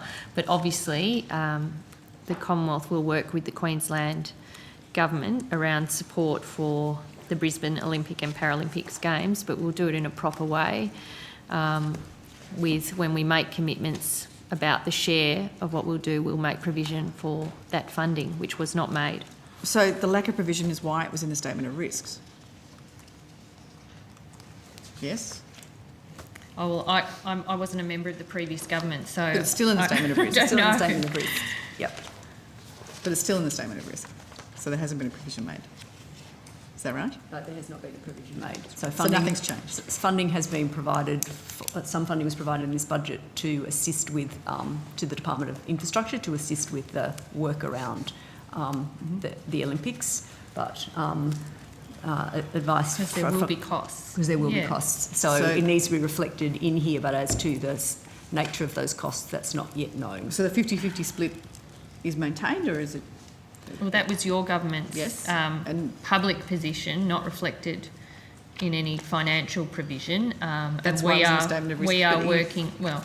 Working with it, you're working on a different plan? We're working with the Queensland government in a responsible way, and we will, when agreements are reached, we will make those agreements known, and we will provide funding for it. There will be significant costs associated with the Brisbane Olympics and Paralympics. Yeah. So is there an intention to increase the Commonwealth's proportion of investment in that infrastructure, or decrease it? I think, well, we are working with the Queensland government in partnership on how to deliver this appropriately with You don't know whether you're going to increase it or decrease costed it. infrastructure and understanding about what is required from each government. That work has not been completed. Right. Mm-hmm. So does that must upset the Queensland government a bit, because obviously they had a fair bit of certainty with regards to their funding Did they, though? arrangements. Well, did they? They certainly had more certainty then than they do now. Well, they had no money provided. Well, that's why it's in the statement of risks, where it still well, is. So I they've got don't no think more so. certainty, and now they don't know whether they're being funded more or No, less. they know that they're dealing with a government that will work through these things with them and come to a reasonable position. And when those negotiations are finalised, there will be provision made. Okay, I'm That's sure the what it people of Queensland will reflects. be thrilled to know that they don't know where they stand. Can I ask about the inland rail, please? Sorry. Oh, yes. I'd just like to ask some questions. So part of the deal with the Queensland Government was a joint agency that would determine the costs, have a say for the Commonwealth in the planning, which was designed to manage the risk to the Commonwealth and the taxpayer. Are those arrangements continuing to be pursued by the government, or have they been dropped with the dropping of the 50-50 commitment? It's a matter for another committee, I believe. I'm appearing on Thursday as sports, so I'm sure it can be asked there or with infrastructure. Yes, and I think that is probably a question best directed to infrastructure as to what conversations they're continuing to have with Queensland about both the nature of the funding and then what the overarching governance arrangements will be, whether that will be a joint body or some other arrangement reflective of the split in funding. Well, I know the Queensland Government weren't keen on it, and it was something we insisted on as a discipline around the 50-50 funding deal, or the Commonwealth did, I shouldn't say we. The Commonwealth insisted on that arrangement as a mitigation to the risks on the 50-50 funding deal. It was an important discipline, so your department has no participation in that overall decision-making process, because that was part of the publicly expressed deal from the Prime Minister, and the Queensland Premier said that they weren't prepared to even commit to bidding for the Olympics until they had a commitment on sharing funds from the Commonwealth. So what risk to the Olympic Games does the decision of the government put? No risk.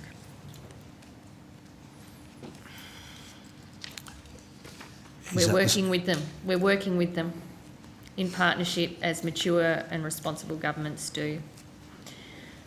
If we can provide any further information on the other matters that Senator Colbeck has raised, which don't fall before the finance portfolio, we will do so.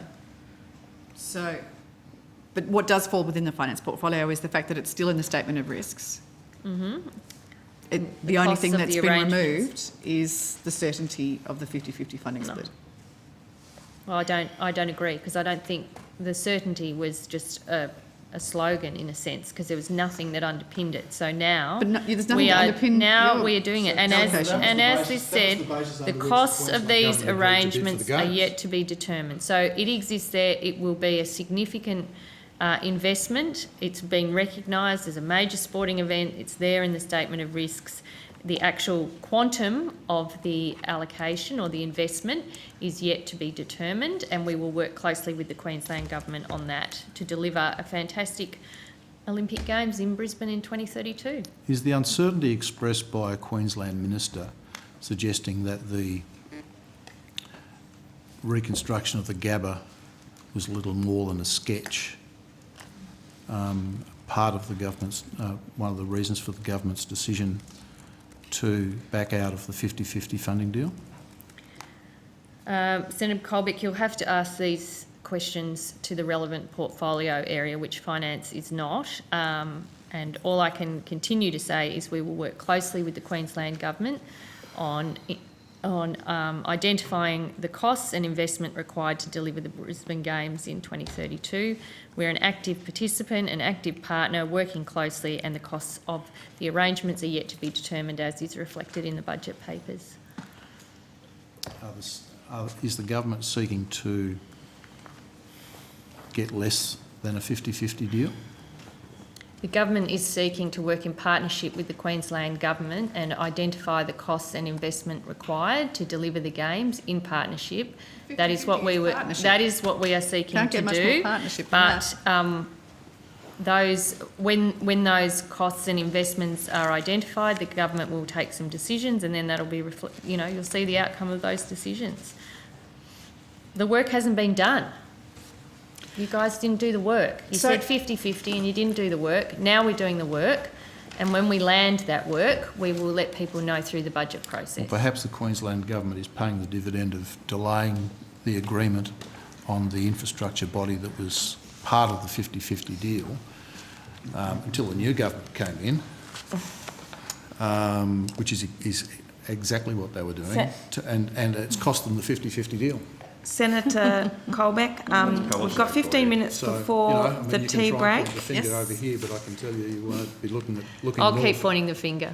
I'm sure you will. Yeah. I'm sure you will. Which means at the tea break, we will break for 15 minutes and then we will come back for another hour and 15 minutes, which means I can rotate the call some 4 times amongst the coalition. So I'm going to return now to Senator Hume and await an indication. Thanks.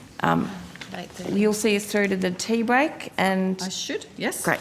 I still have some questions on statement of risks. There was another alteration to the section on inland rail. So the text no longer includes a line that says the Australian government has also agreed in principle to the extension of inland rail from Toowoomba to the Port of Gladstone, subject to the outcomes of the business case demonstrating the project is economically beneficial. So that was in the March budget. But the fact that that isn't there anymore, does that mean that should the business case for the extension come back supporting the project, that the government won't invest in the extension of the route to Gladstone? Again, that question is probably best put to infrastructure. However, and sorry, I might leave that for Kath to answer, but we are doing a review of the inland rail to inform future government decision making. That's underway with Dr. Kerry Schott, who's doing that work. So, but I might, if I yes, just, go ahead. Kath might be able to help. So, Senator, I mean, the advice that we have from Department of Infrastructure, who obviously provide the advice to us when we're preparing this, modified to reflect the government's decision, as the Minister said, to undertake an independent review of Inland Rail project, as well as cost and scheduling pressures emerging from the project, including the public-private partnership segment between Gowrie and Kagaroo, probably not the right pronunciation. The risk has been updated to remove reference to the Toowoomba to Port of Gladstone route extension, which was previously included prior to the finalisation of the business case. The current government is still progressing with the business case and will make a decision on the extension once the business case is completed. Will that business case be made public? That I would have to refer that question to the Department of Infrastructure. That's a level of detail I wouldn't know about. But the Department of Finance, and this document belongs to the Department of Finance, has said that it's subject to that business case.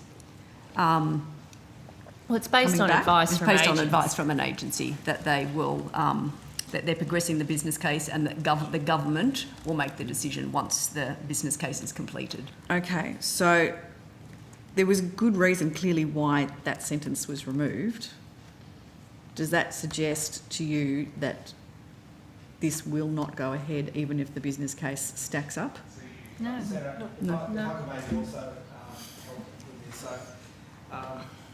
So as the Minister indicated, there is an independent review to the delivery of Inland Rail, and the terms of reference which have been released, and of course, Dr. Kerry Schott is conducting that review. The terms of reference for that indicate that the review will have regard to the existing studies, including the extension of Inland Rail to Toowoomba to the Port of Gladstone. So whilst there's also a business case being done for Gladstone, there's a review underway for Inland Rail, and those two pieces of work will be considered by government in finalising a decision. Okay. So just so I understand, so there are 2 business cases.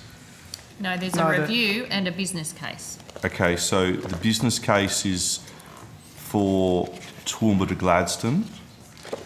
That's correct. Yes, there's an extension of Inland Rail from Toowoomba to the Port of Gladstone business case. And then the review, just to clarify, that's of the entire Inland Rail project or specific components of it?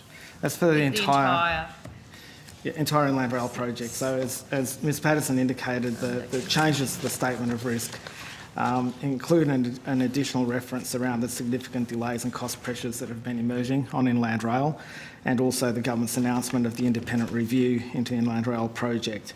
The review will assess the project's scope, schedule and cost, so that's of the full project. I want to ask some questions about the contingency reserve.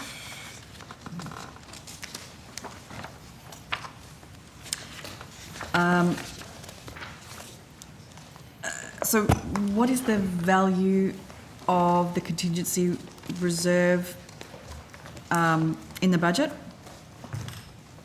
It's just over 27 billion. Okay. And can you provide a list of the public measures that are in that contingency reserve?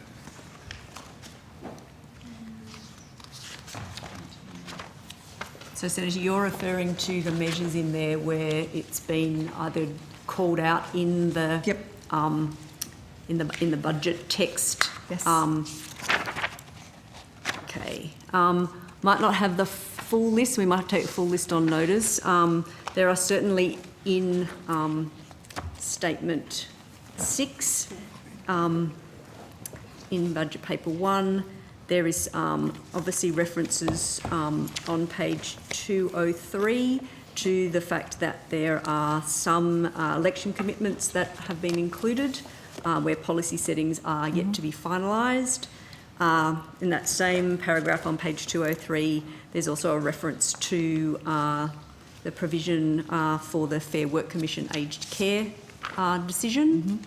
On the following page, 204, there's a reference there to some measures that require legislation to be implemented. So that includes the National Anti-Corruption Commission and the Housing Australia Future Fund.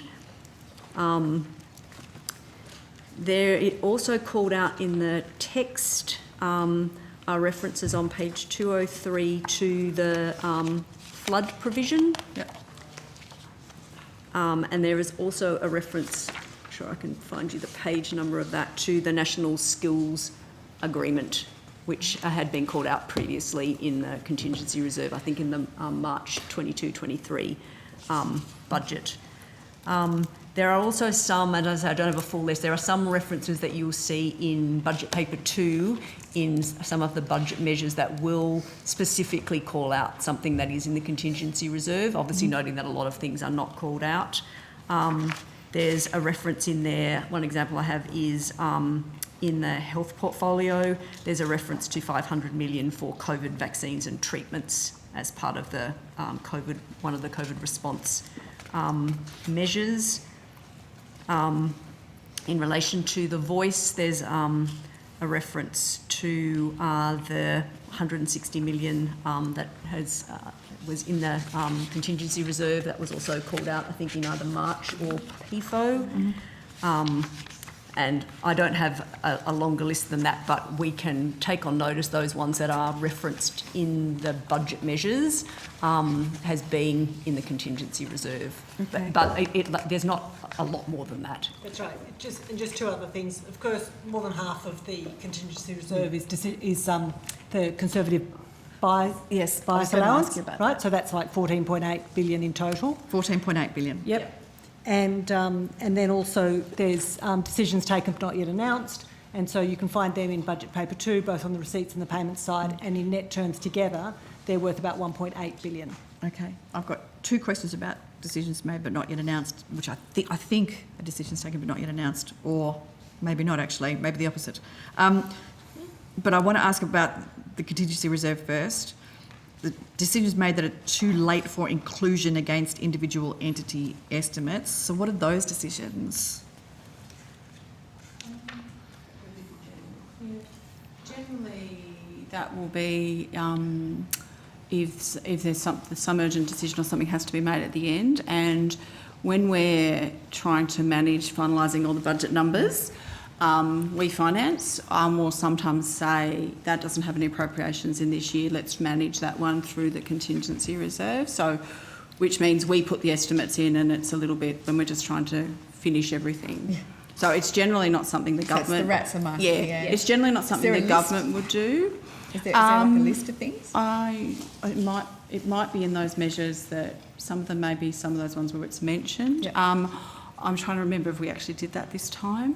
Can you check on it? We'll check on that. And if you can, provide a list of what those items might be. Can I ask about a decision, an election commitment that was identified by the PBO as, they called it ECR 112, which was ensuring certainty for Kurri Kurri. And that was an additional $700 million in equity for the Hunter Power Project. Is that in the budget or is it in the contingency reserve? So there is a provision allowed for in the contingency reserve for... It is in there? There is a provision in there, that's right, for this is the hydrogen element of Kurri Kurri, yes. Right, okay. So there's a provision, I think the government was clear that there's a provision in the contingency reserve for election commitments which haven't been able to be finalised in these first 6 months. But where there's funding attached to them, that provision has been allowed for those. Okay, so the regional statement, when it's referring to investments in the Hunter Power Project, notes that it's only the previous government's commitment. So why was it not updated to reflect the announced commitment? So I think there was this discussion in an earlier hearing this morning. I mean, there's a business case there's a business case which has yet to be done around the conversion of the Kurri Kurri plant to hydrogen. So that's my understanding, is that because that hasn't yet been done, even though it is an election commitment to convert that plant to hydrogen, and when the business case is done, then that would be when the funding for that conversion would be reflected. Okay, so in the statement of risks then, the fiscal risk for Snowy Hydro is unchanged from the previous government, or the previous budget I should say, but is an additional $700 million, which is a fair swag, not, and that's in equity too, isn't that a material variation? Would that not feature more prominently than somewhere stuck in a contingency reserve? So I was going to indicate, I think the discussion this morning with Snowy Hydro indicated that they are currently producing a business case in relation to hydrogen and how that could be used at Kurri Kurri. So the initial plant, which is a gas plant with a diesel backup, will be able to take hydrogen fuel to about 15%, and then there's an option to go to 30% and then further. So the business case itself will have a range of options, and each of those options will have a range of issues in relation to sourcing hydrogen and how hydrogen's produced. So until that business case is complete and the government is able to consider the way it wants to take Kurri Kurri forward, it hasn't appeared in the budget papers proper, but there's a contingency that's been provided for that decision to be taken next year. So we'd expect the business case to be completed early next year, and then a decision in next year's budget around it. Right, okay.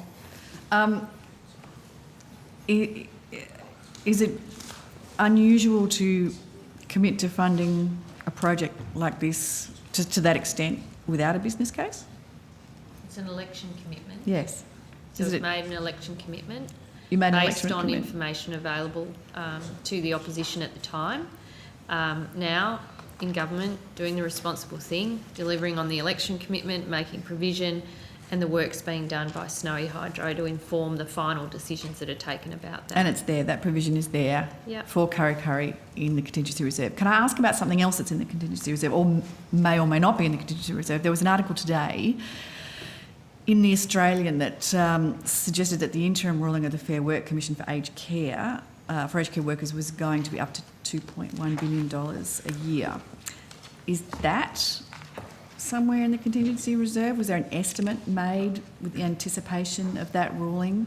So that's page 203 makes it clear that a provision has been included in the contingency reserve for the implementation of the 203. Of the award, a potential increase in award wages resulting from the aged care work value case being determined by the Fair Work Commission. And what was it estimated to be? Sorry, while I flick my pages. I beg your pardon? What was it estimated to be? Was it 2.1? No, it's just a provision. A provision has been allowed for. So a provision is allowed for a range of different things, and the details of what's in the contingency reserve are not made public. Right. So again, we took the decision in the budget that we knew this was coming. We knew there was going to be a wage increase as best we could to make a provision, not having the Fair Work Commission's decision, but responsible thing to do is to make some provision. Obviously, we will work through the decision of the Fair Work Commission, which was handed down on Friday.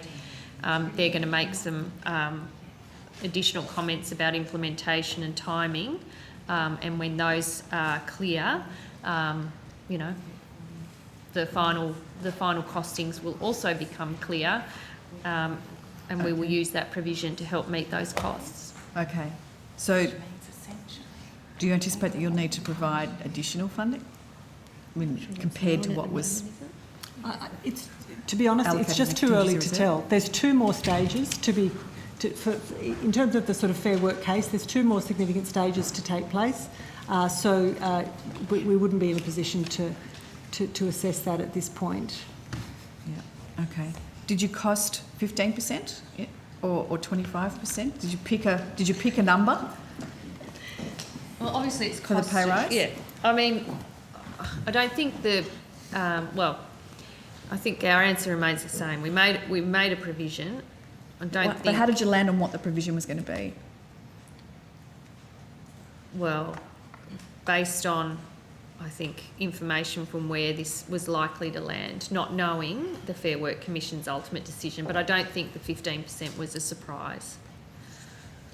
So it wasn't 25% that you accounted Well, I guess for. in all bargaining, like in my history of bargaining, you've got people saying it should be this, people saying it should be this, and quite often it lands somewhere in the middle. The government supported. A provision is somewhere, you know, the provision didn't necessarily have to meet all the costs, but it was a responsible thing to do was to make provision for some of what was known. We were going to have a pay increase.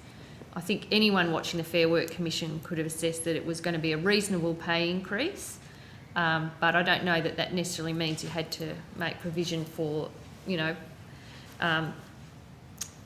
something you didn't know the cost of, you know. So Isn't it's that a provision. The point of the contingency reserve? Well, it's a provision in the contingency reserve to help meet the costs of the aged care claim. Yeah. I'm just wondering how you landed on the number that you came to, considering that there was a range of percentages that were put out there, that the government had supported the Fair Work Commission's claim. I think the union's claim, I think the government had supported. We supported a wage increase for aged care workers. But you didn't pick a percentage? We supported it. You would have had to pick a percentage, we though, to put something in the contingency reserve. We put a submission in, which did not nominate a figure, but indicated that we believe there should be a significant wage increase for aged care workers, and we've made a provision accordingly. Okay. All right. Thank you, Chair. Okay, we'll now break for a short tea break and reconvene at 8:45. Thank you. Thanks, Chair.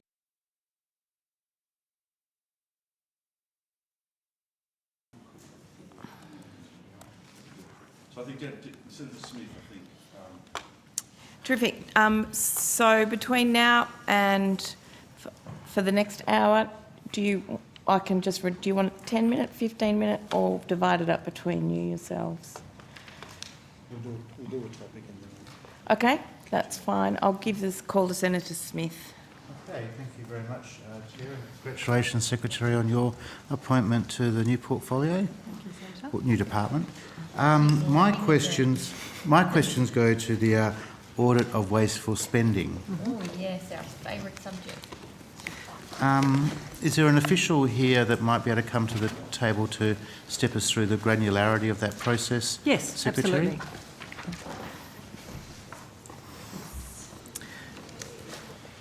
So I'll ask Ms. Lee to walk you through that process. It was a very whole of government effort, I would say, working with finance, working very closely with ministers and all of their portfolios over a pretty intense 3-month period.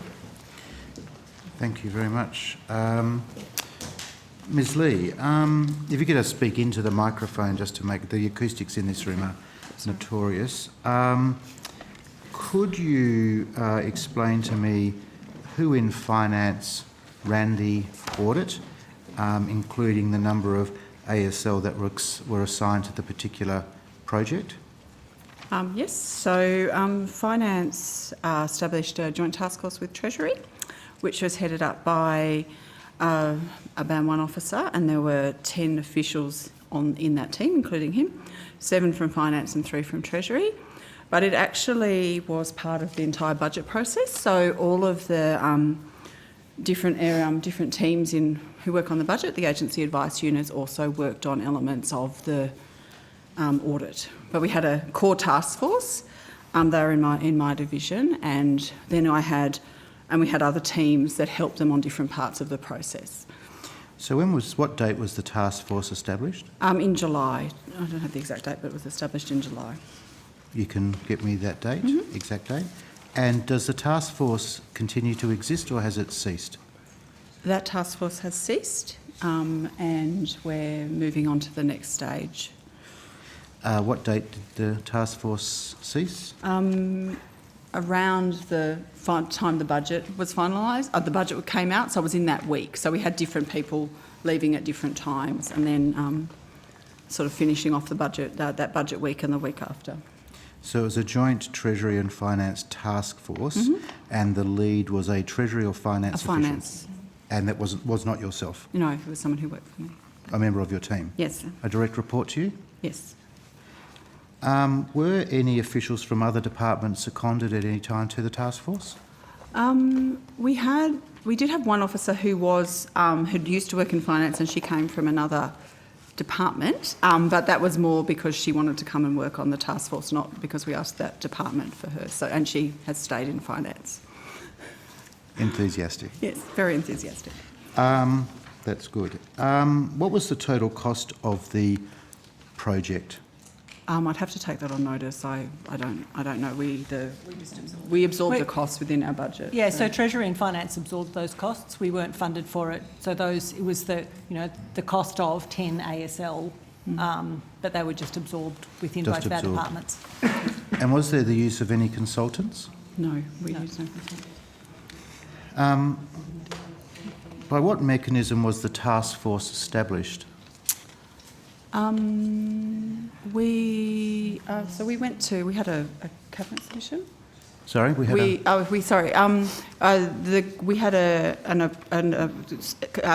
minister for finance and the treasurer sought ERC's agreement to how the task force was going to work and how the terms of the spending audit would how it would be undertaken, and then we established a task force by seeking nominations within finance and within treasury to establish the task force. So there was terms of reference for the task force? Yes. Can you provide us this evening with the details of those terms of reference? I think so. I think it's a secret. Okay. Yes, we'll get them. And then just circulate them, that would be great. So what was the mechanism of engagement with other departments? So there were Treasury and Finance officials on the task force, but then you said that as part of the normal budget process, the task force engaged with other departments. Can you just give me a sense of what that means and what that looks like from a process perspective? So there was departments were actually asked to provide the task force with information on all their programs, because one of the commitments the government had made during the election was to a line-by-line assessment of government spending.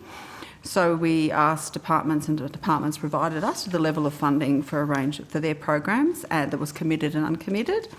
So that was one way we engaged with departments, and then portfolio ministers and their departments then provided advice on proposals for potential savings and reprioritisations.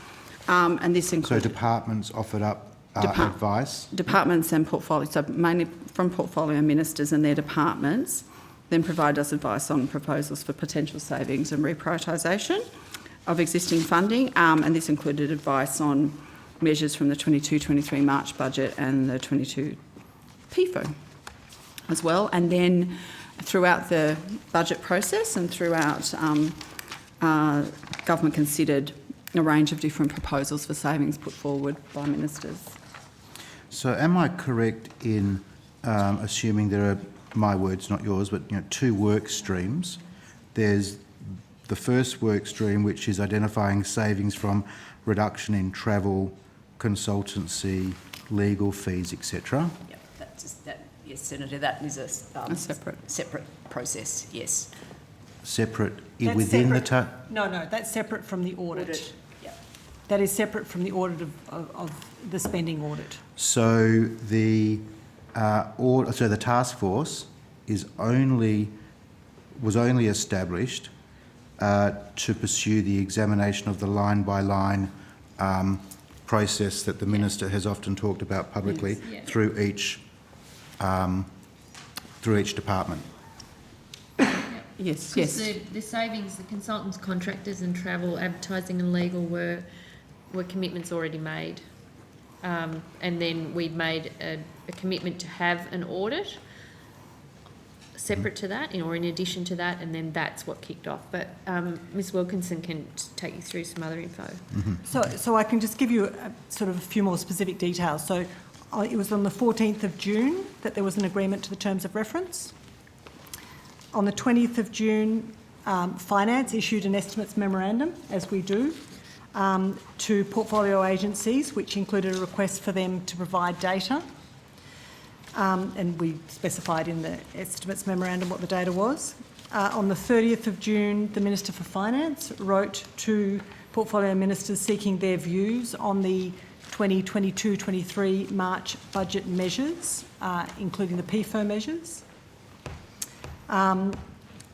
Portfolios provided data to Finance on the 19th of July. That was the first date that they had to have data provided to us. They then had to provide, so that was data which was detailing their expenditure programs. There was the following day they had to have data to us around their views on the March budget measures. And then on the 26th of July, they provided proposals on the measures or the programs within their portfolios which would be suitable for either savings or reprioritisations of existing spending. And so that was by the end of July. And then really the months of August and September involved the task force working collaboratively with portfolios of all departments around the information that had been provided and what the what were the sorts of considerations being given to measures from which there could be saves and measures from which could be reprioritised to other higher priority matters. So the $3.6 billion figure that's referred to at page 83 of budget paper 2 is not the work of the task force. No, that's a separate election commitment. Yep. So turning to then the $3.6 billion figure and the specific reference in budget paper 2, it's the second sentence of the measure says the allocation of the remaining financial year impacts in the 2023-2024 budget will be guided by the government's broader Australian Public Service initiatives, including the audit of employment. That's right. Yeah, so that's the next. That's a separate audit. The audit of employment that I think the Public Service Commission spoke about at some length this morning. There's two things here. There's the broad, which is guided by the government's broader Australian Public Service initiatives, including the audit of employment. So the audit of employment is a subset of the Australian Public Service initiatives.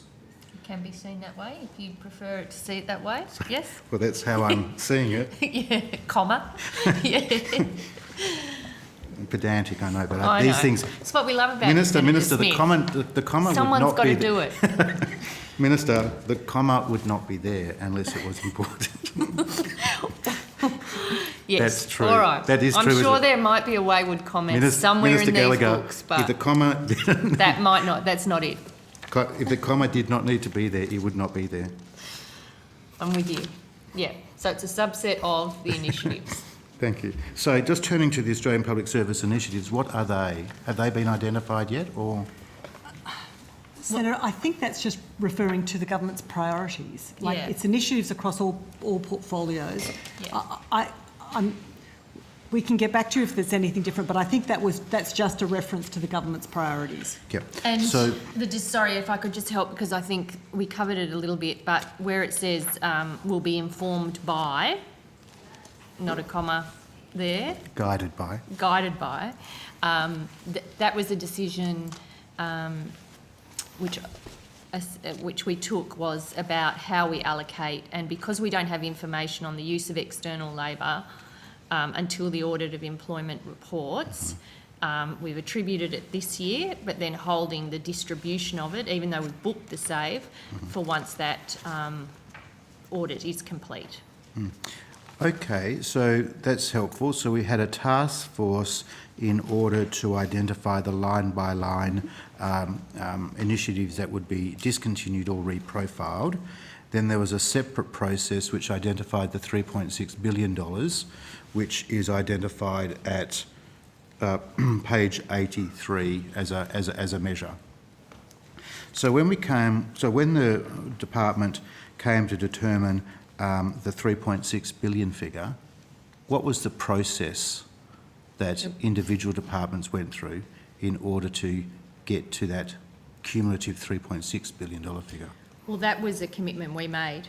So we actually made the commitment of $3 billion from consultants and contractors and 570 from advertising, legal and travel prior to the election. So really the department's job was to implement that. It wasn't essentially a process. Was to make the necessary savings around that quantum figure. That's right. So in the first instant, in this first year, it's largely attributed based on a pre-existing formula for savings, but that may change once we have the audit for the following years, because it's not fair for an agency that hasn't been using external labour to then have a save booked against them to reduce their use of external labour, if you see what I mean. So the $642.5 million figure that is attributed to 22-23 is determined by a pre-existing formula.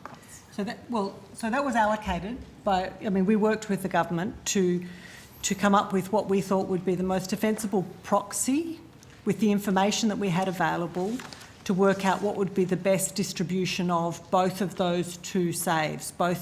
So we separately had a methodology for allocating the spending on legal and advertising. What was the other? Travel. And travel. Yeah. And we had one. We used one set of information to allocate those saves, and we had a different methodology for allocating the first year of the $3 billion save. I don't have it in my head exactly how much that's worth. So in both cases, we had to work with the information that we had available about, for example, we did have data on spending on travel and legal and advertising expenses from, I think it was 21-22. And earlier. So we used that data in order to allocate that amount of the save. And for the other save, so the save which related to the total $3 billion figure, which was about contractors, we have information on the extent of supplier expenses across different agencies, and that was used as a proxy for their spending on consultants and labour hire. That was for the first year because that was the only information we had available. The employment audit that is being undertaken at the moment is to inform the second and subsequent years' distributions of those savings. So excuse me if I'm not keeping up. No, it's okay. Finance, based on the various data that's available to existing data, determines how it will get to the determines that the figure is 642.5 million. No, that was a government decision. That was an election commitment. Yep, thank you. And then finance determines how that 642.5 million will be how that will be divided between various parts of the government in order to deliver up that 642.5. Is that correct? That's correct. I mean, the way I would put it is we worked with the government to come up with a reasonable methodology of distributing those savings given the information we had available. Right. And then departments were required to fit their expenditure across the external labour, advertising, travel and legal expenses into that quantum that finance had provided to them. So departments, there was a save taken from most departments, I think probably all departments, and as the accountable authorities who are leading those departments, you know, so there was a save taken from finance, and I have to work out how I can best manage the budget for the department, taking into account that saving. Yep. So given that you don't have a reliable data set for 23-24, 24-25 and 25-26, how did finance come at the $809.2 million figure, the $975.8 million figure, and then the the 1,142.5? They were in our costings document. Sorry? They were in our costings document, and from memory it was an incremental step up towards 20% savings on consultants and contractors by the end of the forward estimates. So it's how it was profiled, and that is our expectation of how, you know, that is the money that will have to be attributed once we have the audit of employment back to inform those decisions. So where in the various budget papers, portfolio budget statements, do I find the individual save for each of the departments?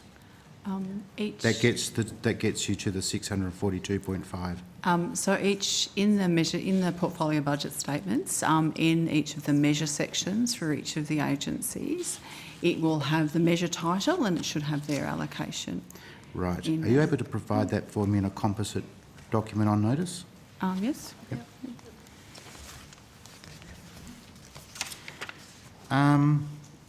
Do a bit of your homework for you, Senator Smith.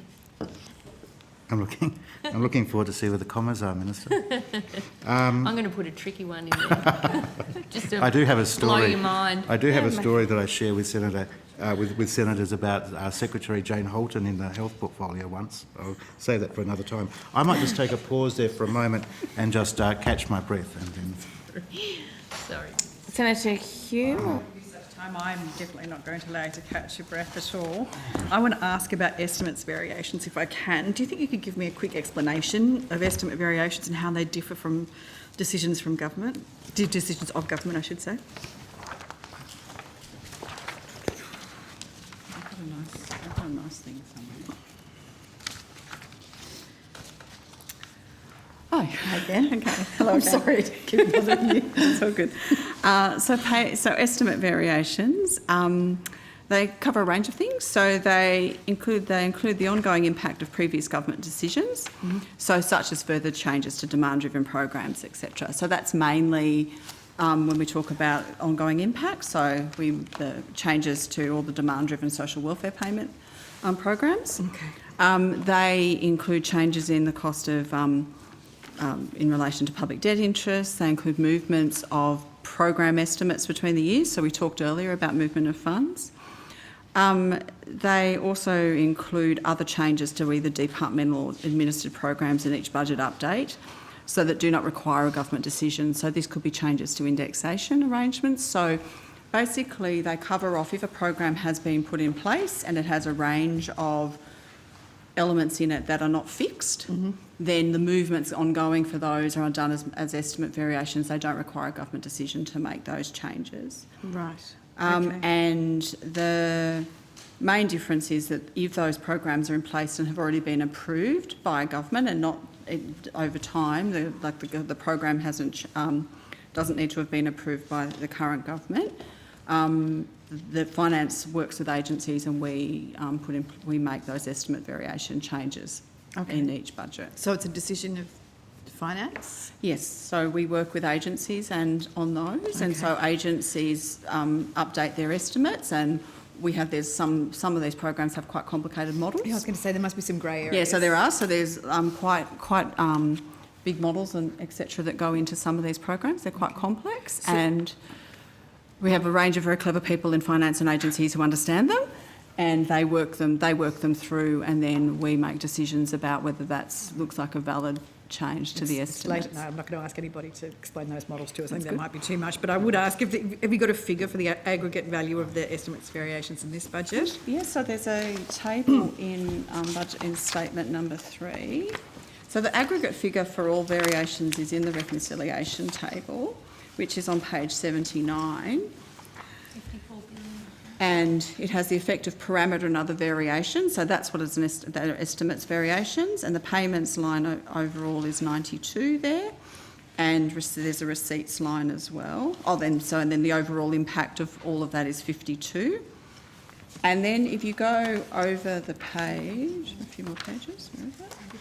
If you go to page 93, there's a table 3.4 is called Reconciliation of Payments Estimates, and that breaks down, so it's got an effect of policy decisions, which goes back to the reconciliation table, but then it breaks down the different types of the different groupings of estimates variations there. So it's got the ones that are made in relation to economic parameters. There's a line there which is the interest payments. Then it's got these program-specific parameter variations, which are the ones which are how the program is designed. And then the other variations, which I think down the bottom it talks about in footnote C, that's the changes to the conservative bias allowance. That's also where a lot of the movement of funds that we talked about earlier will pull through in that line. So this table here helps break down sort of what makes up the overall estimates variation changes in the budget. And this on the payment side, there's obviously a significant revenue side as well. Is there a list anywhere of the estimates variations made as decisions of government in the budget, or is that something that can be provided? So they're not decisions of government. So estimates variations are not decisions of government. In response to decisions of government? No. Aren't they? No, then that would be a measure. Government? If there was a decision of government that had an impact on the estimate, then that would be a measure. So were there any funding decisions then made by the government as measures that were then reverted back to be published as estimates variations? Is there no? No? No. Okay. I mean, through the process, we are briefed on what's happening with the estimate variations. So it's not as, we're aware of that. High inflation means that your payments are going to be indexed at a higher rate, so that's going to be a big thing. Interest rates going up mean the interest payments on your debt is going to increase. So it's a for information purposes rather than a new decision of government. So what's the largest then of the estimates variation? The debt. Within each portfolio, I was going to say. The largest chunk, my understanding, is the increase in servicing the debt, so the interest payments, and then it goes down to support for seniors, provision of GST to the states and territories, indexation arrangements for job seeker, NDIS, financial support for people with a disability. So it's largely those payments and interest. So can the government... And GST. Is the government ever in a position to elect that a decision is an estimates variation as opposed to a measure? Elect that a decision is an estimates variation. I mean, so that would be highly unusual. I mean, I can think of a couple of occasions where an estimates variation has been published as a measure. Yes. Is that correct? Yes. But not the other way around. No, because I mean the things like the reconciliation table in the budget is trying to provide clarity on the difference between policy decisions that are taken by government and changes in the budget which are a function of, sort of things which are outside the government's control. Okay. Yeah. Well, all right. Now, sometimes Senator, sometimes it's confusing if you've got estimates variations and policy decisions all happening sort of Concurrently. All happening concurrently. So Yes. sometimes that's a little bit tricky to unpack. So But- we've had somewhere there's a demand-driven component, Yes. which would be the estimates variation, but at the same time, the government may have made a decision that relates to that. That is a decision, and that would get published as a measure, even Right. though it's about the same. Can they be separated out? Is there any of those in this set of estimates variation? I don't think they're so, yeah. I can't think of any in this one. The main changes in our estimates variations were very related to economic parameter changes this time round. So, and as the Minister said, the debt management. Yes. Can I ask then, just on notice, if you could provide a list of the top 20 estimates variation by value, along with the prior budget measure or the program that it relates to, with a summary of the variation and the reason for that variation as well? Yeah. That I would mean, be good. there's certainly, some of the top kind of 5 or 6 or so are on page 93, but we can certainly Senator, provide you with the sort of top 20. And as you can see from the text we've got here, they're mostly as a result of higher than projected rate of indexation, but we can step that out for you. Yep. Yes. Okay. Can I ask, are you happy for me to keep going? Yeah. I just want to ask some questions about processes again. I'm sorry about this, on budget measures. So how many measures are in budget paper 2 for this budget? 200. Oh, I think it's 63. I think it's around 250, but Yeah, I haven't around actually added them up. Okay. What's the measure process? The measures process? Is there like a style guide, or for the So for the drafting Yes. of the measure descriptions. Yes. The measure descriptions, there's a style guide. Yep. Which, so as you can see, there's quite a formula to how they all very much look the same as how they start. So they're drafted in the Department of Finance and the Department of Treasury for the revenue ones. And so just to be clear, there's 237 payments measures, so I haven't got a number on the number of revenue measures. Okay. Receipt measures.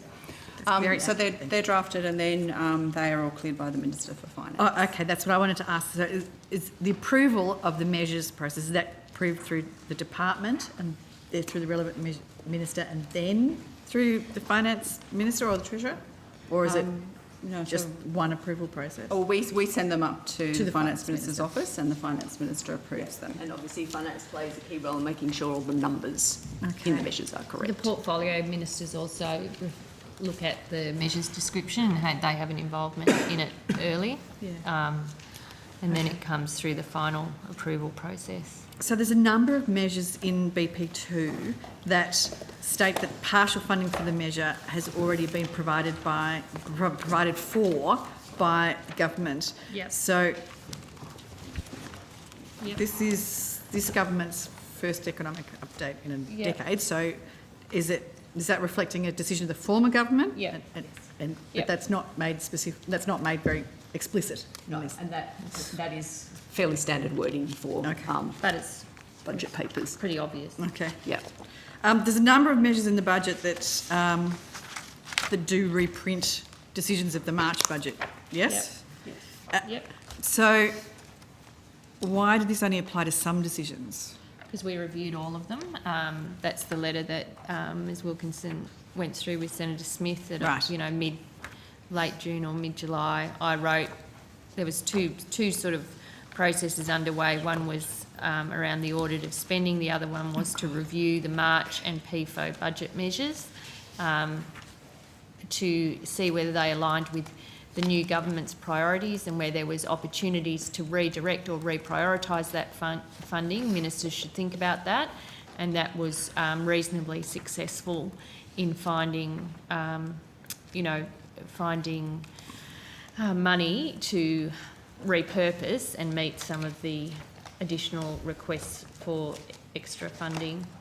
And that you can see that where it reflects this is partially met or fully met within existing resources. That's what that talks about. Okay. So basically a reallocation of money within their own appropriation to a new priority.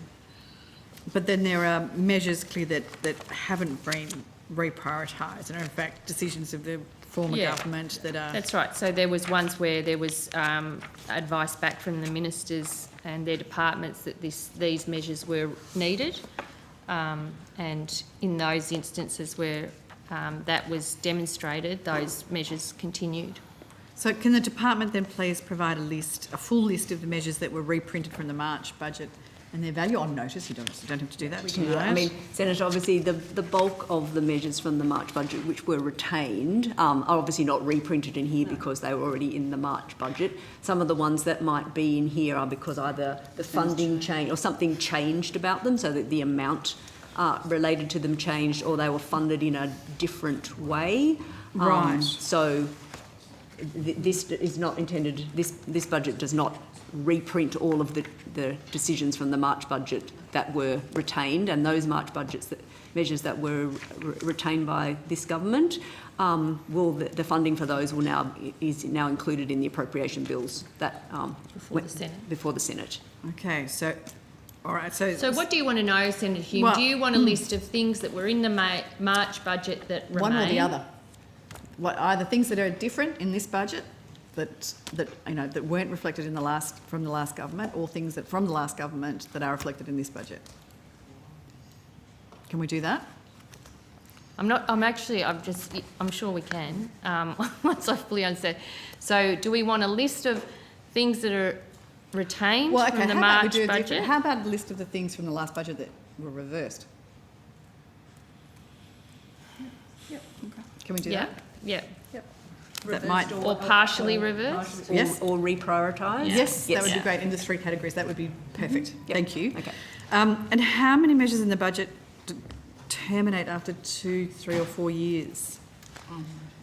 We'd have to take that on notice. Yeah, I mean, usually you can see over the profile in the, across the forward estimates, and I'm not sure if some of them it says this is a 3-year program, or like it's sometimes in the measure description, or even if they're ongoing, it has, this is funded at this level in an ongoing way, so you can sort of take it from that. Can we highlight which ones are ongoing? Well, the childcare one, for example, I think that was talked about earlier with the PBO. I can't what page is that on, but I'm pretty sure that has a indication in the measure description that it's 1.7. Oh, right. I'm trying to get to, hang on. I've got to find it in my... Page 93, I've had it whispered. Thank you, Catherine. You'll hear in the Hansard now, that whisper. Yeah, so...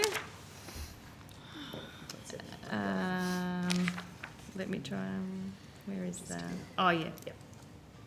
Oh, see, under that, on page 93. Government will provide 4.7 over 4 years, and then in brackets, and 1.7 billion per year ongoing to deliver cheaper childcare. Right. So, can I ask then, I mean, obviously terminating measures provide opportunity to maintain oversight and review government programs, which is the reason why so many measures are terminating. Is that correct? Yeah, I mean, sometimes it can be for a specific period of time. Like in the women's portfolio, there's 3.1 million for the National Gender Equality Strategy. That's work that will be completed within the next 12 months, so that only exists for 1 year. Other times it's, evaluation may take place before further decisions are taken. So I think there's a range of different reasons about why something might be funded for 1, 2, 3, or in an ongoing sense. So are there reviews then of measures that are ongoing? There can be, and I mean, obviously there's some things that are just ongoing, like you're not going to... There's oversight. Yeah, well, I mean, the spending audit was partly about that, was having a look and going back through all the spending to make sure that it's spending that's needed. So there's a discipline that comes from looking at things in that way, but there are clearly programs, like on the payment side, that are ongoing, like nobody's going to review the sole parent pension or the parenting payment and then say, in 2 years' time and not fund it in an ongoing sense. So there's things like that, that's just common sense. Evaluation is part of the public sector reform priorities, so actually building up the evaluation capacity so that we are able to evaluate programs internally to inform government decision making. So yeah, evaluation is an important part of it. But I'm just saying there's a range of reasons. We are trying to, we're dealing with a range of terminating measures from the previous administration. We worked through some of those in the budget context. There's more to be dealt with. So it's not an unusual way of budgeting, but my sense is where something is ongoing, we should make provision for it. Right. And do you embed a review into your thinking, or is there something in the measure that specifies that there is a review for ongoing measures, or is it just part of the normal course of business? Well, I think we are building in disciplined, budgeting processes, fiscally responsible. So there is but it varies. Some things are clearly ongoing. Some things are probably ongoing, but you want to have a look at them. Some things are not ongoing. Some things you want ministers to come back and to the ERC and, they're required to report back against the implementation for further decisions. So it's just, there is a None of that's actually specified in the description of the measure? No? Sometimes the review is specified, sometimes it's not. Sometimes it's legislated, but it doesn't necessarily need to be legislated to be specified. Yeah. But the measure gives you a snapshot, essentially, of the high-level key information, and then obviously this process allows for closer interrogation, and portfolio budget statements give further opportunity on that. All right. Senator Smith has another line of questioning, and then I've got one more. Just to confirm, Ms Cole, that you're going to make available those terms of reference. Yes, I was just trying to... Great, thanks very much. And Secretary, just to confirm, the 20th of June, there was the finance estimate minute distributed. Is that a public document? Is that a document that can be made available to the committee? The estimates memorandum is not. They're not public. No. Thought I would try. But basically, we agreed to have a spending audit. I'll just wait for Ms Cole to come back.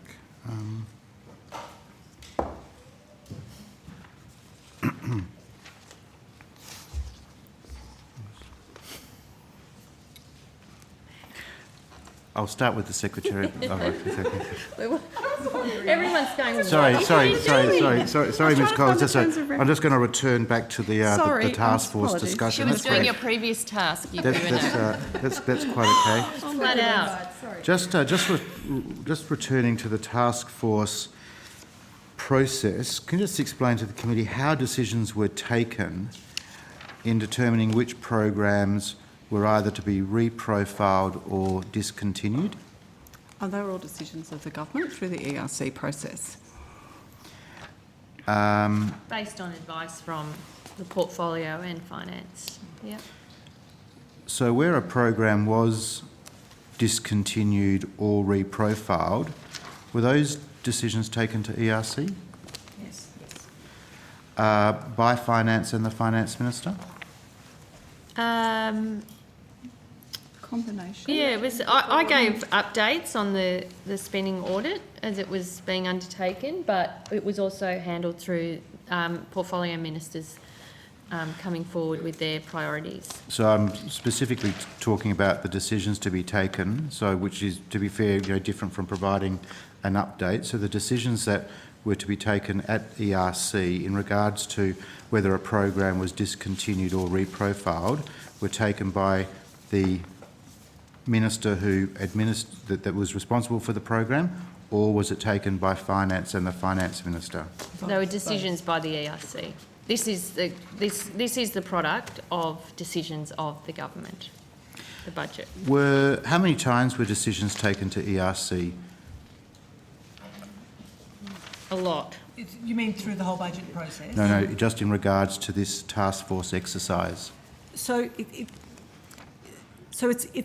was the way in which this process unfolded. There were some discussions specifically around so ministers made proposals around savings that they thought could come out of their portfolio, and in some cases, finance would collect all of those together and take that through to the ERC decision.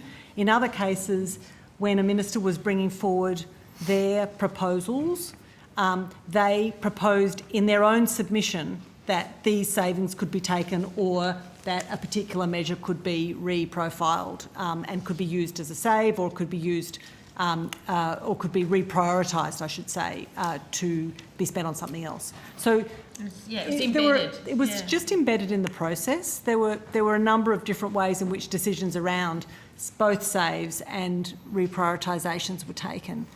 There wasn't just one channel for those decisions to be taken. Why was it necessary then to have more than one channel? Why was the task force process necessary?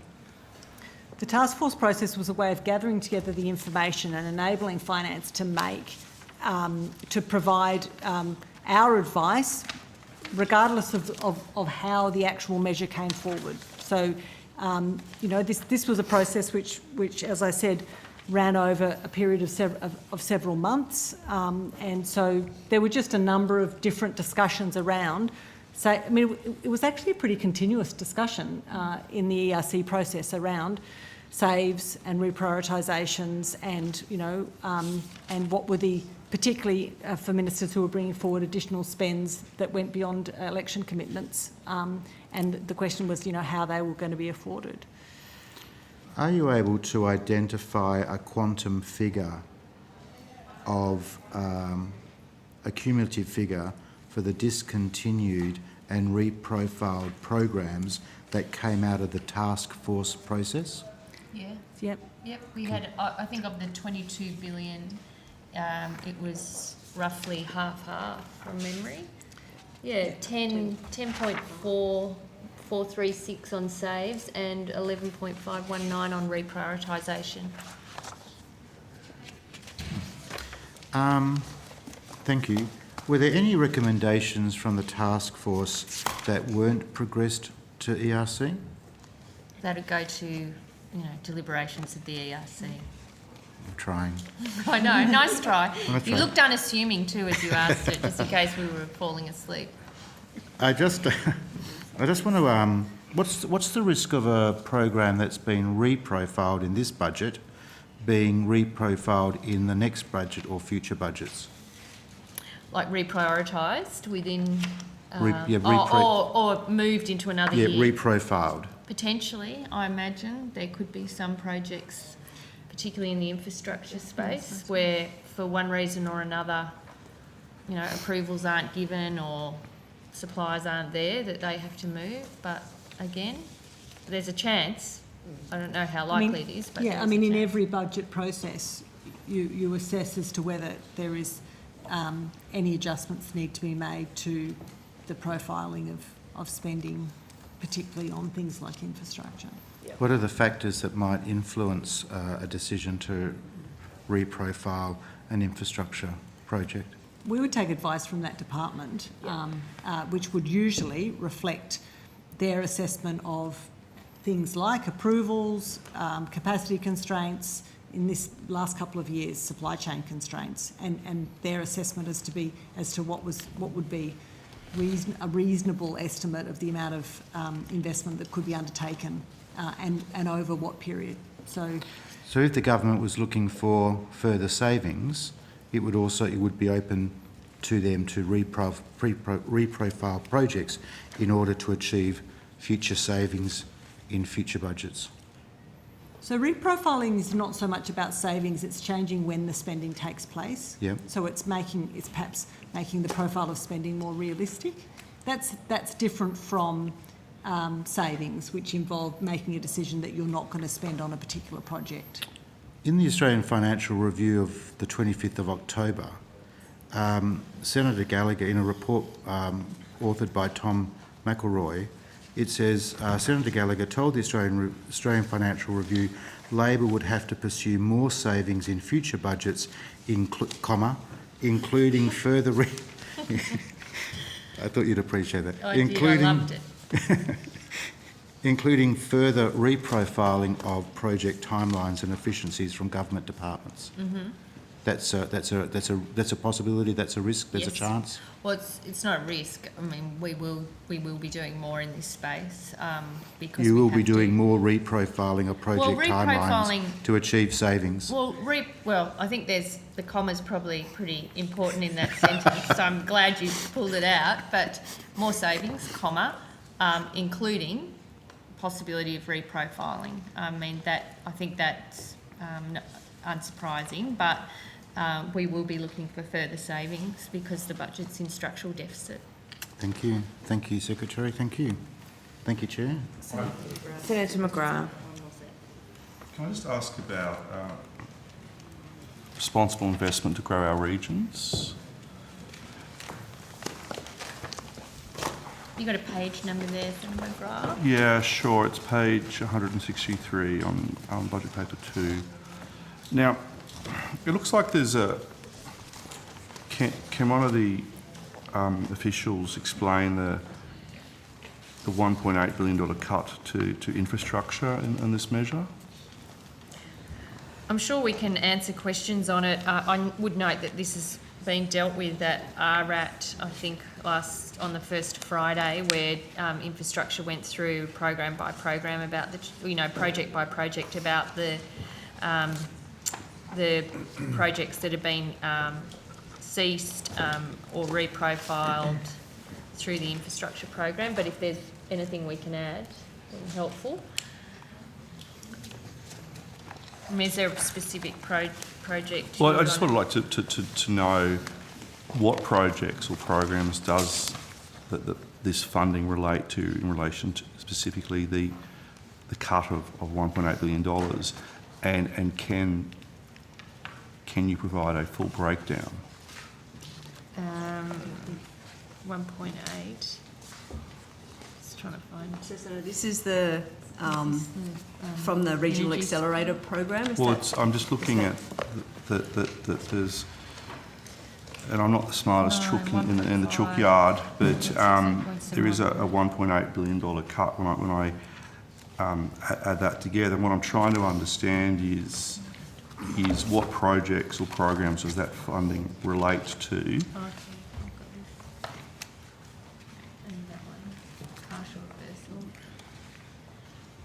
It's the Department of Infrastructure. Yeah, Transport. it's probably best going to infrastructure, but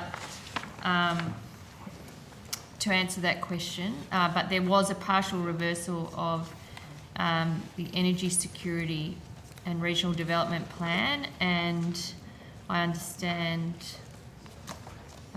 maybe the Community Development Grants Program fitted in there. There's and Building Better Regions, unallocated money. And also the Regional Accelerator Program. So it's a combination of things. So on page 164 of budget paper 2, it says about halfway down the page, this measure will redirect $10.2 billion in funding from those 4 programs. And what I'm trying to find, though, is I understand those programs, but are you able to list specific projects that have been impacted by this cut? So I think the Department of Infrastructure may have provided some of that information. Yep. We don't have that detailed information with us here, but they would be the appropriate portfolio to provide that level of detail. And I think some of it was unallocated funding, so there weren't projects. It was just taking back the unallocated. And I think in some of the, like the Regional Accelerator and the Energy Security, I'm not sure, they were in very early stages, I think, those programs, i.e. like announced in March, with not a lot of detail that underpin them necessarily. I might come back to that, but there are also 3 new grant programs in this measure. Has the Department of Finance reviewed or approved any grant guidelines for those programs? No, essentially not yet. Okay. They will be though. Yep. And the idea behind those is setting up ongoing programs with competitive grants programs with guidelines that, set and sort of exists, so that it's not sort of putting big buckets of money in, you know, 1 year by year, but that it's a known program. The Minister for Infrastructure has been clear she wants regions to know that that money is there. It's to support community-based programs, and that it's a competitive program that's there in an ongoing sense, not a top-up or, you know, sort of arrangement which we saw a bit with the Community Development Grants Program and Building Better Regions. And to take you back to a previous answer, Minister, this is not new funding in the budget, is it? This is funding which has been reallocated / redirected from other programs. No, it's new funding in the sense that it was a separate decision that was taken to establish these programs and provide appropriation for that, separate to the programs that were partially reversed or money had been taken from in the spending audit. So are you able to provide a breakdown of the $1.9 billion of funding for the Middle Arm commitment? Well, that's an equity investment, is my understanding. It was a commitment from the March budget measure. It might be earlier. Was it March or Middle Arm? It was in March. Yeah, March. And that's for, well, it says there on page 163, it's for the common use marine infrastructure and regional logistics hub in the Darwin harbour. So it was in the March budget. Yeah, so we're proceeding but with not that. as an equity investment. Right, okay. Yeah. So it's in here as an equity investment, and I think Department of Infrastructure answered quite a lot of questions on that today. They've got obviously a lot more detail about the split between the various proposed components, and that there are still discussions ongoing with the Northern Territory Government on this proposal. Okay. Why did the government convert the funding from a grant to equity? I think you'd need to, we'll see if we can provide any further information, but would be a matter for infrastructure, which I'm not sure if they've done that today. I mean, did the Department of Finance provide any advice on the restructuring of the investment? Yeah. We would have only provided advice on a proposal from a minister that we would have provided advice on, but yeah. Okay. Are you able to advise me how is the government investing this funding? Is there a particular investment vehicle for the funding? I think, again, you'd probably best asking the Minister for Infrastructure, but I understand negotiations with the Northern Territory Government are ongoing. I think the Minister, representing the Minister for Infrastructure, said that these questions should be raised here. You're too late on the handball there. But yes, Look, we'll see what further information we can provide about the mechanism and where it's up to.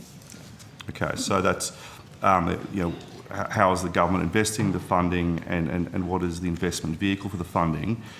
Is there a government business enterprise being set up to manage the project? No decision has been taken to do that. But I think the only thing, Senator, very happy to take your questions on notice. I'm not sure that we have the details with us here. This project is still at an early stage. There's discussions with Northern Territory which are ongoing. Very happy to see how we can help, but I'm not sure that we just don't have I suppose I understand. I am interested in the decision-making process as to how it changed from being why it changed from a grant to equity. I'm quite interested in that in terms of whether anybody's able to provide advice. Yeah, sure. Happy to have a look at any further information there. I mean, I have a recollection of it, but I would like to check my records before I come back and say about the choice to move from a grant to an equity investment. So, just in relation to, I asked the question before about whether a government business enterprise has been set up to manage the project. and I think you've taken that on notice. Has the Department of Finance provided any advice on how this project should be structured? Well, I don't want to get ahead of myself, but we will when we reach the point where that advice, when it reaches the stage for further decisions, obviously. In comparison to other government business enterprises, this would be a very small investment. That would be correct compared to how other GBEs operate?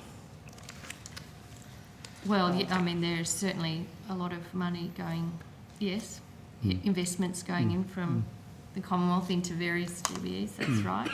But notwithstanding that, does this create a risk for the proposed equity? Does what propose a risk that it's so small? Well, the investment. I'm just trying to clarify here that we've got $1.9 billion of taxpayers' fund. That there was a grant, and now it's for some reason it's become equity in this project, which you've taken on notice. I'm just wondering, is there a risk profile here? I'm not sure. I'm not sure I fully understand what the concern is, and perhaps it's going to be assisted by how we answer your other questions. I just want to be clear in the evidence I give to the committee. So, essentially, early days, Middle Arm precinct, the government had decided to continue with the amount that had been allocated in March to support the development of this precinct. We're in negotiations or discussions with the Northern Territory Government. We'd like that money to be used for common use infrastructure, but there's a lot more work to be done. Does the government... I'll come back with whatever we can provide you with, Senator McGrath. Does the government have an expected return on the investment? Because you've shifted from being a grant to equity. So do we have an expected return on the investment in this project?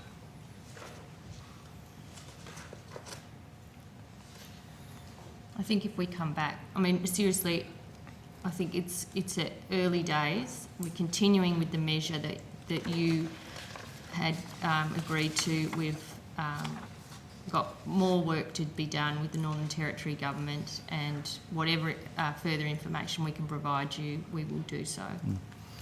So are you aware of how much money that the Northern Territory Government is committing to the project? This isn't a project that finance runs, so I think again, it should go to the relevant portfolio agency. Obviously we have an interest from finance. Absolutely. I don't intend to interrupt your questioning, other than to say I'm just letting you know that in 10 minutes we are moving on to the I've future got fund. 2 more lines of questioning. I need to So does the... and it's 10 to 10. So the Department of Infrastructure did say on Friday that this will be a joint venture with the Northern Territory Government. So I can confirm that is the case. Well, we have, we are in, I've been saying we're in negotiations with the Northern Territory Government. Further decisions will be taken. That money is on the table. So why didn't you just keep it as a grant if it's still early days? Well, I've taken that on notice because I want to check my recollection of the discussions we had before answering that. Okay. I think that's reasonable. And if it's a GBE, are you the shareholder minister? Those decisions haven't been taken. Okay. And it's a joint venture, but the Northern Territory hasn't committed? We're in discussions with the Northern Territory Government. Okay. Will there be private investment in the project? I understand there is private investment in Middle Arm in the whole proposal, which is why the allocation from us, from the Commonwealth, is to go into the common use infrastructure, the shared use infrastructure, as a way of helping the project or supporting, assisting the project. But I will check that. I don't want to mislead either. And on notice, if you could advise sort of what fund or company they are investing in, because I'm just, and Minister, you pointed out that negotiations are still underway with the Northern Territory government, but it would, considering the sum of money that is being invested in this venture, $1.9 billion worth of taxpayers' money, and we've had the Department of Infrastructure refer us to come back here to ask some questions. Okay. That we just want to make fair sure. enough. I don't want to ping pong you around, but we will find out, answer the questions we've taken on notice, and if there's anything further I can provide in the short term, whilst negotiations are ongoing, we will provide that to you, Senator McGrath. Okay.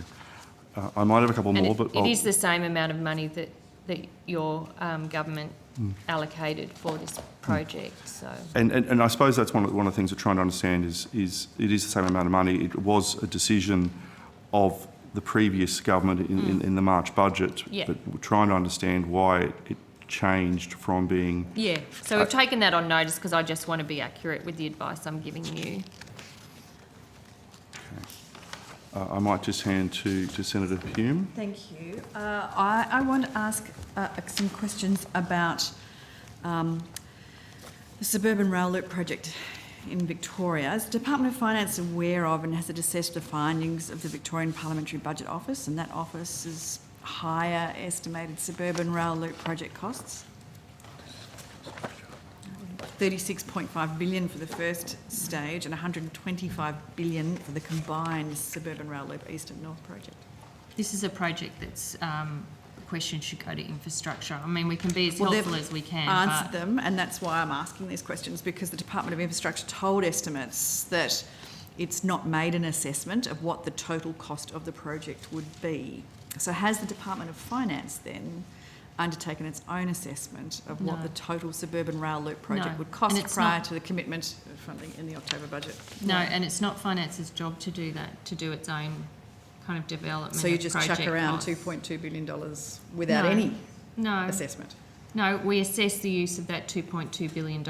That's what Finance does. So the Secretary of Infrastructure, Mr Betts, he was quite clear. He stated at least twice that, and he used the phrase, at this stage, the Commonwealth's contribution to the project is confined to $2.2 billion. Mm-hmm. So has any funding beyond the government's existing $2.2 billion commitment been provisioned as a contingency by the Department of Finance? No.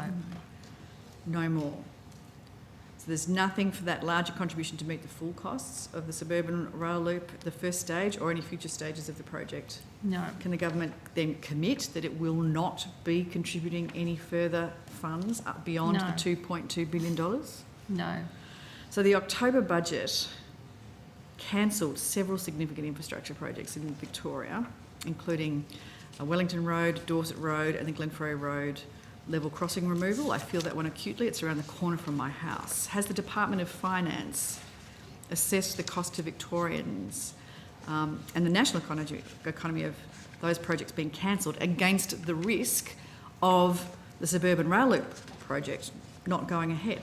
No, and it's not Finance's job to do that. I mean, we work alongside the Department of Infrastructure in the decisions they make within their infrastructure investment program.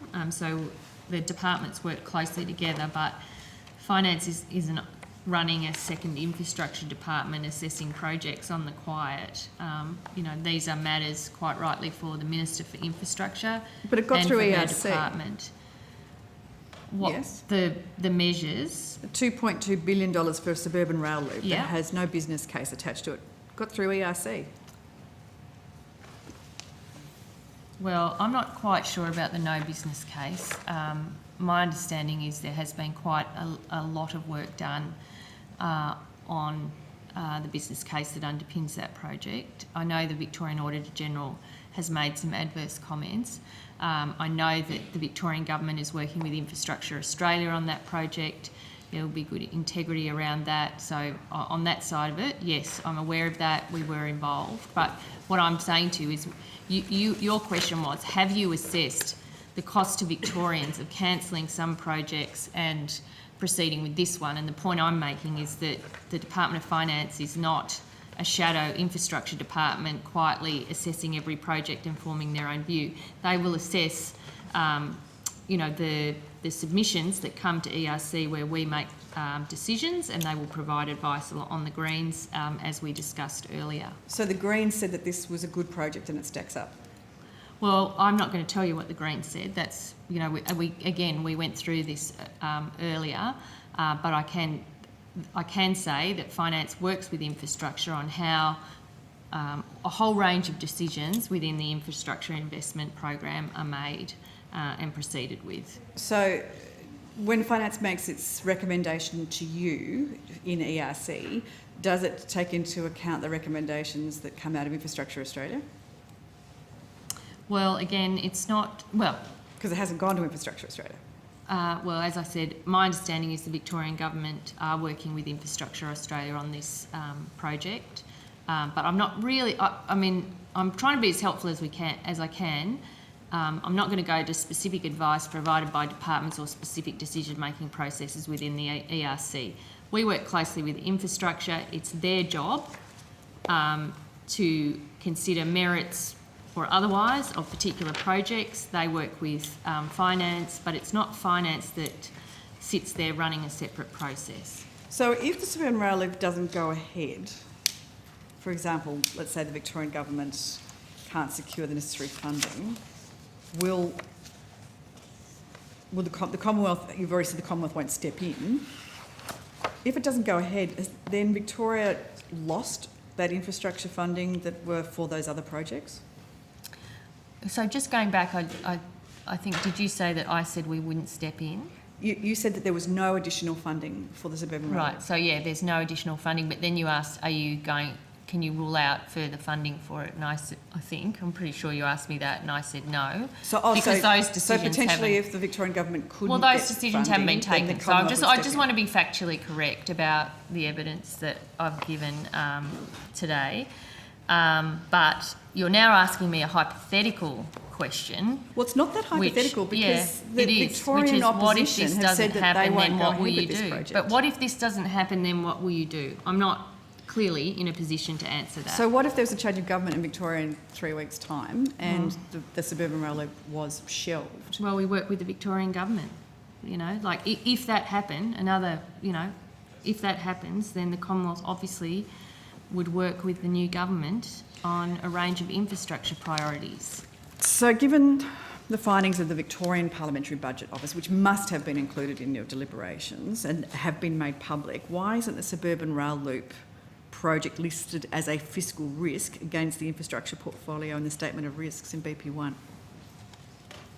Well, I'll see if someone else can answer that, but because the extent of the Commonwealth's involvement and based on the decisions we've made, extend to the $2.2 billion. I'd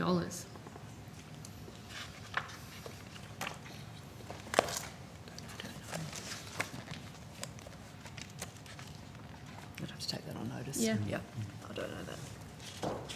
So we'll take that on notice if right. there's anything further to add, Okay. but that is the extent of the government's decisions on that project. Can I ask then how the department determines which projects are recorded as a fiscal risk, noting that only the delivery of the Inland Rail has been identified as such under the infrastructure portfolio? I think this goes back to questions you were asking earlier about how things get into the statement of risk.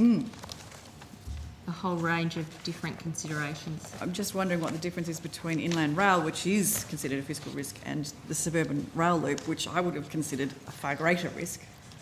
Well, again, I think because the extent of the Commonwealth's exposure to the Suburban Rail Loop is in the money that's been provided. On Inland Rail, for example, the exposure to what's going on with that project is risk entirely to the Commonwealth. But you're suggesting that there may be further exposure by the Commonwealth to the Suburban Rail Loop? No, I just said I can't rule it out. You asked me, can you rule it out? And I said, well, no, I can't, because I don't, future decisions may come before the ERC. I can't predict that. So I'm not ruling it out, but I'm telling you the exposure to date is for the project as it is currently funded. If there is anything further we can add, I will come back to the committee and add it. So, prior to the election, the Prime Minister spoke of the importance of ensuring that infrastructure projects were prioritised by Infrastructure Australia, and clearly this one has not been. Is the intention of the Department of Finance going forward to include that recommendation by Infrastructure Australia when it puts together its advice to the Minister as to whether a project like this should be included in future budgets? And if so, why was it not this time around? Yes, we are. I mean, I find it interesting around integrity on infrastructure projects coming from the history of your government. That's Senator my next Hume. question. But absolutely ensuring that Infrastructure Australia and decisions made about investments in infrastructure are informed through the proper process is absolutely what this government intends to do. I think I'm advised that the Suburban Rail Loop was an election commitment as well. So in that sense, the commitment that we're delivering on is delivering on that commitment. But yes, Infrastructure Australia has a major role. That is why under the Minister for Infrastructure's leadership, the Victorian Government are working with Infrastructure Australia on the Suburban Rail Loop. Okay.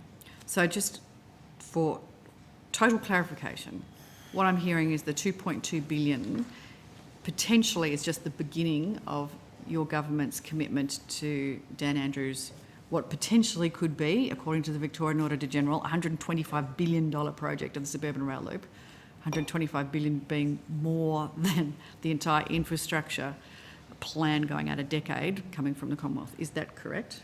Well, I think you're trying to stretch it out further than what I've said. I have 2.2 is a fair stretch. Well, I've said the exposure to the Commonwealth, or the funding commitment from the Commonwealth, is on our election commitment for $2.2 billion. The government has made no further decisions over and above that. And you can guarantee that Victoria will not miss out on that $2.2 billion worth of infrastructure if the Suburban Rail Loop does not go ahead? I'm not going to answer hypothetical questions. There's no point. We'll work with the Victorian Government. Can I ask a question around an FOI? This is the last question. That's right. Hume, thank you. FOI 2257. I have taken copies of some of it. It's not all of it. Which was the Minister's question time briefs. Perhaps the department can just start by talking to me how question time briefs originate in the department. Is it the department that comes up with the list of what the briefs should be about, or does that come from the Minister's office? I think it's a combination, of issues that the department wants to prepare me for question time, and then there could be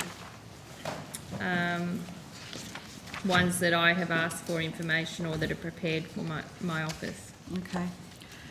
One of the things that was asked for in this FOI was a list of topic headings, which was given. I haven't given you a copy of that because I haven't got it in front of me, but there were topic headings that were blocked under section 22 on that contents page. I don't know what would be the reason anyone would block the topic of a question time brief. Maybe the department could give me an indication of why that might be the case.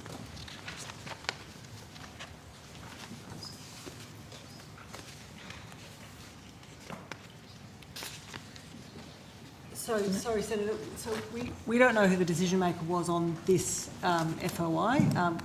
As far as I'm aware, we weren't aware that you were going to ask questions around this. I'm not sure how much we can help you. All right, I'll ask some pretty basic questions then. But we can, or we can take your questions on notice. Yep. So, in drafting the briefs, can you walk me through the process from the officer who's drafting it, the clearance process it goes through, and then who sees it before it goes and leaves the office? Is there a sort of step-by-step that goes through in the department? So who reviews it, for instance, in the office?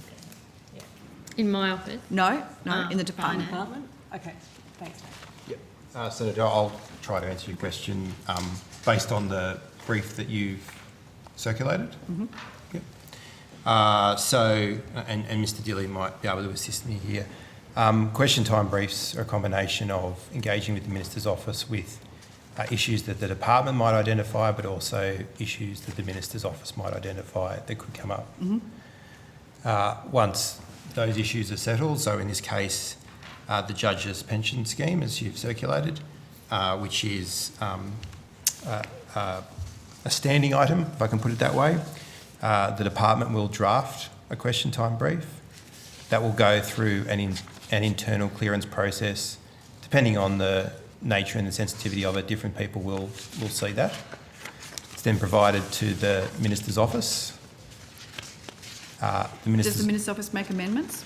It is open to the Minister's office to make amendments, but the system that is used has a tracking to clearly show what advice the department puts forward and where anyone else may make changes to that brief. And are the amendments fact-checked by the department? Do they go back to the department for fact-checking? We can be asked to fact-check. I can't comment I hope they are. on all of them, but it's often an iterative process with the office. But as I said, it's always clear about where the text has come from at different stages in drafting a brief. So in this FOI, there is text that's in red. What does that designate? My understanding is that is text that was included by the office. Right. Does look like something my office would do. It does, doesn't it? I have to say, I don't think I've had a question as the Minister for Finance in question time yet. So I can't imagine. It'd be nice to give my question time folder a bit of a workout. Well, I can't imagine how the judge's pension scheme could possibly have anything to do with we inherited a budget with $1 trillion of debt. Oh, it's about budget repair. You can see link to the article in the back.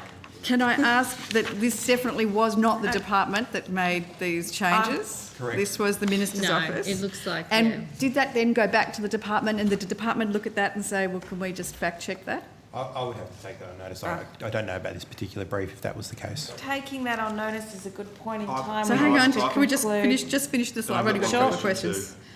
So this was definitely added by a staffer in the Minister's office? Yes, Senator. And you're aware, I assume, that Chris Richardson, the much esteemed and many times quoted economist, said that anybody that uses this phrase, $1 trillion of debt, is either trying to make a political point or is ill-informed. Well, there is $1 trillion of debt. So which one are you? Well, there is. Look in the budget papers, and we are managing that debt. And as we had Are you? Because discussions, I'd like to just point you to page 101 of the budget papers, Debt 101 I like to call it, which says that compared to the March budget, you're in fact increasing the debt and increasing the deficits. No, that's not true. Over the medium we can have a term? long chat about debt for sure. We are borrowing less. We'll do that in We are Treasury. borrowing We'll do less that in because Treasury. we put the money that the uplift that we got in terms of receipts is going predominantly to budget repair. So Over the anyway, medium term. we can have and if you look at the debt projections over the medium term, I think perhaps that's getting into a whole another story, but the impact of in terms of the deficits, which is linked to the amount of debt or money that you have to borrow, is I think interest on the debt, NDIS, and the change in productivity assumptions. So let's log that. We can pursue that in We Treasury. can, and no doubt we will.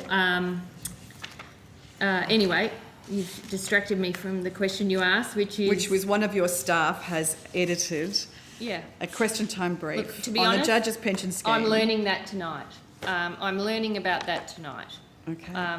As I said, I don't think I've used the finance. In fact, I have don't used know that that I've phrase used before. a question time brief yet. Do in you question know time. that where the other question time briefs have been edited in such a way by your staff to make They may sure well that there are have been. political points Well, being it's a used? political forum, my And friend. are they let's not fact-checked? pretend. And are those edits fact-checked by you or by anybody Well, I else? hope they're fact-checked, because otherwise I could Clearly not. mislead the Senate, which would be a problem. So I'm very confident my office would have good processes in place to ensure information that comes to me is factually correct and politically correct. Do you want to pursue that? I've got just one question back to Inland Rail.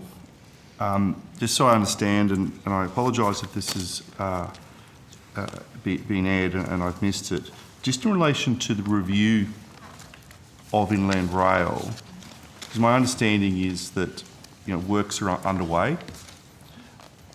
Has the review put a pause on those works? So the works are still proceeding for the development of the Inland Rail? Yeah, Senator, there has been no pause put on the works that are currently underway on the Inland Rail project while the review takes place. Okay. Well, sort of, I wonder why there would be a review if the works are proceeding still. Well, it's new government to get a grasp on the project and some of the problems with it. I think it's well understood.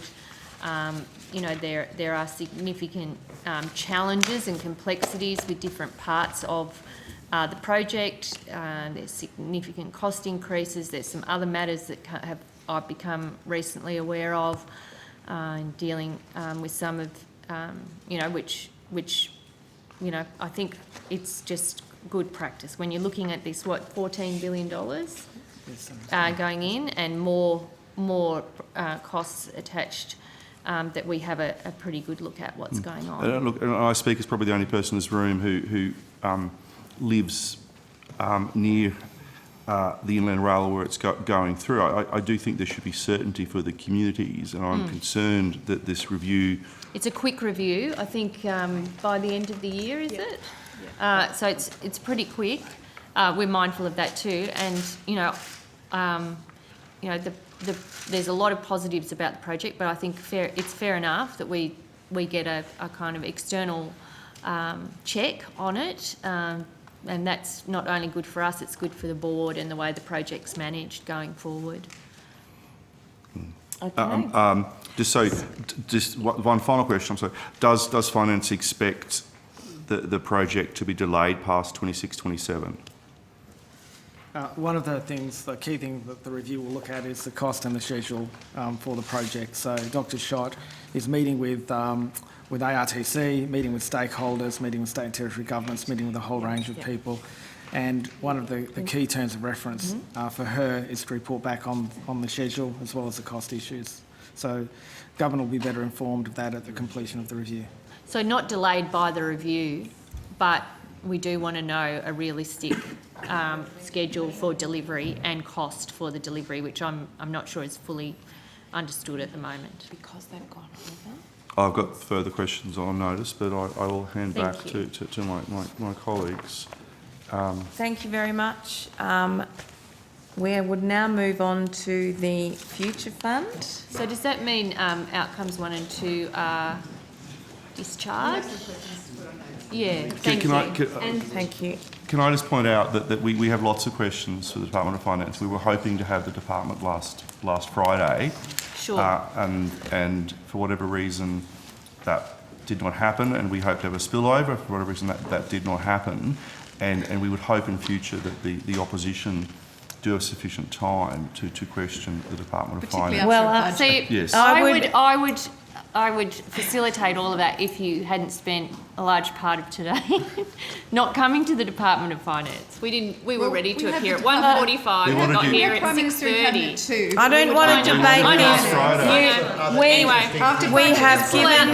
this. We've given the coalition 80% of the day in order to facilitate an early departure. The rest of the time this evening belongs to the Greens because they're the ones that have ceded their time in order, along with the ALP, in order to enable the coalition to spend all their time with the Department of Finance. So I'm now pleased Chair, we've just got Ms Patterson just want to make a quick correction. Of Yes. the record, if that's okay. This was just in relation to a question from Senator Hume in relation to the change in the threshold for the minors process for ERC. We said it was from 70 to 20. It was actually from 75 to 20 million. So I just wanted to correct the record tonight. Thank you, So Chair. anything above 20 can't come through the minors. Okay. The Future Fund is coming to the table.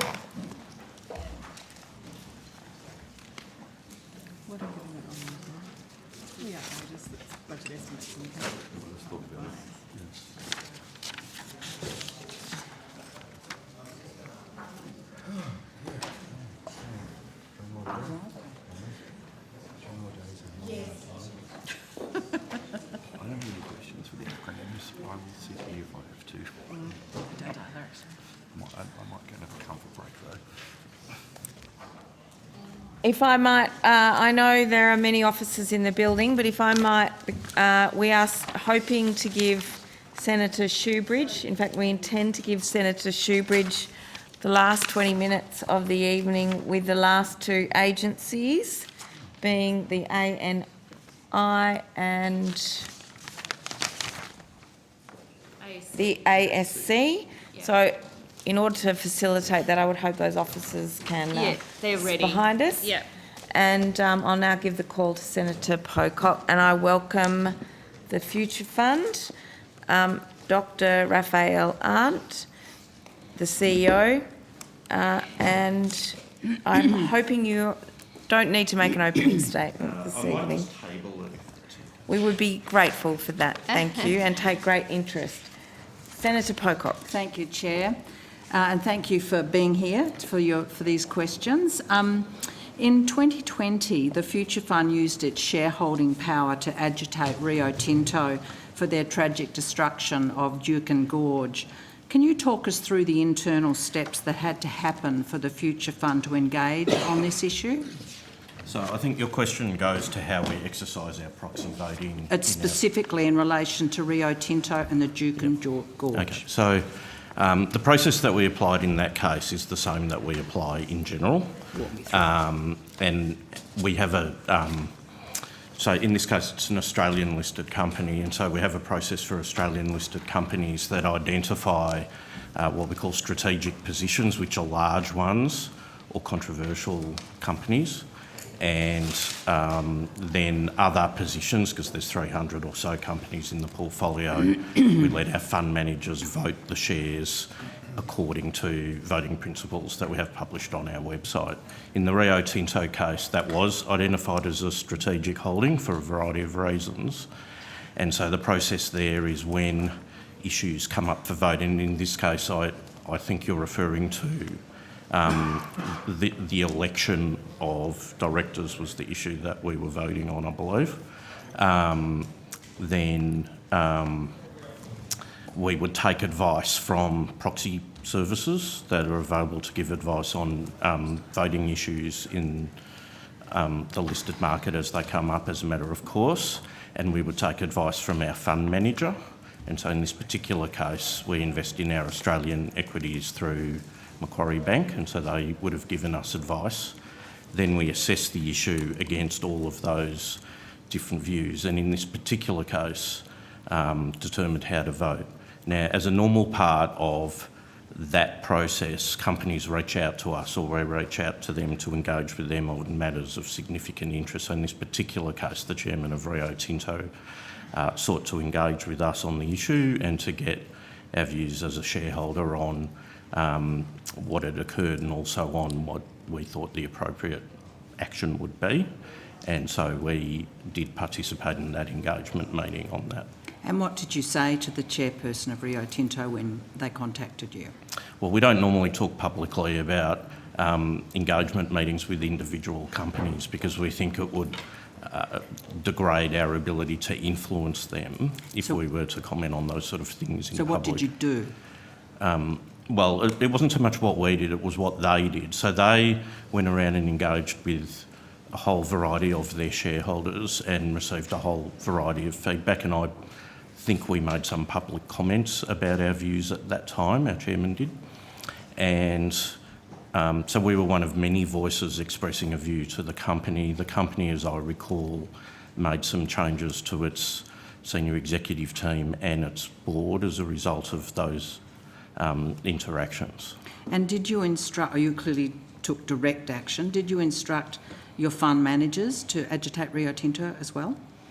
Well, our fund managers engage with companies on their own behalf. It depends on the situation whether they do that on our behalf or whether we do that directly. So in this particular situation, we did engage directly, and I'm sure our fund managers would have engaged with them as well, but I don't think they would have been doing that on our behalf, because in this case we had the conversation directly. So there's nothing that would prevent this same process occurring again to put pressure on companies that that are only engaged, for example, with coal and gas, fossil fuels, companies like Woodside, Santos or Whitehaven, who have no intention of diversifying away from coal and gas. You could do the same thing again with those companies if you were so moved. So we do engage with a variety of listed companies in Australia, and most of those companies would be companies that we do engage with. And when we engage with companies active in this particular space, so in the fossil fuel industry, certainly climate transition and the sort of global move away from fossil fuels is one of the issues that we raise with them, and typically with the view of understanding what their targets are and what their plan is to ensure that they're successful through that transition.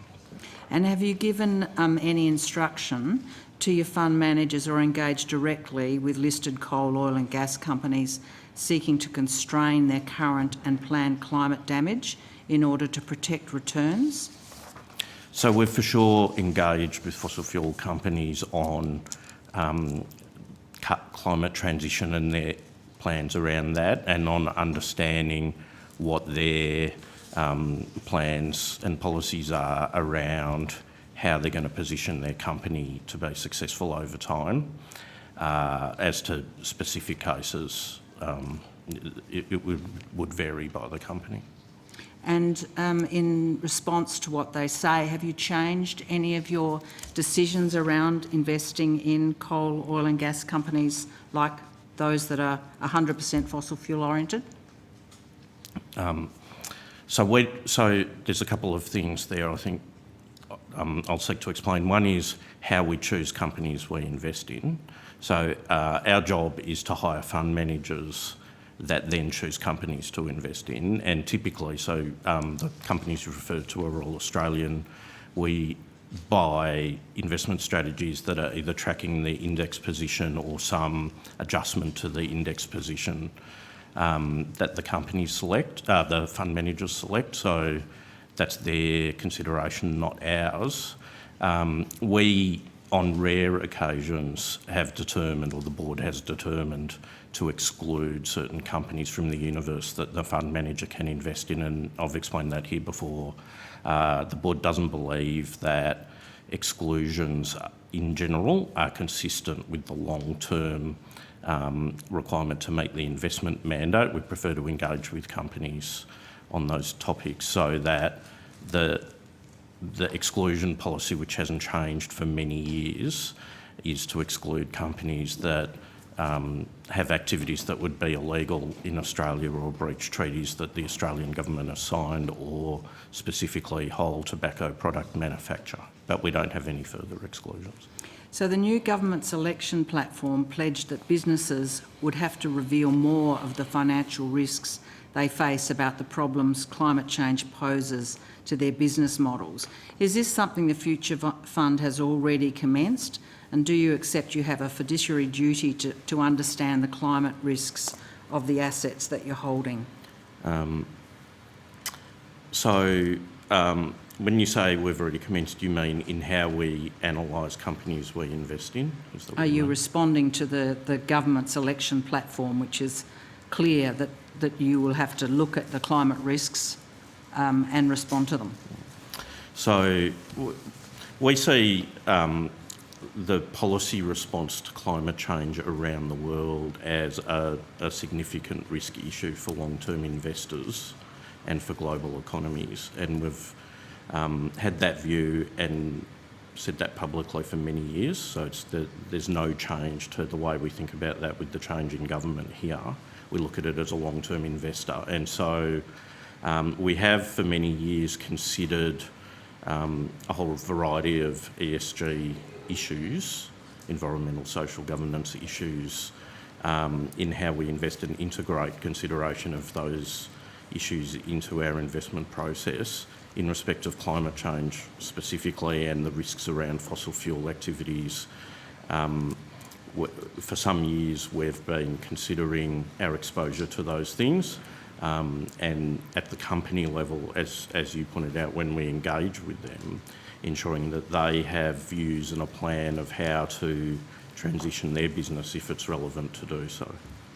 So you will be aware that I've previously had conversations, I think, with Mr Price about trying to get a sense about how much of the Future Fund's assets are held in fossil fuel, without success, though he did offer to meet with me offline, and my office's attempts to meet with him have not been successful. Would it be possible for us to meet within the month or so, next few weeks, to take that conversation further? Not that I'm finished here yet, but... Yeah. Well, you asked some questions prior to this hearing about the Future Fund's exposure to a certain list of companies, and so that was a question I noticed. So we have put together a response to that, and I can table that now. Thank you. We have that. So you might not need to meet. I know. I'll look forward to reading that. It's hard to read your response and ask questions at the same time, which was exactly what happened last time when I was talking with Mr Price. But here we go. How exposed then at the moment is the Future Fund to damage risk through agriculture, tourism and infrastructure and transition risk in stranded fossil fuel assets?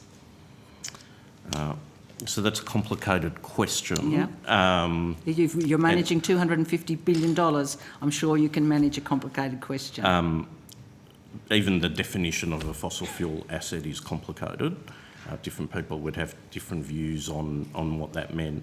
I've previously described here in testimony that, as I said, we do consider climate change as a significant risk issue to manage in the portfolio, and we have, with the help of third parties, undertaken some analysis and modelling on the portfolio for different climate change scenarios to determine whether we think the fund is unduly exposed to risks associated with climate transition. And we have to take that into account alongside a whole other variety of other long-term investment risk issues like rising interest rates, inflation, things like that. And the result of that analysis and the way that we're building the portfolio is that we believe that we've got a relatively low risk to those things, that most of the carbon exposure that long-term investors acquire in their portfolios is in listed equity markets. It's just given the nature of the types of companies that undertake those activities, and the most carbon intensive areas of listed equity markets are actually emerging market equities. And so we have a relatively low allocation to equities in general compared to most long-term funds, and we have in recent years reduced our exposure to emerging market equity. So we feel that that risk is well managed.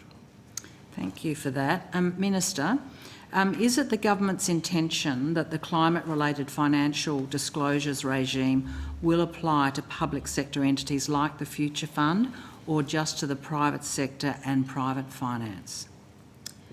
Let me take that on notice so that I can provide an accurate answer.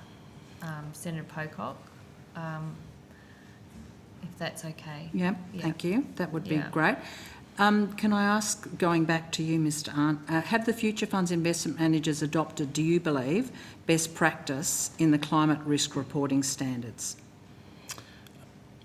Well, best practice is still being determined, and we have a range of investment strategies across a range of sectors and different fund managers, and so there are different risks and different standards depending on which sector we're looking at.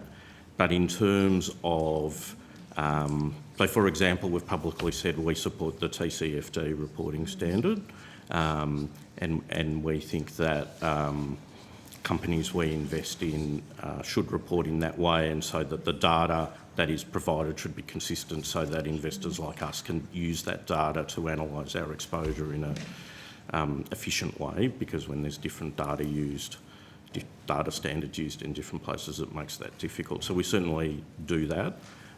In terms of our fund manager reporting, it depends on their strategy, how they report on the carbon intensity of their portfolios, whether it's relevant or not. The thing for us to think about, and the approach we take, is to think about that at the whole of fund level. So, for example, a venture capital strategy that mostly invests in technology companies wouldn't have very large exposure to those types of things, but an infrastructure mandate might if it invests in energy generation, for example. So we take a approach based on each individual thing. Do you think you've got a good assessment at the moment of the climate risk in your portfolio? Well, we've put some effort into seeking to understand it. Of course, this is a moving feast, and the COP meeting's on right now, and policy is developing in this space right around the world quite quickly. So I wouldn't say, well, there's for sure more work to do, and there will be for quite some time, I think. But I feel like we have a handle on what the material risks are, and we're taking steps to ensure that we understand those risks and mitigate them where appropriate. And what's the threshold that you use for withdrawing from investment in a company because of climate risk? Well, the way we would think about that is what is the risk of that particular company or investment strategy, and what's the expected return over time. And where we think there's a fair degree of compensation for taking those risks, then we're prepared to make those investments. And if we don't think that risk is rewarded, then we wouldn't. Mm-hmm. Thank you, Mr. Arndt. A few questions back to the Minister. If I can just get a confirmation from you that the government isn't intending on proceeding with the former government's legislation that would prevent FOI applications relating to the Future Fund. Look, again, I'll have to check where that's up to, because it lapsed at the end of the last Parliament. There are some other elements of that bill. I know the FOI bit was the most controversial bit that we do probably need to proceed with, and we had reached agreement with the former government on handling that FOI part of the bill. So I think, I will go back and check, but I think we will have to proceed, or we will want to proceed at some point with that bill. And a related...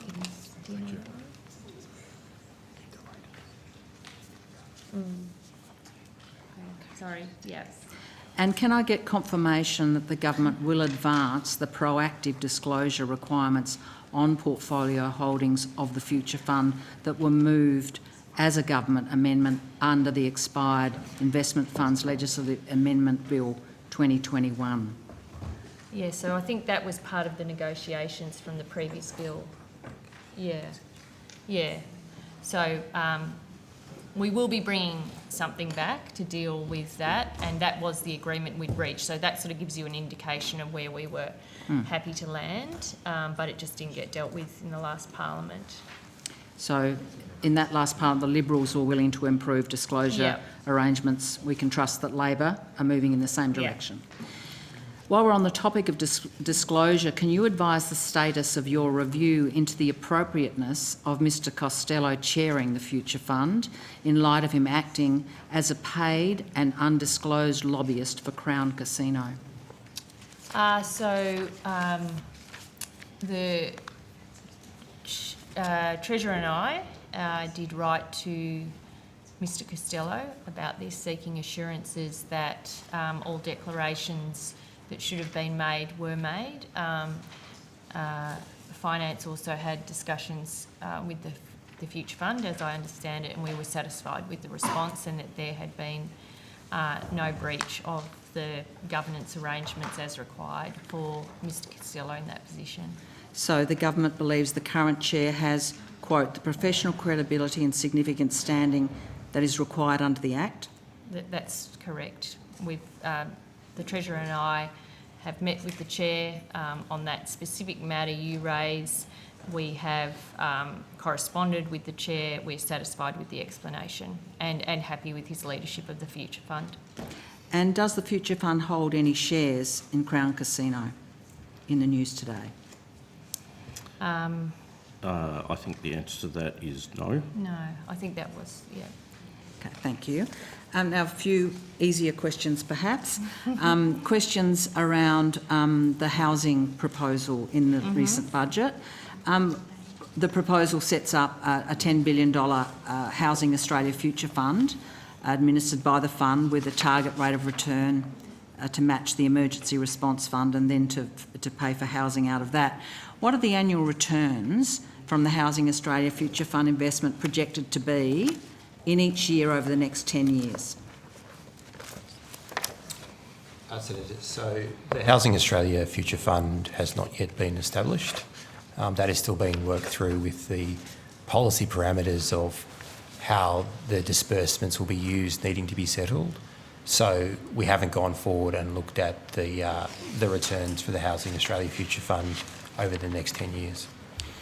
Is the amount that is projected, will that be exclusive of management fees and borrowing costs, or is that yet to be determined as well? That's yet to be determined as well. So the government's commitment is to establish the Housing Australia Future Fund at a level of $10 billion. And as I said, that legislation is still being worked through with stakeholders. And will the cost to the government of borrowing the $10 billion invested in the Future Fund be subtracted from the returns available to be spent on housing? No, because the borrowing that's undertaken is done separately to the establishment of the Future Fund. So you've got the Australian Office of Financial Management, etc., who runs the debt process, and they're always looking across all of government, not just individual measures.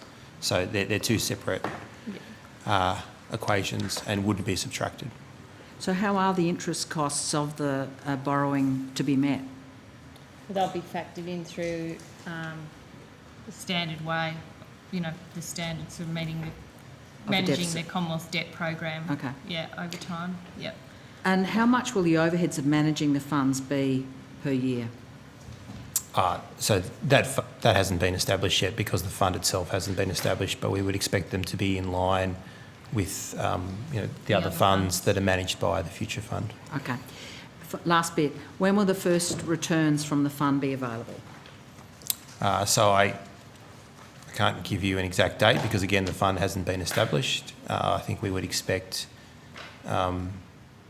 if there was timely passage of legislation and the fund being established, possibly 23-24. Thank you. Thanks, Chair. Thank you. It is now with sincere apologies to the Digital Transformation Agency that I need to let you go because we've run out of time based on the agreements that have been made. I certainly had questions for you and I look forward to catching up with you, as do other senators, at another time.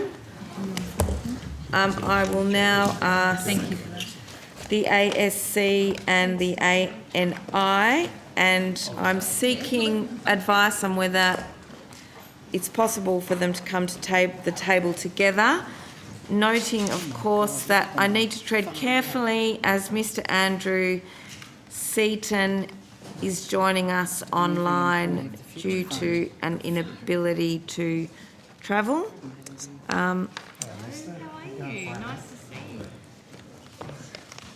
Hello, Mr. Seaton, can you hear us? Yeah, Mayor 11. Oh, is it? We can't hear you as yet, but I'm sure broadcasting might be able to address that. They probably weren't expecting me to give you the call just yet. I'm just checking. I have unmuted my microphone. Yes, we can now hear Very you. good, thank you. All right. In the interests of time, I will ask the Minister and all the officers at the table from both the ANI and the ASC if there's any objection. I know you're very separate agencies, but do you object to Senator Shoebridge, who is the remaining senator with questions for you. Do you object to him asking questions together? Not from my perspective. Okay.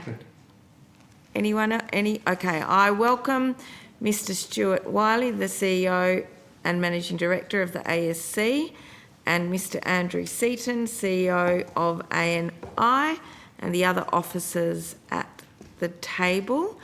If you've got an opening statement, I would hope that you can table them. No opening statement. Great. And I give the call to Senator Shoebridge. Thanks, Chair, and it's lovely to see everybody so bright and early. My first question's to ANI. There was significant investment on the Osborne North Development Project for the new yard for the attack class submarines. Can you indicate what the expenditure has been to date on the Osborne North Development Project? $470 million. Right. And is that investment was done following some ongoing, well, in accordance with the functional specifications that were documented by Naval Group and Lockheed Martin Australia, is that right? Correct. And what have we got for $470 million? We completed the Lockheed Martin facility, which was the Combat Systems Physical Integration Facility. So that facility has been finished and will shortly be tenanted. We have completed some utilities, so high voltage substation, fire water tanks and fire water systems. So those facilities will be utilised for both the Combat Systems facility and other future works. We were partway through constructing a platform land-based test facility, which was quite a bespoke facility for the Naval Group attack class submarine design. It is likely that that facility will be demolished. And in other areas, we were partway through construction of the slab for some of the main hull and mechanical workshops. So it's possible that we will reuse parts of those foundations in future projects. And similarly, completed piling of the main consolidation hall where the attack class submarines would have been consolidated together, and it's likely that the piling and substructure work that we've done there will be able to be reused for future use. Sorry, the facility that you said is going to be torn down. What was that facility, Mr. Seaton? The platform land-based test facility. And can you indicate then of the $470 million that's been spent, how much of that was for elements that are not able to, well, which are not fit for purpose and which will either be torn down or otherwise not currently, there's no current plan for use? It's too early to say, Senator, as we're still working through what the future requirements might be for the nuclear-powered submarine. So have you had? I can't give you a precise number. So have you had any asset write-down on that $470 million in your books? Yes, we have. If you look at our accounts, which I think were tabled in Parliament last week, we've had asset write-downs of over $300 million. And how much of that relates to the $470 million that you spent in preparation for the attack class submarines? The majority of it relates to the attack class yard, but please understand, Senator, that the way the accounting standards work is that you need to have a clear use for the asset to be able to hold the asset on your books. And at the moment, for some of those facilities, whilst we expect that they may have a future use, we can't define that future use adequately for our auditors. So we have written them down. But I have a full expectation that in the future, we may well write those assets back onto our books. Ms. Seaton, do you know if the $300 million write-down in ANI is part of the 2.128 billion write-down and net impairment for accumulated capital costs that was disclosed in the most recent budget papers? No, I can't speak to that. In terms of the $300 million write-down, is that reflected in the publicly reported break costs for the contract for the future, for the attack class submarines? Is that part of I can't comment on that. That's a question for defence. All right. The $300 million write-down, you said it's primarily for the Osborne North Development Project. Are there other asset write-downs that you can identify that would have had an impact on that $300 million? Would have contributed to it? There was the acquisition of some land, which involved relocation of an existing building, and that also contributed to the write-down. And was that also for the attack class submarines project? Yes, it was. So the $300 million write-down, in one way or another, relates to the cancellation of the attack class submarines project? Primarily, there's some swings and roundabouts. But as I said, I'd expect some of that to be written back in future years. You may repurpose it, but you don't have any current purpose that you can identify for audit purposes. That's right. Yep. Are there any other impacts to the ANI budget that's come about that as a result of the cancellation of the attack class submarine contract? Any other impairments on the budget? No, the impairments are all disclosed in our 30th of June accounts. And they're well set out there. They're itemized. Apart from the Osborne North Development Project and the land acquisition that you've both had to write down, are there any other impairments to the budget as a result of the cancellation of the attack class submarine project? No. No? All right. Thanks, Mr. Seat. Thank you. Could I might just move to ASC Corp. So, no, thank you. Can't read from here, sorry. Stuart Wiley. Oh, Mr. Wiley. Entirely appropriate name for this time of night. The Submarine Capability Development Group. Can you indicate, well, what's the state of play for the Submarine Capability Development Group?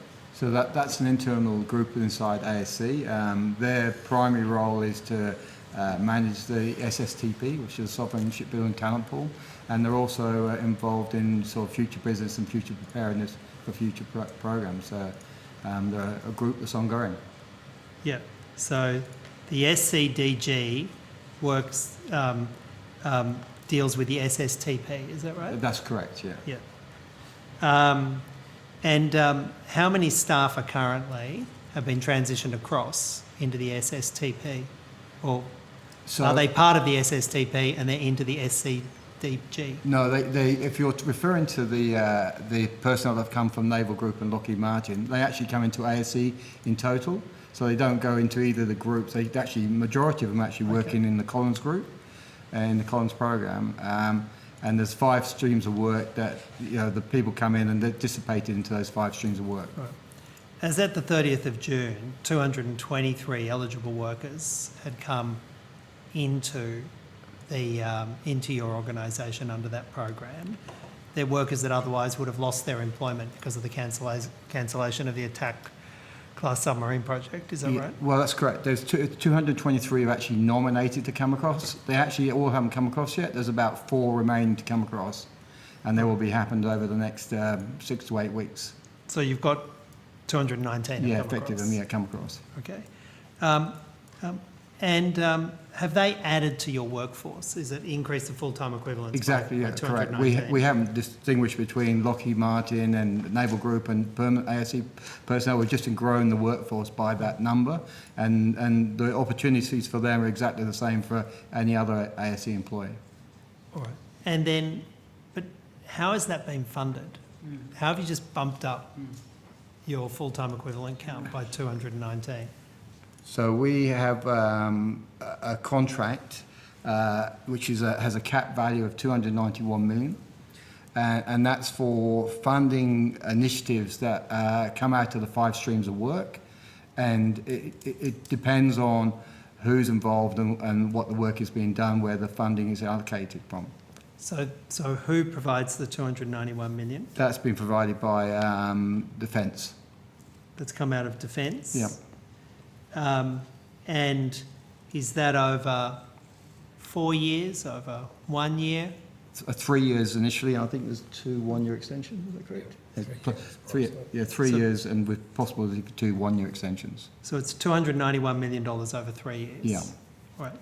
And is it at your nomination that it can be extended by an additional 2 No, years? it's Defence's. Defence's nomination. And how much has been, when did it commence? It commenced about approximately 6 months ago. 6 months ago. And how much has been paid, do you know, under the contract? Actually, I'll hand over to my CFO here. So about $28 million to the end of September in that first 6 months.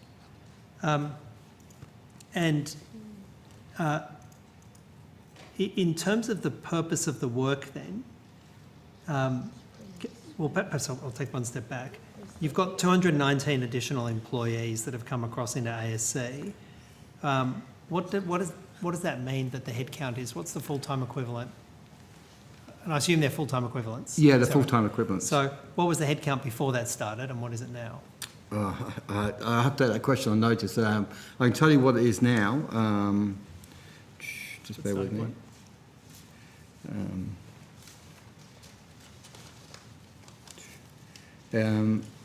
Permanent workforce is 1760 to date.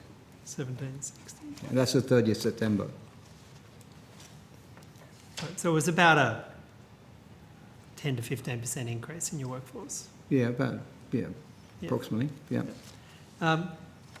How have you allocated that work then? What work has been done by let's say, a 15% surge in your workforce? Well, we had vacancies open. We had the LOPE program that was ongoing.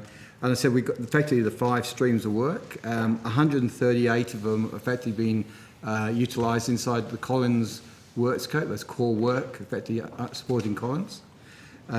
We have another 15 working in the learning and development program, and approximately 7 working inside the nuclear task force. Others are effectively what is termed as maybe surplus to requirement, not surplus to requirement, but don't have permanent jobs, but that they're being kept busy with other tasks. Yep. All right. Would any of that fall under the characterisation of make work projects? Not really. We've got work we can bring forward and adjust. There are some tasks there that we've got sort of ranges of skills and roles that maybe we'd have too many of in a normal organisation, but again, we've brought work forward. Everybody's got a meaningful job at the moment. All right. Could I just touch upon the future, in the very short time we have left, future frigates? Yeah, I can. Are But you that's not really ASC, so that would be BAE who are doing future frigates. Because you spun it out to, is that the work? Do you have any, does ASC have any current role in the future frigates? No, they program? don't. Okay. Senators, ASC Shipbuilding is trading as BAE, so that company was separated out of ASC, Correct. and it's actually the parent company is BAE. It's now BAE Australia or whatever it is. That's right, yes. Yep. And when did that separation happen? 2020? Sasha Ray, Acting First Assistant Secretary, December 2018. December 2018. All right. The think given the time, I won't launch into this next line of questioning.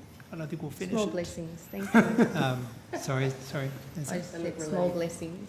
Yeah. Thank you. Well, I think I will give you that small blessing. And thank you, Yeah. appreciate it. Yeah.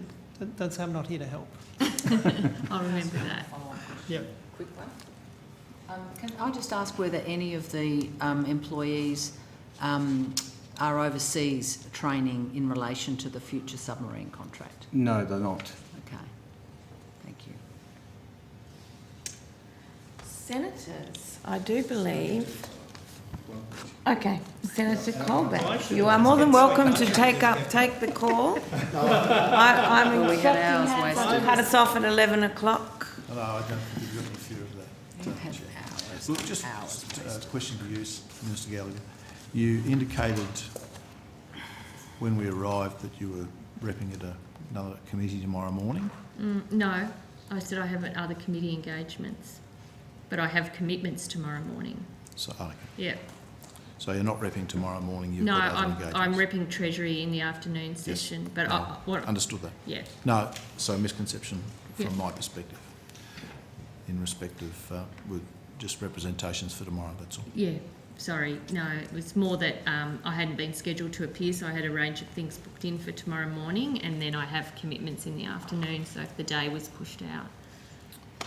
Yes, it is unfortunate. We were expecting the responsible minister for those for the Electoral Commission, IPIA and the Department of Finance, Senator Farrell to be here, but he's unfortunately at a funeral, and we will have Assistant Minister Ayres at the table. On clarifying a question on the ASC thing.